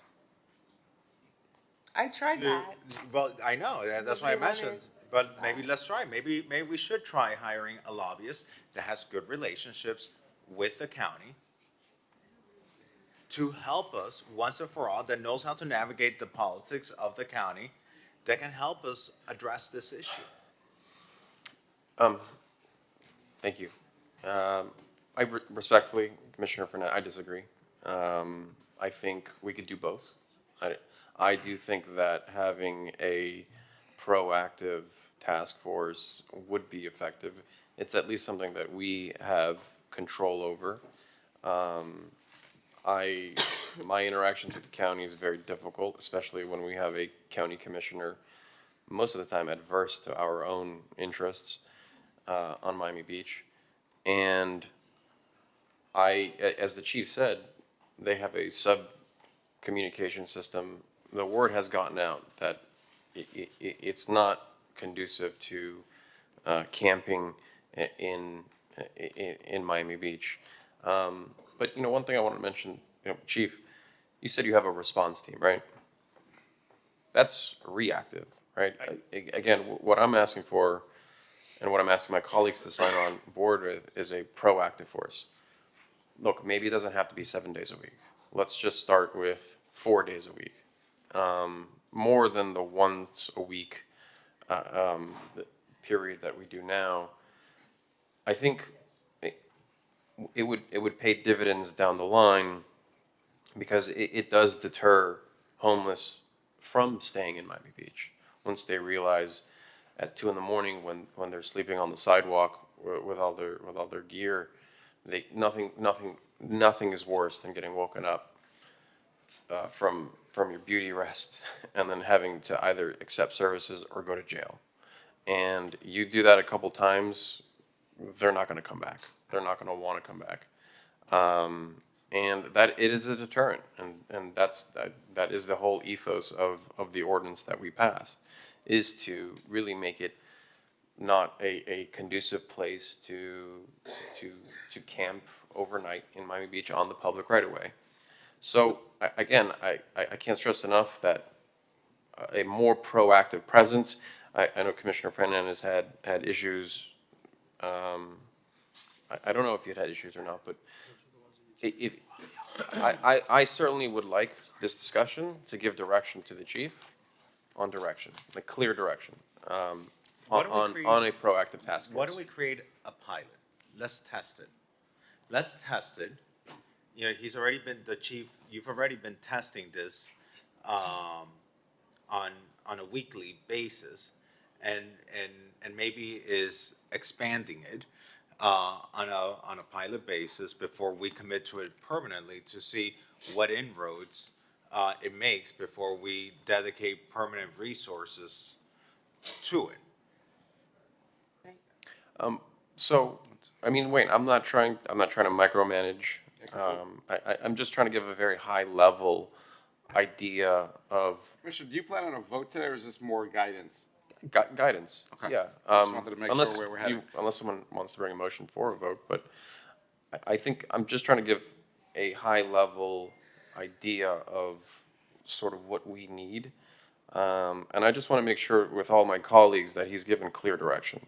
And I would like, Commissioner Bott and Commissioner Dominguez to also chime in, because I want it to be a unanimous direction on how we're going to possibly carry through with this idea. Do you have direction? I'm sorry, sir? Do you need more direction, or do you feel comfortable with the Well, direction what I'm hearing is I'm asked to do more of the proactive camping ordinance enforcement. So I'm hearing generally. Just to be clear, it's not just camping ordinance, right? I mean, Well, I think it's. I think it is the anti-camping ordinance, because, and that's. I mean, I think it's homeless in general. Sometimes the individual is. You can have situations. Again, it's not illegal, but there are situations where you can see there's a problem that is absolute. The person's screaming on the top of the lungs. We've all driven by that. Sure. They may not be sleeping at the moment, but there is a problem. Mm-hmm. I just want to be clear what you're referring to. There's criminal activity, and then there's camping, right? And let's bifurcate the two. If there's criminal activity, obviously the police, they do a fine job in addressing that on a daily basis.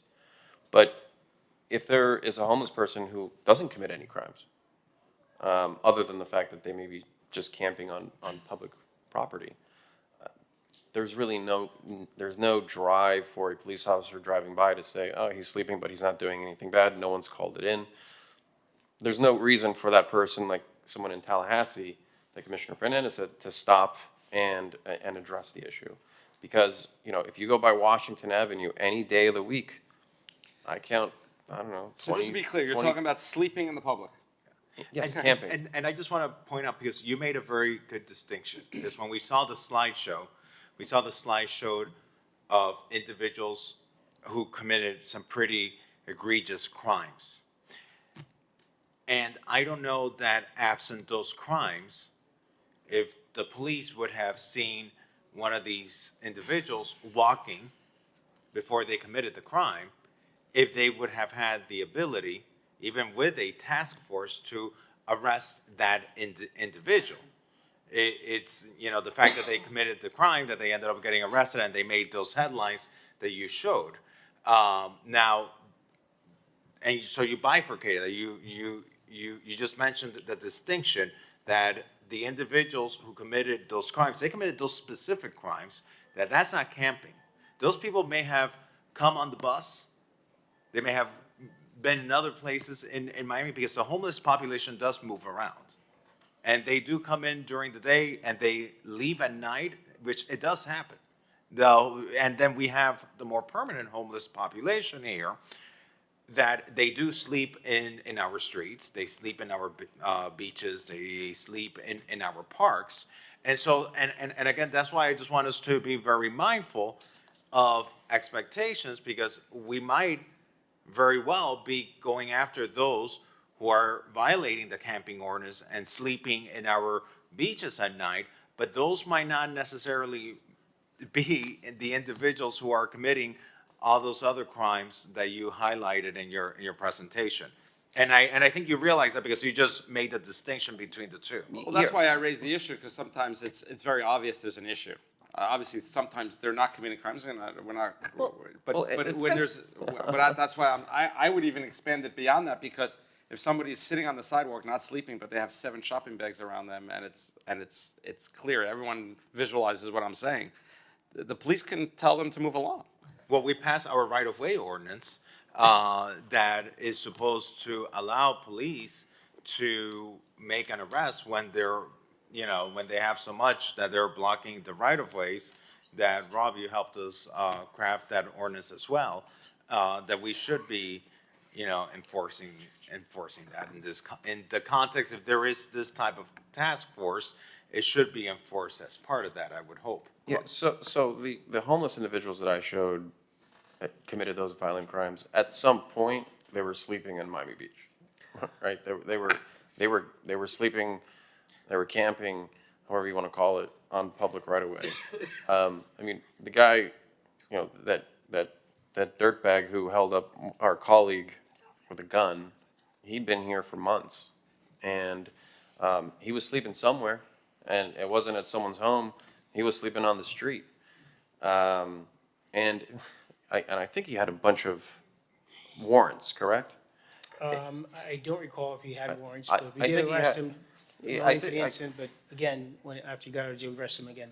And not only that, but he had a gun on him, He did. right? And, you know, if there was a proactive police force that stopped him, you know, checked his ID, realized that he had a gun on him, it could have prevented a lot of what, you know, obviously happened. The same person that attacked Joe Manning, I've seen him sleeping on this. I've personally seen that guy sleeping in Miami Beach. A lot of the people that I showed, I personally saw sleeping in Miami Beach. So at some point, they do sleep in Miami Beach, and it you know, having a proactive task force is a preventative criminal enforcement, in my opinion. I just want to interject that the Miami Beach crime page feels that it's not so much the police officers, but the municipal prosecutors that are dropping the charges. So we are arresting people, but then they're not prosecuting on our end. And I don't know what those numbers look like. I don't have the numbers, but they seem to feel that if, you know, the police are arresting and they're doing this difficult job, and then they're making the arrest and we're dropping the charges. Is that true? Hi, that's completely untrue. Our municipal prosecutors drop virtually nothing. We're actually at a 92% success rate right now. We went from 8% that's when I started bringing all that legislation that our commission passed, and we are at 92% last I checked. Said, I don't know, he said, look at the crime prevention case. There are several instances where we're not dropping the charges. I'm going to go in and look at it yesterday, but as of yesterday, 6/24, once again, the City of Miami Beach Municipal Prosecutor fails the residents of Miami Beach by agreeing with the public defender's request to dismiss the Camping Beach case in order to close out this dangerous convicted felons to open misdemeanor cases with a plea deal. So this is happening. So if we Okay, can find it that is specific happening. case, I'd love And to follow I mean, up on that. and if that is true, then, you know, it's not just the police officers, it's the, you know, you have to look at the entire system. If you can forward me that case, I'm happy to look into it, but from what it sounds like, that was a misdemeanor case which would be handled by the state attorneys, and our agreement to include our municipal case with their prosecution is a strategic decision made based on the case and the strength of that individual state prosecution. But I can tell you that very, very, very few municipal prosecution cases, and I've never even heard of one, being dismissed by our municipal prosecutor. So my office, we're actually working on legislation for July to perhaps invite them in and, you know, with your team kind of, because we don't have a lot of granularity except for stats, right? And to share kind of the inner workings just to essentially highlight, you know, where that program is, any types of changes, any type of legislative guidance that we could give. So I think that would be good just for us to kind of get a peek under the hood. Yeah, of course, we'd be very happy to do that. It's our municipal prosecutors are extremely aggressive. They enforce everything. They don't drop I'd love to hear anything. that. So just to, for everyone watching, the changes that have been made over the last, I'd say 3-4 years, what generally happened is we are the only city in the Miami-Dade, 34 cities, that has a municipal prosecutor. We have, I think, 4 now? Yes. So we have 4. We used to have 1. We were the only one that even had 1. The state attorney handles almost everything, including felonies. And we handled a handful of misdemeanors. And a couple of my colleagues brought others too, but I brought many different misdemeanors. I actually did the research and found which ones that were not being prosecuted to the level that we thought they should be. And we added that to our arsenal of cases that we handled. So we had to increase the number of prosecutors that we had. The other issue is we made sure that we were prosecuting these cases. Because what happens is, and the one thing you will notice is a lot of these arrests, although many of the individuals have criminal records that are, it's like pages long, but generally not over and over and over again in Miami Beach. Generally not. We used to see that a lot. You'd have people and residents, and I'd see it, you'd have the same person arrested in the same place in the city over and over again because the cases weren't being prosecuted. But now we're prosecuting those cases. So there's a conviction. They don't always get jail time the first time around. Again, that's a lot of the judges have the discretion often. But once you start seeing those convictions, the judges generally will take action. So you don't see those repeat criminal offenders as much in our city as you used to. And that's because of the work of our city commission in passing this legislation. I brought much of it, but again, working in tandem.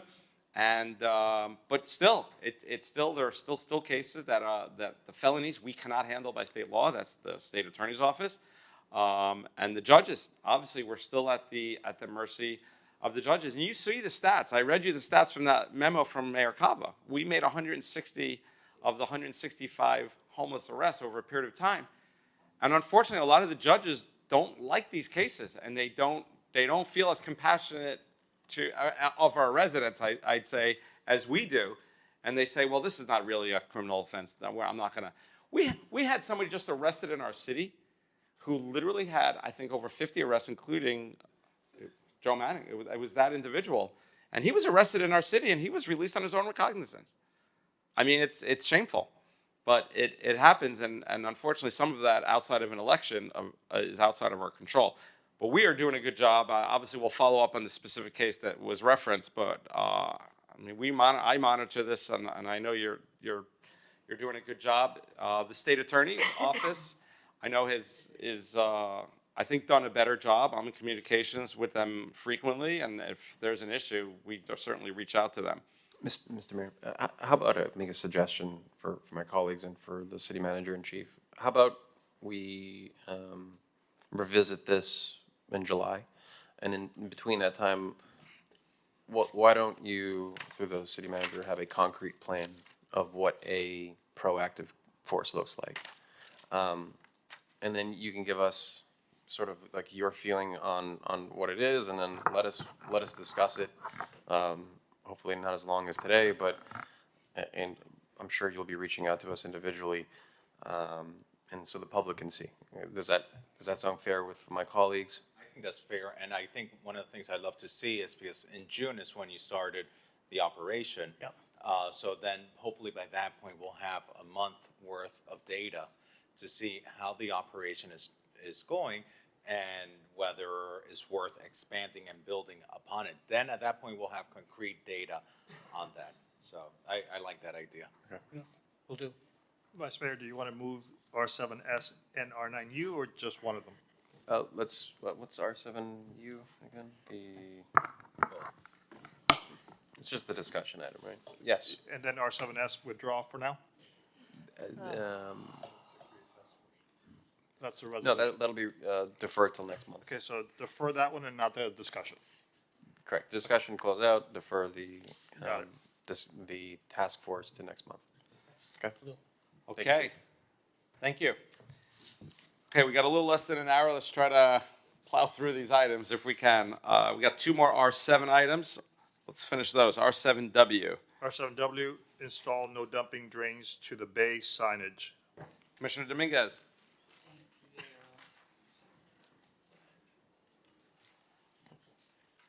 So this item was brought forth by some community members, and it directs the city administration to install no dumping drains to the bay signs at 200 stormwater drain locations throughout our city. This is an item that's come before us in the past. Public awareness and educating people is key to curbing the improper disposal of waste into our drains, and our neighbors in Key Biscayne have taken this initiative, and it's shown success in reducing their stormwater contamination, and it's a relatively low cost and can prevent future expensive water cleanups. I don't know if there's anybody here to talk more about it. Eric? No, this is something that we've done in the past and we're very open to doing in the future. Everything that you put into the storm drainage system in the city of Miami Beach ultimately ends up in the bay. And so we want to make sure that people are only allowing water to go down the drain. People should not be putting garbage. They should not be putting dog waste. They should not be putting, chemicals or washing their, grease mats or any of these things into the drains, because ultimately that all is going to be problematic for the bay. I'll give it to you. If I have a suggestion to the sponsor.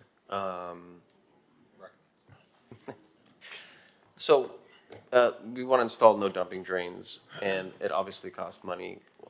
$10,000, I believe. How about, I don't know how my colleagues feel about this, but you know how they have adopt a highway?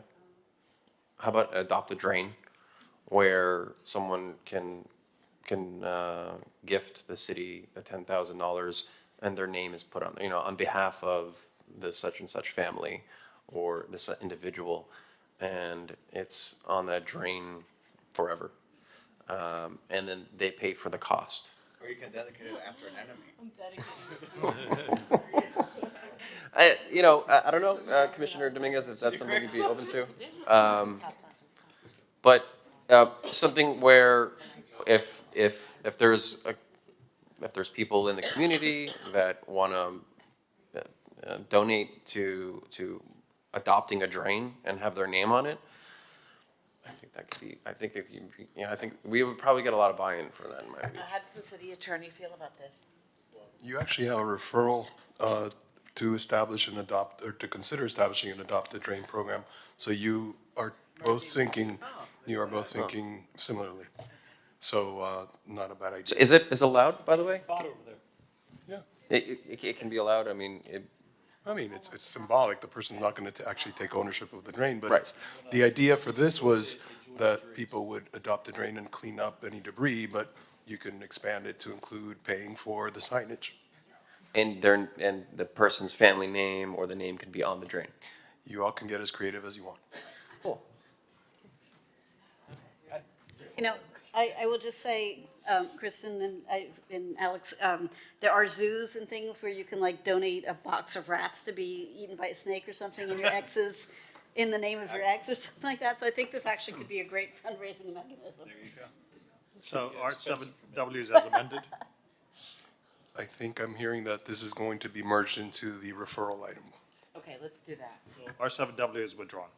Okay, and I'll co-sponsor this item with Commissioner Dominguez.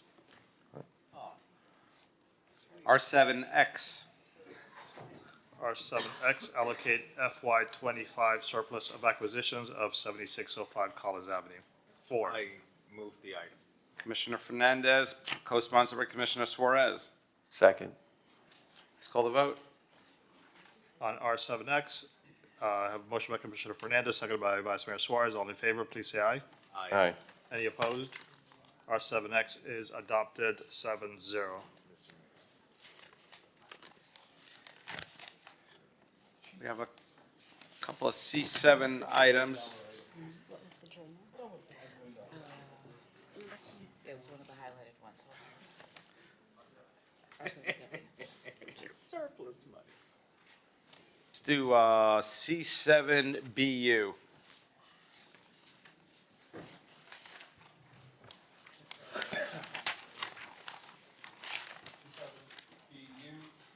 C7BU increased Pride Park activation days from 75 to 78 for 26 only for Adobe Max.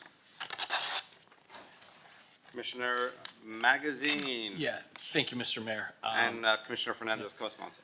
So, before I forget, I want to thank an incredible group of residents.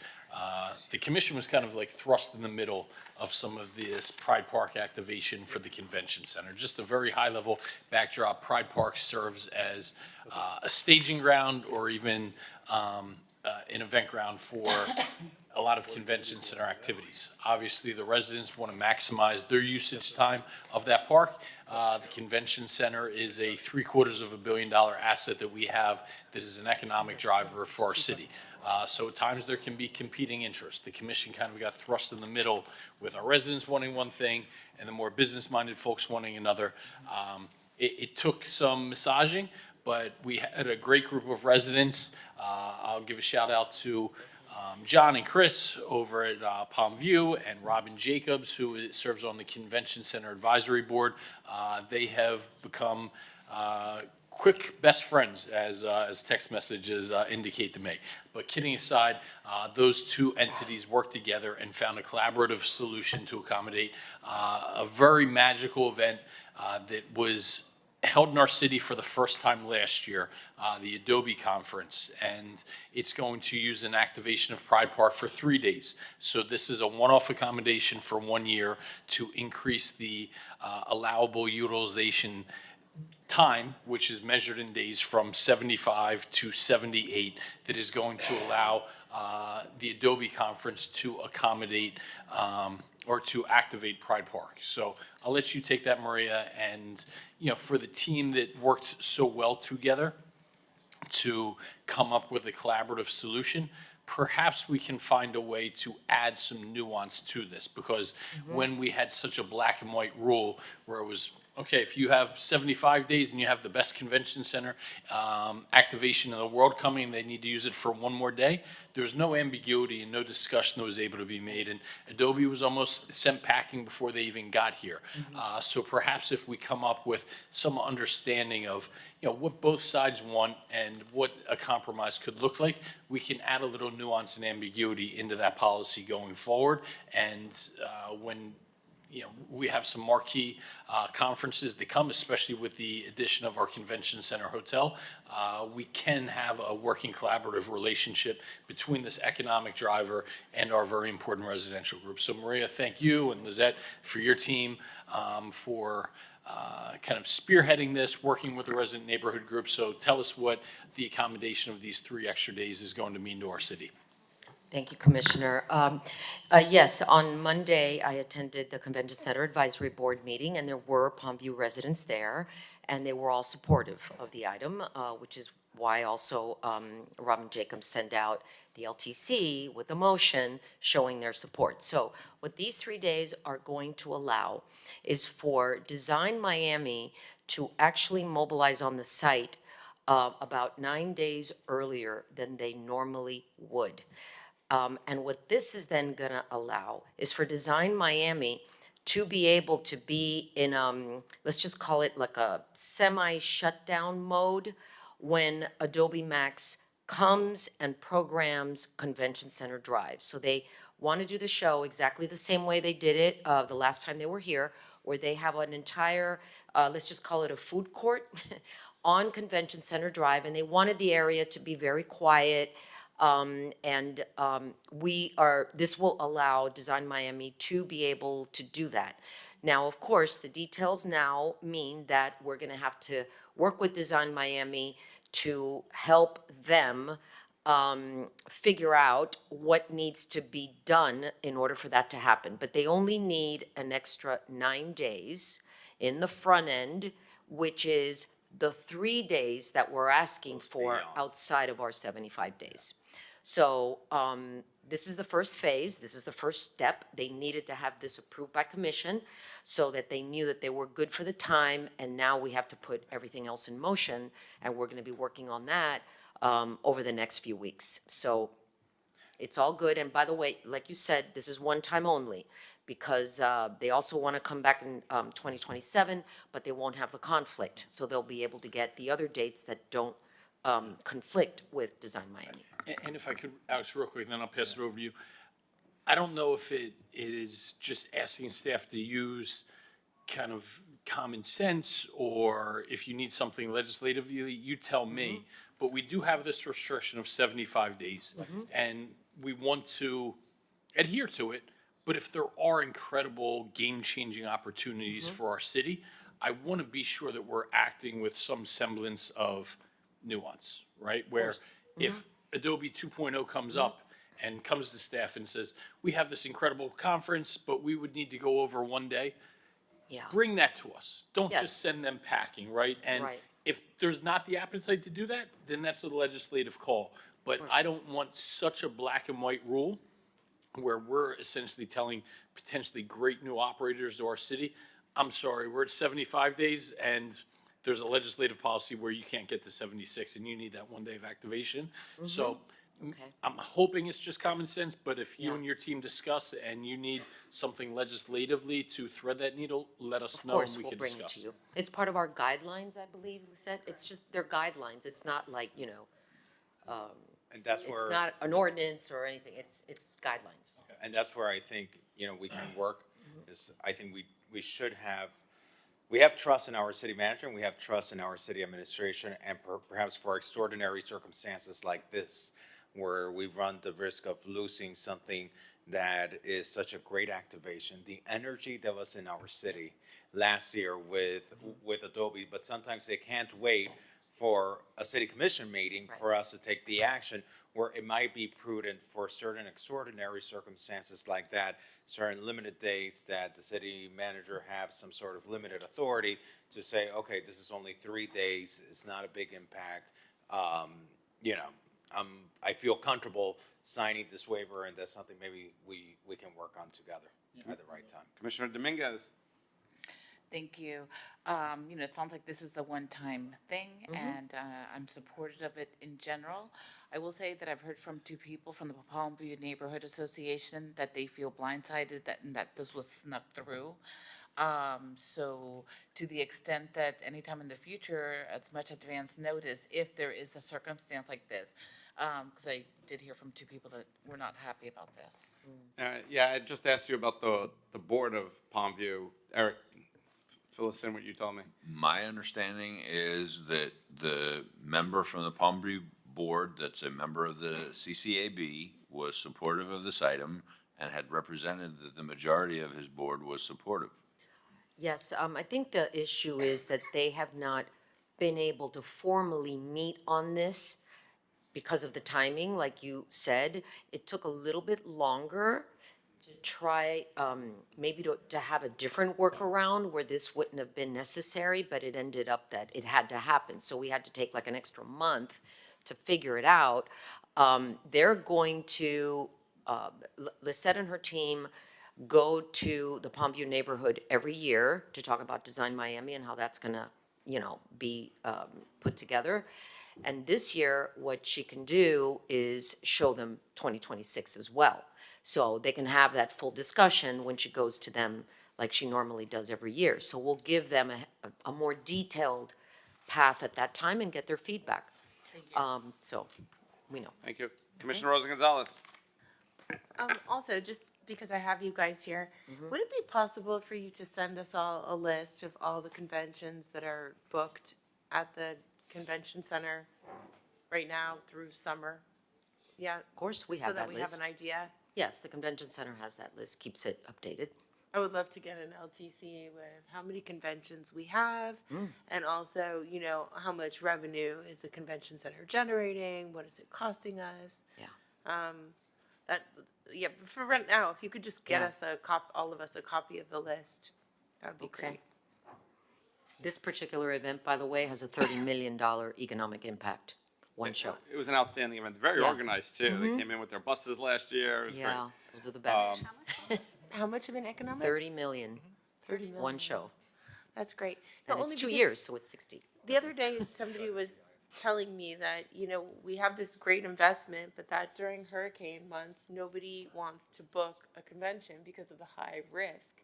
And so I was wondering, what are we doing in those months? And is that really something within the industry that no large convention will book in certain months from like June until October? So that's June, July, August. Well, I don't know That about, means that 5 months out of the year, we're like out of commission. And well, they're coming in October, so that's They right are? smack in the middle Okay, of our so hurricane season, so that's one. who's coming in October? Adobe Max. Adobe is Yes. doing October. Mhm. So in October, so what are the months that people stop coming? June, July, August, Yeah, September? the summer. So those Yeah. 4 months. What do we do during those months? I mean, have we attracted any conventions at all? Did we realize this? Do we try to switch to weddings or events? I don't know. What? I think the best thing to do would have, I would have Freddie Peterson and his team tell you what it is that they do. But they do plan for those times.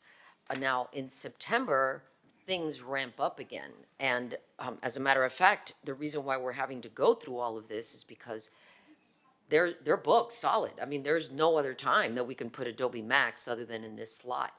We have the jewelry show. We have a lot of events. We just don't have as many, but we still program. I mean, there's still events in the convention center. But I can get you the list and we can take a look at it and maybe we can talk about it at committee. Okay. I'm happy I don't to know. second your motion, Commissioner Magazine. Okay, let's call the vote. I have a motion by Commissioner Magazine, seconded by Commissioner Fernandez. All in favor, please say aye. Aye. Any opposed? Hearing none. Items C7BU is approved 7-0. Let's do the board and the committee. None are contested. Correct. So everyone has a yellow piece of paper. There's one seat for every nomination. I don't know if you wanted me to go through all of them or just do them all by acclamation. I'll move the appointment of all of them by acclamation. I'll second. Thank you. All in favor? Approved 7-0. Commissioner Fernandez and seconded Commissioner Bott. 7-0. Okay. For all the We done? positions. I think so. All the committees. Okay, well, by acclamation. Nobody objects. Hold on. That's correct. Yeah, it's okay. Oh, you want to look at it?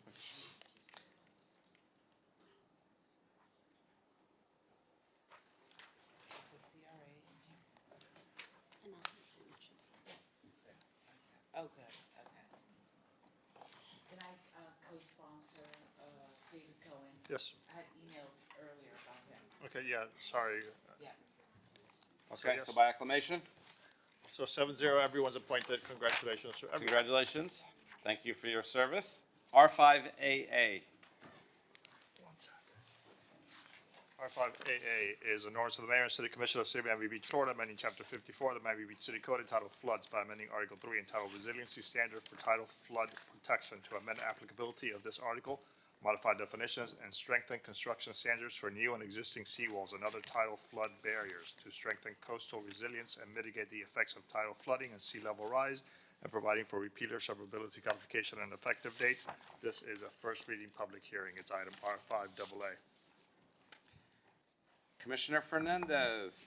Thank you, Mr. Mayor. I'm gonna move this item. There's still some minor tweaking we're gonna do between first and second reading pending some adoption of ordinances from the county, and also to incorporate some recommendations from the Palmview neighborhood.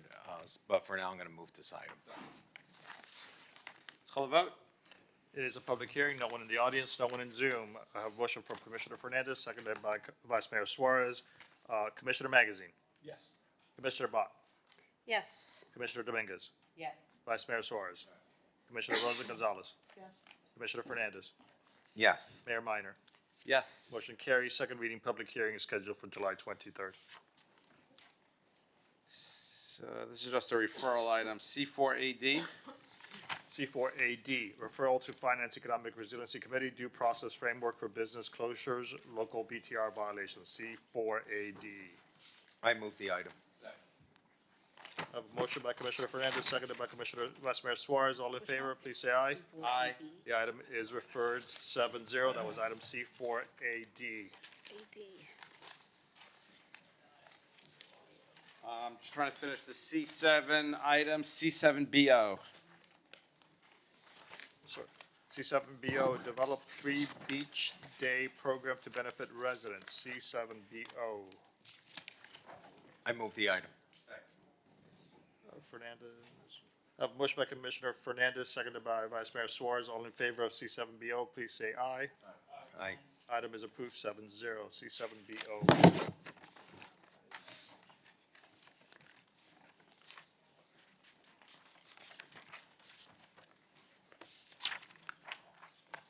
R9. R9S. R9S, discuss, update, non-exclusive waste hauler request for qualification. R9S.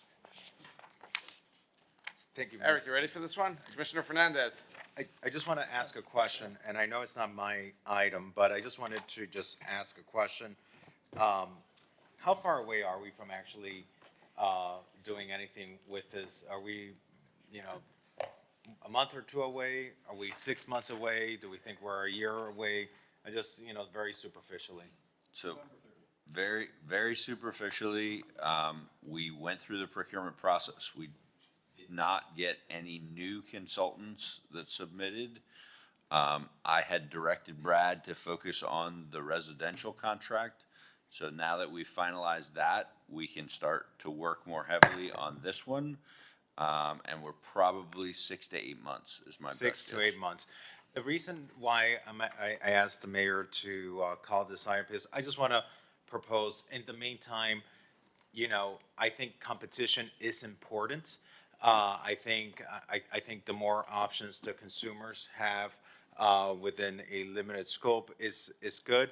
And it just keeps on bothering me that, like, for example, Great Waste pays a franchise fee.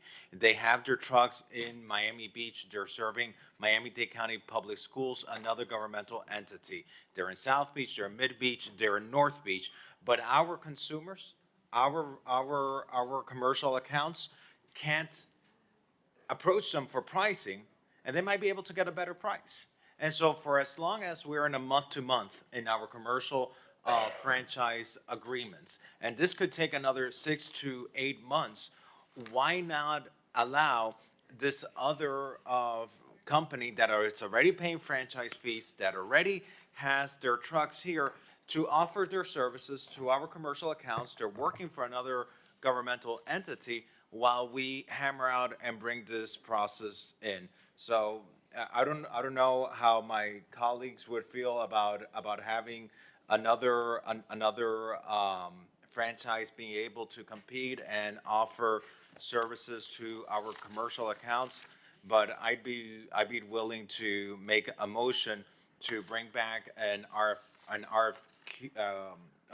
waiver for whatever language the city manager feels would be appropriate for the next meeting, so that we can just give another option of someone that's already doing business in our city, has an agreement already with another governmental entity, and could help the competitive market offer another option to our commercial clients. Commissioner Fernandez, do you mean while we're in the interim? Yeah, well, we're in the interim. Well, you know, why don't, I think this has been going on long enough. I don't know how my colleagues feel about this, but why don't we just make a decision today if we're gonna do single hauler or multi-hauler? To what? If we're gonna go forward with a single hauler system or a multi-hauler system. I'm not gonna vote for a single hauler system. I believe in the competitive, in the competitive market. I think the smaller the properties, you know, we see that works very well in the residential marketplace, in the small apartment buildings, where we can advocate with the pricing. We're talking about going up to 12 units for the exclusive, because those are the smaller properties. But for the larger commercial accounts, I don't feel for us we're best positioned to tell that consumer, hey, listen, this is who you need to use for your commercial waste services. And so, and respectfully, and through the mayor, sort of hijacked it on the vice mayor role here while you were back there. I think this is my last meeting, so let me back in. Well, look, we had a report, right? I think that said twice that the single hauler is more beneficial to Miami Beach. Commissioner Fernandez has just, stated his position. I'd like to see where we're at, and then let's just make a decision today, because let's not kick the can down the road and see where we're at. So, I mean, if every commissioner can just kind of just say, are you for a single hauler or multi-hauler? That way we can just have the administration move forward on what we'd like. But even then, it's still, from what Eric is saying, still like, what, an 8-month process? Yes, we are still going to be having to put together an RFP. That RFP is going to have to be broken out to be able to provide all of the many different services that you would be required to provide to the different types of buildings across the city. And then you would have to put it out to the competitive marketplace. So that would be an RFP for a multi-hauler system? It could be either. If you were going to go with a current... Who's you, the commission or a landlord? If the city were to go forward with a single hauler system, we would go out with an RFP, which is the current direction that we have from the commission, potentially to explore hybrid options was also part of the direction that we received. Right. Which is potentially trying to figure out where is the line between the more sophisticated, customers that can negotiate versus the ones that would be better served to have an exclusive or single hauler system. But ultimately, you would have to come up with a competitive bidding process that would then allow you to provide service to anybody that was going to be within that pool. And because that's where your competitive pricing is going to come from. It's when you put it out to the marketplace and ask them to come back with their best pricing options. But if there's a pool, there's multiple, meaning could multiple people get awarded the bid, or is it going to be a single hauler? So right now, the direction that we have from the commission is to move forward with a single hauler, hire a consultant to draft that RFP, and look at the hybrid option. That's the current direction that we have from the commission. And you tried to do the RFQ for the consultant, but the same consultant responded whose report we already have, and it was the desire of the commission not to use the same consultant. And so at this juncture, the decision is, well, do we go back out, do another RFQ for another consultant? Do we go ahead and issue an RFP for a single hauler and see what the pricing comes back as?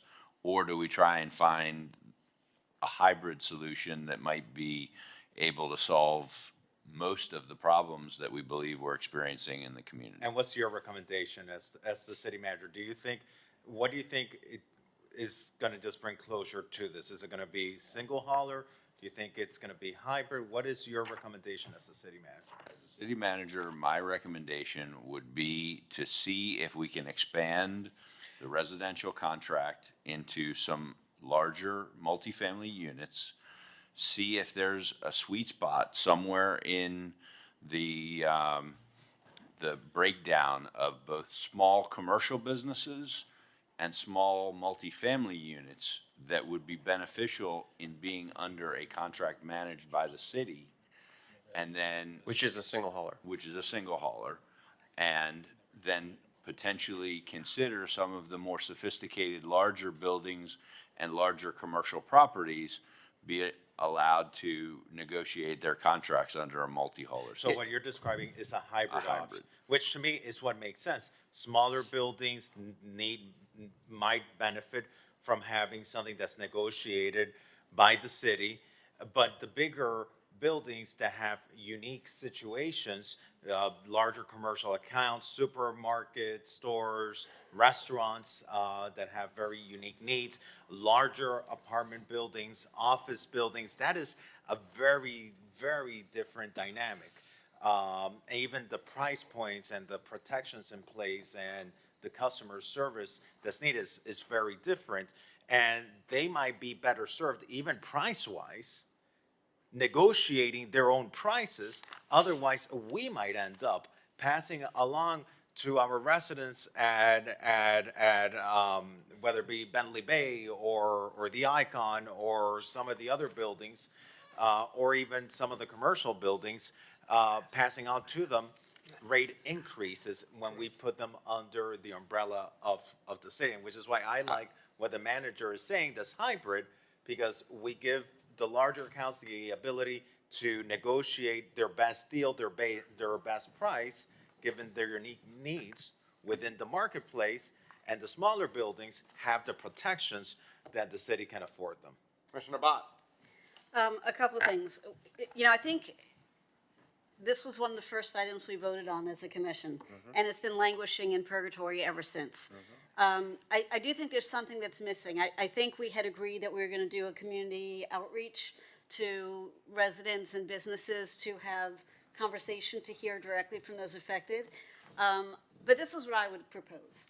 You know, we've been sort of taking this on as, or approaching this as, the majority of the city will have an opportunity to bid or to use multiple services, and it will be incumbent upon them to manage to negotiate the best rates.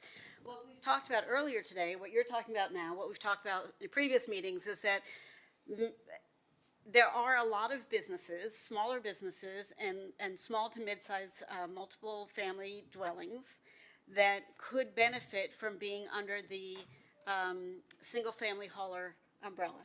So instead of thinking about this as, you know, most of the city gets the opportunity to negotiate, I think most people would prefer to just get a decent, fair price for the services they need and be done with it and not have to think about it. And the bigger businesses, the bigger condos, possibly would be interested in the opportunity to negotiate. What I propose is this: let us construct an RFP for the largest businesses and the largest condos, the tall buildings, and they could potentially be a multi-hauler system. Everybody else, and you guys have to figure out what that cutoff point, but it's more than, you know, a 6 to 10 unit building, like 20, 30, maybe 40, you know, maybe up to 40, I'm not sure. That's where you guys come in, but I don't want to, like. But that's what we're saying. No, That's what the city manager I don't want to go to, but we need to flip the concept. It's not the majority of the city will get multiple haulers. The majority of the city will be under single haulers, and then the very large businesses, the very large hotels, the very large condos, that small subsection of locations will be able to have. Well, I think that's what the city administration needs to work out, and I think that's kind of what Eric is saying, that now that Brad has finished the residential contract, that now they need to sit down and figure out. I understand that, but how what does I'm this saying break is up. that the way we think about it is that more of the city falls into the single hauler, right? We've been talking about it as a very proscribed, small, multiple family units of 10 units or, 10 unit buildings or less, or whatever the cutoff point. I'm saying expand it up to whatever the majority is, right, of those smaller, because we have a lot of those buildings. But I don't know. And so, hang on a second. And so I really don't want to spend more time hiring the same consultant to get the same answers. No one's saying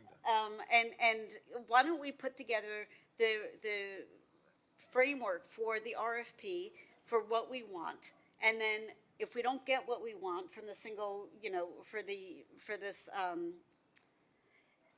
get more of the people under the umbrella of the single hauler, good gravy, I can't even speak anymore. The single hauler that we've talked about, but expanding that pool so more of these people get caught up into that, and then work on a very small subsection of the largest buildings, the largest businesses, go to a. I don't want to favor one over the other. I don't want to say, well, I want to put the majority of people on one and then a minority on the other. I want the administration to be able to figure out what is it that makes sense. It might not make sense to have the majority in one and the minority in the other. But we have a commission Well, I let you vote finish, so let me finish. I want them to be able to sit down and see, okay, what makes sense? What size of a building, what size of a business could benefit from a contract negotiated by the city, and let them determine what is that threshold, and then what size. No, that's not what you're saying. You're saying, no, it's not. You were saying, well, let's put the majority of the people in a single hauler and. Right, the majority based on what makes sense, not just like random numbers. I mean, So let's let them figure that out. Of Put course. together. I think we're all unified in this. It sounds to me that we all kind of like agree that we should let them just create the And framework. Eric, before you get to that, I just want to mention a few things. And I think the reason why we're kind of getting lost in translation. The reason why there's been such a debate on single hauler versus multi-hauler, and I would invite Brad to speak on this, but if you're going to have multiple haulers for many businesses, for example, in South Beach, we don't know how many dump trucks are going to be coming in and out of the city. So you could see multiple dump trucks at different times where they're not coordinating because they're competitors coming at different times of the day, and that can be a big nuisance to our traffic and the residents. Another issue is brokers, I believe. A lot of these buildings, maybe between the 20, 30 unit buildings, not necessarily a high rise, not necessarily a very small unit, but they get locked into these contracts because of these unscrupulous brokers for 5 years and they can't get out. And so there's a reason why we're here, and I want to make sure we don't lose sight of the fact that that's why we're having this discussion. And Brad, maybe you can, through the mayor, you can discuss some of the advantages and disadvantages of. We actually have one more item after this we'll literally finish the non-discussion items, and I'd like to get to that today, unless Commissioner Dominguez. And then I believe you're going to make a motion? Yeah. Commissioner Fernandez? A two-part motion. I haven't spoken yet on the yeah. item. I Commissioner actually Dominguez. brought this item forward almost 2 years ago, a year and a half ago. And at the time, it was a really different time with the haulers. The IG had brought forth a scathing report. There was research that the majority of the cities in Miami Beach, in the state of Florida, I think maybe 70%, use the single hauler system. For our single-family homes, we use the single hauler. People talk about price competition. That comes at the RFP time, so that's when we would get the best price. And I was getting bombarded with multifamily homes and businesses about the poor services and prices, and how horrible it was to deal with the waste haulers and the brokers and not getting the services that they wanted. When this item idled out, anytime I got a complaint, I would go straight to the attorneys for the haulers, and that's really helped. And with some of the businesses, they've even made special concessions and contracts. So I've changed from where it was a year and a half ago, and I would be supportive of a hybrid model. But one thing that we need to do is make a decision and do it, because we talk about being stewards for our city and the finances, and in the meantime, we haven't had contracts and doing month to month, and that's cost the city millions and millions and millions of dollars. And to think that a year and a half ago, we all voted 7-0 for a synchro hauler, and a decision still hasn't been made, is frustrating. And so, Mr. Mayor, I would like to propose. You bring it home? Well, yes, I'm going to propose two things. Number one, we know that at best, this is 8 months down the road. I know that today there are people suffering from price issues, and I really, it bothers me that we have someone that is paying franchise fees and is servicing a government already, has their trucks already going through our neighborhoods, and can't offer our consumers a competitive price or some price relief. And so to that extent, I don't know what would the proper motion be, Mr. Manager, to be able to bring an item for the next meeting to try to include them in the commercial, in the non-exclusive waste hauler program. So I would need some help from the city attorney's office, but I believe we would need to potentially have to extend a franchise agreement by bid waiver. Yes, you would need to make a recommendation that it's in the best interest of the city to do a bid waiver, to waive the procurement process for this hauler. That would be what it would take. And multi-haulers are selected only based on qualifications. That's correct. So it would be a queue process if it were. The alternatives are put it out competitively procured through a qualification process or waive bid. Can I ask you a question? And so this is someone that's already providing it to the school system. And so they're already all over our city. And it's bothered me because we hear from everyone and from businesses and from condominiums on costs, on everything. And, we've been having this conversation, I feel like probably for a year that I've been speaking with you guys about this. Like, why is it that this person that is paying franchise fees cannot offer and compete to give our businesses and our condominiums a more competitive rate?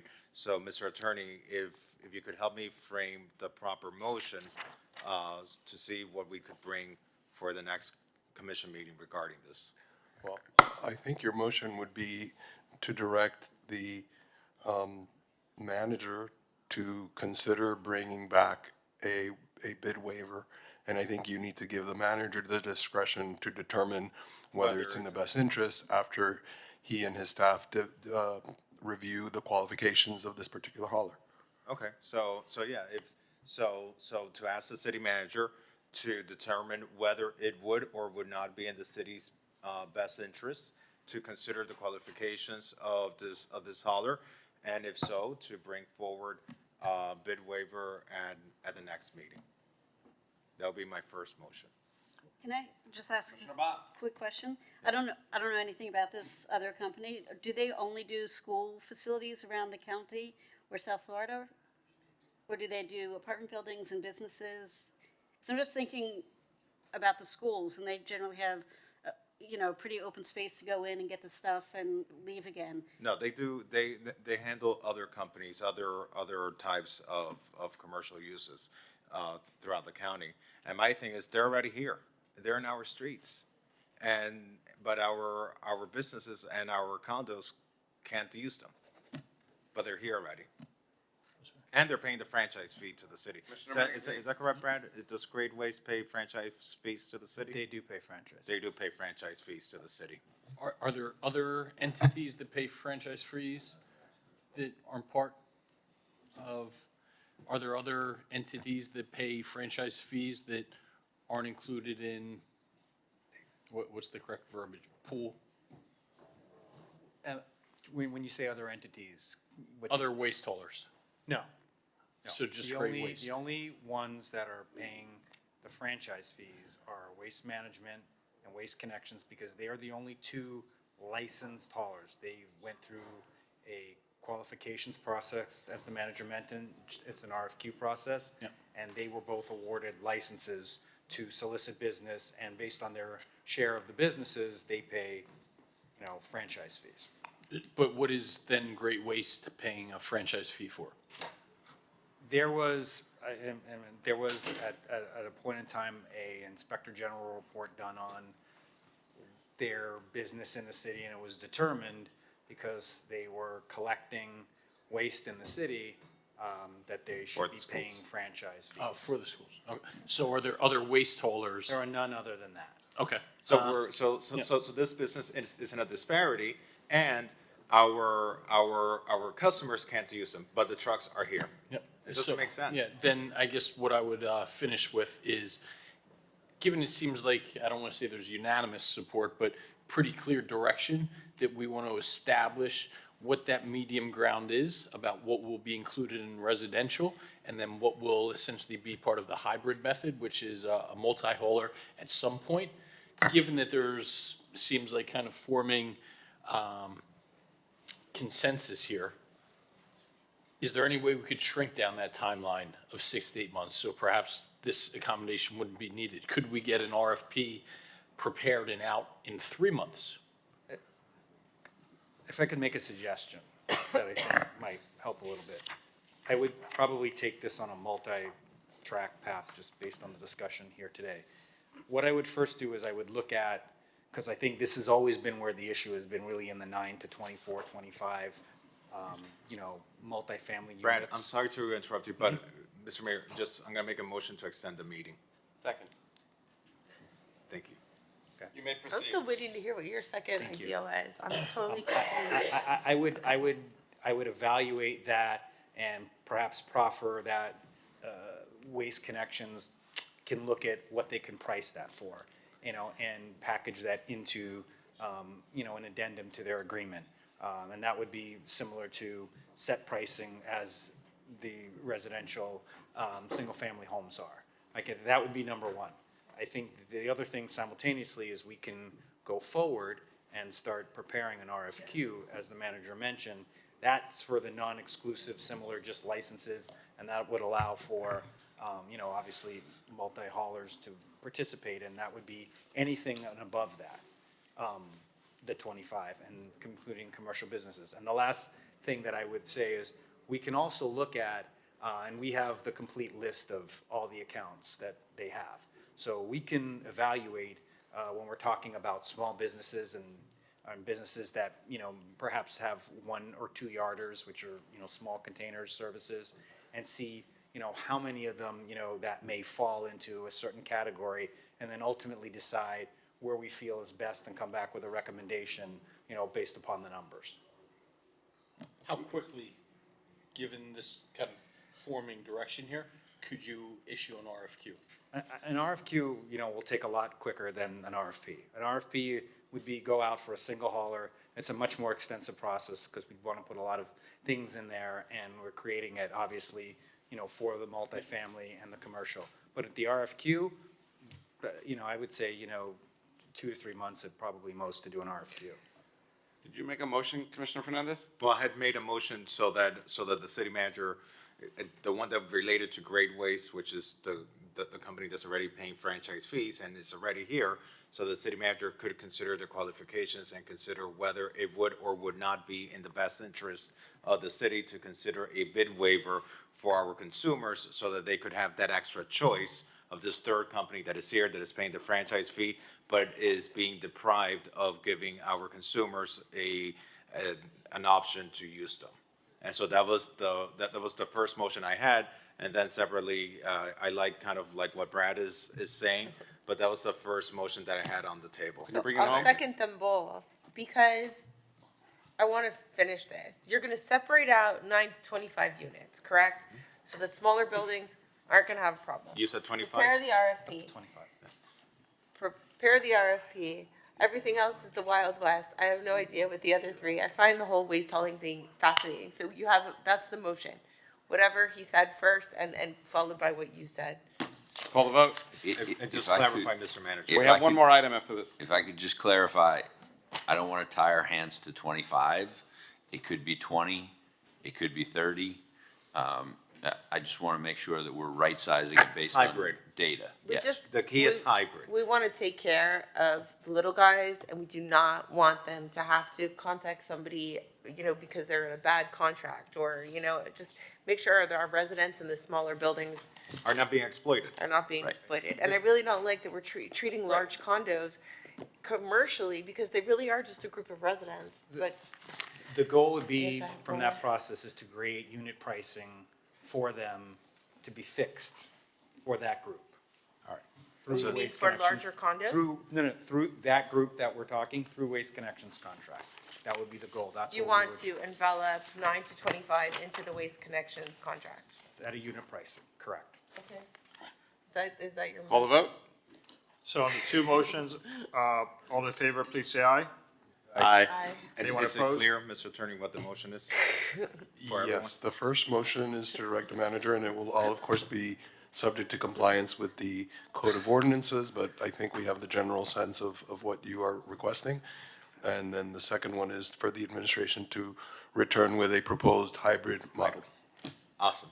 And you'll determine what are the right thresholds for each one. Okay, that was So presented. the last item I'll call on the agenda, it's the last legislative item that is not a discussion item. So it's all, we've hit all the legislative items. C7BV. C7BV, Spring Break 2026 Comprehensive Strategy and Action Plan. I move the item. I'll second. Hold on. So I have a motion by Commissioner Fernandez, seconded by the mayor, C7BV. All in favor? Aye. Aye. No one opposed? We are done. Okay.